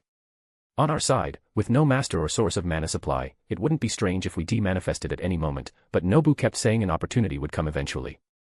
I just didn't think a master would literally fall from the sky. So, am I to understand you've come to do something about what's happening in this era? Yeah. Our goal at Chaldea is to restore singularities, points where history has gone wrong. Like, for example, a burned-to-death Jeanne d'Arc being resurrected to seek revenge. Here, the cause is probably that Nobu on the enemy side. That said, the scale isn't exactly small, so it's strange that this isn't being treated as a singularity. Is it a very small-scale battle? More like a gang fight than a war. It's safe to say we have no combat power left on our side, but the enemy Nobu is different. Using infinite magical energy, she summoned servants truly at random. Wait, then why hasn't this become a singularity even more so? If she summoned that many, why is it so peaceful here? Did she just get lucky and summon only those far removed from fighting? Did only gentle, lawful good types show up? No, she summoned them so recklessly that she couldn't maintain the contracts, and except for a few, the contracts were terminated. Because of that, they either demanifested because they couldn't maintain their saint graphs, stayed neutral as wanderers until they faded away, or revolted and demanifested due to the terrible treatment. There were various responses, but most fall into one of those three categories. Right. Even if she's an Avenger or whatever, in the end, the other side is also Oda Nobunaga. No matter how thorough, cruel, ruthless, or cold she may seem, her essence doesn't change. There's always a somewhat ridiculous side to her. Which meant there were surprisingly many stray servants around. The servants I can take back to Chaldea are limited, but there's no big problem with just contracting with them here. This ray shift is going to be a total breeze. If I can somehow smooth talk the stray servants into joining our side, even if the opponent is Avenger Nobu, winning shouldn't be difficult. To be honest, it was at a level where I could just sit back and watch while eating popcorn. As a result, the enemy Nobu practically has 7 servants as her subordinates. However, I defeated one of them, and I heard another was taken out by the rebelling servant I mentioned earlier. So, in reality, there are only 5 servants left. Do you happen to know who those servants are? I've encountered 3 of them, but I've never even seen the faces of the other 2. Let's see, there's Hijikata-san, who is a berserker, a man named Izo, who is an assassin, and finally, Beowulf, who is a berserker. As for the other 2, I'm afraid I have no information. Wait. Wasn't there something weird mixed into those 3? Pardon. Ah, yes, only the man named Izo is an assassin. But don't worry, as long as Okita-san is here, things like surprise attacks are meaningless. No. Why is Beowulf here in what's supposed to be an all-Japanese showdown? I remembered him appearing as an enemy in the 5th Singularity and as an ally in Part 2, Chapter 1. I didn't remember his exact actions, but had he ever really shown his face in a Guda Guda event? He wasn't even a Japanese-themed servant to begin with. The Beowulf I knew was closer to a class written as Berserker but read as Monk. He was a cheerful, somewhat flippant man who just smashed everything in sight. It wasn't that he lacked thoughts or convictions. If he was an ally, he'd have a good time with you, and if he was an enemy, he'd have a good time killing you. You might think of him as a true berserker, but considering he was one, he was actually quite easy to talk to. The berserkers I'd met so far were Heracles as a shadow servant, Lancelot charging and screaming Arthur, just because of blonde hair, and then just Kyoheim. Ugh, Beowulf is a total saint compared to them. He's a rational man. Even if you say that, he was actually summoned to that side. Anyway, they're unilaterally overrunning this country and making things troublesome. We want to do something about it, but unfortunately, it's impossible with just me and Nobu. Let me ask first, is that all the combat power we have on this side? Hee. It's not hee. They've got a triple combo of 5 servants plus perfect Nobu plus infinite mana from the Grail, while we've got a triple combo of unstable Saint Graph Nobu plus Saber who can't fire beams plus Scrub Master. Why do these triple combos feel so different? Wait. What's with the can't fire beams comment? It's weird for beams to come out of a sword in the first place. And Okita-san is strong even without beams, okay. I exceed the speed of sound. I'm invisible to the eye. I'm unblockable. This situation is worse than I thought. I'll have to prioritize securing allies above all else. It's fine. Thanks to the other side trolling, there are apparently many stray servants. The fact that they're staying neutral means they aren't crazy bastards who want chaos, so depending on how I talk to them, I might be able to get them on our side. Or maybe, like this Nobu, they're waiting for a master like me or a means for a comeback. Either way, it won't hurt to meet them. I briefly checked the location of the ley lines. Should I go to a ley line and summon Kyoheim first before we think? I said to Okita. Oh, since you're from a place that specializes in this, you must have many heroic spirits, right? Hee. It's not hee. Don't tell me you only have 1 servant over there. Is that it? Just 1. If you include the one who came with me, it's 2. How have you managed to stay alive without any problems until now? Do I look like I have no problems? No. I pulled back my clothes to show my arms and legs, then pointed to my eye. Okita quickly admitted she was wrong. Ugh, but winning an argument like this doesn't make me happy at all. It's not something to brag about, having limbs blown off and an eye crushed. Since I was a kid, the old man used to tell me that while being an orphan is unfortunate, I shouldn't use that misfortune as a weapon. He told me not to comfort myself by saying, I'm unfortunate, I'm unlucky, or my situation is worse than others. Of course, he wasn't saying it's bad to protect oneself with that, but rather, he spoke from a parental heart, worrying that doing so might create an excuse for my own misfortune and lead me to eventually cross the line.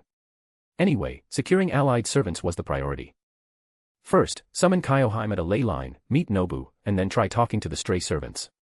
Just as I was thinking that, Okita said, I forgot to mention, but because the other Nobu summoned them so recklessly, things got tangled. Most of the servants who are now strays have Saint Graphs that are a bit broken. You could call it a Sengoku period cosplay state. I expect it'll be hard to get any active help from them. Hello. Are you listening? In other words, the stray servants aren't neutral because they want to be, they're neutral because their Saint Graphs are twisted. Which means they're practically in a bestial state. How is that any different from being a shadow servant that belongs to no one? How is it different? It's even worse than a shadow servant because they can use their noble phantasms properly. Ugh, I thought it would be easy. I believed. I believed. It's not going to be easy this time either. I figured out why this hasn't developed into a singularity yet. The academic consensus is that both sides are such a mess that the world just went, sigh, these idiots, fine, just play around, and let it slide. But given the scale, if left alone, it really might become a singularity. Things were too far gone and too large in scale to just ignore. First of all, when I meet the other Nobu, I want to hit her over the head with my prosthetic leg. If you're going to summon servants, you should do it within a range you can handle. Didn't she just summon them at random until even the Holy Grail couldn't cope and went berserk? Still, now that a master has finally arrived, I feel like I can breathe a little easier. You seem like a product with quite a few defects, but Okita-san doesn't lose heart over that. Isn't there a saying, better than nothing? I love that attitude of insulting me to my face. Right. A person should insult someone to their face, not behind their back. In that sense, I feel like pulling out you're a hogue, haha. But the fact that I was defective was true. It's a bit sad. Still, meeting like this was fate. There might be meaning in her being the first servant I met upon arrival. In fact, Castebro in Fuyuki and Marie and Amadeus in France were all meaningful. I think there's great significance in being the first allied servant met in a singularity. That's why I stood still for a moment and naturally tried to hold out my left hand, but then held out my healthy right hand instead. When Okita tilted her head, I said, "Let's shake hands while we're contracting. Like it or not, we'll be entrusting our lives to each other while I'm here. I'll work hard to create a space where you can perform at your best. And I'll entrust my life to you. A servant you just met here today, I should say. Do you say things like that to someone you've just met?" I have to. I'm sorry, but I'm more incompetent than you can imagine. I'm at a level where I could die just from you clenching your fist and hitting me, without even needing to use a sword. Even if I use every means at my disposal for defense, the result wouldn't change. That's how fragile a creature I am compared to a servant. So I have to trust you. That's my best option. Oh, and if you betray me, don't expect anything nice to come out of my mouth. I'll spend a full 10 minutes rattling off my impressions of your body. I'd like to think your mindset as a master is admirable, but you're really someone I don't want to praise. Why? It's great. Okita reached out and took my hand as if she had no choice. My command spells glowed with a thrum. So it's just Okita for now. My biggest goal for this singularity was one thing, take a servant back to Chaldea with me.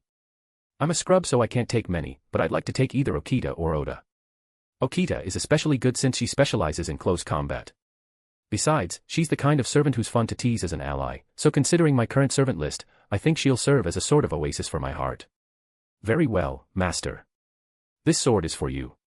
Then, I shall lead the way. Follow me, cough. Okita, who was stepping forward, suddenly staggered and coughed up blood. I caught her and held her up.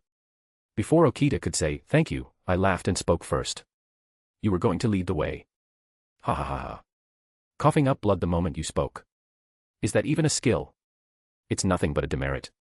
You're a master with a really bad personality. Okita-san doesn't like you much either. Why do I have to be in pain even after becoming a servant? Can't this be fixed if I wish upon the Holy Grail? It's a skill you have as a heroic spirit. It's impossible. They said it was an omnipotent wish-granting machine. They lied to me. Well, it's like this, your sickliness has been reinforced by the impressions of modern people, so it's almost in the realm of innocent monster. Unfortunately, unlike innocent monster, which at least has some merits, you weren't misunderstood or anything, so you didn't even become an innocent monster. Instead, you were carved with a fantastic demerit skill that has zero merits. If you want to blame someone, blame the modern people who hold such a strong impression of you. Can't be helped, I said, supporting Okita. I'd heard she's practically incapacitated when this flares up. I guess it's true. All right, let's head to the ley line first.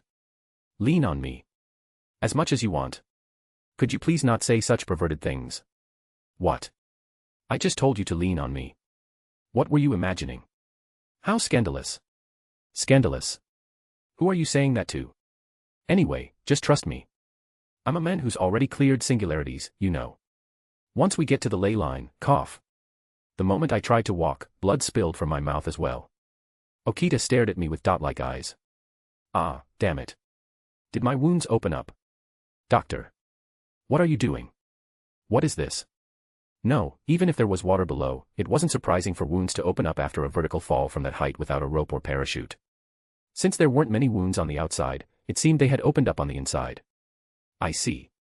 So that's why my stomach has been hurting with a sloshing sensation for a while now. But since it was just a slight pain that wasn't that severe anyway, if I had to say, Okita's gaze was more burdensome. Ah, I'm dizzy. What on earth are you? First you appear and I think you're a pervert, then I think you're surprisingly normal, then, just how many times are you going to make me change my evaluation of you? Are you in pain too? Is it a disease? An injury? Either way, pick a better time. No, I didn't expect this either. Ugh, my legs feel weak. Doctor, save me. Why are you staggering on your own? Okita-san's current state is also. A low, beastly growl was heard. Okita and I both turned pale at the same time. Wait. Not right now. We're both in a terrible state because we just coughed up blood. And Okita is practically out of commission after coughing up blood. It's coming now. It's coming now. Is this about the timing? Is this how it's going to be? Are you kidding me? It's not, right? Tell me it's not. Tell me it's just some mediocre dog wandering around the mountains. Right. Grrrrrr. Did things like that wander around during Japan's Edo period? Of course not. It's a magical beast. Master, we have to run, cough. Damn it. Stay still. I picked up Okita, who was spitting up blood. Cough, I spat up blood too. Seriously. Damn it. Master. Please don't spit on Okita-san. Is that what you should be saying right now? I just took a bath. I'm asking if that's what you should be saying right now. Zip. I tied a thread to a tree and ran quickly. The thread could hold, but could my body handle the weight of 2 people? Even if Okita was light, she must weigh well over 40 kilograms. Is it possible with an injured body? No, I have to do it. What else can I do? Boing. I tried to move at high speed by swinging through the trees like a Spider-Man. But I didn't think of one thing. Because I was only worried about my body, I failed to realize that a tree branch couldn't support the weight of 2 people. Snap. The moment I went up, it broke, and I fell immediately. Okita, who had fallen with me, screamed right in my ear. What on earth are you? Master change. And you're a servant, yet you're incapacitated before the master. Are you kidding me?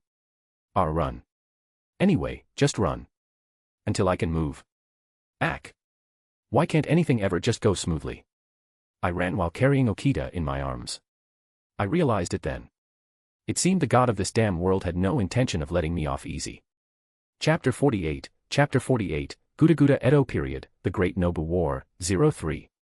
Ha. I'm dying. I lay flat on the ground, gasping for air.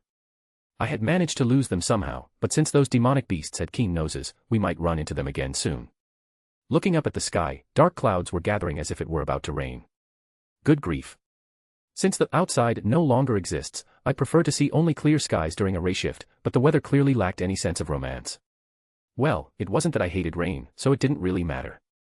While I was huffing and puffing, Okita, who had finally been released from the grip of her weak constitution skill, approached me. Then, with a far more serious expression than before, she placed her hands on my body. I was about to ask what she was doing, but Okita didn't hesitate to start feeling around various parts of my torso with both hands. I don't like this. No.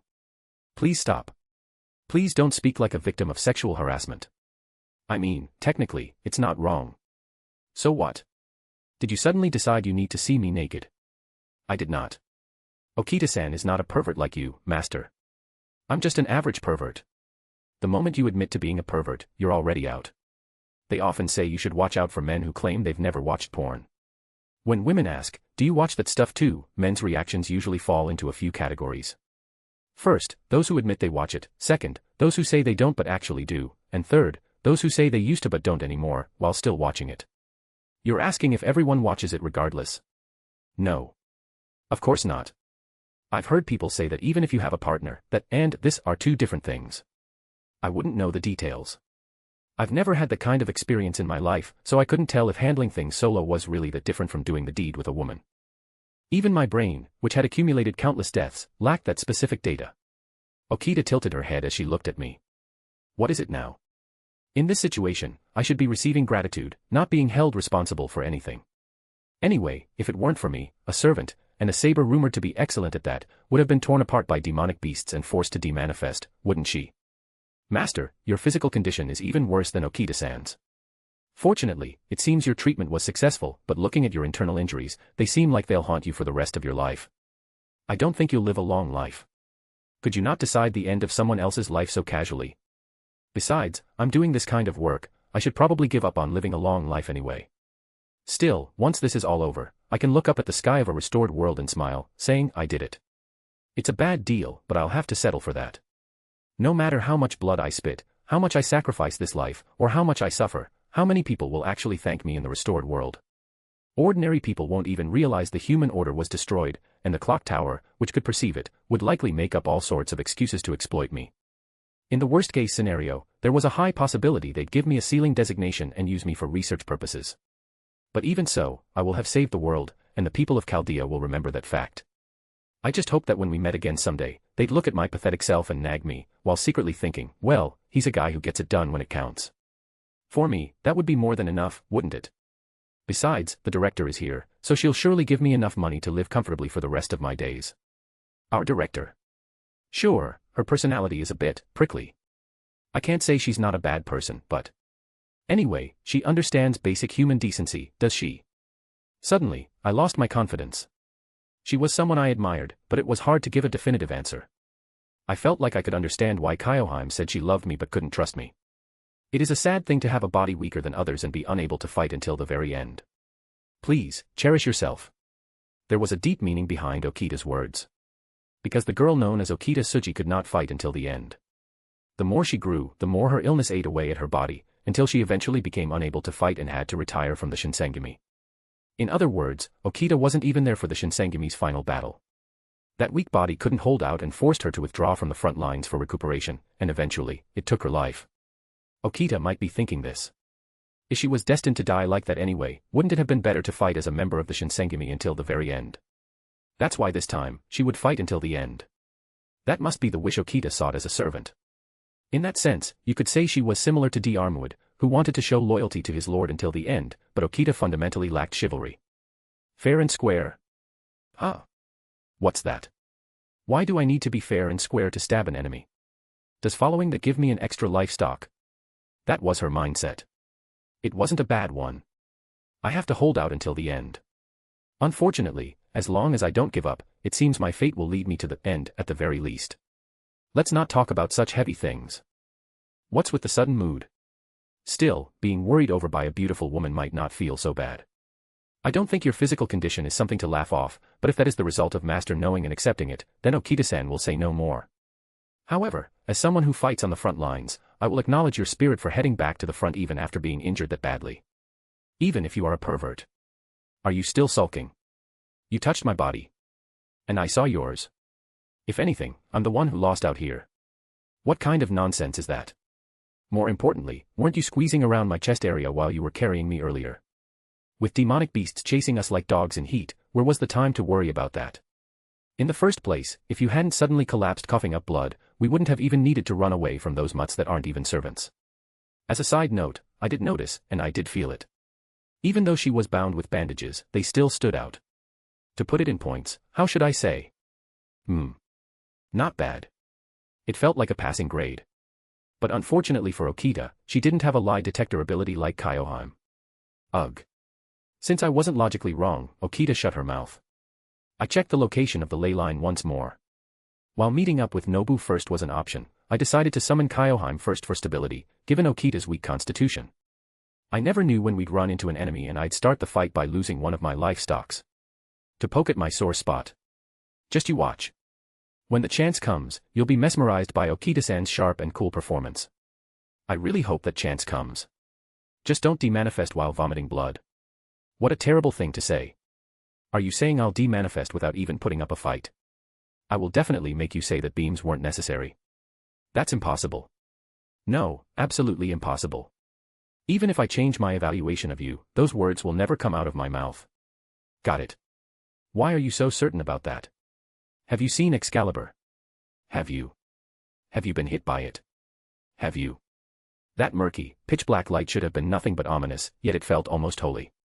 Just like the setting that Excalibur can only exist as a holy sword even when inverted, it was terrifying, but it didn't feel impure.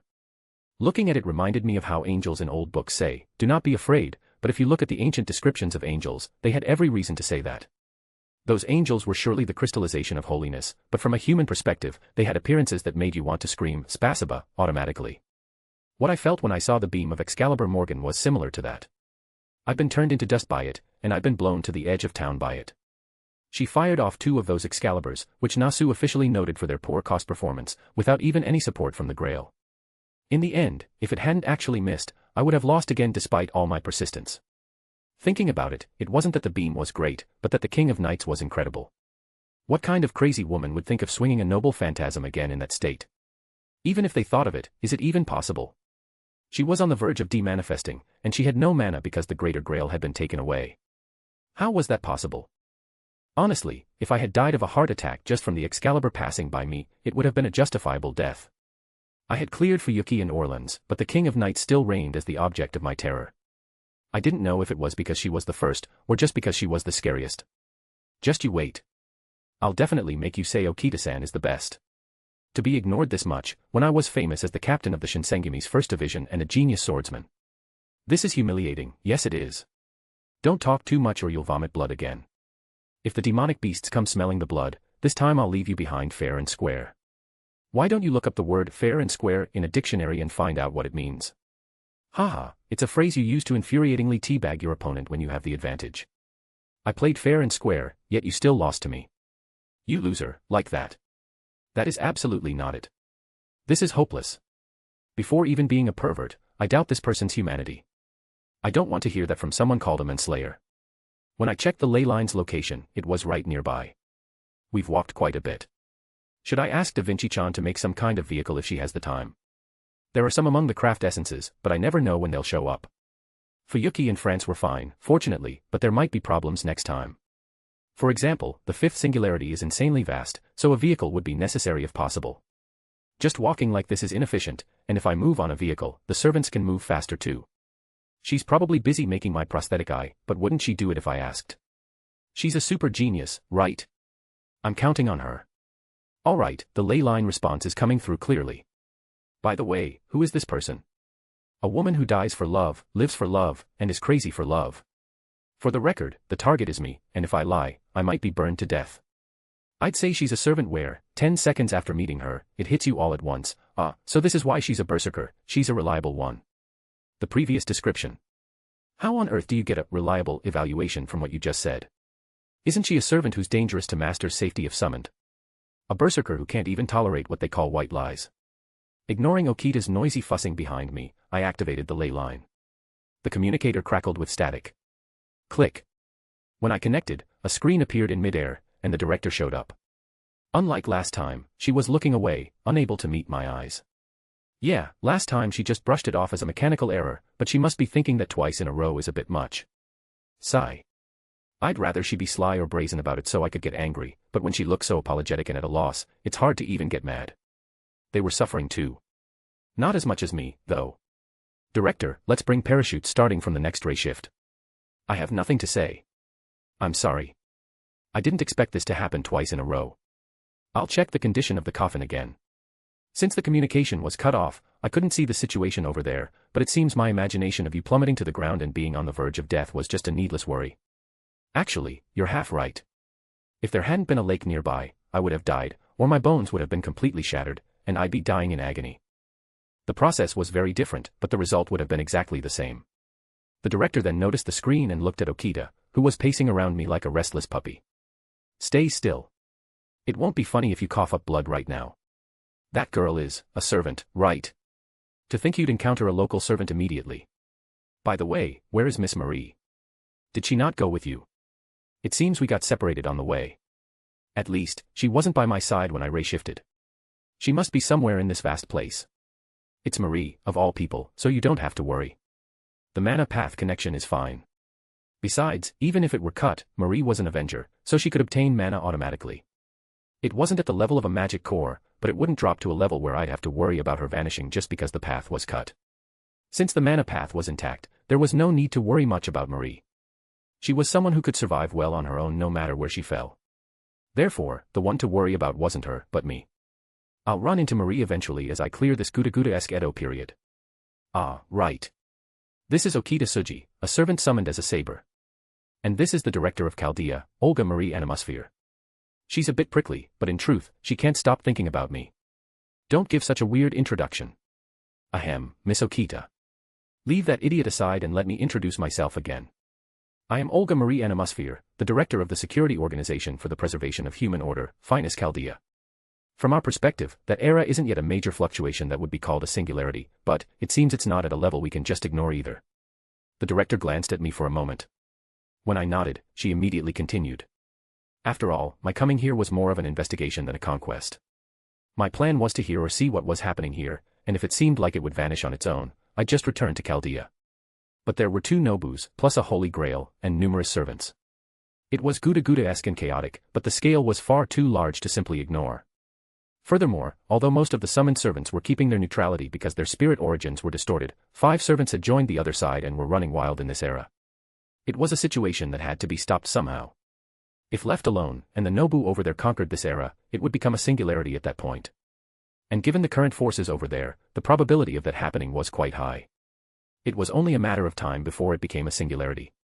I made that judgment, and the director, seemingly accepting my decision, spoke to Okita immediately. In that sense, please lend your strength to that lacking fellow over there. If you are of the saber class, you are the strongest class in close combat, a servant that Loop absolutely needs right now. Will you accept? Yes. The high-ranking person here actually knows manners. Unlike a certain someone. This Okita-san will help you with all her heart and soul, so do not worry. In the first place, the person over there seems much stronger. Much more reliable than the certain someone here. And unlike a certain someone, she doesn't seem to be a pervert. Unlike a certain someone. Hey.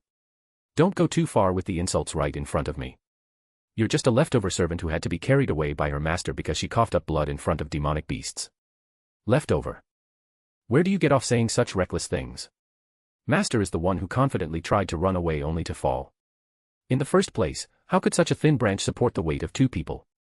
Didn't you learn that much in school? Did you?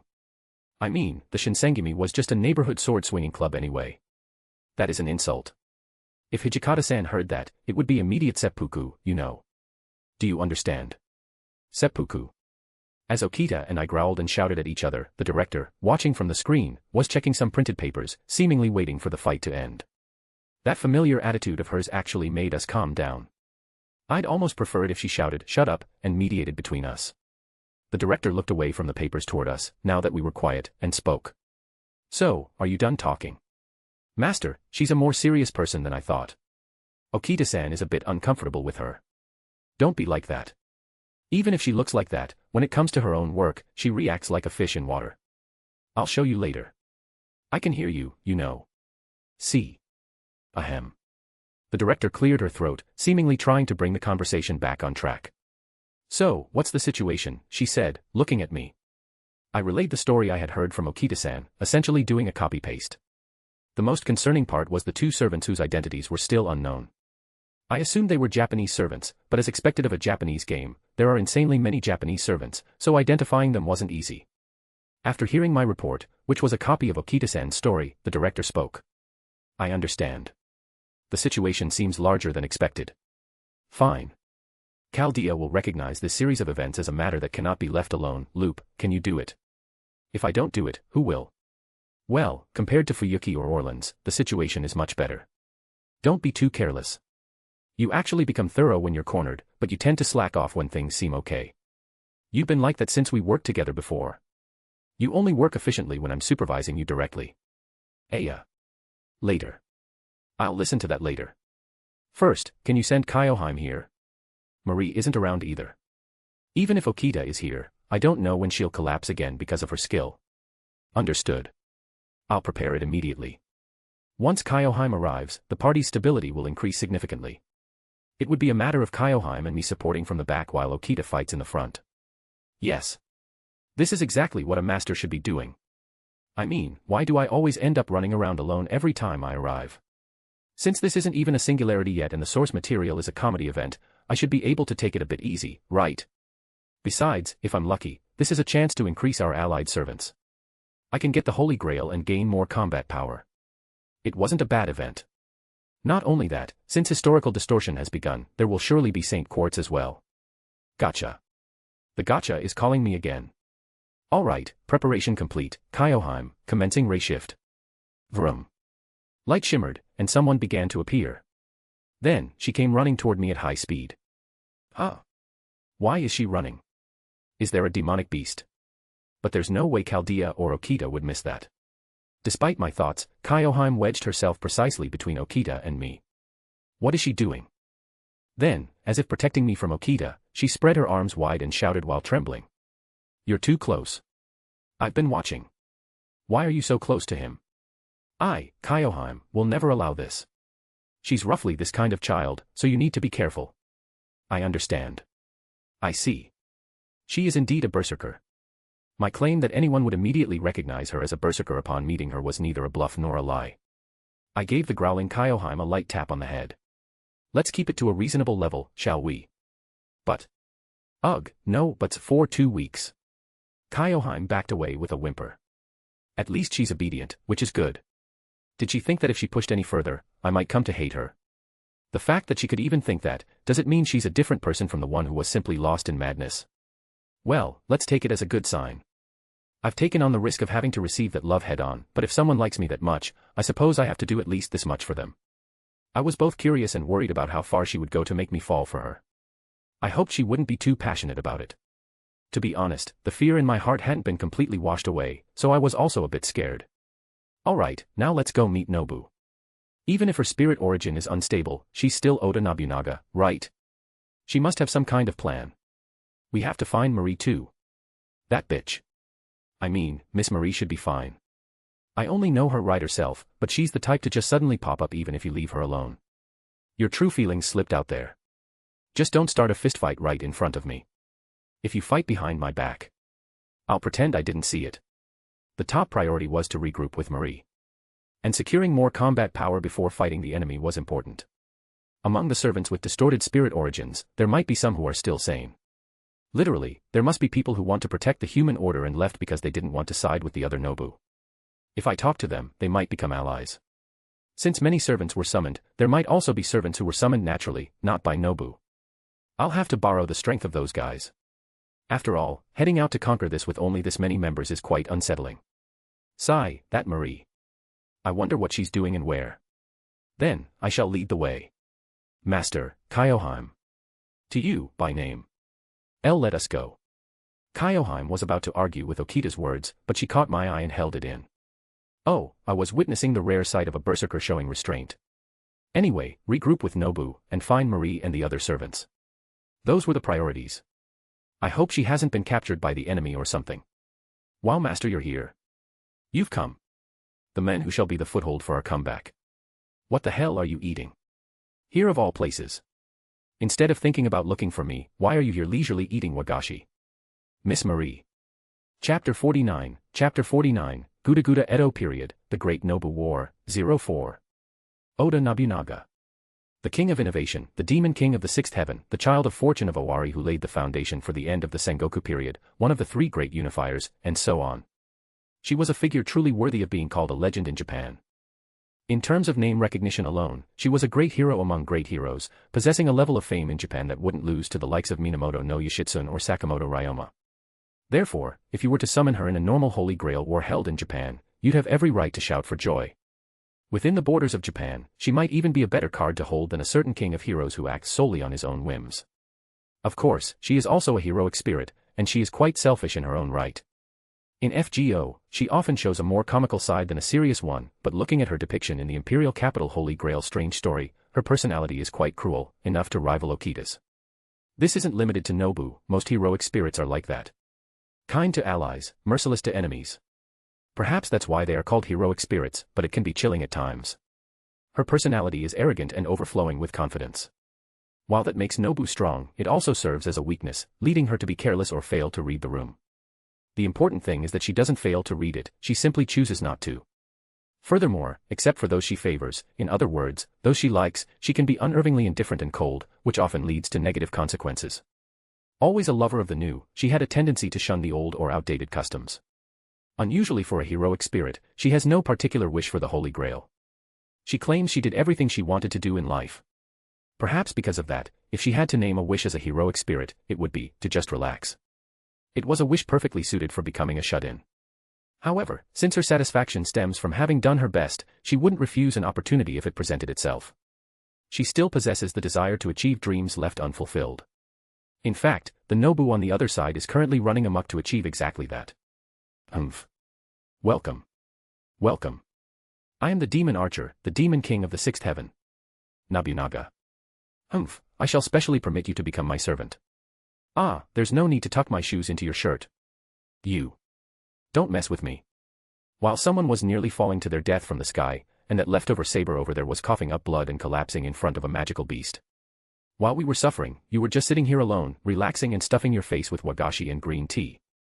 Ha ha ha ha, you certainly had a hard time. No, Master, I was surprised too, you know. When I came to, I was high in the sky and Master was nowhere to be found. Then I met the Oda Nobunaga over there, and I had a feeling you'd head this way, so I just waited. I figured it was better to wait quietly than to miss each other by moving around aimlessly, right? And your honest reason? How was I supposed to find you in this massive forest? At least TRYYYYY. Wait a moment. Who are you calling a leftover saber? Is it really beam time? Beam again. Even without that, I'll make your jaw drop with Okita-san's performance. Now, let's head out immediately. With this many servants, we can easily win. I, Okita-san, will take the vanguard. Leave it to me. You're too close.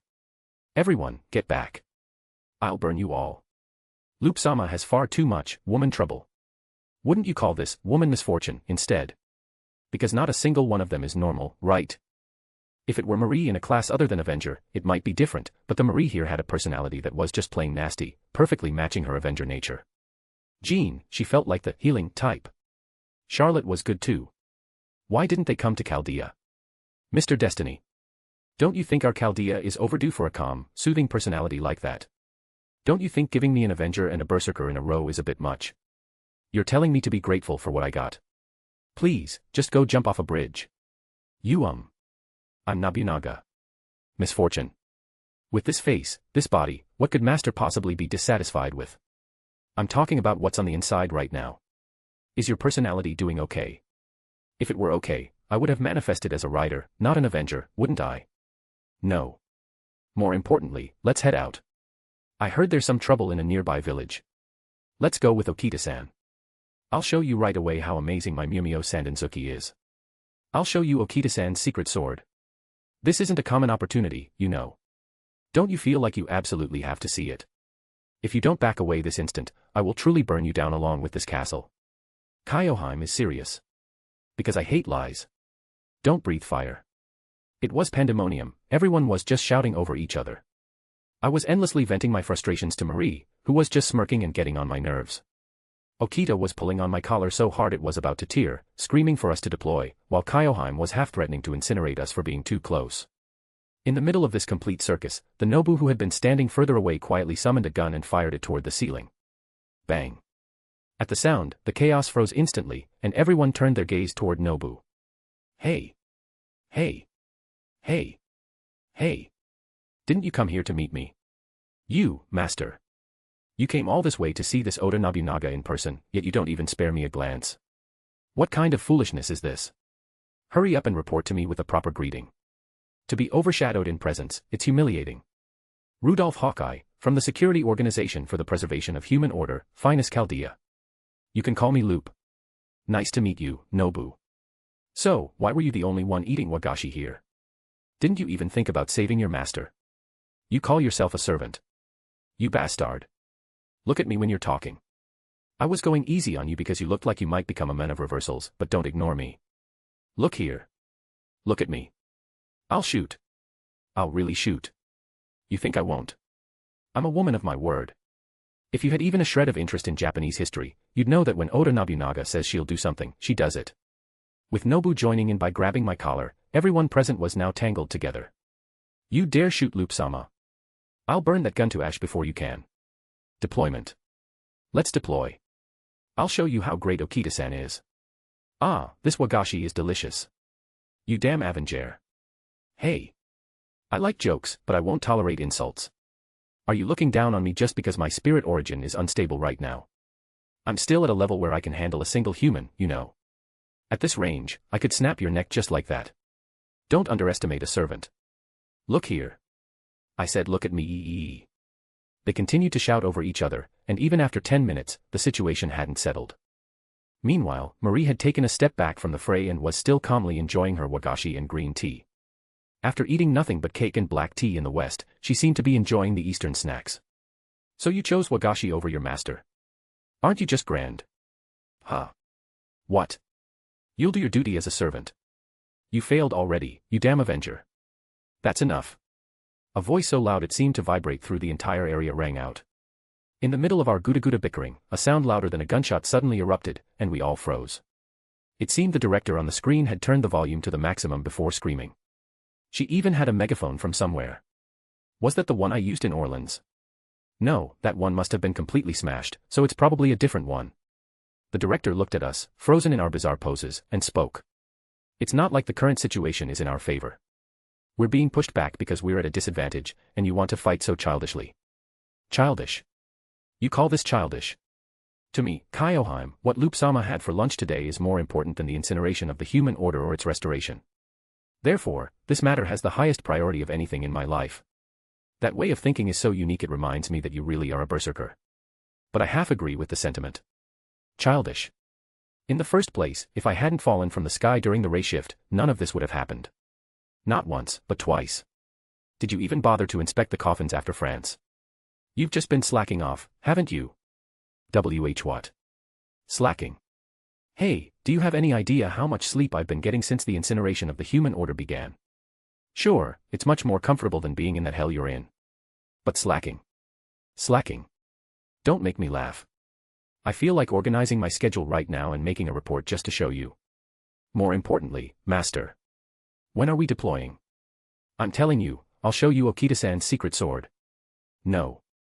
Before that, give me a proper greeting. I'm Oda Nobunaga, you know. The Demon King of the Sixth Heaven. Isn't this a time where you should be paying more attention to me?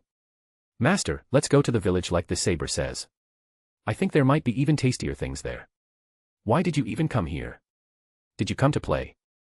Nobu was grabbing my collar, Okita was pulling my sleeve, and Marie was holding my hand. They were pulling me in every direction. Ack, you crazy women. Your servants. No matter how weakened you are, you could tear my body apart. Ack. Don't pull. I said don't pull. Injury. I'm an injured person. In the environment that had gone beyond pandemonium or carnage into pure guda-guda with the director joining in, flames suddenly flared up from Kyoheim, who had been quiet for a moment. Everyone stopped in their tracks and looked toward Kyoheim. Even Marie had a flustered look on her face. Right, don't forget. No matter how much she awakens or what she does, what is Kyoheim? A berserker. I said you're too close. Kaboom. That was the conclusion. An explosive ending is the worst. I thought I was going to die. Wow, with this, we're ±0, right? Sure. You're just so great. The moment Kyoheim exploded and sent flames flying to blow up the room, Marie had pulled me and thrown me far away, allowing me to escape damage from Kyoheim's fire. Instead, Marie, Nobu, and Okita, who were at the scene, took a fair amount of impact, but since it was just a bit of fire that leaked out after Kyoheim had been holding it in, they weren't at risk of disappearing, except for me, of course. The current Nobu's condition was so bad it seemed dangerous for a moment, but by quickly forming a contract with me, she managed to avoid being unsummoned. But looking at her now, this Nobu was truly weakened. She was at or below the level of Charlotte, who fought with me in Fuyuki. I started to get confused whether I should feel sorry for Charlotte for being on par with such a weakened Nobu, or feel sorry for Nobu for being weakened to that extent. Since it was a hassle, I decided to feel sorry for both. The old man used to say that if you're debating whether to do something or not, you'll regret it either way, so you might as well do it first and regret it later. He was the kind of person who said he picked me up only because he felt like he'd regret it if he didn't. I'll introduce myself once more. I'm the master from the Security Organization for the Preservation of Human Order, Finus Chaldea, Rudolph Hawkeye. Feel free to call me Loop or Master. For various reasons, this place isn't quite a singularity yet, but looking at the future, it's 100% going to become one if left alone, so I'm trying to do something about it. Nice to meet you. Humph. I am Oda Nobunaga, the Demon King of the Sixth Heaven. My class is Archer, but, currently, I have almost no combat power as a servant, and with Okita being my only ally, to be honest, I was just silently waiting to be unsummoned. In that sense, your appearance is truly a game-changing move. I have one question. You speak as if you knew I would come. Looking at Okita, it doesn't seem like that kind of knowledge was implanted. Ah, Nobu said, shifting her posture as she sat. In the first place, I didn't exist in this era. Yet two of me exist and are disturbing the world. I could immediately understand that this was no ordinary occurrence. That's why I thought someone would surely come. Not a counter-guardian-like servant summoned by the counter-force, but those with the power of reversal, fighting with their own sense of mission against the culprit who caused this mess. That's why I judged that the important thing wasn't winning through combat, but surviving and holding out, so I focused on hiding and running away.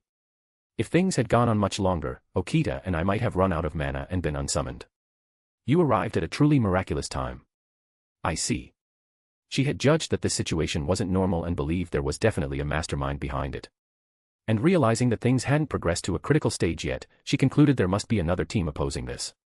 She seemed to instinctively understand that the side that caused this was bad and our side was right. Perhaps that wasn't so much Oda Nobunaga's intuition as it was the intuition of a heroic spirit. After all, people who have left their footprints on the human order wouldn't look kindly upon those who deny it. Don't they constantly give nothing but bad evaluations to the doctor, who only has an indirect influence? Anyway, the fact that her thoughts reached that far was impressive enough. No matter how much of a gag character she seems, is she still that Oda Nobunaga? When Kyoheim cautiously raised her hand, everyone moved quickly to the edge of the room and pressed themselves against the wall. Marie was already there before I knew it. Her crisis management skills are excellent. I won't do it anymore. You want us to trust the words of a berserker? Our Kyohei doesn't bite. She doesn't bite, she just burns. I was only trying to straighten your clothes. Rather than that, could you please be careful not to let flames come out? I almost got roasted too, you know. Please be careful. Seriously, your flames are still a trauma for me. If you asked if there's anything that isn't a trauma from clearing singularities, it would be hard to answer, but there are things that stand out among them. Your Yandere explosion itself didn't leave much of a physical wound, but the impact was incredibly strong. Master. I only met you today, but I see the signs of woman trouble on your face. Don't give your heart to just anyone. You'll really regret it. Don't worry, I'm a pure man who has reached this age without knowing the touch of a woman. You certainly have a beautiful way of saying you're a virgin, Master. We agreed not to point that out. Anyway, everyone sat back down. Our Kyohei has actually grown a lot, you know.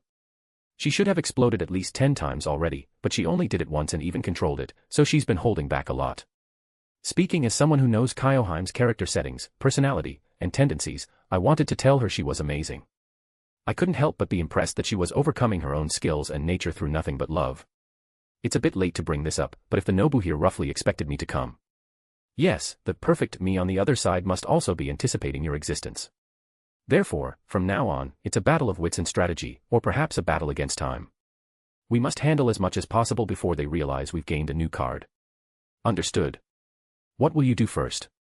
I need combat power. The servants who became neutral have distorted spirit origins, but there must be some who aren't like that. Otherwise, there'd be no reason for the other Nobu to move so cautiously. She's probably trying to eliminate any servants who show blatant hostility. Correct. However, even if you have technology to search for servant signatures, there are countless servants in this place right now. Can you even distinguish the distorted spirit origins? It'll take time. It'll be difficult to do right away. The other side likely doesn't have the ability to distinguish between distorted and non-distorted spirit origins either. If we have an advantage over them, it's Chaldea's technology, which is invisible and unreachable. Therefore, we must make use of that technological prowess. If it becomes possible to distinguish them, the job will be easier than expected. However, it's only a matter of time before the other side realizes I exist, and if we're caught, it truly becomes a race against time from that point on. And that is very unfavorable for us. Compared to our side, which has almost no basic soldiers, the other side is on the verge of ruling the Edo period, and even the Japanese soldiers of this world are moving for them. In other words, we are overwhelmingly losing in terms of numbers. Then how about going to the village Okita-san mentioned? We glossed over it earlier, but I heard there was a commotion in that village. Whatever it is in the current situation, I think it wouldn't hurt to find out. We need a direction to head in, anyway. That might be a good idea. Alright, now that we've thought of it, let's move immediately. Nobu, you stay here. Honestly, you're useless. You've got a foul mouth. But you're not wrong. Fine, I'll look after the house. And one person has to stay here with this Nobu. If this place gets raided and Nobu gets unsummoned, does it even matter? Hey. Isn't that treatment a bit much? Since we've contracted, I'm your servant too, aren't I? I thought you were a guy who still had some humanity left in him, unlike a typical magus. That's not right. Okita. You say something too. Nobu, see you next time. I'll pray that you're a more useful Nobu then.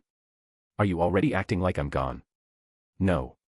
There will surely come a time when you'll need to use me. You'll regret it. You might really regret it. Kyoheim. Iya. Kyoheim made a blatantly disgusted face. She seemed to understand why I called her name as soon as I did. Hey, don't be so stiff and try to get along as fellow Japanese-style servants. I say that, but she probably won't listen. But Marie had been saying she wanted to see the village since earlier, and Okita had become very enthusiastic about going, as if my words had been a trigger. Either way, they were hard to persuade. Therefore, Kyoheim, who was at least somewhat obedient, seemed like the easiest to convince. Is this combination really okay, where a berserker is the easiest one to persuade? Isn't it a bit too guda-guda? If you quietly and safely protect Nobu, I'll tell you the passcode to my room. Now then. Oda Nobunaga-sama. Just trust in this Kyoheim. I will surely protect you. No, you're a bit. Master. Someone else. At least leave the Avenger over there. Then, we're off. Honor, Master. I'm definitely not just dumping the scary Kyoheim on Nobu. I just judged this to be the best course of action. I won't say exactly what kind of judgment it was. Anyway, this is for the best. In many ways. As we stepped out, Marie spoke. Is that okay? Telling that sick berserker your passcode. The passcodes for our staff rooms are designed to change automatically every week, and the new one is displayed inside the room. Whoa. So even if you tell her, it'll change in less than a week. I swore I would never lie to Kyoheim. Right, I didn't lie. I just didn't tell the whole truth. Besides, surprisingly, she also has a tendency to be a glass cannon when it comes to romance. Even if I just pat her head, she goes, you booby-boo, and blushes. In that regard, she was quite girlish. There was a part of me that thought she was a little bit cute, too. By the way, Okita, what kind of commotion was it? What was it again? They held some eating contest, and a monster appeared that even cleaned out the food in the warehouse. Is that commotion really related to a servant? I don't think even a servant could eat that much. Well, for now, we have nowhere else to go. Besides, even if it's not related to that commotion, searching for information in the village isn't a bad strategy. This place is also quite a distance from the other Nobu's hideout. So, I walked without thinking much. Without realizing that an unexpected reunion awaited me there. Not enough. This Usuji Artoria can still go for more. Please, have mercy. There's no more food left in the village. There was a face I'd seen many times before. Yeah, a face I'd seen many times. Marie and Okita had looks on their faces that said, did she really eat all this food? But the director, who was watching through the screen, and I froze solid. Perhaps sensing our gaze, the pure-looking woman turned her eyes toward us. And then, those eyes that recognized me widened. Those eyes, that face, everything, even the way she looked down from above was exactly the same, and a violent flashback occurred in my head. Crackle. I felt a jolting sensation as if my whole body had been struck by lightning. I staggered and fell backward. Master. Why all of a sudden? I heard stories, but, was it this bad? It's worse than when I was summoned. This can't be helped. First, get him somewhere he can rest. Excal. Excal. Gua. He's foaming at the mouth in brilliant colors. Master. Can you hear Okita-san's voice? Maybe I should have expected it. There must have been a story like that, but because the development was different, I hadn't even considered the possibility. My consciousness slowly fades away. I felt a strange sense of floating, as if my physical body was fading too. Gua. Master's soul is passing on. No, in this case, it's an exorcism. Meeting the eyes of the King of Knights with a distorted spirit origin, I lost consciousness then and there. Chapter 50, Guda Edo period, the Great Nobu War, 05. When I opened my eyes, Marie was fanning me. It seemed I had fainted the moment I came face to face with Usuji Artoria. Just seeing her sent a shiver through my entire body. Even though she was the original version, not the altered one, the effect was the same. Even after waking up, all sorts of traumas flashed back, overstimulating my brain. Being blown away by Excalibur, being turned to dust by Excalibur, my mind going hazy from Excalibur. No matter how much I thought about it, the people who saw that and still decided to join a rebellion must have been insane. If they were someone like Mordred, who had the potential to become a heroic spirit, they might have fallen into the delusion that it was doable. But what on earth were the ordinary knights thinking when they revolted? If they were sane and healthy, half of them would have been wiped out by one blast of Excalibur, and the rebellion would have been suppressed by the second. The lucky survivors should have immediately performed a kowtow and begged for their lives. My head throbbed slightly, and my stomach felt like it was turning. Aside from the fact that my wounds hadn't fully healed, it felt as if every cell in my body was activating just to try and forget the terror of that time. Even after waking, I felt nauseous for over an hour and gagged several times. Despite facing Fafnir, Jean Alter, Marie, and a succession of powerful enemies afterward, she remained the king of terror within me, haunting my steps. Lately, whenever I fell asleep, I had nightmares. 9 times out of 10, the King of Knights would appear and spam Excalibur at me. Perhaps that's why I become so afraid of falling asleep recently. Honestly, even if the mastermind fired a human order incineration beam at me, it would probably be less scary than Excalibur. At least to me. My. I read the record so I knew, but your condition is even worse than I expected. Including the time you were unconscious, we've been stuck here for over 2 hours. Are you all right? I'm fine. My whole body was shaking. Someone might call me brave for seeing me cut off my own leg just to defeat her. But that wasn't it. Not at all. I just wanted to escape from her by any means necessary. I wanted to get away from her, and I wanted to end that fight somehow. That's why I cut my leg. The thought that sacrificing one leg was a small price to pay for clearing a singularity was just an excuse I made up later. What I was actually thinking at the time was simply to escape the King of Knights. An intense fear of the King of Knights had dominated me more than any emotion or logic. That's why even though I won, it didn't feel like a victory, and even now, just making eye contact made my whole body tremble. My arms and legs shook, my lips quivered, and it was hard to calm the terror. I breathed slowly and soothed myself. It's okay. Right now, she isn't an enemy, and even if she becomes one, the situation is very different from back then. But Master, do you think that King of Knights has memories of Fuyuki? Her spirit origin is distorted and she's the original version, so probably not.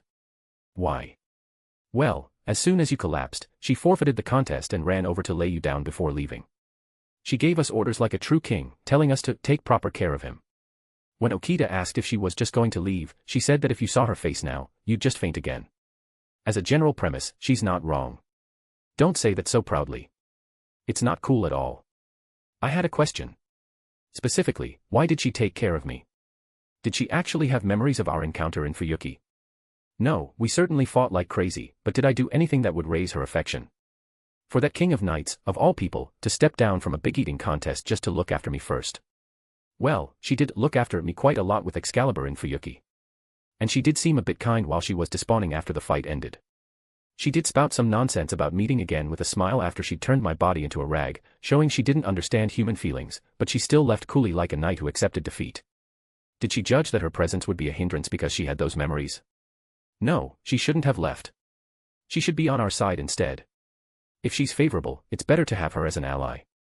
Even if her spirit origin is distorted, that King of Knights can use Excalibur. If I could just keep my trauma switch firmly under control, I could have gotten a living rocket for free. To have missed this. How foolish. TSK. I stood up, steadying my trembling legs. Has it been long since she left? She left right after laying you down, checking your condition, and telling us to take care of you. It might be hard to meet her again, don't you think? More importantly, were you planning to go see her? Even though you faint just from eye contact and you're still shaking like that. If I just endure a bit, I get a flying rocket in my hands. Just what kind of experience did you have in Fuyuki? She flies around recklessly with that small frame. Moreover, she showed movements and power that seemed to ignore the laws of physics. I only managed to win after piling all sorts of debuffs on her and all sorts of buffs on myself. Orlan's was by no means easy, I sacrificed a lot, and I was scared then too, but it wasn't on the level of Fuyuki. No, let me correct that. It wasn't on the level of the King of Knights. Most of my trauma originated from her. That feeling of being about to die because it was even hard to breathe was still latent within me. Anyway, if she's already gone, it'll be hard to catch her. I wish I had been a bit stronger. To faint from a sudden shock while my guard was down. Based on her tone, the King of Knights here seems to have memories of Fuyuki. But I still don't know why she's being nice. Jay, just where did your affection for me increase from? Wait, then is it possible that Casterbro is also here as a lancer? If my memory serves me right, quite a few related servants appeared, almost like a fifth Holy Grail war reunion. Among them, of course, was Siyu Chulain. Then I might be able to meet him. What? This mission is a breeze. Even if he's a Lancer bro instead of a caster. Still, it'll make things so much easier. Yes. As I was thinking that, Okita poked me repeatedly. I turned my head, and she handed me something that looked like a piece of paper. What's this? It is a letter from Usuji Artoria. What would the King of Knights have to say to a lowly person like me? Lancer is dead. Don't mess with me. Rip. I tore the paper to shreds. No. Why? Caster bro is dead. He's gone. And she left this kind of thing knowing I'd look for him immediately. This girl, she 100% has memories of Fuyuki. I'm telling you, she definitely has them. Damn it, just when I thought I'd finally meet him, he's already dead before we even met. As expected, Lancers are no good. Bro has to be a caster. Let's stop with the nonsense that he's stronger as a Lancer. Caster bro. You're strongest when you're a caster. As a caster, you're the strongest. Throw away that damn Lancer pride. Gibalg. That thing has 0 kills against the enemy. Even the magical girl in the prequel used it better. Ah, damn it. What now? Where do we have to go next? Loop. Ah. What is it? Enemy attack. No, it's not that. There's a servant signature not far from here. It even seems they're in the middle of a battle. What do you want to do? In the middle of a battle, between servants. The servants here have distorted spirit origins, so they wouldn't go out of their way to fight. While the possibility wasn't 0, if a fight broke out at this timing.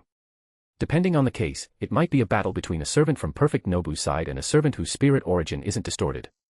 If so, we naturally had to join up with the latter. I spoke as I calmed my trembling hands. Let's go. We need to increase our allies. This is a bad situation. The man muttered quietly. With no support from a master or a holy grail, his magical energy was steadily decreasing, and the situation was worsening. He had rebelled against the Avenger, Oda Nobunaga, because he didn't like her from the start, but he was outmatched and ultimately defeated. He had managed to escape somehow, but they were relentlessly hunting down the servants who had revolted, and the men was no exception. The men sensed his own departure. After all, he was surrounded by countless soldiers, and he had no confidence in escaping the Oni like being visible among them. The Oni, who wore the mask of a girl, flashy yet plain, plain yet flashy, seemed to have no intention of letting the men go. He could tell because she had been like that in life as well. She wasn't the type to go easy just because they were acquaintances. He had known that for a very long time. The current situation was unfavorable, extremely unfavorable. Even if he bought time, no reinforcements would suddenly arrive for him, and trying to beat them down with brute force was difficult. Escaping was even harder. Even if he succeeded, the excessive magical energy consumption would soon cause him to fade away. Feeling like it was his last stand, the man took a deep breath and gripped his single-edged axe tightly. If he was cornered this far, he would at least try to go out in a blaze of glory. Unfortunately, he would depart before someone could come to fix this mess, but as a heroic spirit, he just had to believe in that someone. Crackle, lightning flickered. Ignoring the soldiers, the men glared at the Oni. Then let's see this through to the end, Shutenduji. That blonde brat is always a treat to watch. A feast for the eyes, too.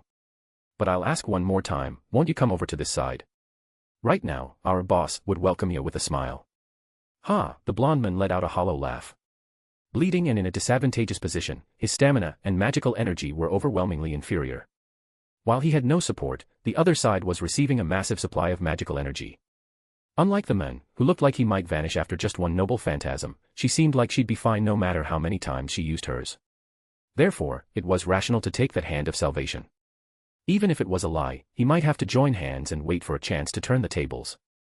That was the rational, calm, intellectual, and correct way.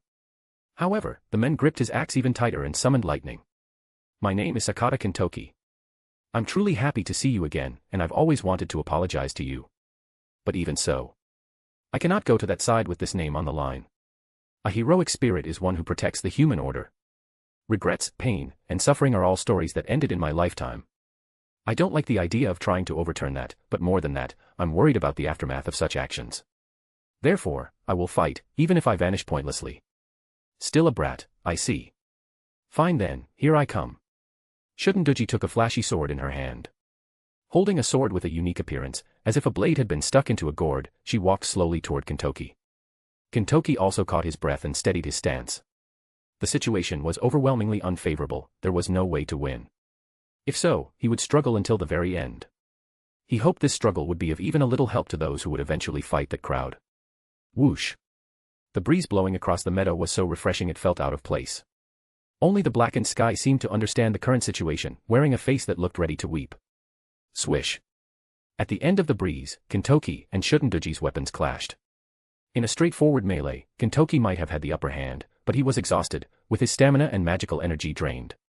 In contrast, Shunduji was just starting the fight, and she was being supplied with magical energy even as she consumed it. Kintoki had to overwhelm her here. Somehow, he had to inflict a wound that even Shunduji couldn't ignore in a single blow. But having failed that and started a sword fight that was close to an even match, the outcome was already decided. It was naturally Kintoki who was growing tired and being pushed back. Hooray! Matching Kintoki's scream-like battle cry, Shunduji wore a distorted smile. Clang! Clang! Clang! The movements of their weapons, which the soldiers' eyes couldn't follow, continued to slice through the surrounding air. Minor wounds were appearing on both of them, but they were meaningless to Shunduji. To a servant with abundant magical energy, minor wounds were as good as non-existent. Unlike Shunduji, whose wounds vanished immediately, Kintoki's wounds remained and continued to accumulate. No matter how much one tries or works hard, some things just won't happen. Kintoki realized he was gradually being overwhelmed. Ugh! Slash! He felt malice in the attack that grazed his neck. Shunduji wore a relaxed smile, her will to enjoy this fight for as long as possible palpable. Kintoki deeply regretted her end, but he could never get used to this side of her. Kintoki was also a rowdy, arrogant, and dangerous man, but at his core, he was more compassionate and righteous than anyone. Therefore, Shunduji's way of thinking, which could be called the polar opposite, was somewhat alien to him. If I keep fighting like this, I'll definitely lose. Isn't there a way? A way. Fortunately, Shunduji didn't seem to have any intention of ending it right away. Rather, she was fighting with a face that said she wished this battle would continue forever. But just as all pleasure must come to an end, wounds that Kintoki could no longer ignore were steadily appearing. Kintoki was also desperately trying to wound Shunduji, but unless he dealt a fatal blow to Shunduji, who was an Oni with abundant magical energy, it didn't mean much. After their weapons clashed with a boom, Kintoki reached out toward Shunduji. Thud! As if she had expected it, Shunduji swatted Kintoki's hand away. Whoosh! He quickly ducked low and kicked Shunduji's leg, knocking her off balance. Now. Whir! He swung down at the falling Shunduji, cutting through the air. Boom! Kintoki clicked his tongue. As she fell, Shunduji had braced herself with one hand on the ground and blocked with the sword in her other hand. His magical energy was running low, and his condition had deteriorated to the point where his stats were severely affected. If it had come to this, he couldn't dream of a future even if he survived here. In that case. Crackle! Lightning began to gather on Kintoki's single-edged axe. Coughing up blood, Kintoki shouted at Shunduji, who looked somewhat flustered. Let's go flashy and golden. Finishing move. Golden spark. Thud. Swish. Tap. Shunduji twisted her body to escape and kicked Kintoki's arm. Crash. Kintoki's noble phantasm hit the ground, causing an explosion-like impact. It seemed to even electrify the air, making the nearby soldiers flinch. With its normal power, the entire surrounding area should have been torn apart by lightning, but it was less than a third of its usual strength. As expected, the lack of magical energy was serious. Though she seemed slightly paralyzed, Shunduji slowly raised her head. Since he had failed to land a direct hit, she naturally wouldn't depawn. No, someone was going to depawn. It was just that the one despawning was Kintoki, not Shunduji. Kintoki straightened his sunglasses and spoke. Some golden person will come to this era to carry out justice. It's truly regrettable that I won't be here then, but unfortunately, I don't seem to be the type of great man who can live by falsely bowing his head to others. How foolish. But I didn't hate that foolishness. Since we've come this far, I'll say it, you don't have to feel particularly sorry toward me. Is that so? But this is just my personality. I'll take the chance to settle this heart of mine, but it seems this wasn't the place for it. Particles of light began to emanate from Kintoki's body. It seemed it really was the end. He thought it wouldn't be so bad if Shunduji took his head, but even though she usually came to kill him playfully, for some reason, she just stood there doing nothing this time. Hadn't she been trying to kill him boldly at every turn since they were young, while drinking sake? Despite having that kind of mindset, she was now watching him in silence.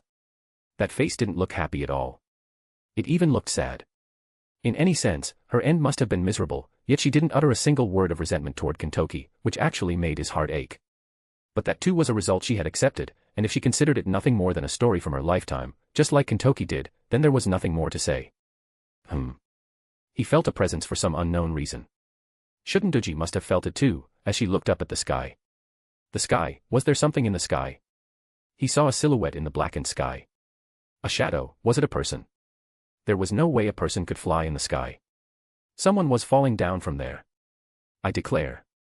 Your body shall be by my side. My fate shall be in your sword. Kintoki immediately understood the meaning of those words. Thud. He lunged forward and shoved Shunduji away with his body. Caught off guard, Shunduji was pushed back. Then, squeezing out all his remaining strength, Kintoki also leaped up into the air. He didn't know who it was. He didn't know if he could trust them, if they were a good person, or what kind of person they were. But in this desperate crisis, Kintoki's gut told him that this person who appeared so goldenly was surely trustworthy. If you follow this will and this logic, then answer. Follow me and answer my question. Whether you will entrust that fate and that soul to me. Grab. He caught the hand of the man falling through the air. It wasn't a body accustomed to battle. Yet, it smelled strongly of a battlefield. He had eyes that knew death, eyes a human could never have. As if he were a heroic spirit, as if he had experienced death, those eyes were too strong for his frail body. Kintoki had seen the men for the first time today, and he couldn't gather much from that face. His body was a mess, in some ways in worse condition than Kintoki's, and even though he'd been treated, he wasn't fully healed. With such a body, he had come all this way wanting Kintoki. He had risked his life to obtain the combat power that was Kintoki. If so, what kind of servant would he be if he didn't respond? On the name of Berserker, I accept that oath. My lord is you. And you are my master. The contract is complete. Boss. Boom. Light flashed in the air. Shunduji, who had been knocked down by Kintoki, just sat there and watched the scene. Even though the situation was clearly flowing in a bad direction, Shunduji smiled as if something was amusing. As the light gradually faded, something descended from the air. Crackle. The frail heroic spirit who was about to vanish, scattering particles of light, was gone, and in his place stood a beast who had fully regained his strength. Holding the men who had fallen from the sky like a sack in one hand, Kintoki smiled like a good boy, his well-brushed white teeth sparkling. That was golden timing. A goldenness that could be called a miracle has captured my heart. Now then, let's go golden, boss. How many times can you fit golden into such a short sentence? And if you're asking which side I'm on, I'm more of a silver. Well, fine. His pure white hair didn't look like it had naturally become that way, nor did it feel like it was dyed. It felt more like the pigment had been stripped away by extreme mental stress or exhaustion of vitality. He had crossed through hell with that frail body.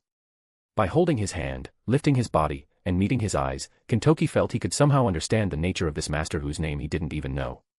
Crackle. He made the lightning emanating from his single-edged axe even stronger. Now then, Miss Oni over there. Shunduji. To think a master would show up at this timing. It seems the blonde brat really does have a destiny he was born with. That's how it is, Shuten. Sorry, but I can't back down here either. Do you think you can beat me now that I'm being supplied with magical energy? Now, this time, for real, head on. Goodbye. Ha. When the master suddenly waved his hand and said goodbye, Kintoki and Shuten were both surprised at the same time. And at that moment, a small voice rang out. Mumio Sandenzuki. Thrust. A woman who suddenly appeared from behind pierced straight through Shunduji's chest. She had come from further away than any presence detection a servant could have. That secret sword of hers was absolutely impossible to block. In that case, the only way was to dodge, but if one's perception was delayed by even a moment, the match was as good as over. Her technique was already halfway to causing a phenomenon saturation, and her footwork at the moment she used Mumio Sandenzuki was so fast that the word fast didn't do it justice. It was almost like a warp, a challenge to physics. Even if you knew it was coming, it was hard to dodge, and if you were hit by an unblockable attack as a surprise, no matter how strong you were, you had no choice but to fall. If she had a wide presence detection range like the ruler, Jeanne d'Arc, she might have noticed before Okita used the technique, but unfortunately, Shunduji only had the normal perception abilities of a servant. Cough. Spitting out blood, Shunduji looked at the master. Ha ha ha. Why would I fight you head on? I've got a long way to go as it is. That flashy contract from the start was just an act to draw your attention over here. Ha ha ha. Are you frustrated? Does it sting? So what? Sorry, but if we fight fair and square every single time, we'll be the ones to get exhausted first. My conscience pricks me a bit, but don't take it personally. And you know what they say, the winner is justice. I am justice. How about it, Mr. Golden? With this, we've defeated the enemy without any useless magical energy consumption.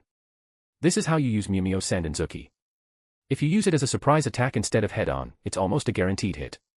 If you hit the spirit core, it's instant death. Everyone who stupidly makes her use that secret sword from the front is just an idiot. Kintoki spoke toward his master, who was for some reason in high spirits. Boss, this is a bit much. Why? Master, Okita-san is satisfied. Fairness is not needed in battle. This kind of trashy, underhanded behavior is necessary. Hey! Don't beat me with a shield. Kintoki lost confidence in his ability to judge people. The thought even crossed his mind that maybe it would have been better to just pawn without making a contract. Chapter 51, Guda Guda Edo Period, The Great Nobu War, 06. Sakata Kintoki. One of the 4 heavenly kings of Reiko from ancient legends, he is so famous that his childhood name, Kintaro, has its own body of folklore known as the Kintaro myths. While his personality is often described as audacious and mischievous, his core has always been righteous. He was compassionate and possessed a strong sense of justice. He was particularly kind to mothers, and his dream was to become a hero to all children. Because of this, his official setting states that his mental age isn't particularly high. He seemed to have adapted quite well to the modern era, appearing so sharp and stylish that it was hard to believe he was a heroic spirit from the past. One could say he was quite quick to adapt. Regardless, he loves flashy things and anything that shines. He loves gold so much that he uses it as a catchphrase. However, if he has a weakness, it's that he, much like myself, is incredibly weak when it comes to romance. Still, he differed from me in the sense that he was constantly involved with women, such as Shutenduji or Minamoto no Reiko. His bond with Shutenduji was especially deep, they had apparently known each other since childhood. That was why, even though it was to fulfill his duty, he felt immense guilt for deceiving Shutenduji and taking her head. Shutenduji, perhaps knowing that Kintoki would be the one to kill her, supposedly left him with a cool, smiling farewell, "I'm headin' on out first." Whether it was intentional or a mere coincidence, those words left such a lasting impression on Kintoki that, even as a heroic spirit, his greatest wish was said to be nothing other than the resurrection of Shutenduji. Despite everything, they were a very popular pairing among fans. As a longtime fan, it's truly a shame to end it like this, but what can I do? This is Shutenduji we're talking about. If she even thinks about firing off her noble phantasm, Okita-san and I would be retired instantly without being able to do a thing. Unfortunately, unlike Fujimaru Ritsuka, my body didn't have a shred of poison resistance. It was perfectly logical to assume I'd die the moment Shutenduji used her noble phantasm. Come to think of it, what am I going to do about the 4th singularity? Wasn't the air itself basically poisonous there? Now that I think about it, while other singularities at least allow for my existence despite the difficulty, that place is dangerous just by being there. I'll die just by breathing before I can even start the quest, won't I? My chest began to feel tight. I'll just have to ask Da Vinci-chan for help or something. Impressive. My spirit core's been pierced clean through, so I reckon this is the end for me, you know. Coughing up blood, Shutenduji sat down with a look of mild regret as particles of light began to scatter from her body. Wow. She's talking so calmly in that state. Rather than being calm, she just didn't seem very passionate about it. It wasn't a knightly code of, I lost, so I shall do nothing more. It was more like a gamer's mindset, I lost, so that's that. It was fun. Of course, if she were a tryhard, she might have smashed her keyboard in rage after losing, but Shutenduji was the type to play for fun. She felt good if she won, but she didn't really care if she lost. She was clearly the type who had been distant from the concept of competitiveness since birth. Hey there, chopstick-like brat. Me. Hey, I might be weak, but I'm not a chopstick. Not a chopstick. Pick which one's better, a straw or a chopstick, you know. Then I'll go with the chopstick. Boss. Stop it. Don't look at me with such a pathetic expression the moment we meet. But still, a chopstick is solid inside. And depending on the situation, it can even be a steel chopstick. But a straw is hollow no matter what you do. No matter how you look at it, the chopstick is superior. As she faded away, Shutenduji smiled at me without a hint of lingering attachment. I'll be looking forward to the day I'm summoned by you. It's making my heart flutter, you know. Hick. Shutenduji smiled at me until the very end before vanishing. Oh, summoning system of Chaldea, please, anyone but Shutenduji. I'd rather you call the King of Knights. That woman will definitely bring her memories with her. She might pounce on me the moment she sees me. No. I can practically hear the ding of my retribution stacks piling up. Ugh, I won without any major issues, but I feel sick to my stomach. No matter how I think about it, I'm building up an insane amount of bad karma right now, aren't I? Is it really okay for me to keep acting like such a jerk? What if Jalter, Gillis de Rice, and Medusa, all the people I've trolled, get summoned all at once? Well, if that happens, there's nothing I can do. I'll just have to put an origin bullet in their heads immediately. It really can't be helped. Ugh, seriously. Just thinking about suicide gives me a stinging sensation. This must be a warning, right? It's telling me I won't be able to regress if I kill myself, right? Or is Merlin just warning me that I'll lose my humanity if I keep this up? Instead of wasting time reading my thoughts, just give me a sword. And teach me how to deploy a reality marble. Master. Did you see? Okita-san's secret sword. Now, you won't be able to call me a leftover saber anymore, right? Didn't I just take down a powerful-looking servant in one go? That speed. That precision in piercing the spirit core. Kaya. I don't know who the master is, but Okita-san's master must have his nose held high in the air. Don't you think? Ah, I'm Rudolph Hawkeye. Our first meeting was a bit rough, but I look forward to working with you. Oh, Sakata Kintoki. For now, I've manifested as a berserker. You're not listening at all. Aha, good job, assassin.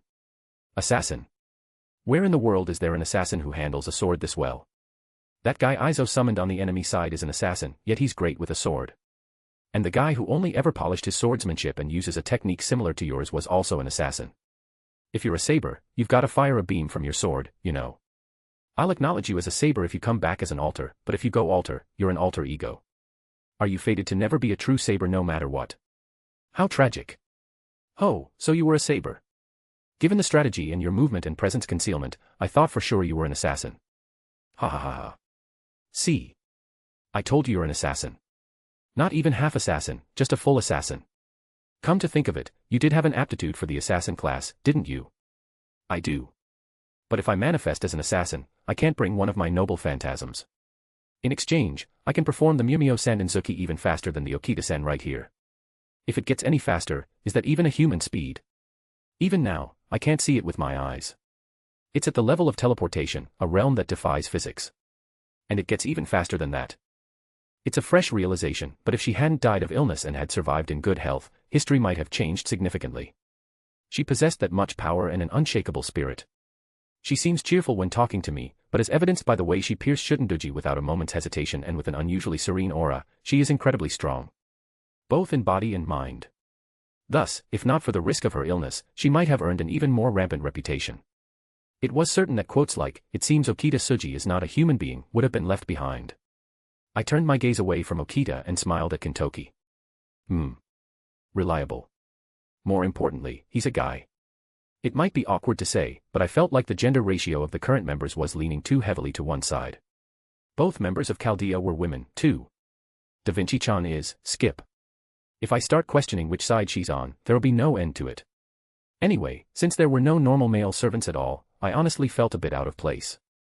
I mean, being surrounded by beauties doesn't feel bad, but those beauty flowers are packed with deadly poison, and there wasn't a shred of the comfort you get from being with the same gender, so it was a bit much. Still, it's better to have a guy around, right? It makes things feel more relaxed. Yeah. Anyway, I'm counting on you. To put it in your terms, stay golden. I've got high expectations. Sakata Kintoki is a household name in Japan. I wonder if you're getting a proper fame boost. Oh, I don't really get what you mean, but if I'm being counted on as a servant, then it's my duty to answer that call. Right. I reached out my hand. Kintoki seemed not to understand the meaning of my hand for a moment, but he soon caught on and shook it. Good. From now on, I'm entrusting my life to you. I'll make sure you reach the moment where you can truly shine. In exchange, lead me to victory. Boss, you've got a frail body but a strong look in your eyes. Wait, let me clarify, I didn't mean that in a particularly good way. Just as children should play like children and students should act like students, people have a way they're supposed to be. Boss, you're a fragile person, and that's how you should be. But this imbalance you have now, it gives me a glimpse of the path you've walked so far. Good work. You've been desperately pushing yourself to get here, haven't you? Sacrificing that body of yours. It's impressive. I formally recognize you as my boss. Let's go all the way to the end, golden style, boss. These heroes, these servants who left their footprints on the human order, look at me and validate the things I've done. That was more joyful than anything else to me, and for some reason, it made me feel embarrassed. Castabro, Jean, and now this guy, every single one of them says such wonderful things, just like the heroes they are. It felt as if they were supporting my heart, which was slowly being worn away. Feeling a warmth in my chest, I smiled. Golden sounds great. Why don't you come to our Chaldea after this is over?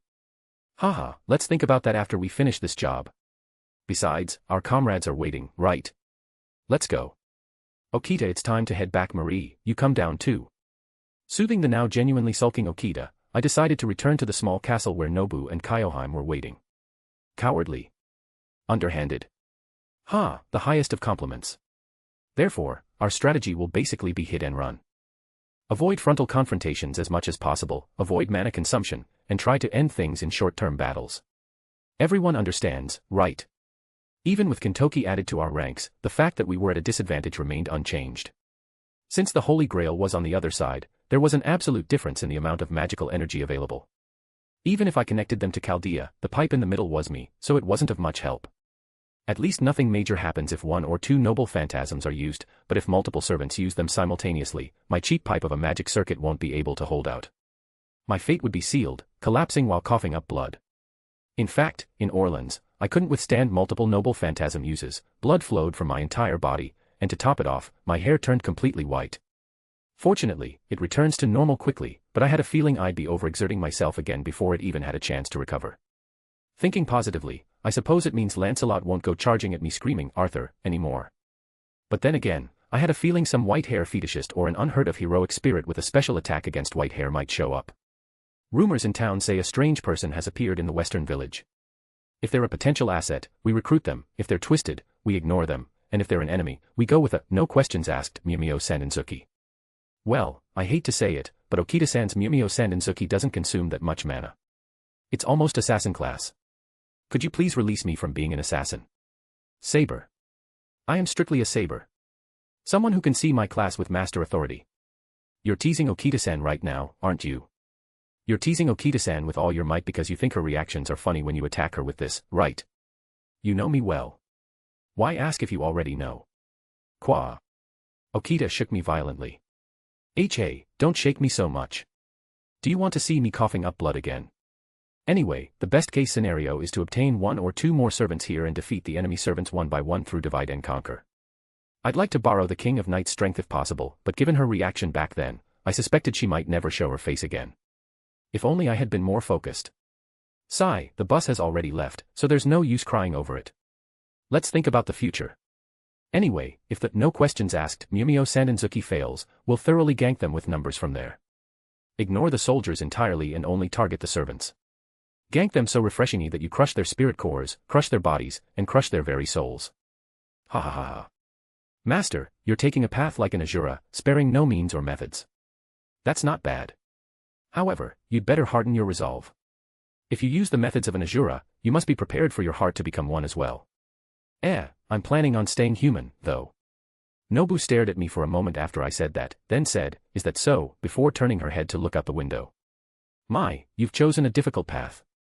You've decided to move forward by discarding benevolence because the path cannot be overcome with it, yet you refuse to actually discard your benevolent heart. You've chosen the method that is the hardest to achieve in this world, the one sought by those boring but excellent people called saints. But master, one day, that heart will crack. Be careful as you move forward. Don't worry, I've already made my resolve. I've only ever encountered situations where I had no choice but to do it. Even now, deep down, I'm scared and confused. But I have to do it. So, I do it. As someone who admires heroes, it honestly felt uncomfortable to win by using such methods against them, but if I held on to useless stubbornness, the kind you shouldn't even have when you're in an advantageous position, while in a disadvantageous one, it would just be a burden to others. If heroes do it, it might be a proud act, but if I do it, it's just a nuisance and a foolish deed. Therefore, I decided to focus solely on the efficiency of defeating the opponent without letting any strange sentiments get in the way. I can't walk this path any other way. Nobu pressed down on her hat and spoke. Well, I suppose the resolve you've made is a noble one. The resolve not to despair no matter what powerhouse you face is wonderful. I don't dislike that kind of spirit personally. However, I wonder if it will only be monsters like servants that stand in your way. I wonder if you are prepared to shoulder something that will never disappear, for eternity. I don't get what you mean. No, if you don't know, it can't be helped. I just wanted to tell you to grit your teeth and endure, since it's the path you chose. Now, it's late, so let's stop for today and move tomorrow. I don't know about the others, but the master has a normal human body, so you should rest. I'm fine. It's no big deal even if it's night, so let's just. No. You cannot. No way. That's what they say, boss. Aren't you loved? No, why are you guys saying the same thing in harmony as if you've thrown the concept of coordinating opinions to the dogs? Following the director, Kyoheim and Marie also said the same thing with smiles. I could feel their determination to tie my limbs and force me to sleep if I didn't go in right now. I mean, we can move even if it's night. With this many servants, we can move, can't we? I can just recover from my fatigue after I return to Chaldea. There's no servant reaction nearby, so please just sleep. Recovering from your fatigue is also an important task. That's right, Loop-sama. If you find it hard to fall asleep, I, Kyoheim, will sleep with. I'll sleep first, so good work. Now, servants, stay here. I have things to discuss with you anyway. Nice. Nobu. I ran out as if I were escaping. That said, Nobu sure has a castle despite having no power. Though it wasn't very large. I walked down the hallway. Suddenly getting a feeling, I immediately did a U-turn and headed for the bathroom. I can't even sleep properly because of the nightmares anyway. Is there a medicine that lets me sleep so deeply I won't have dreams? No, come to think of it, I heard somewhere that you only dream when you're sleeping deeply. Then is there something that lets me sleep lightly? If I sleep lightly, maybe I can react to someone's presence immediately. Even if this is a gag event, the servants are all alive and acting seriously. The other Nobu was the same. If it were me, I'd start feeling anxious or threatened after confirming Shutendoji's withdrawal and start moving. I need to do everything I can before the other Nobu starts moving in earnest. Sigh, it's a night where I don't want to fall asleep. The moon is unnecessarily large and beautiful. Someone was walking toward me with the moon at their back. I couldn't see them well because they were in the shadows. Just in case, I checked for a servant reaction, but there was nothing special. In other words, they weren't a servant. Then there's no need to worry. As soon as the thought crossed my mind, my eyes widened. No, wait. How does it make sense for a living person not to show a life sign either? If there was no reaction from either, there was only one possibility. The other person must have sensed me as well, as they took a stance. And then, they vanished from before my eyes. Eh? What, they really vanished? Am I really that tired, or have I gone crazy and started seeing hallucinations? This is insane. The moment I thought that, schlick. Something pierced my chest. A sword had run through my chest, right at the solar plexus. Guh, I tried to cough up blood, but the person's other hand covered my mouth, preventing me from even letting out a scream. I was able to see the face of that being. If they didn't show up on the servant or life sign sensors, there was only one possibility unless the machine was malfunctioning. Presence concealment. This person had walked up boldly using presence concealment. The face was familiar. What? What is this? Oh, Okita. Then was that just now the Mumio Sandenzuki? It hurts. This is no joke. Blood kept flowing from my mouth, but she didn't say a word. It wasn't her. It wasn't the Okita I knew. It wasn't our Okita, who was summoned as a saber. She was the assassin Okita summoned by the other Nobu. Her speed was insane. I couldn't even perceive it. She had closed the distance, from where she was a mere blur in the shadows, in an instant and plunged her sword into my chest. People weren't calling it teleportation or a defiance of physics for nothing. This technique was certainly worthy of being called a secret sword. This is bad.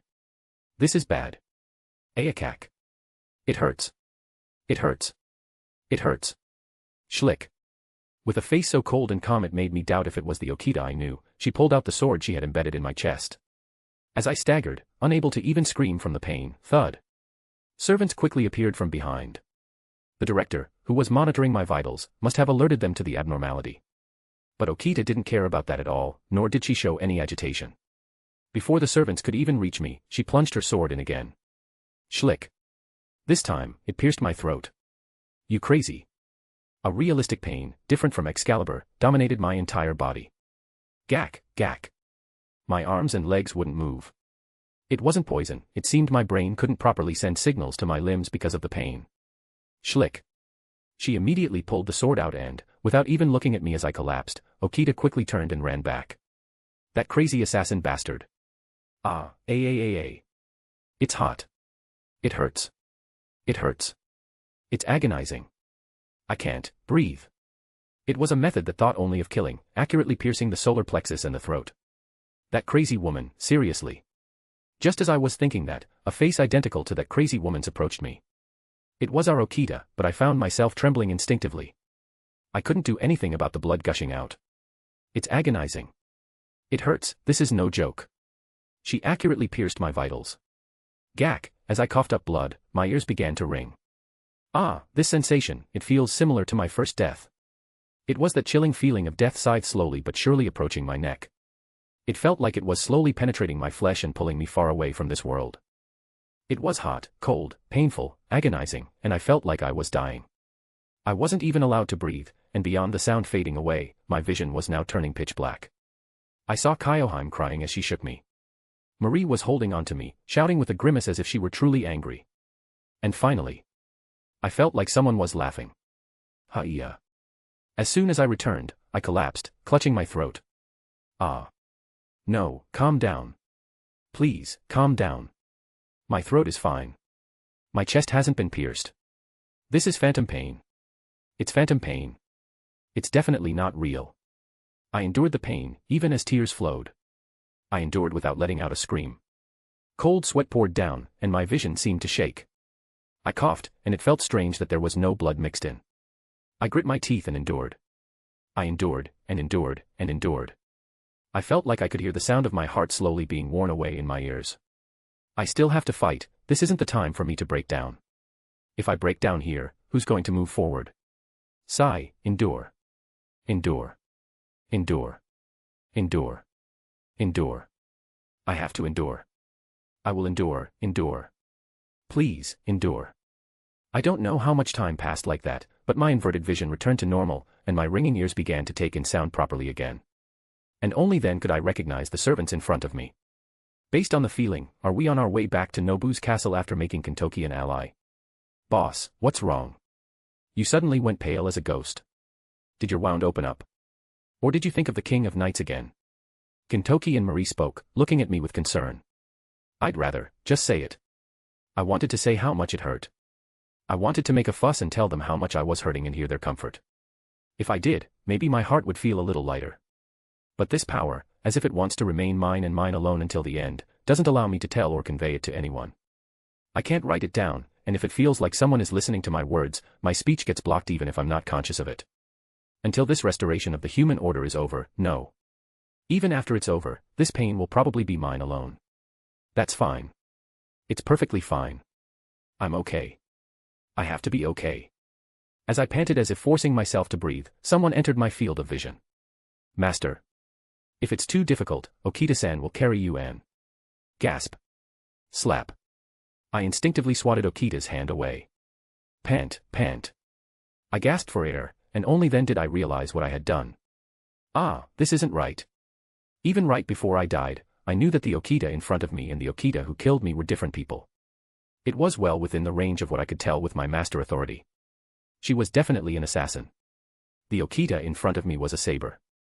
Knowing that they were different people, because their face, voice, and even their unique aura were the same, I instinctively felt a sense of revulsion and ended up rejecting Okita's hand. She's a different person. She's a different person. The cold, murderous eyes of Okita when she killed me came to mind. Unlike the Okita here, she didn't say a word and didn't show any change in expression, she just killed me. She was like a tool that existed only to carry that out. And I knew that the Okita here wasn't that much different. I knew that Okita was only acting friendly because I was an ally and her master. I thought I knew.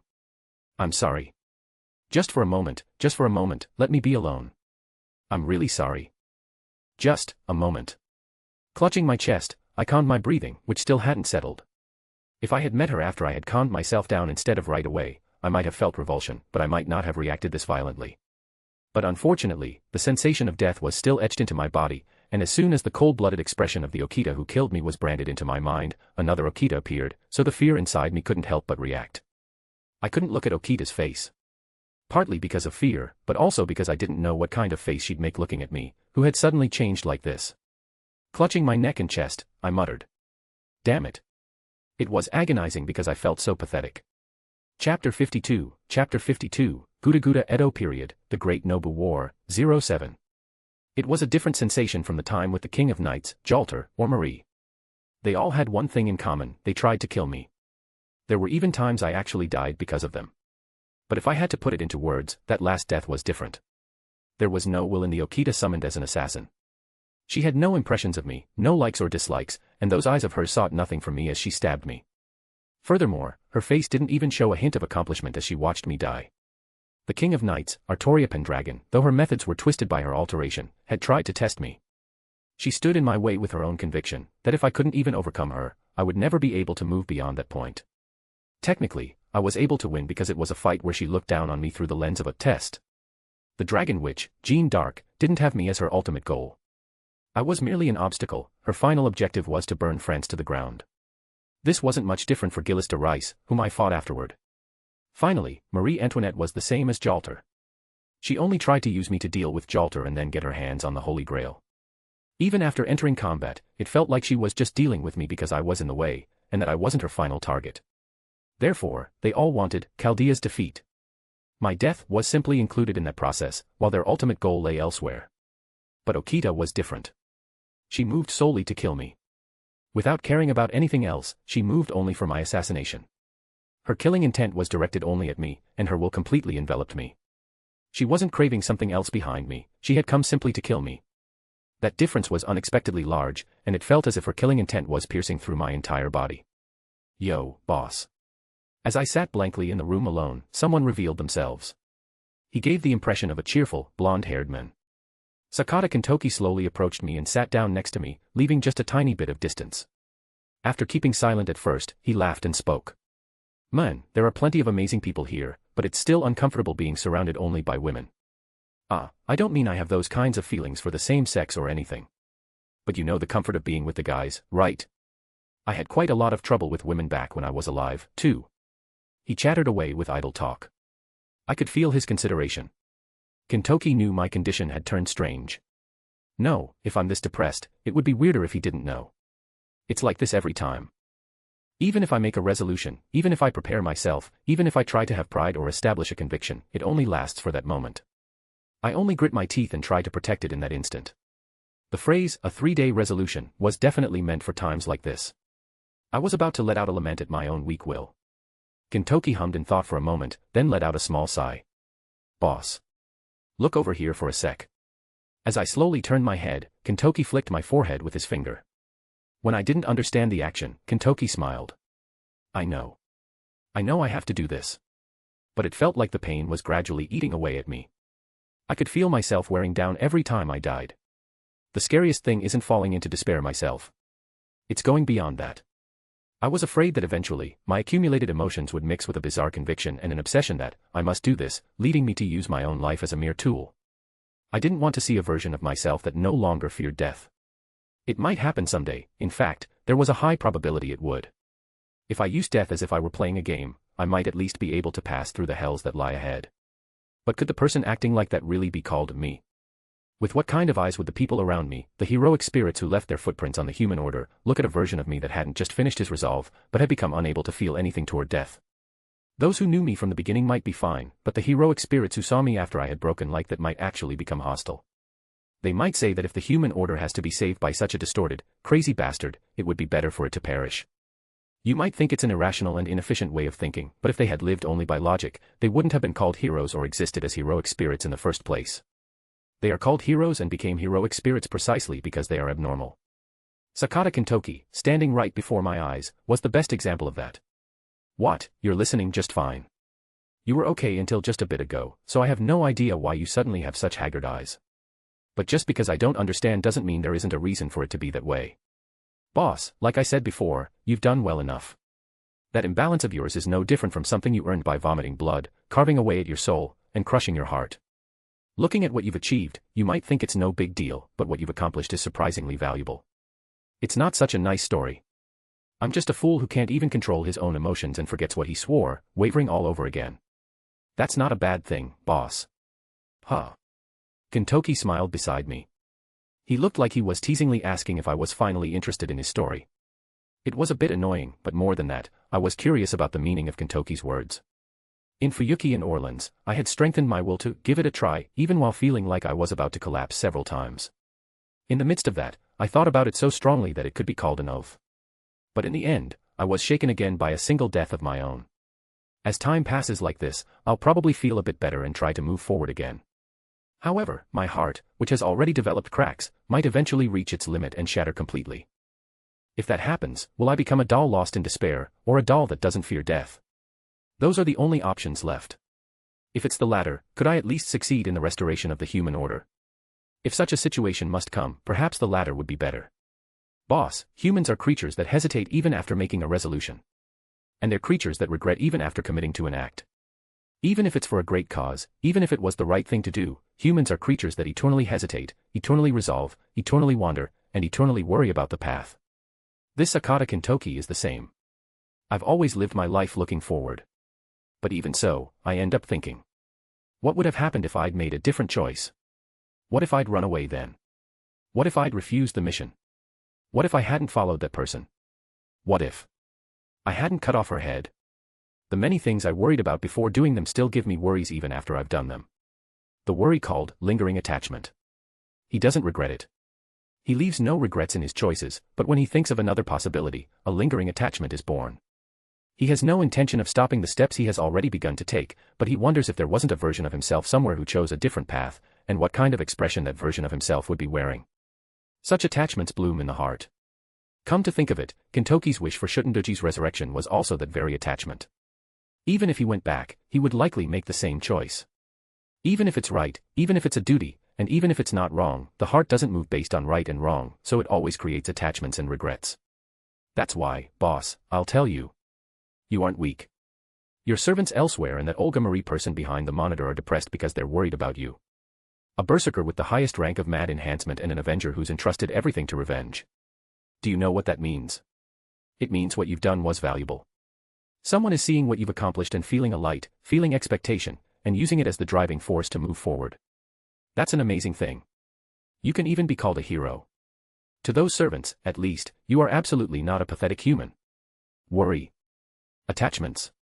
Regret. Do as much as you want. Worry, have attachments, regret, hesitate, and suffer. That's what life is, isn't it? The path you chose is one someone must take, but not everyone can. Take pride in having chosen that path, and don't lower your own value. Just because you're hesitating a bit, just because you don't understand the reason for it, those guys won't let go of your hand. Believe in that, not as servants, but as comrades. Kintoki placed his hand on my shoulder and continued.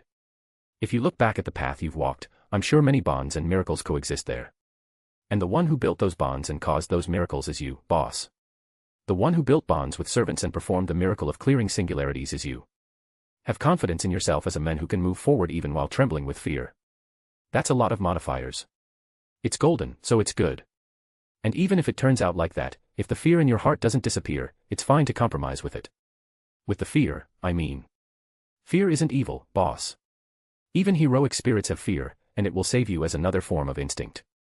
Now then, the night is deep, so get some golden rest. Looking at your face, you seem like you'll be fine tomorrow. I let out a sigh. A sigh escaped me despite myself. I was still scared. A few words don't stop the trembling. Peace of mind doesn't come that easily. But a man who can move forward even while trembling with fear, huh? How on earth does everyone see me? Even though she's under mad enhancement, what did Kyoheim see in me to decide she liked me? Why did Marie take a liking to me? The fact that the director trusts me to an unusual degree was also a strange feeling. Fine. Kin-san. Eh? What? I'm going to call you by a name that's easy to say. Taking the kin from Kintoki and adding the Japanese san to make it Kin-san, how's that? Sure, that's fine. What's with the sudden change? Hit me. Huh. Look, even after you've persuaded me and worked so hard, my hands won't stop shaking. I want to clear my head.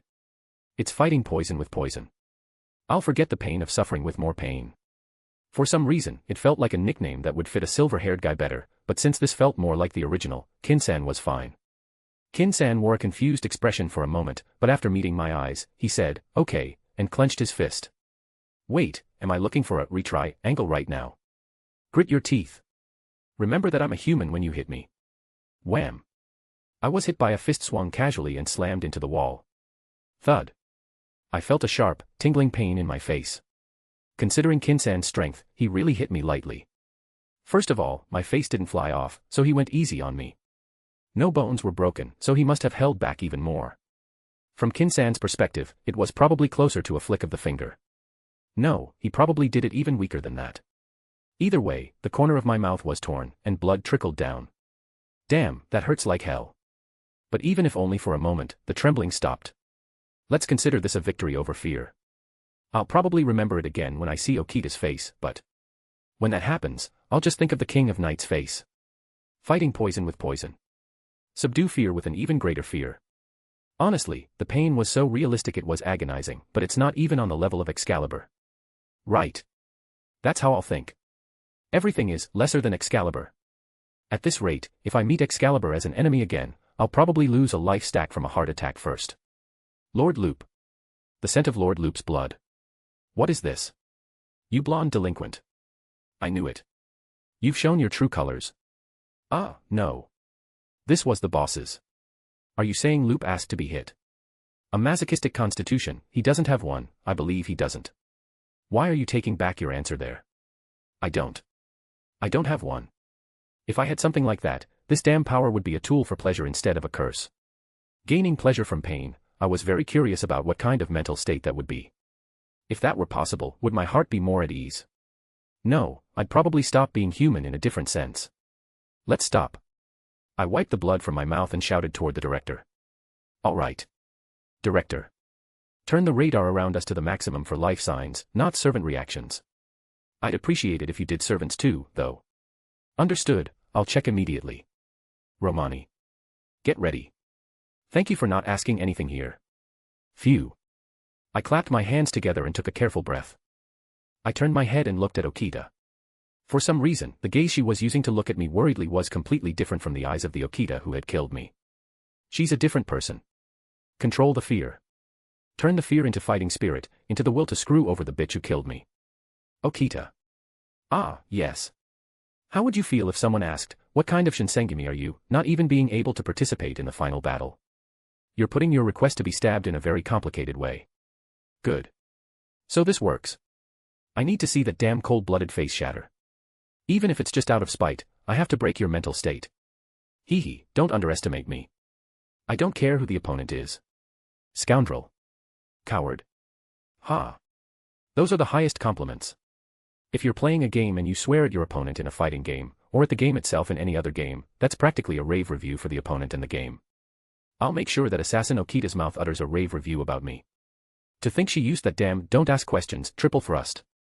I did it first. I've got the patent, so pay up before you use it. Pay me in St. Quartz. Loop, I've caught life signs. It's north of here.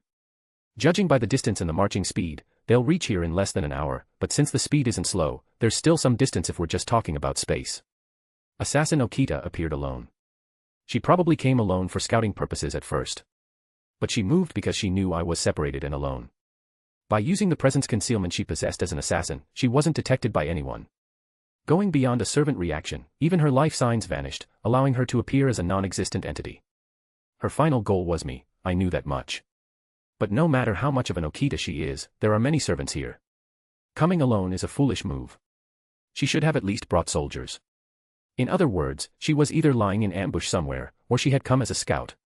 And there's a servant reaction too. Okita, who has presence concealment as an assassin, isn't caught by Chaldea's sensors. Furthermore, the timing didn't match, so the servant currently marching with the soldiers wasn't Okita, but another servant. In terms of possibilities, I could narrow it down to Beowulf and Hijikata Toshizo. Okada Aizo wasn't the type to bother moving with soldiers. He was more suited to running around as a lone wolf.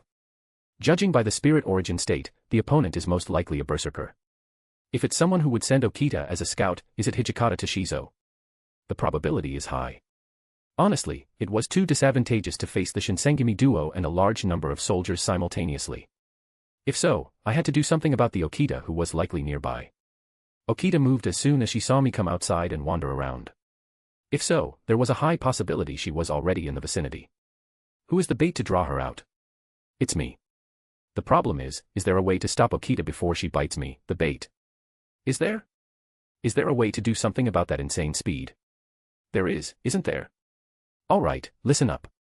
We're going to war at this castle. Let's screw over the damn Nobu on the other side. You've made a golden comeback, boss. Good. Sakata Kintoki is here, so don't worry and tell me to do even the most unreasonable things. Of course. The same goes for the others.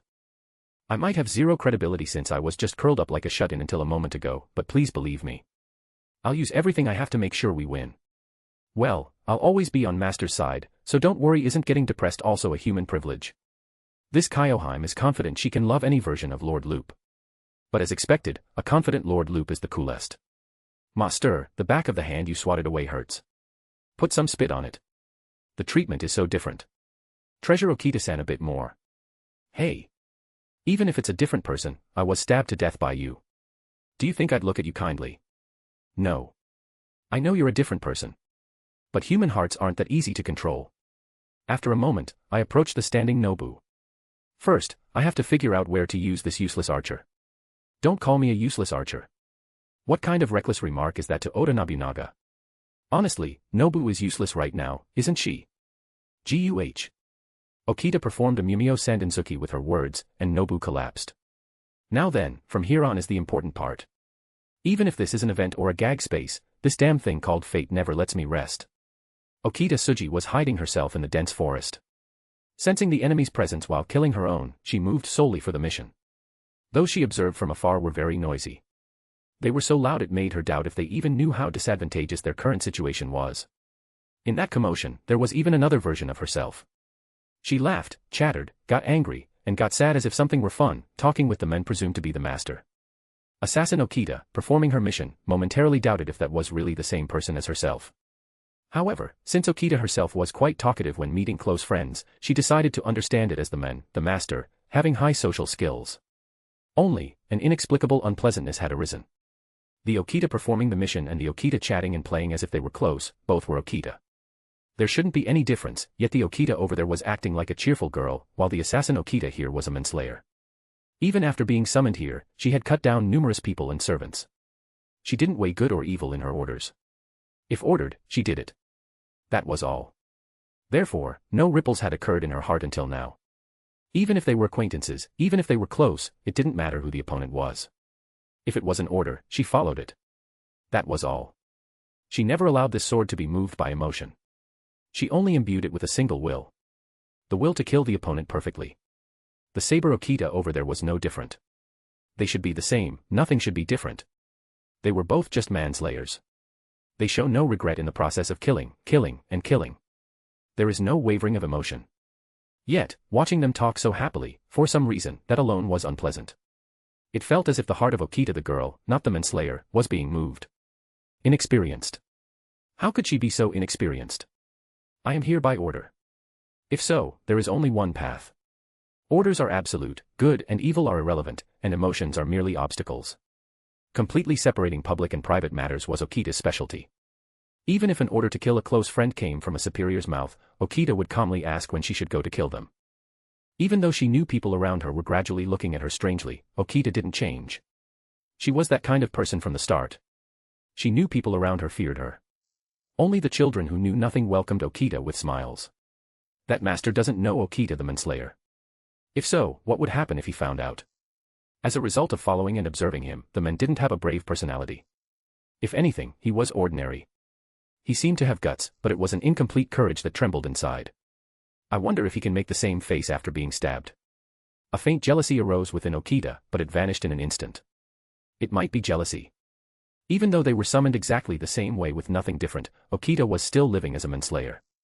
Yet the Okita over there was happily existing as a person. But even that is over now. Just by stabbing that cowardly master, his expression will distort, and his eyes will surely be filled with fear. Because she was an Okita who had fought many people and been told she was alien by many, she could tell. The man would certainly not be able to take Okita's killing intent with his sanity intact. It's almost time. Soon, there will be a moment when the man is alone. So she had heard. Okita had basically come as a scout, but if an opportunity arose, she would kill the man, the master, immediately. There he is. Okita looked around the castle and spotted the men sitting on the wooden porch as if meditating. There were no servants around. It seemed things had gone according to plan. Then, there was only one thing for Okita to do. She would pierce his heart for certain. And she would confirm that distorted face. That would be the end. It would just end with her saying this mission was boring too. A servant who has lost their master is no match. Therefore, Okita took her stance from a distance. No matter how far, if he was within her sight, he was merely Okita's target. First step, beyond sound. Okita's heart grew cold in an instant. She dismissed everything she had been thinking as idle thoughts. And she targeted the men to prioritize the mission above all else. Okita's killing intent operated solely for that purpose. Second step, infinite. The range narrowed significantly. The men still hadn't noticed. It was already over. Once it reached this point, even if another version of herself intervened, it was impossible to stop. Saber Okita might be slightly superior in terms of stats, but in terms of speed alone, Assassin Okita was superior. Therefore, the stabbing was already guaranteed.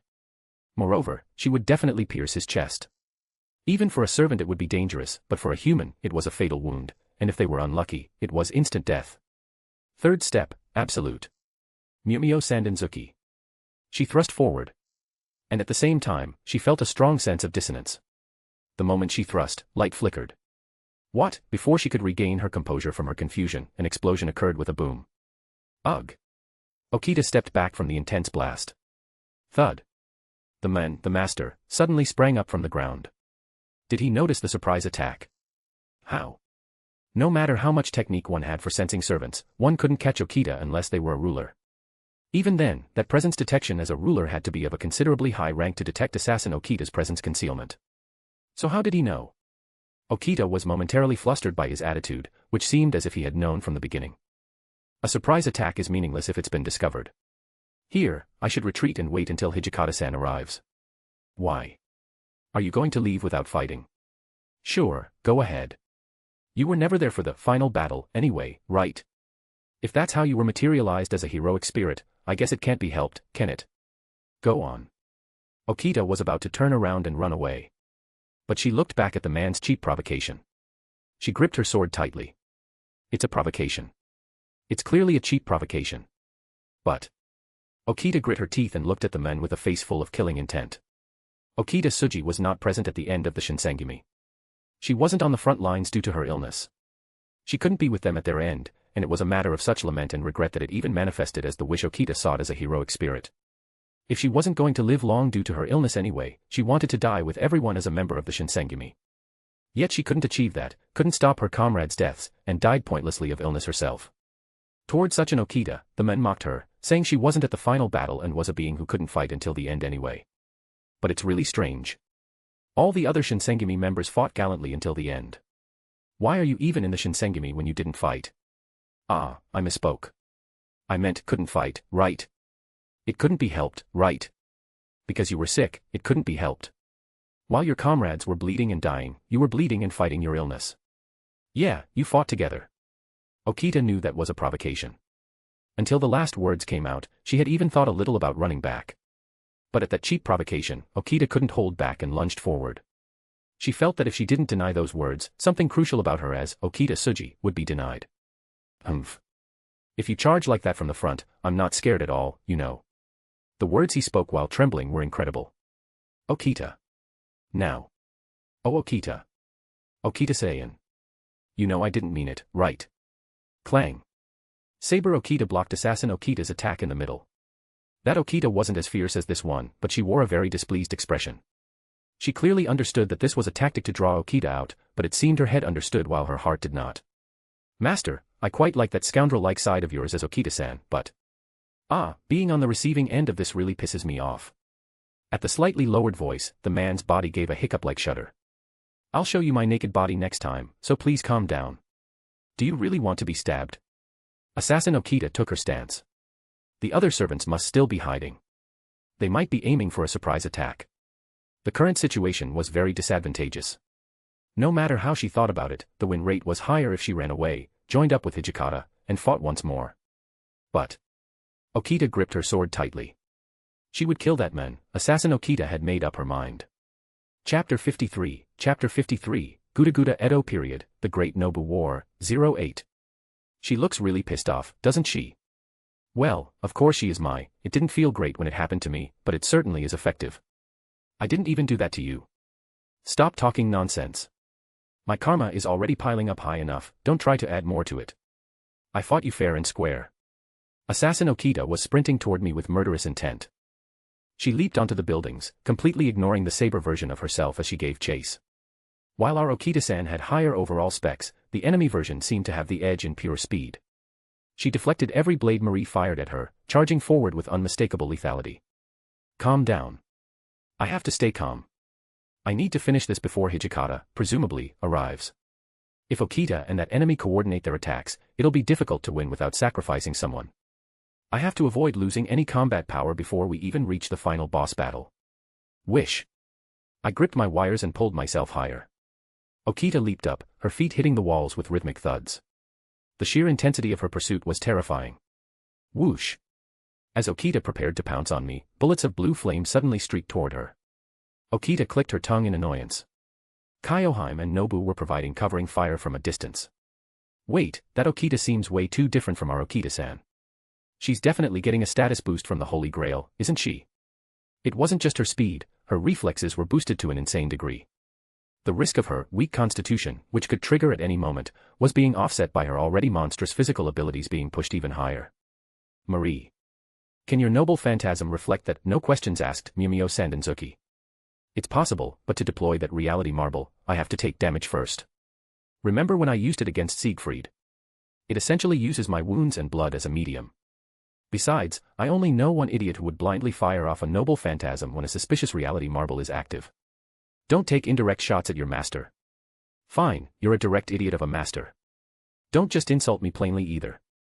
Back in Orleans, the moment I saw a reality marble, I panicked and used a command spell to order Siegfried to attack Marie. That was a massive blunder. He ended up getting his attack reflected and was forced to withdraw on the spot. I should have thought more calmly. But reality marbles vary so much from person to person, if I had stalled, the situation might have gotten even worse. I mean, it resulted in a total troll move, but still.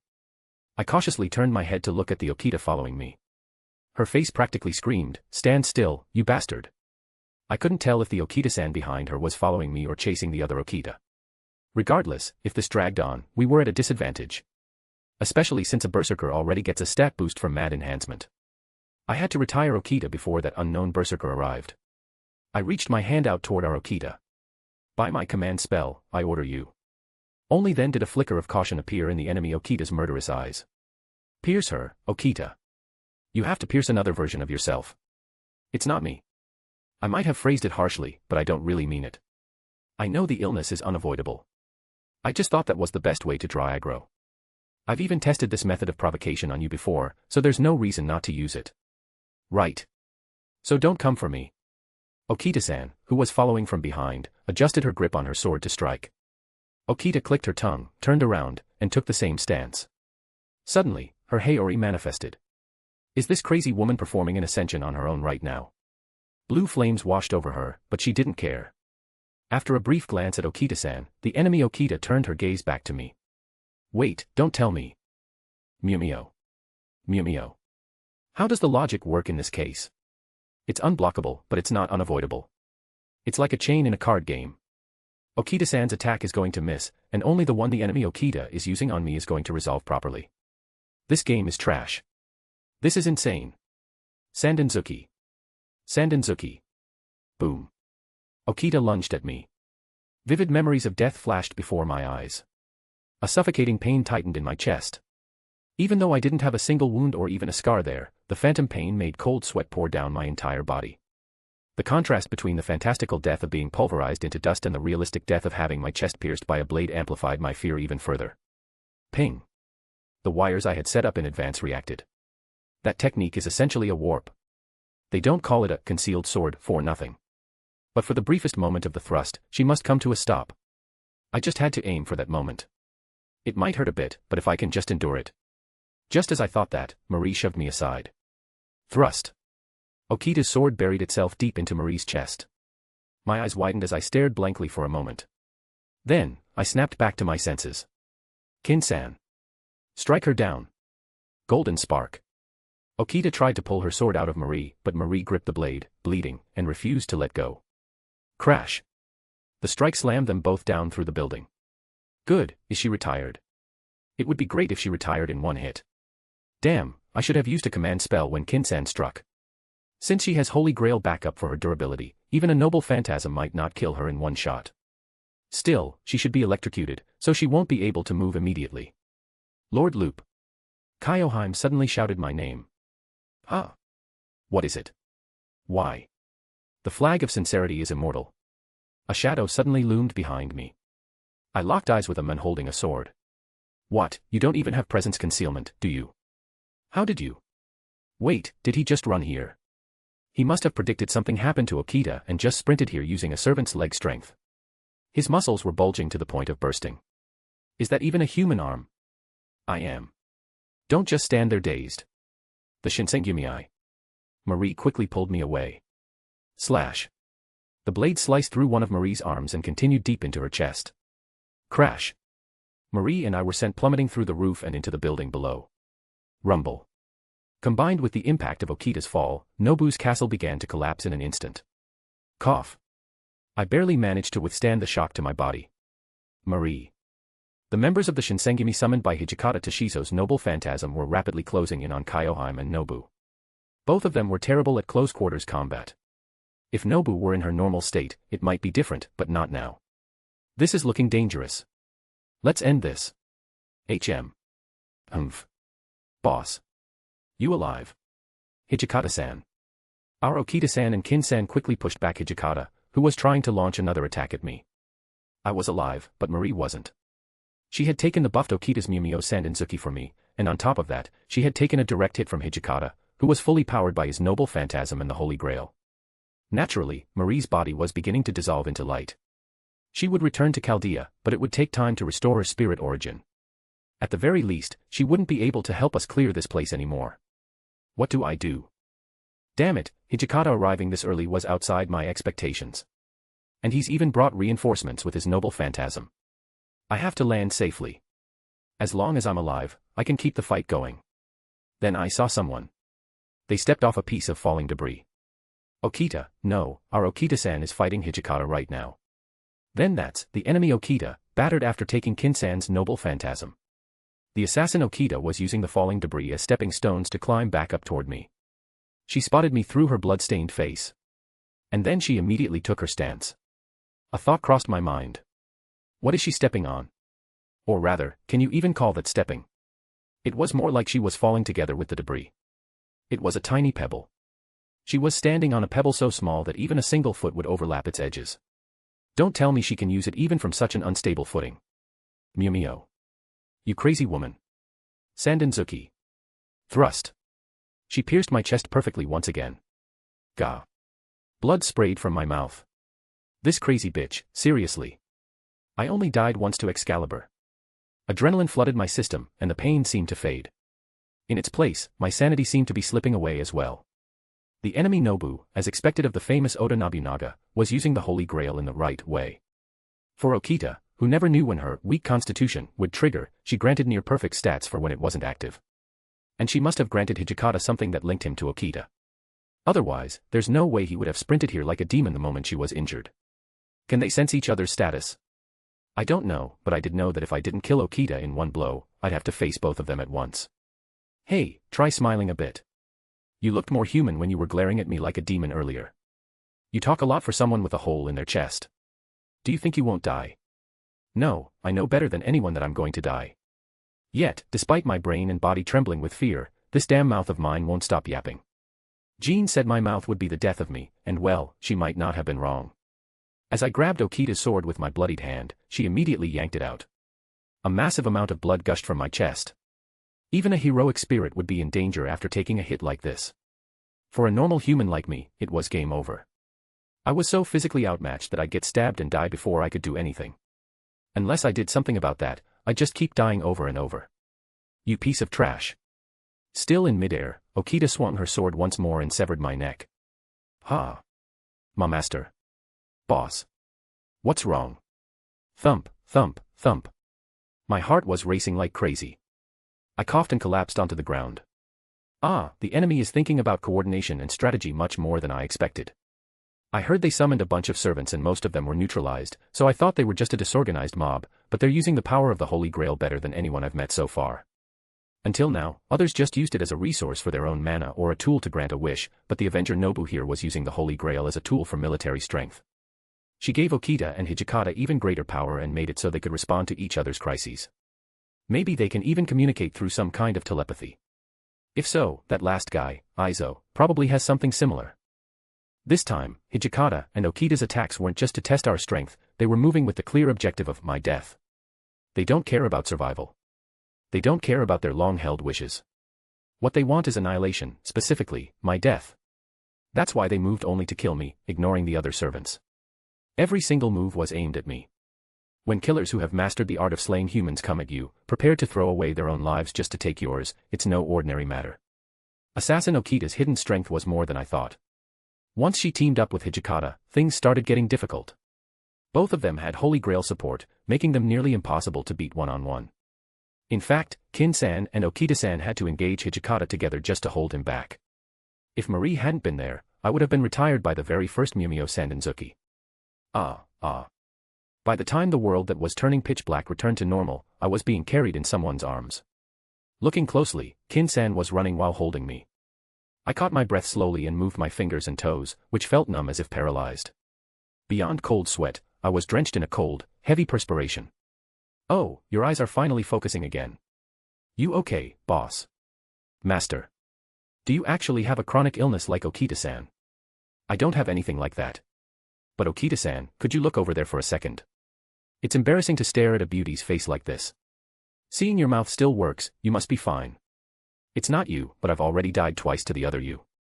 I never thought I'd say this, but she's worse than Excalibur, seriously. Excalibur. I mean, I only died once to the King of Knights. Even against that living, breathing rocket, it was half-forced, but I only took 2 tries. And this girl makes me take 3. Technically, Marie killed me twice too, but the first time I didn't even realize I had died, so it didn't feel like such a great loss. In contrast, right now, my stomach feels like it's being twisted in knots. I suppressed the urge to vomit and breathed slowly. I shouldn't be like this, but it was painful again. I felt like throwing a tantrum and crying that I didn't want to do this anymore.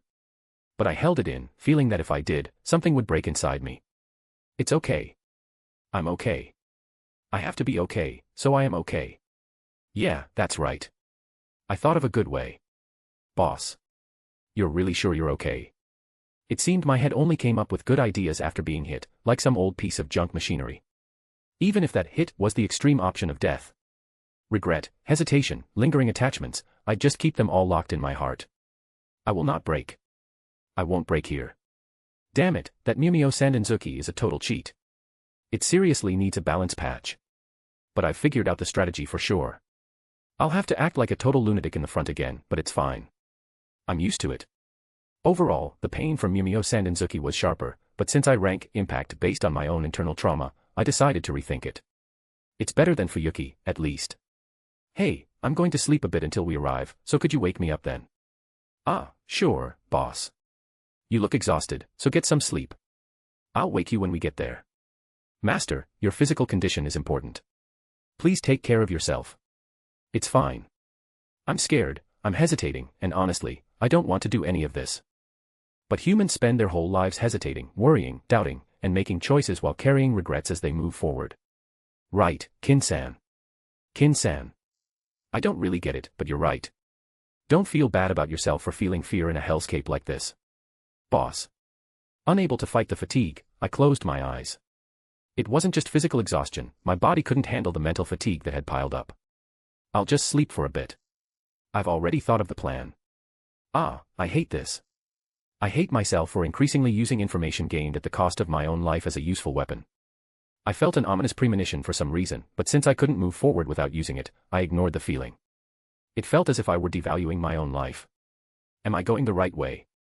If I still feel death is terrifying, then I'm still human. So it must be okay.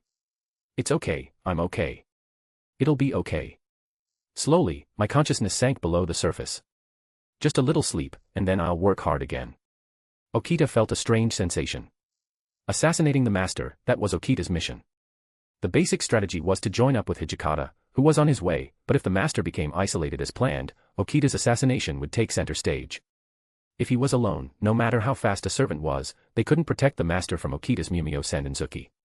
Right now, the master was on the rooftop. He was talking about something with a green-haired female servant. Unfortunately, they were too far away for her to hear the conversation. Since the servant was so close, a surprise attack might not be the best idea. She didn't know what skills or noble phantasms that servant might have.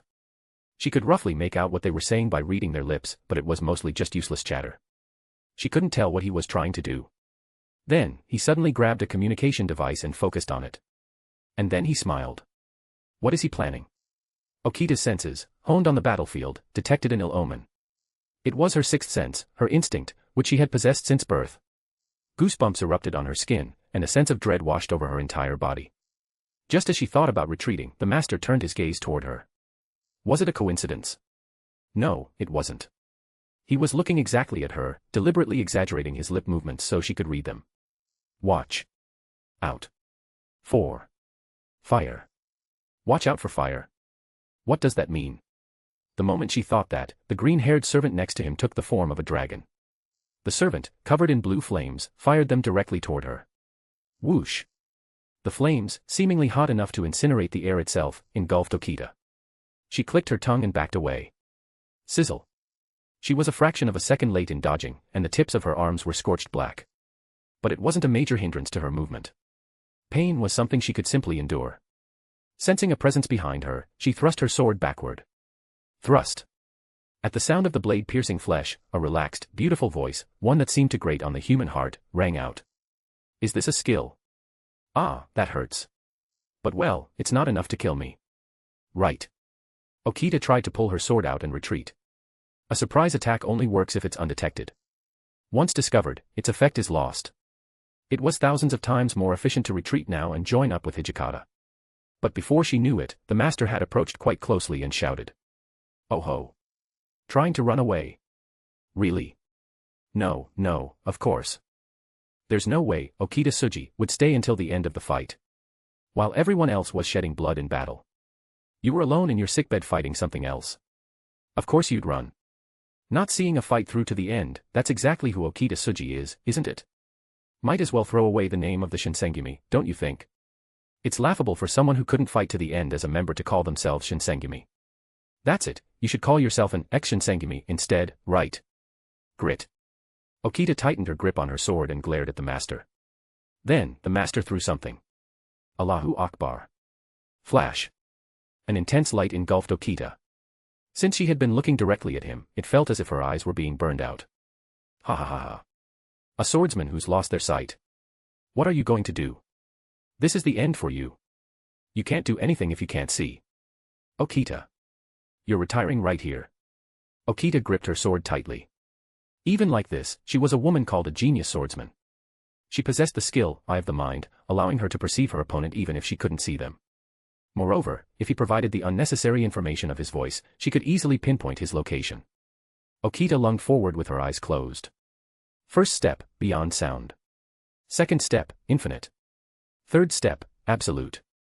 Even if I can't see him, he is certainly there. Therefore, I can pierce him. Normally, I should retreat here. But since I've already been drawn into the fight this far. No, those are all excuses. There was only one reason Okita was fighting now. Because the Shinsengumi's Okita Tsuji had been insulted. That was the one thing she could not tolerate. She couldn't remain calm after being mocked to that extent by an enemy. Mumio Sandanzuki. She thrust her blade home. She gripped it tight and pushed. She heard the sound of someone coughing up blood. That voice felt slightly off. Okita's vision slowly returned. The person she had pierced wasn't the master. It was a woman. The woman she had stabbed earlier. Did she sacrifice her own body for her master? Behind her, the master was laughing. Even if he sacrificed a servant, as long as the master survived, the battle could continue. It was a very rational and excellent method. Saving the life of one master at the cost of one servant. Some might call it cold-blooded, but Okita would call it efficient. Because of you, my mental life points dropped like I got hit by a berserker soul. Just die already. What are you? The woman who had been run through by the sword smiled. Only then did Okita's vision fully recover. And she felt a sense of dissonance. Where is this? She had been standing in a burning forest, but now she was in a strange place. A red moon hanging in the sky shone clearly down on her. The numerous guillotines surrounding her didn't hide their bizarre nature. A chill, as if she had entered a haunted house, ran down Okita's spine. This is dangerous. I don't know what this is, but it's dangerous. The moment she thought that, the woman who had been pierced through the chest snapped her fingers. Then, the woman's figure blurred and vanished. She was gone. It wasn't high-speed movement, she literally vanished. Is teleportation possible? Is she planning a surprise attack from somewhere?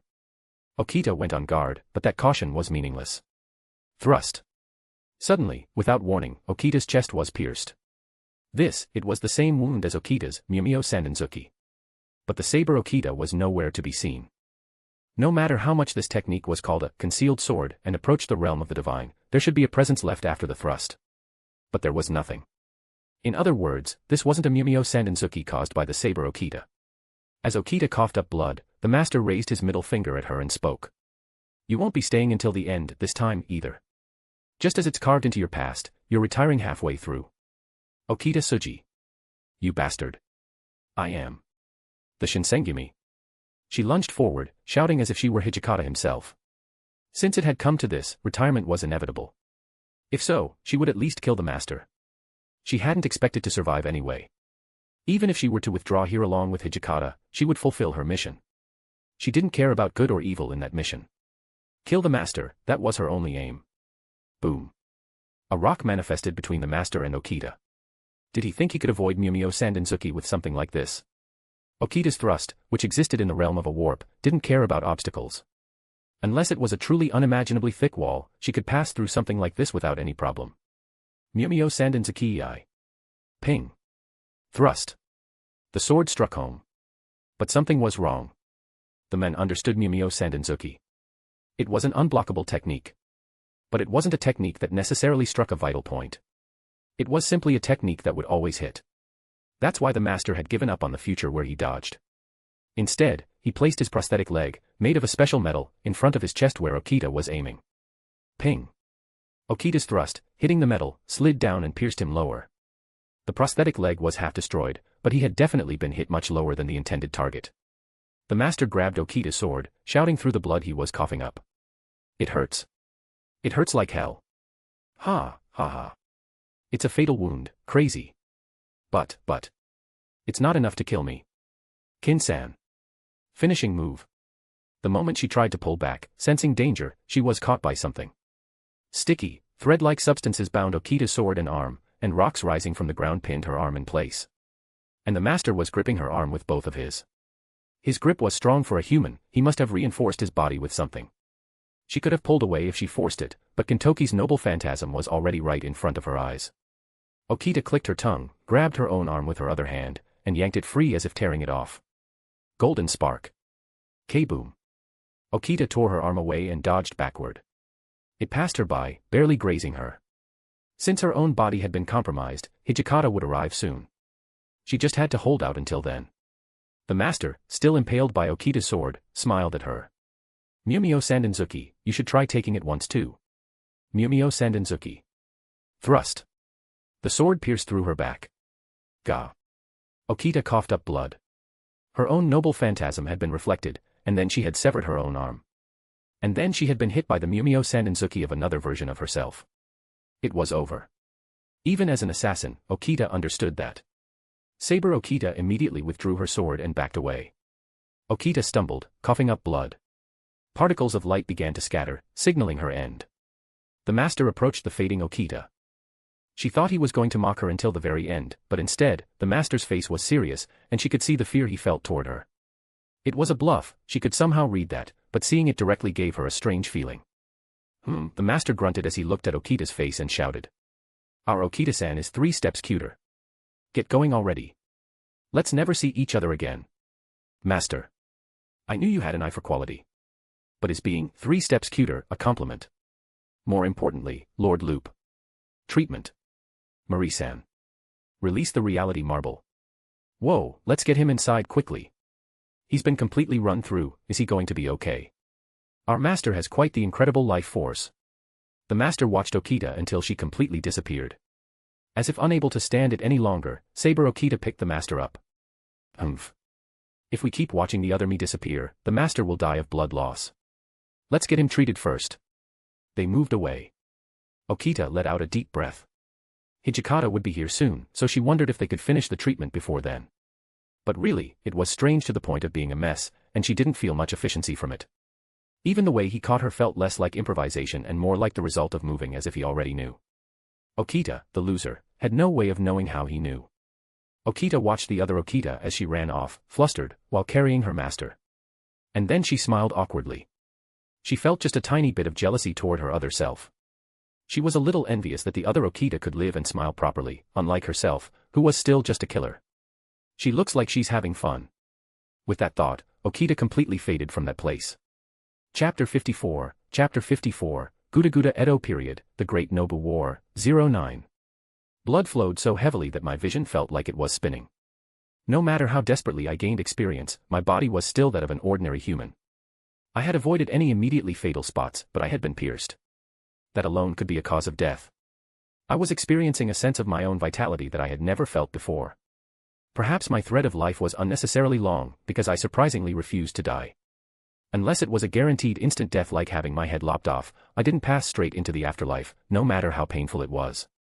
Just as Marie said, my life force seemed quite strong. If you asked how that helped in my battles, it didn't do much beyond helping me survive. In fact, it could even have the opposite effect. I was staying alive while suffering from wounds that should have been fatal, unable to even move. In the worst-case scenario, I could be captured and completely neutralized while still alive, without even the option to reset. Another servant will be here soon. Get ready. What are you talking about? Look at your condition. We have to retreat and regroup now. I treated it. I'm fine. Do you think treatment is some miracle that makes wounds disappear? We only just stitched you up. The bleeding has barely stopped. If you fight now, you'll definitely die. But if the enemy Nobu, Izo, and Beowulf teamed up later, it would become a massive headache. Since the enemy Nobu was using the Holy Grail solely as a means to win, it was highly likely that Izo and Beowulf also possessed enhanced stats or special techniques to match. I couldn't do anything about the ones I didn't know, but if it was someone I did know, it was better to deal with them here. Feeling a sour pain in my pierced abdomen, I took out a pill bottle and swallowed some medicine. No matter how many painkillers I shoved down my throat, the pain refused to subside. Clutching my wound, I spoke to the director, who was insisting on a retreat rather than a fight. Opportunities to catch a servant alone are rare. Especially if he's charging in here now, leaving his soldiers behind. This is a chance. We have to take it. Now then, Kentoki-san. Please take care of Rudolph-sama. Okay, leave it to me.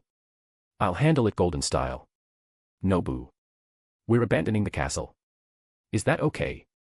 I only picked up this castle anyway. It's not particularly mine, so I don't care. Ah. I was being carried by Kin-san like a piece of luggage, dangling there. Wait, what is this? I feel a strange sense of stability. No, that's not it. No. I said I'll fight. An ambush. If it's an ambush, we can win. Cough. No, don't worry, I won't die, we have to catch Hijikata. Shut up. Thwack. Marie struck my jaw as if pushing it upward. Ugh, I groaned as my arms and legs suddenly went numb, and the strength drained from my body. This woman isn't even a warrior, yet she hit my jaw with such precision that it rattled my brain. Where did she learn a technique like that? Or is this just basic knowledge for a servant? No, why are you doing this? I'm telling you, if I suffer a little, we can take out a servant. That's an incredible bargain. Not a sucker's bargain, but a practical, amazing deal. If we miss this, we might have to fight an all-out war next time. We'd have to fight 4 crazy bastards who have special abilities plus Holy Grail stat boosts. Among them is a Nobu who even has the broken skill of Japanese fame. Beowulf is also a fairly strong servant. Facing 4 of them simultaneously is beyond painful, it's impossible. I would 100% die in the middle of that fight.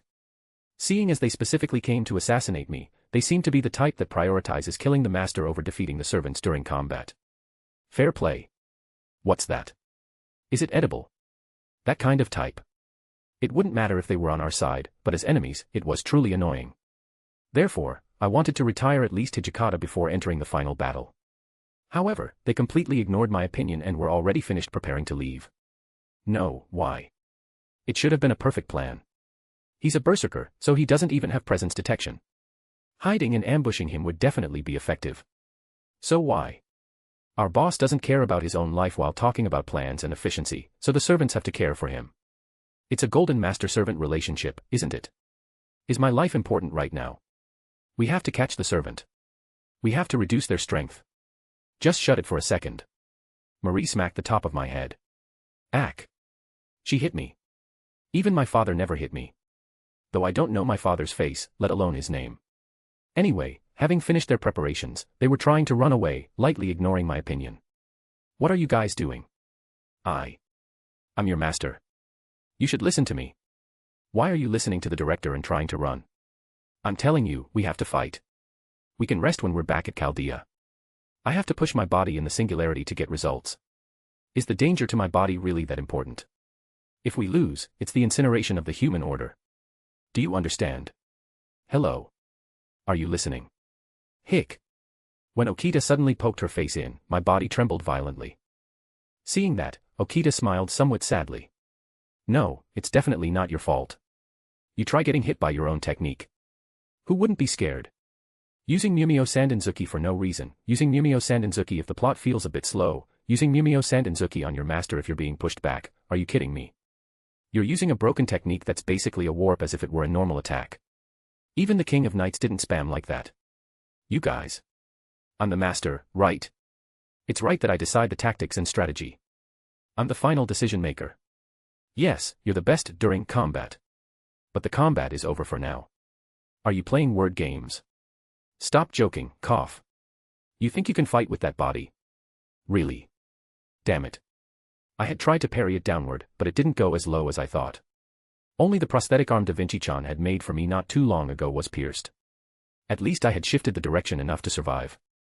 Still, it didn't change the fact that it was a critical wound, and the pain felt like a needle stabbing into my nerves. Cold sweat poured down, and my body temperature seemed to be rising rapidly. Combined with my unhealed injuries, my consciousness felt hazy. This wasn't something that would get better in just a few days. I couldn't expect much in a rayshift location that lacked professional medical equipment like Chaldea. Even if I was on the verge of death, I had to keep agonizing over how to use this life in the singularity. This is a golden opportunity to catch Hijikata. But it wasn't that I didn't understand how the servants felt. To me, I didn't have just one life, but to the servants, I was their only one. It might always look like I'm barely hanging on. But hanging on my ass, if I didn't have this damn power, I would have died before even entering Fuyuki in the prologue. Even if I had somehow entered by chance, I was fated to die by Medusa's hand. My destiny was that pathetic. Beep, beep. The communicator reacted with a red light. Servant reaction. Don't walk, run. A servant is charging from behind at an incredible speed. It's at the level of a car speeding on a highway. This sensation. Master, Okita-san's sensors are speaking. It's Hijikata-san. He arrived faster than expected.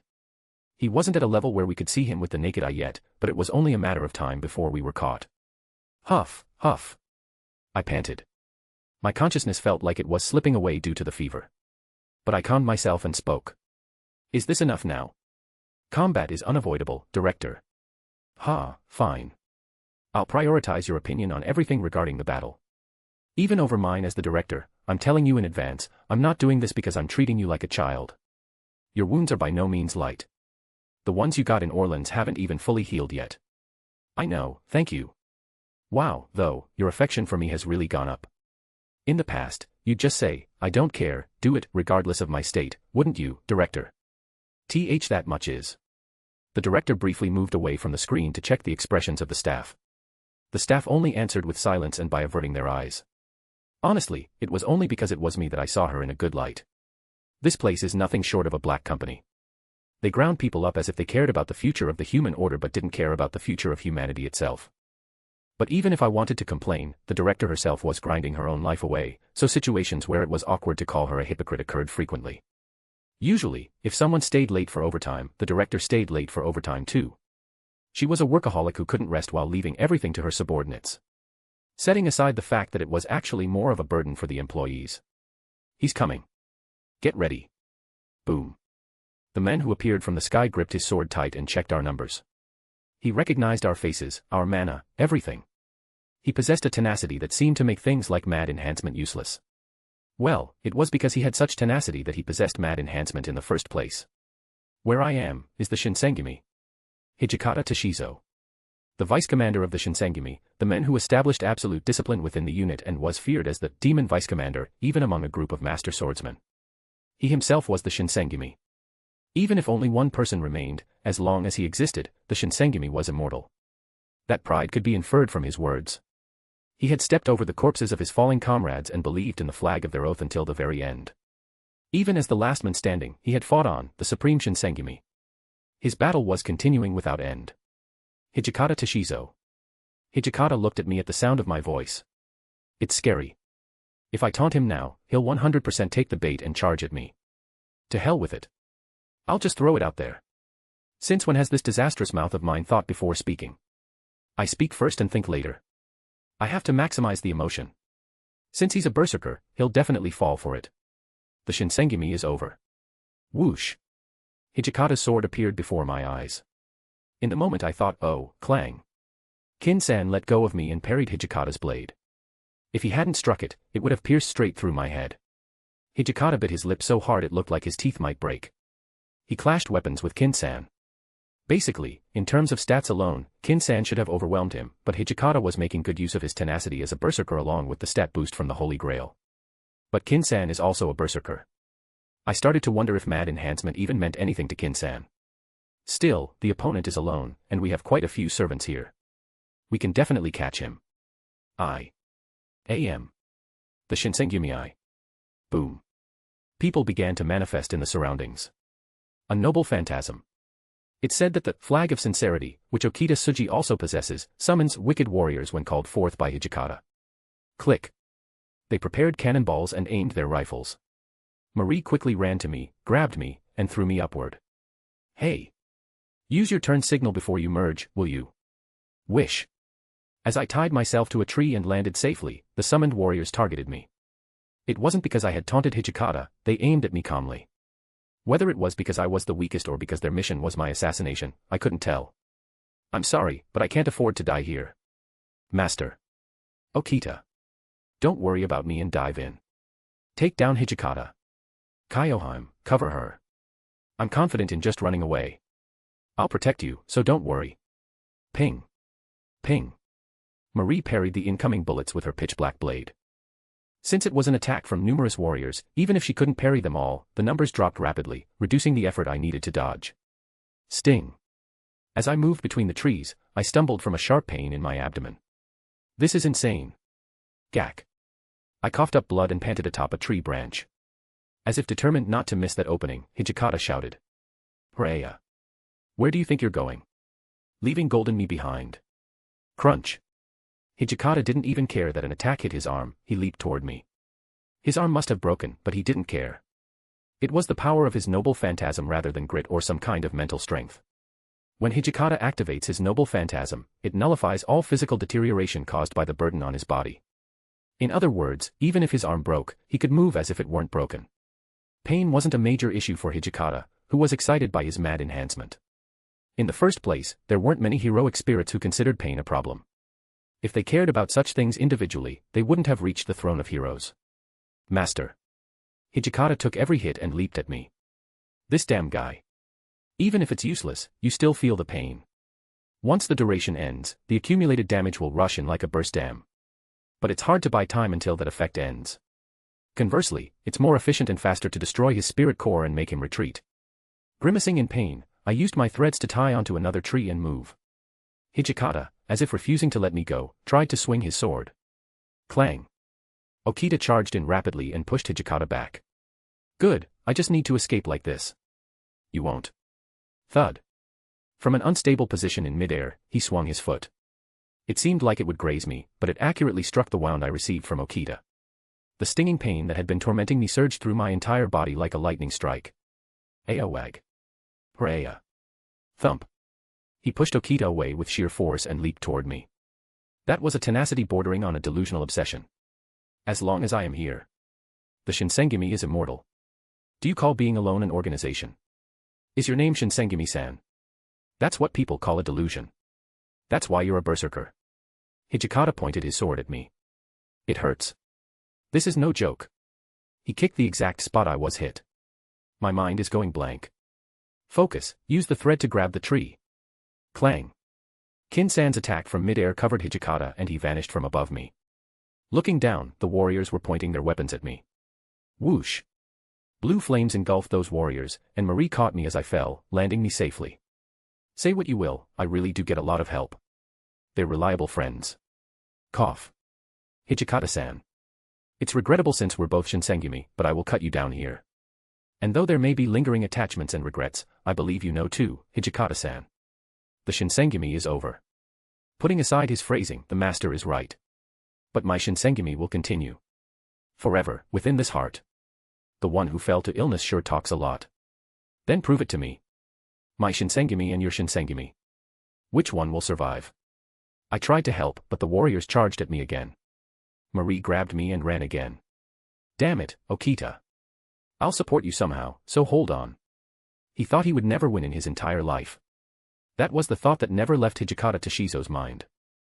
He had seen a young girl blow away a grown man with a single strike. He thought it was overwhelming talent. Before he knew it, the girl became a woman, and then, she became a manslayer. That sword was nimble, fast, swift, sharp, and held no hesitation. One could say the girl named Okita Tsuji was a sword herself. If it was an order, she didn't distinguish between good and evil, nor did she question if it was the execution of a certain person. Internally, he had found that bizarre. He had tried to strike the young Okita, but before he knew it, Hijikata was the one lying on the ground. Hijikata felt an indescribable fear at that too brilliant talent for the sword. Whenever someone joined the Shinsengumi or the dojo and showed admiration or interest in Okita, Hijikata would often tell them, do not try to imitate her sword. That wasn't a sword, it was something else. Beyond the question of whether one was an ordinary person or a genius, he wondered if those were movements a human could even make. After that, Hijikata trained to defeat Okita, but the gap only widened, and Hijikata never obtained a single victory. Even when they were in the Shinsengumi, that is, when Okita was in her prime, he couldn't see the end of that sword. The difference was that vast. She was too girlish to be called a reaper, yet she smelled too much of death to be called a girl. Even after becoming a heroic spirit, that hadn't changed. The Okita beside him was still a manslayer. However, the Okita he met as an enemy resembled the Okita who used to play with children. She had a somewhat more girlish face. Did that weak master give her something the Shinsengumi couldn't? Okiteya. Ping. Ping. Ping. Ping. In the dense forest, only the sound of their clashing swords echoed continuously. Ping. Ping. Ping. It grew faster and faster, as if they were exceeding all speed limits. Due to the nature of Hijikata's noble phantasm, it didn't matter if he took wounds. But Okita would be at a disadvantage the more she was wounded. Despite that, she moved even faster to match Hijikata's movements. Clearly, Hijikata was in an overwhelmingly advantageous situation. In terms of magical energy, Hijikata, who was receiving support from the Holy Grail, had the advantage, and Hijikata, who had even gained stat increases from the Grail, possessed power beyond his prime.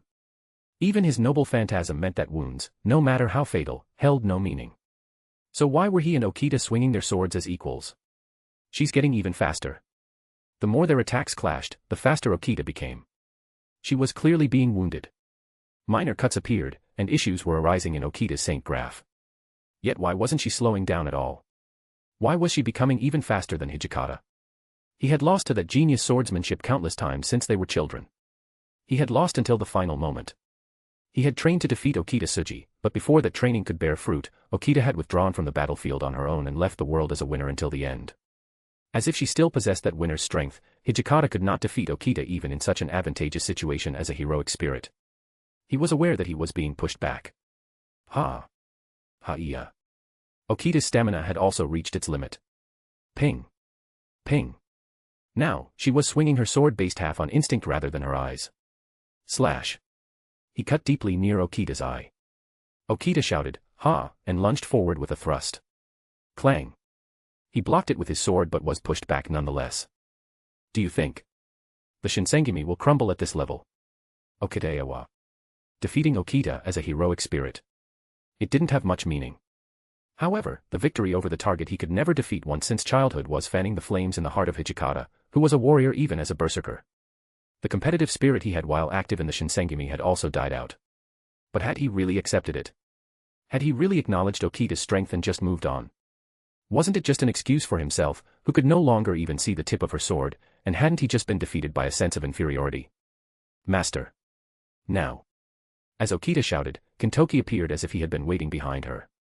Slide, Okita pushed her sword forward, blowing Hijikata backward. What? Hijikata was momentarily flustered. But he could easily block it. It wasn't a big problem. However, a question arose. Kintoki didn't move after taking his stance. It was as if he had frozen. And only then did he realize that not a single presence could be felt from Kentoki. Finishing move. Boom. Yellow lightning suddenly surged from the ground. This could neither be dodged nor blocked. Hijikata sensed it instinctively. Golden spark. Boom. The attack, which struck his waist from below, sent Hijikata flying into the sky.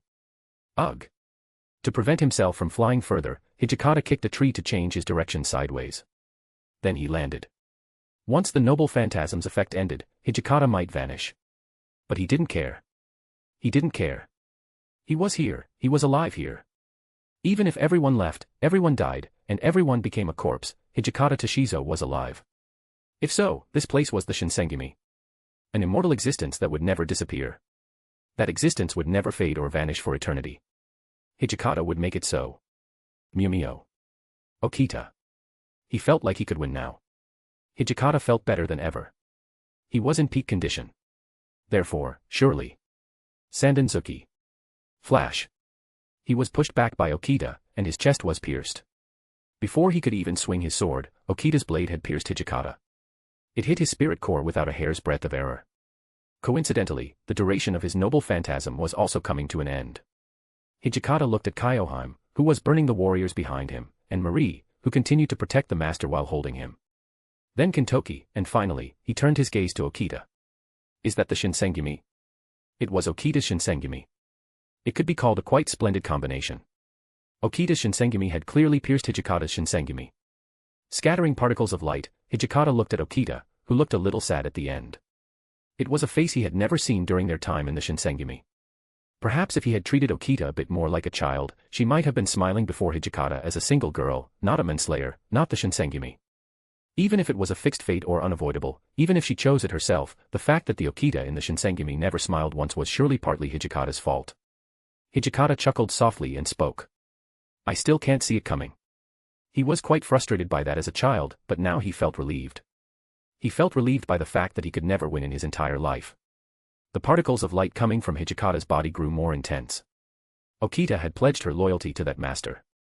As a result, unlike the Okita on this side who was still a manslayer, a girlish Okita was there. At least that master didn't use Okita as a tool. He decided to be satisfied with that for now. Hijikata closed his eyes and quietly accepted his retreat. He had no worries about the Shinsengumi. Because Okita's Shinsengumi was here. Unable to maintain her center of gravity, she rolled forward. Okita Tsuji rolled forward several times and then fell off the cliff. Okita checked her condition. One eye was deeply cut by Hijikata, and she was a mess. No matter how advantageous the situation had been for Hijikata, it was still a pathetic sight. The height was considerable. No matter how much she was Okita, falling from this height without defense might be dangerous. No, there was a high probability she would be forced to retreat. But that might be fine in its own way. I know very well. Rudolph is a good person. Despite everything, he does his best to fulfill his duty. His words spoke of bluster, but his actions were too honest. He didn't have the frankness to tell the whole truth, but he still cherished and followed his emotions. In fact, he had a somewhat terrified face after seeing Okita's manslayer-like appearance. That fact was a bit of a wound, but it was truly joyful that he trusted Okita until the end.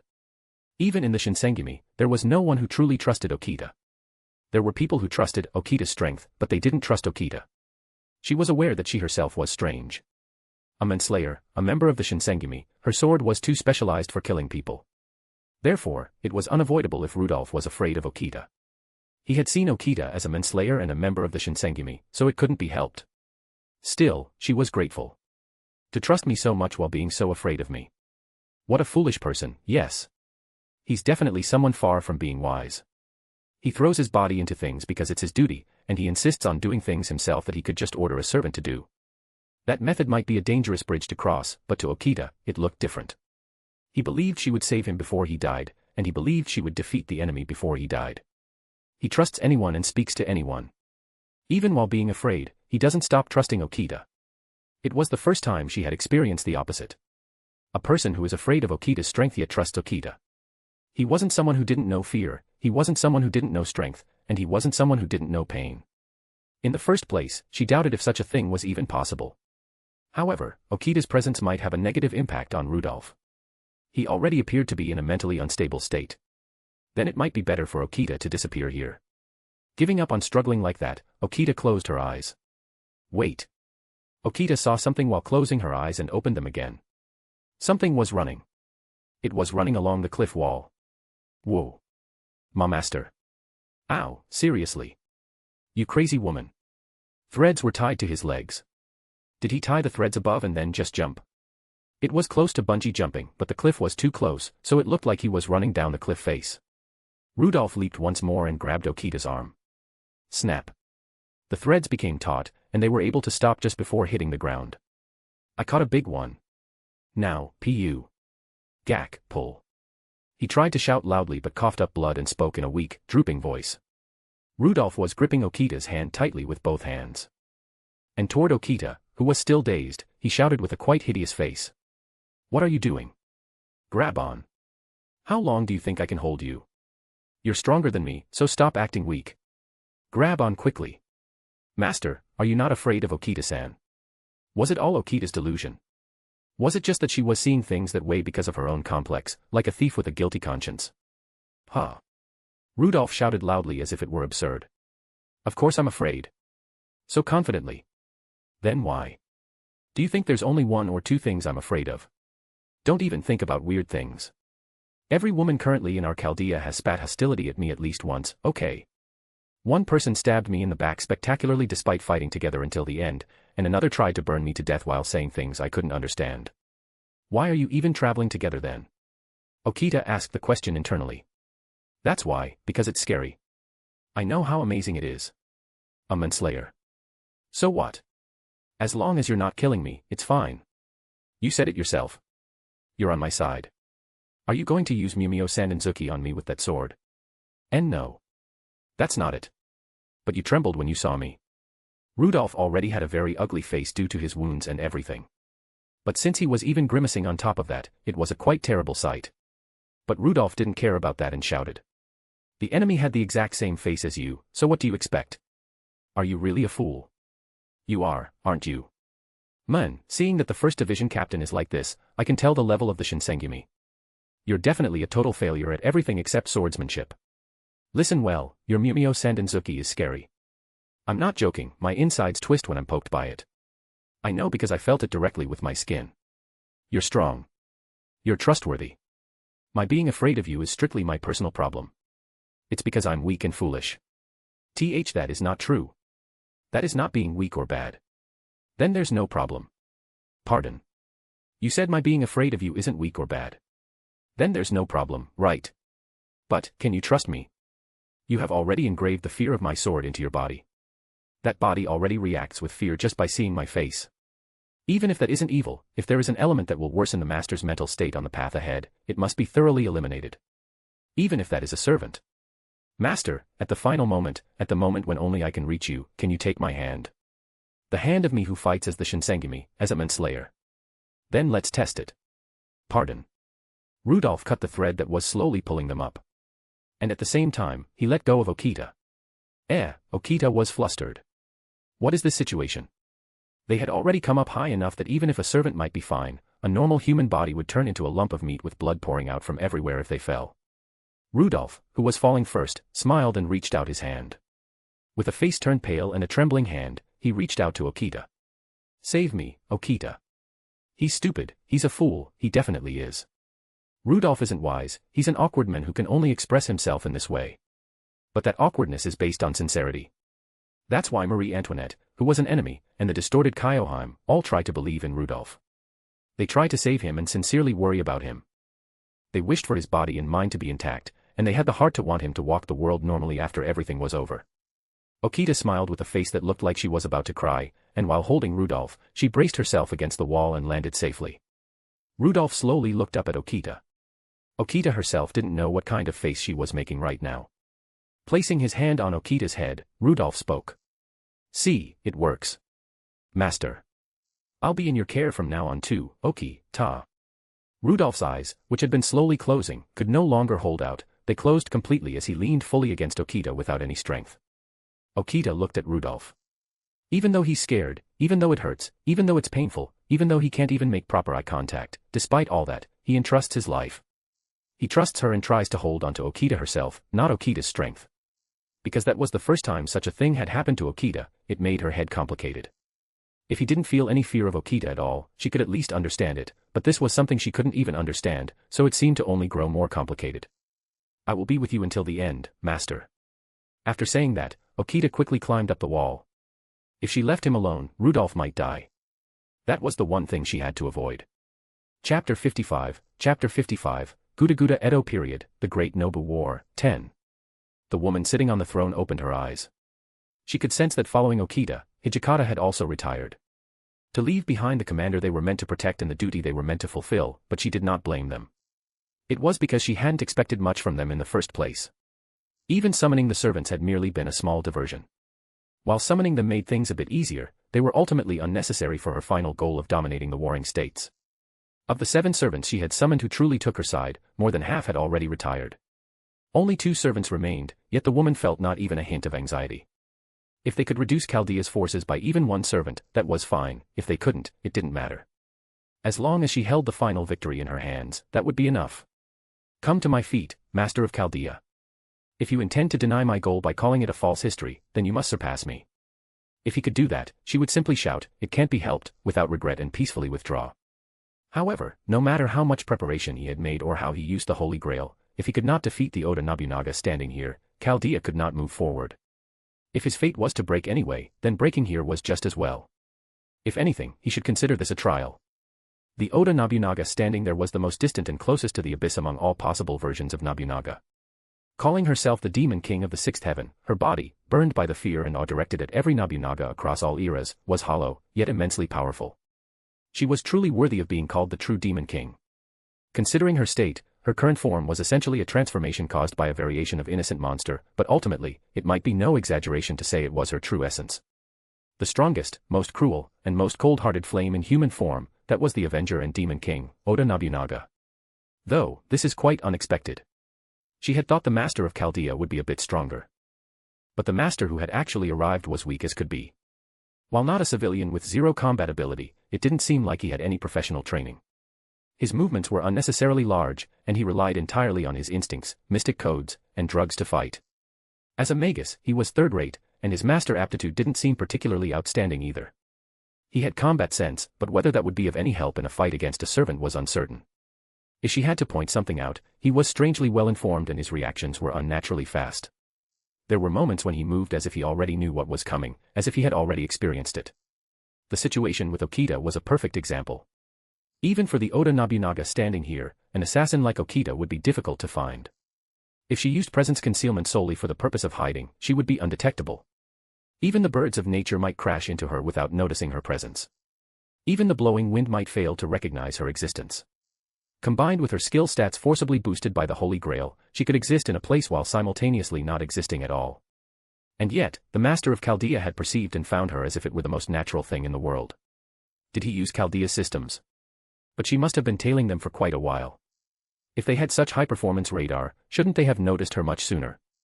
Dissonance, a small sense of dissonance began to grow in Oda's heart. Something was screaming at her never to ignore it, but she couldn't figure out anything specific.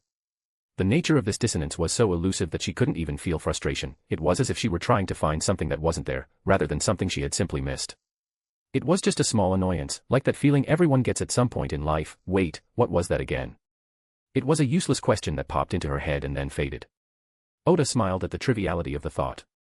She didn't quite understand it, but there was something about the Master of Chaldea. That much she knew. She had thought him a mere weak, third-rate master. But despite having secrets, he has come this far with that body of his. I don't dislike those with grit. In fact, I welcome it.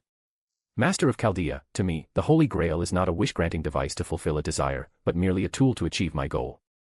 If you wish to take it, you must snatch my desire from my very breast. You've brought a touch of amusement to this dreadfully boring war. Yes, this is how a battle should be. A one-sided slaughter was never interesting. The push and pull, the struggle, the shedding of blood, the writhing in pain, the gasping for breath, the glaring at one another, that was a true battle. Oda wasn't exactly a battle-crazed fanatic who loved dramatic combat, but she couldn't ignore that surge of exhilaration. Especially when victory was right before her eyes, she wanted to savor the sensation of a complete win. They would come looking for her on their own anyway. So, she would simply let them. Here, Oda would prepare, she would prepare a grand welcome. Come, come, come. I, the Demon King Oda Nobunaga, shall become your trial and greet you magnificently. If you defeat me, move on to the next stage. If you cannot defeat me, then let the human order collapse in vain. If you cannot even overcome a person of the past, you wouldn't have accomplished much with your life anyway.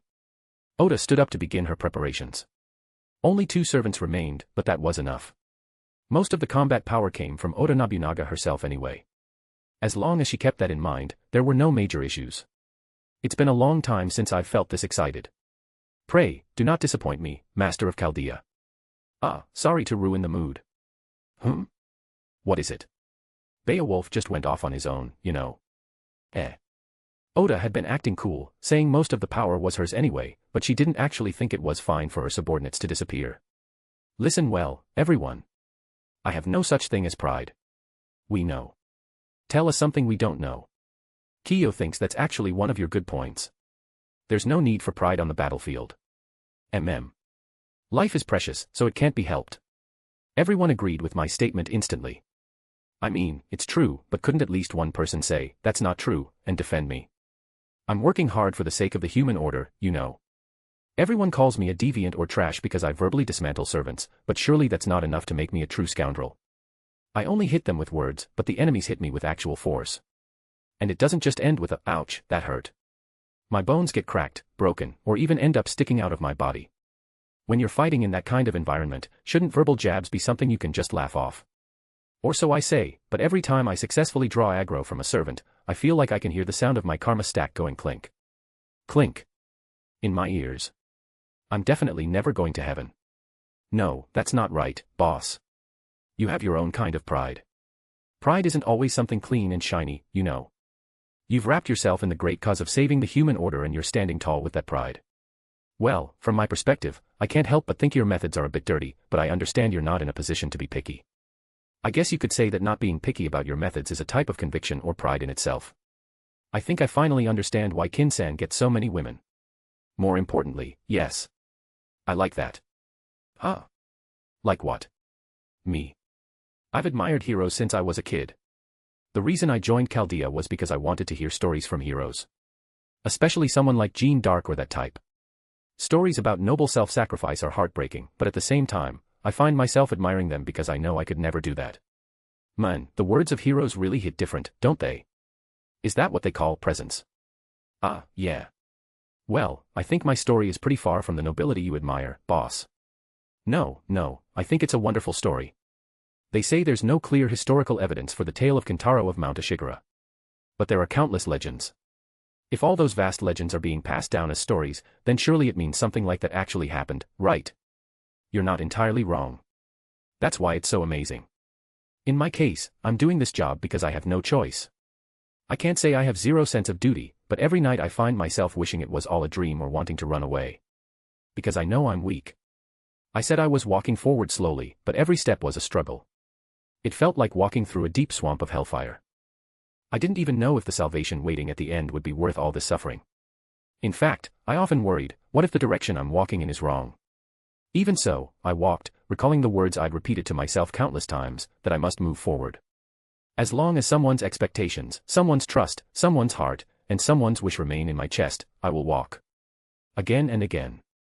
And it's the same for other heroes. You all had choices. You could have run away, ignored it, or pretended it never happened. Your lives would have been much easier. Your people called heroes. There are many who would have lived much better lives if they hadn't stepped up. But you threw all that away and forged your own stories. That's incredible. Arg, I can't take it. Tell me which of those legends are facts. I'll even prepare tea and snacks. A chance to hear a real hero's story. Those don't come often. Damn, if Katic wakes up later and finds out I heard these stories, he'll be biting his handkerchief in envy. But in the end, if I offer to tell him the stories, he'll sit down like he has no choice. He's a low self-esteem tsundere, so he'll definitely do that. Though I'm listening to these stories more for myself than for Katic. If I have the chance later, I want to hear more details from Jeanne or the King of Knights too. If Heracles were sane, hearing his stories would make my heart race too. Oh, and I can't forget Casterbro. The stories of the great hero of the Celts must be legendary. What's wrong? No, I see. Hearing that people of the future admire my story makes me feel a bit ticklish. I see, so people of the future like my story, huh? I'm not from Japan, so I can't speak for everyone there, but I've always liked hero stories, so I've looked them up before. Is that so? Boss, I failed to make the right choice at the final moment.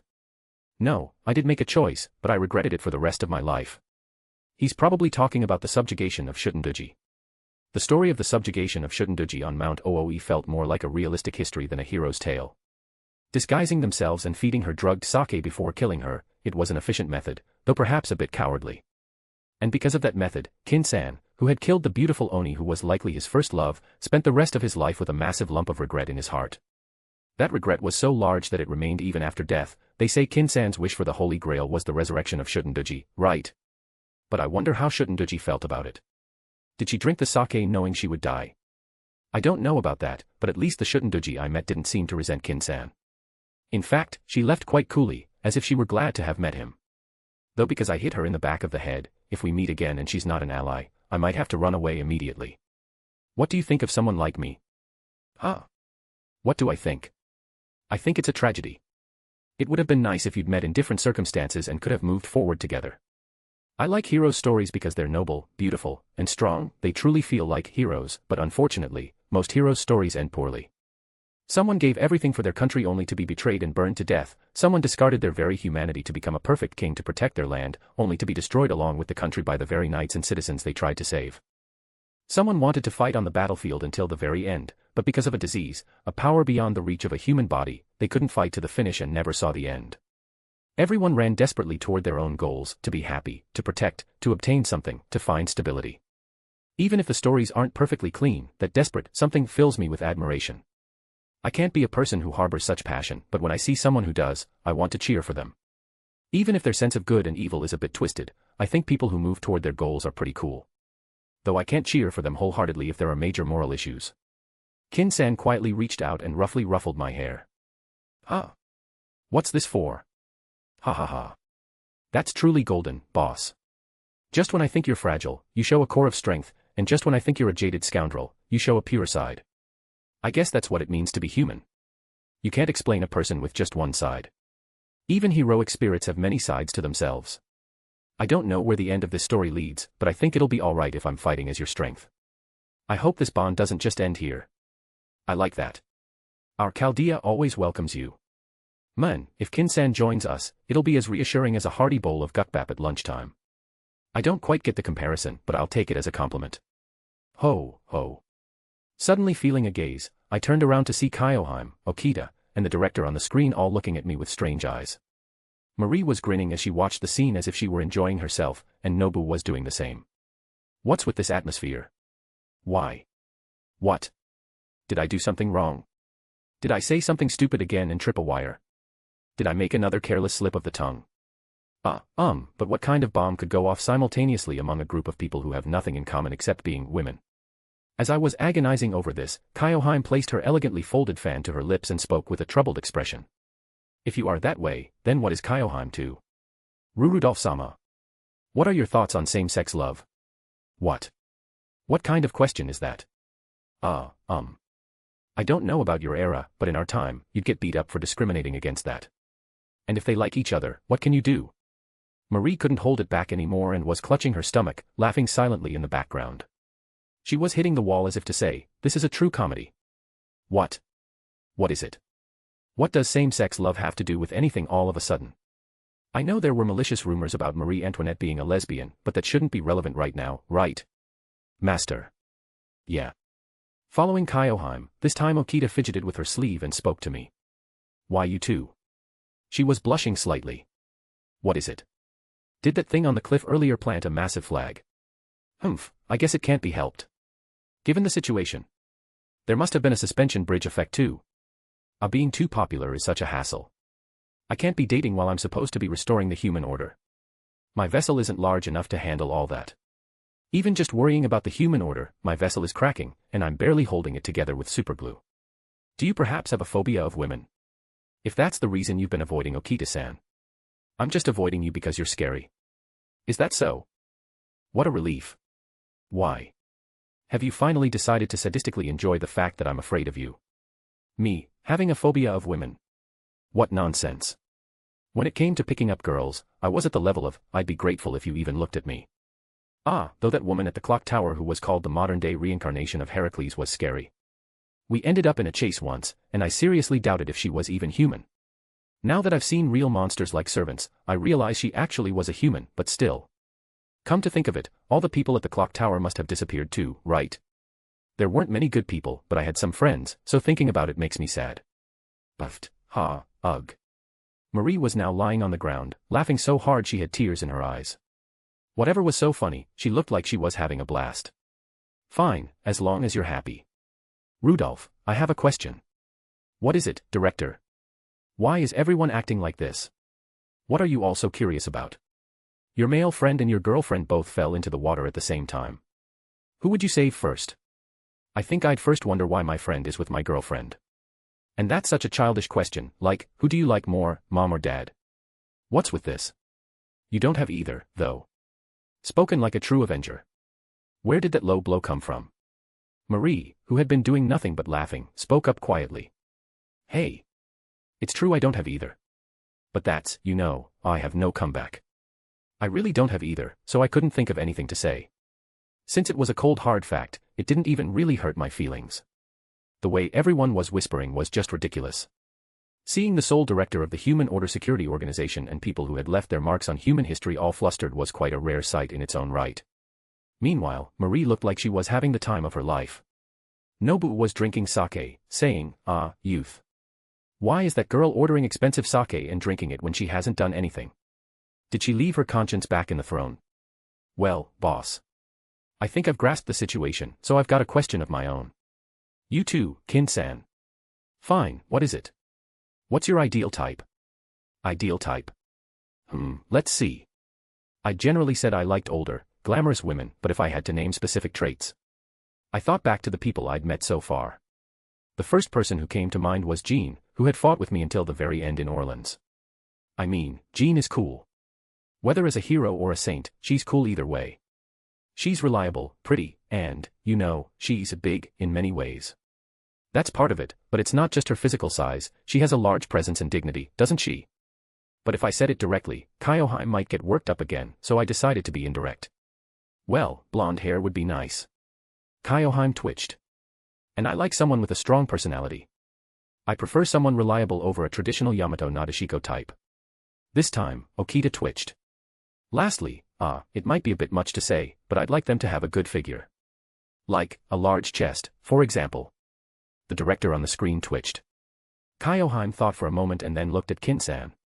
Blonde hair, strong personality, reliable, good figure. Whoosh. Kyoheim erupted in flames and shoved herself between me and Kin-san. It seemed a trigger had been pulled. Looking to the side, Okita and the director were both standing there with their mouths agape. Is my taste really that shocking? I think it's a very normal, common preference. But ignoring my thoughts, Kyoheim, who had wedged herself between me and Kin-san, hissed like a snake while glaring at him with extreme suspicion. Sakata Kintoki-san. From this moment on, I recognize you as Kyoheim's enemy. Sometimes Kyoheim's train of thought flies off in the strangest directions. I guess even after awakening, she's still a berserker.